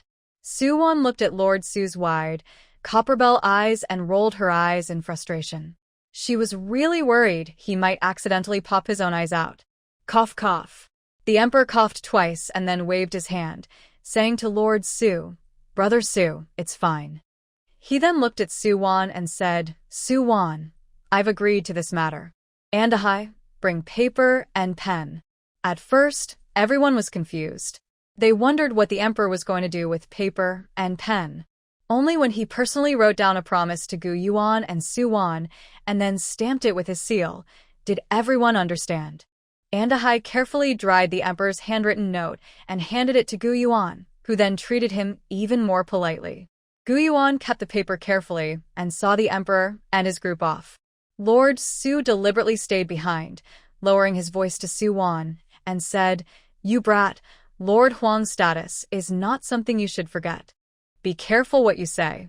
Su-wan slightly tilted her head and looked at Lord Su, raising an eyebrow. "Didn't you say yesterday that you didn't want to acknowledge me? How is it that after just one night, you're already admitting me?" Lord Su's face was a little embarrassed. He swung his sleeve and shouted angrily, "Who said I want to acknowledge you? Then what does that have to do with your family?" Su-wan couldn't help but roll her eyes. Hearing this, Lord Su was so angry he almost exploded. "Listen to yourself. You're so rude. No manners at all. Not fit to be a lady." Su-wan was speechless. Is the Duke of Dingbei really so twisted? So stubborn? He said he didn't want to acknowledge her, but when she was in danger, he still saved her. He said he didn't treat her as his daughter, but he liked to boss her around about manners and rules. She could have manners and rules, but she definitely wouldn't do so just to return to the Duke of Dingbei's estate. Su-wan was too tired to argue with Lord Su anymore. Seeing Gu Yuan had already sent the Emperor to the courtyard gate, she turned to go inside. She still had many medical books to translate. However, she had not yet entered the house when she heard Andahai shout in surprise, "Your Majesty." She turned around and saw the tall figure of the Emperor suddenly collapsing.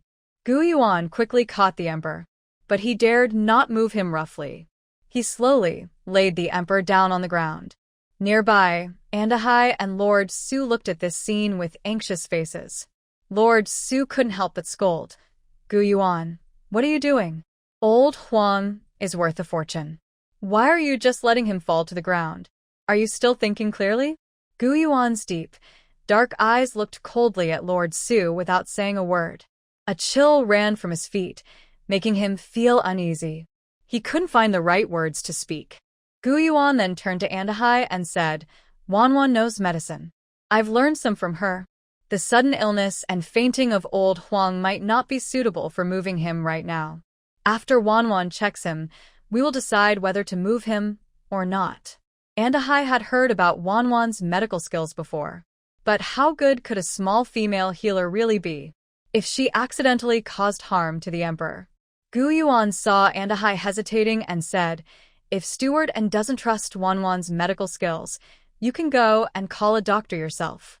At this moment, Andahai was caught in a dilemma. The emperor came out today with only him, without Feng Chuan or Feng Ka. If he went to call a doctor, there would be no one by the emperor's side. Just then, Lord Su stepped forward and said, Stewardin, you stay here and watch over old Huang. I will go and call a doctor right away. Hearing this, Andahai nodded repeatedly, yes, yes, yes. Lord Su, please hurry back quickly. But as soon as Lord Su left the house, the emperor suddenly twitched violently while lying in Andahai's arms. Andahai's face instantly lost all color.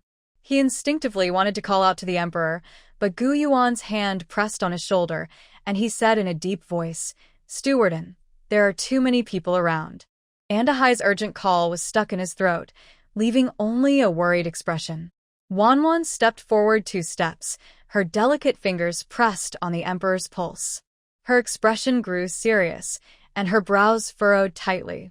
After releasing the emperor's wrist, she quickly took out a silver needle, stabbed it precisely into the acupuncture points. Once the points were sealed, she told Gu Yuan and Andahai, please lift old Huang into the room first. Andahai originally didn't believe in Su Wan's medical skills. However, at this moment, seeing Su Wan's calm and steady appearance, his previously anxious heart also calmed down. Unconsciously, he nodded repeatedly and said, okay. While responding, he and Gu Yuan carried the emperor into the room. Su Wan continued to examine the emperor and asked Andahai, how much does old Master Huang weigh? The clot-busting injection needs to be calculated based on the patient's weight. Huh? Andahai was momentarily stunned. How much does old Master Huang weigh? Su Wan repeated, glancing at Andahai with a look of shock and trembling. Considering that in ancient times, weighing a person was not convenient, especially someone of the emperor's status, it was unlikely they would allow others to weigh him like a pig on a large scale. Never mind, I'll calculate it myself, Su Wan said. She then measured the emperor's height with her hand. After measuring, she silently calculated in her mind, then transferred the appropriate dose of the clot-busting injection from her space into her bag. She took out a syringe and the medication, mixed the solution, and drew it into the syringe. While testing the needle's smoothness, Andahai saw the cold gleam of the needle tip, and his lips trembled. However, before he could speak after the shock, Su Wan had already grabbed the emperor's hand and directly injected the needle into the back of his hand. He watched helplessly as the liquid inside the needle slowly entered the emperor's body. After the injection, Su Wan withdrew the needle and pressed a cotton swab onto the injection site. Seeing the blood beads on the emperor's hand, Andahai was so frightened he lost his balance and collapsed to the ground. Gu Yuan came over to help Su Wan press the cotton onto the emperor's hand.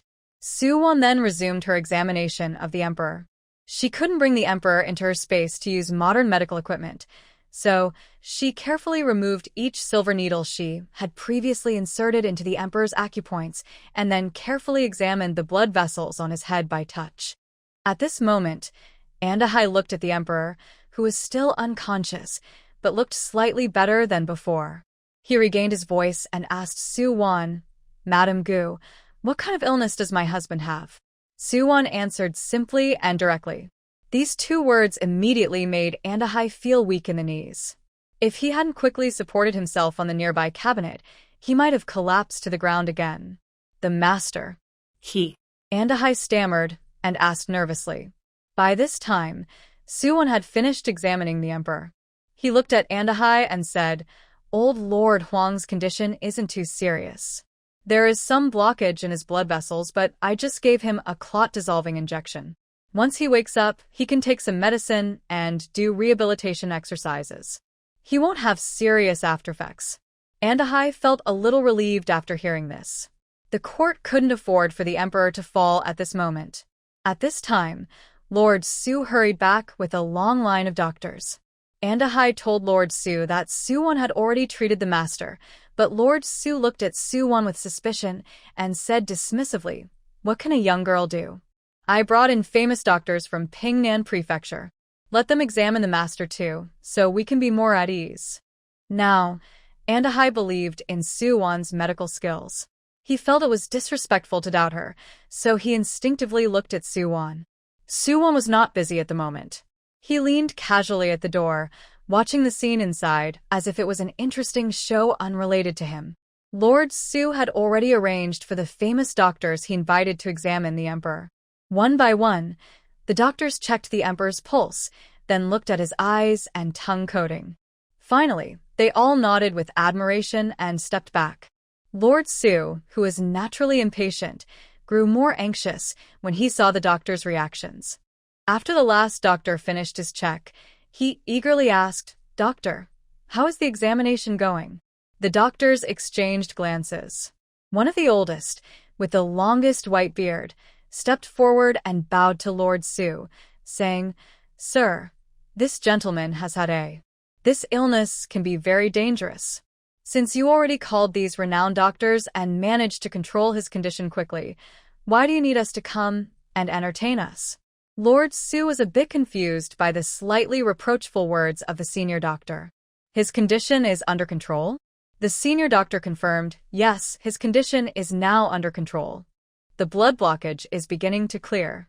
We believe we are not capable of dissolving the blood stasis so quickly. The doctors you previously called are far more skilled than us. Even all of us together are not half as good as that divine doctor." The doctor standing next to the senior doctor also stepped forward and bowed to Lord Su, saying, "Lord Su, do you know which doctor treated this old man before we arrived? Could you kindly introduce him?" Several other doctors echoed, "Please, Lord Su, introduce him. If we could get a few words of advice from that great doctor, we would be very grateful." Lord Su looked at Suwon with disbelief. Suwon had helped ease Madame Ye's heart condition, and he knew it. He had always thought it was just a lucky coincidence, not expecting that Suwon actually had some real medical skill. It seemed that although this daughter was exchanged by those two and raised in the mud, she was not completely spoiled. He politely told the doctors that doctor was just a traveling healer passing by. "I don't know where he lives or his name. Please, everyone go back." Since Lord Su had said so, the doctors naturally felt embarrassed to stay and all bowed to leave. After they left, he looked at Suwon with a cold, stern face and snorted, "Don't think that just because you know a little medicine, you're so impressive. A young lady should be skilled in music, chess, calligraphy, and painting, and also manage the household. It's not proper for a girl to go around practicing medicine."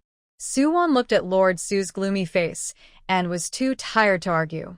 She glanced past him and said to Andahai, "Manager In, please stay here and watch over Lord Huang. When he wakes up, just call me." Without even bothering to look at Lord Su, she turned and left the room. Lord Su felt like he had been punched in the stomach. Being ignored like that made him so angry, he almost stomped his feet. Andahai couldn't help but speak to Lord Su, "My lord, we think Miss Suwon is really good, skilled in medicine, and kind-hearted. She's better than those young ladies raised in big mansions in the capital. Why not be a bit more polite to her? There's no need for family grudges." Hearing this, Lord Su jumped in anger. "What's so good about her? Kind-hearted? I think she's heartless and cruel, more like a snake and a wolf." And Andahai shook his head and stopped trying to persuade him. He knew some family issues couldn't be understood by outsiders. Soo-won didn't hear Lord Soo or Anda-hai scold her, and even if she had, she wouldn't care. After leaving the house, she planned to go out and get some medicine for the emperor. The emperor's wasn't too serious. With timely treatment, he wouldn't have serious aftereffects. However, strokes are caused by chronic illnesses like high blood pressure and high cholesterol, so he would need long-term care in the future. Gu Yuan accompanied her. Gu Yan knew she was going out to get medicine and eagerly ran out of the house. "Fourth sister-in-law, I want to go with you." Before she finished speaking, she saw Gu Yuan and Soo-won holding hands. Forget it. She didn't want to see more lovey-dovey scenes. She awkwardly smiled, swallowed her last words, and said, "Fourth brother, fourth sister-in-law, come back early." Soo-won didn't think much and replied, "Later, help steward and take care of old Master Huang." "Okay." Gu Yan nodded heavily. On the way to the pharmacy, Soo-won and Gu Yuan met Lin Chongqing and some classmates from Gu Yuan County School strolling on the street. After exchanging greetings, Lin Chongqing invited them, "Since we rarely come to the capital city, and it's the festival of reunion these days, the city is preparing for a lantern festival. Brother Gu, if you're free, why don't we go explore together?" Gu Yuan wanted to decline, thinking there was nothing fun about wandering with a few men. He wanted to stay with his wife. But Soo-won spoke first. "Husband, you and Brother Lin go ahead. I'll get the medicine later and go back by myself." Gu Yuan thought for a moment. He still wanted to buy a few things for Wan. If he stayed with her all the time, he might miss the chance. He smiled slightly, looking at Soo-won with a gentle expression. "Then, after you finish getting the medicine, wait for me at the pharmacy. I'll go explore and come back to pick you up." "Okay." Soo-won nodded in agreement. After parting from Gu Yuan, she headed straight to the pharmacy. Over on Gu Yuan's side, Lin Chongqing watched Gu Yuan glance at every jewelry shop, rouge stall, and small booth selling hairpins and earrings, understanding his intention. He asked casually, "Brother Gu, are you planning to pick out a few gifts for your sister-in-law?" "Yeah," Gu Yuan replied calmly. Lin Chongqing winked and said, "Why don't you come with me? I've heard from some scholars in the city about a very good gift for your wife. I was just about to buy it for your sister-in-law to bring back." Although Gu Yuan found Lin Chongqing's exaggerated expressions when talking about the gift a bit strange, he didn't suspect anything more and continued walking with Lin Chongqing and the others. When they arrived at the place Lin Chongqing mentioned, they discovered it was a rouge shop. This shop was also unusual. Most shops had women choosing rouge inside, but here, many men were also selecting products. Although separated from the female customers, it still looked quite strange. Gu Yuan asked Lin Chongqing if there was something unusual about this rouge shop. Lin Chongqing didn't explain directly, but only winked and said he would understand once he bought the gift for his sister-in-law. Gu Yuan didn't understand the full story, but since he was already here, he decided to buy a few things. After entering the shop, Gu Yuan carefully looked at the rouge and face powders, all stored in delicate porcelain boxes, with various shades of lip balm arranged in wooden boxes. His family's lip balm was different from others. Most shops only had one red color, but his family's boxes contained several different shades of red. He wanted to look around more and choose, but Lin Chongqing had already taken 2 boxes of lip balm, one of which he handed to Gu Yuan, looking mysterious and saying, "Brother Gu, buy this. It's their signature product." Hearing this, Gu Yuan also took a box, and he asked the shopkeeper to give him 2 jars of clam ointment, which was best for protecting hands during mountain herb gathering. He paid 10 taels of silver in total. 1 box of lip balm cost 8 taels, which was twice as expensive as others, but the variety of colors and the finely carved wooden box made it worth the price. After leaving the rouge shop, Gu Yuan carried the beautifully wrapped lip balm and clam ointment, bid farewell to his classmates, and headed toward the medicine shop. On the way, he saw a vendor carving wooden hairpins. Since Wanwan didn't like jewelry, he squatted down to choose 2 wooden hairpins, one with a magnolia flower and the other with a begonia flower, to give to Wanwan so she could wear them alternately. He also thought that Guyen was now living with them, so it wouldn't be right to only buy gifts for his wife and not for his sister. The vendor offered 3 hairpins for 1 tael of silver, so he casually took another one without even inspecting the patterns, asking the vendor to wrap it separately. When he returned to the medicine shop, the shop assistant had just finished preparing Soo-won's medicine. The shopkeeper took several bundles of medicine from his assistant, handed them to Soo-won, and said, "Young lady, these are all for clearing blockages. Is someone at home having a?"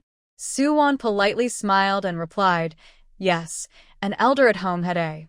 The shopkeeper is very knowledgeable. The shopkeeper was pleased by her compliment and laughed. "You flatter me. If anyone is truly skilled, it's the doctor who wrote this prescription. The formula is very clever. If I hadn't seen this prescription today, I probably wouldn't have thought of such a perfect combination." Soo-won sensed the underlying meaning. He wanted to meet the doctor who made the prescription. She used a pre-made excuse from Lord Soo and said regretfully, "The doctor who treated my elder was a traveling healer. He helped save my family member and left after giving us this prescription. We didn't get a chance to thank him properly." The shopkeeper also expressed regret. "That's really a pity." Just as Soo-won reached out to take the bundled medicine, a large hand took it first. She turned and saw Gu Yuan's handsome face. Her face lit up with a smile, and her clear, bright eyes curved into little crescents. She didn't speak, but her happy expression was enough to make Gu Yuan feel pleased. The two returned to the courtyard together. Gu Yan came out to greet them and said, "Fourth sister-in-law, Mr. Huang has woken up. He was just saying that he wants to thank you properly when you return." Gu Yuan took out a hairpin he bought for Gu Yan and handed it to her. "Did you give this to me?" Gu Yan's eyes lit up. She took the hairpin, examined it carefully, but her expression quickly changed to one of helplessness. At this moment, Gu Yuan had already taken out the 2 hairpins, lip balm, and clam oil he had chosen for Soo-won. She was surprised and asked, "Why did you buy so many for me?" Gu Yuan, with his hands behind his back and a serious look, said, "Brother Lin and the others are buying gifts for their families. I just picked a couple of things." Gu Yan leaned over to look at what Soo-won was holding. She wasn't jealous that her brother bought more for her sister-in-law than for her. But after seeing the beautifully carved wood orchids and camellias on Soo-won's 2 wooden hairpins, she couldn't help but pout and complain, "Fourth brother, you really favor her. Giving so many nice things to fourth sister-in-law, and I only get 1 wooden hairpin. I don't say anything? Look at the hairpin you chose for fourth sister, so beautiful. And look at the one you gave me. What kind of carving is this? Such old-fashioned patterns, can I even wear this? So, my wife is the real one, and my sister is just picked out, huh?" Gu Yan finished her teasing and immediately leaned in to whisper to Soo-won, "Fourth sister, I'm just teasing fourth brother. Don't worry." Soo-won looked at the hairpin in Gu Yan's hand. Actually, she had been quite dismissive of the style of the hairpins Gu Yuan gave her. Either the flowers were too simple or too fancy, and they looked tacky. But now, looking at the hairpin in Gu Yan's hand, she realized that the flowers chosen by Gu Yuan were already the best his taste could offer. Because the hairpin Gu Yuan picked for Gu Yan was carved with a big peach symbolizing longevity. This hairpin, even Gu Yan wouldn't be able to wear it, not even Chen's wife. It's more suitable for someone like Gu Yuan's grandmother. Although Gu Yuan had pretended not to care just now, he kept an eye on Soo-won's expression with the corner of his eye. When he saw Gu Yan showing Soo-won the hairpin and Soo-won trying not to laugh, he couldn't help but look a bit embarrassed. He deliberately put on a serious face and said confidently, "When I buy things, I always save the best for fourth sister. If you want someone to leave the best for you, then you need to open your eyes and find a good man when you get married." Hearing this, Gu Yan, just like when she was a child, rubbed her chubby finger across her face and said, Shy, fourth brother, bragging about being a good man, so shameless." Gu Yan is lively and outgoing, but Gu Yuan isn't the type to cause trouble. Just now, he could still keep a straight face and reply to Gu Yan, but now, after her teasing, his ears turned red. Gu Yan had enough and turned to look at the lip balm box in Soo-won's hand. The box was carved from fragrant camphor wood, giving off a faint scent. Girls naturally have a soft spot for beautiful things, especially for rouge and powder, things they love dearly. Soo-won opened the box to show Gu Yan.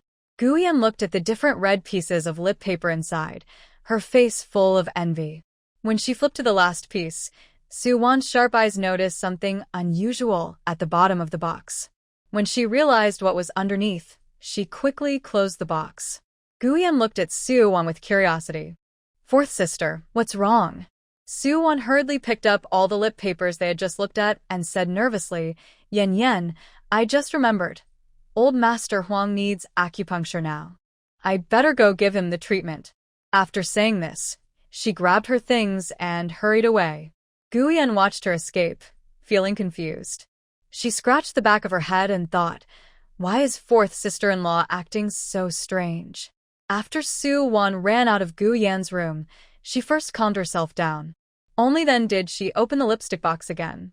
Even though she had already seen the pattern at the bottom of the box earlier, she couldn't help but blush and her heart beat faster when she looked at it again.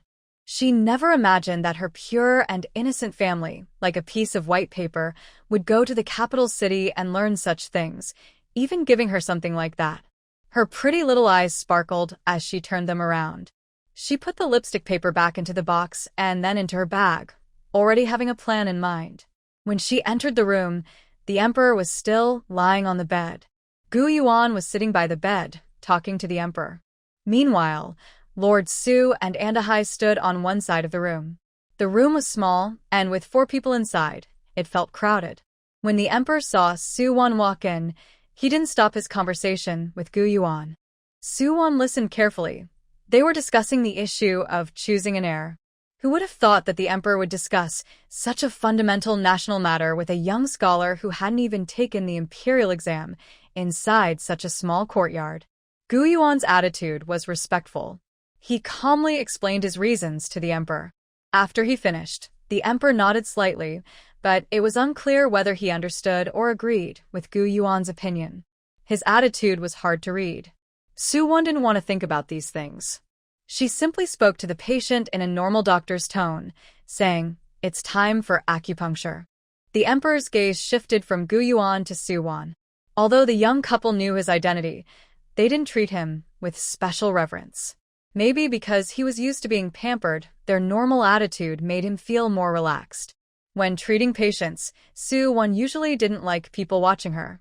When the emperor first fell ill, it was an urgent situation, so only Indi-hai and Gu Yuan helped from the side.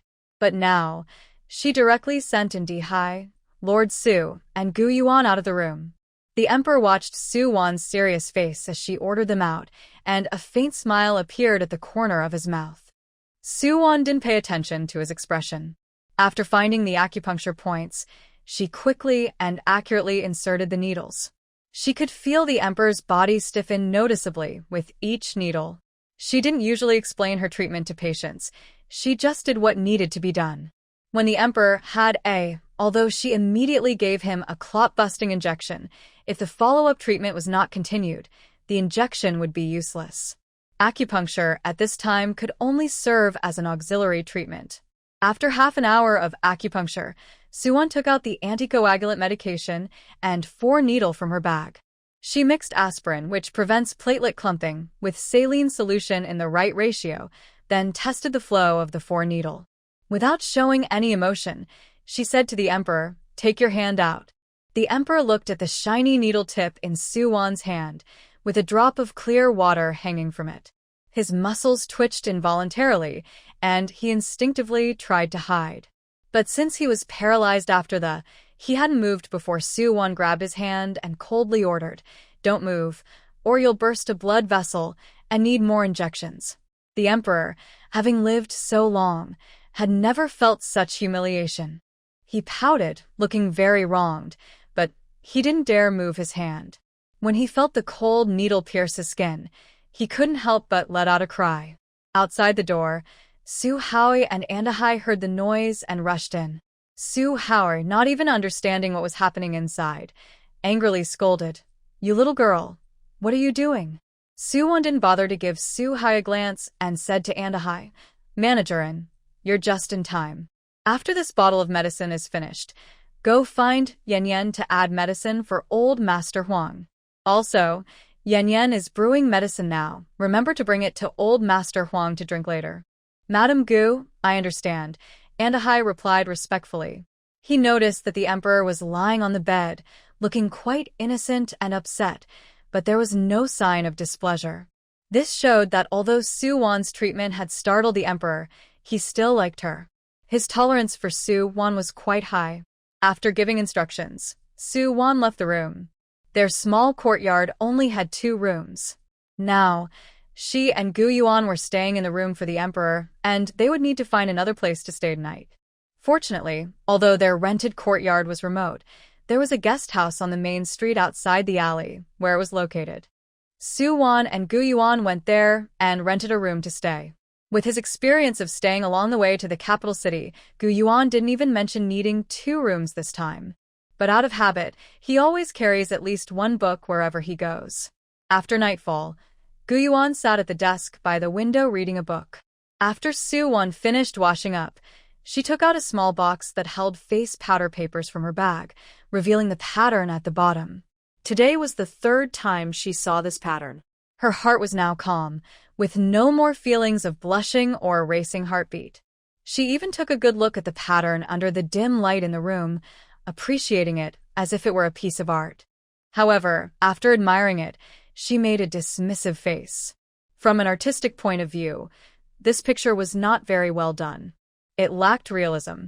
The woman in the picture looked decent at first glance, but upon closer inspection, her large chest and tiny waist were clearly disproportionate to a real human body. But appreciating art was not her main goal. She held the box, walked over to Gu Yuan, and placed the pattern at the bottom of the box right under his eyes. Then she asked directly, "Husband, did you give me this because you like this pose?" Gu Yuan was initially stunned when he heard Su-won's words. But after seeing what was inside the box, his face turned red as quickly as a cooked shrimp. Not only was his face flushed, but his neck also turned red.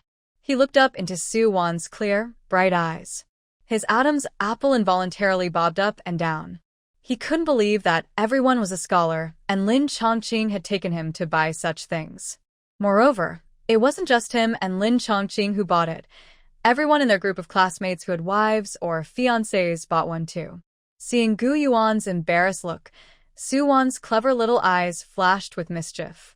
She blinked her bright eyes and still looked innocent and harmless, asking again, "Do you like it?"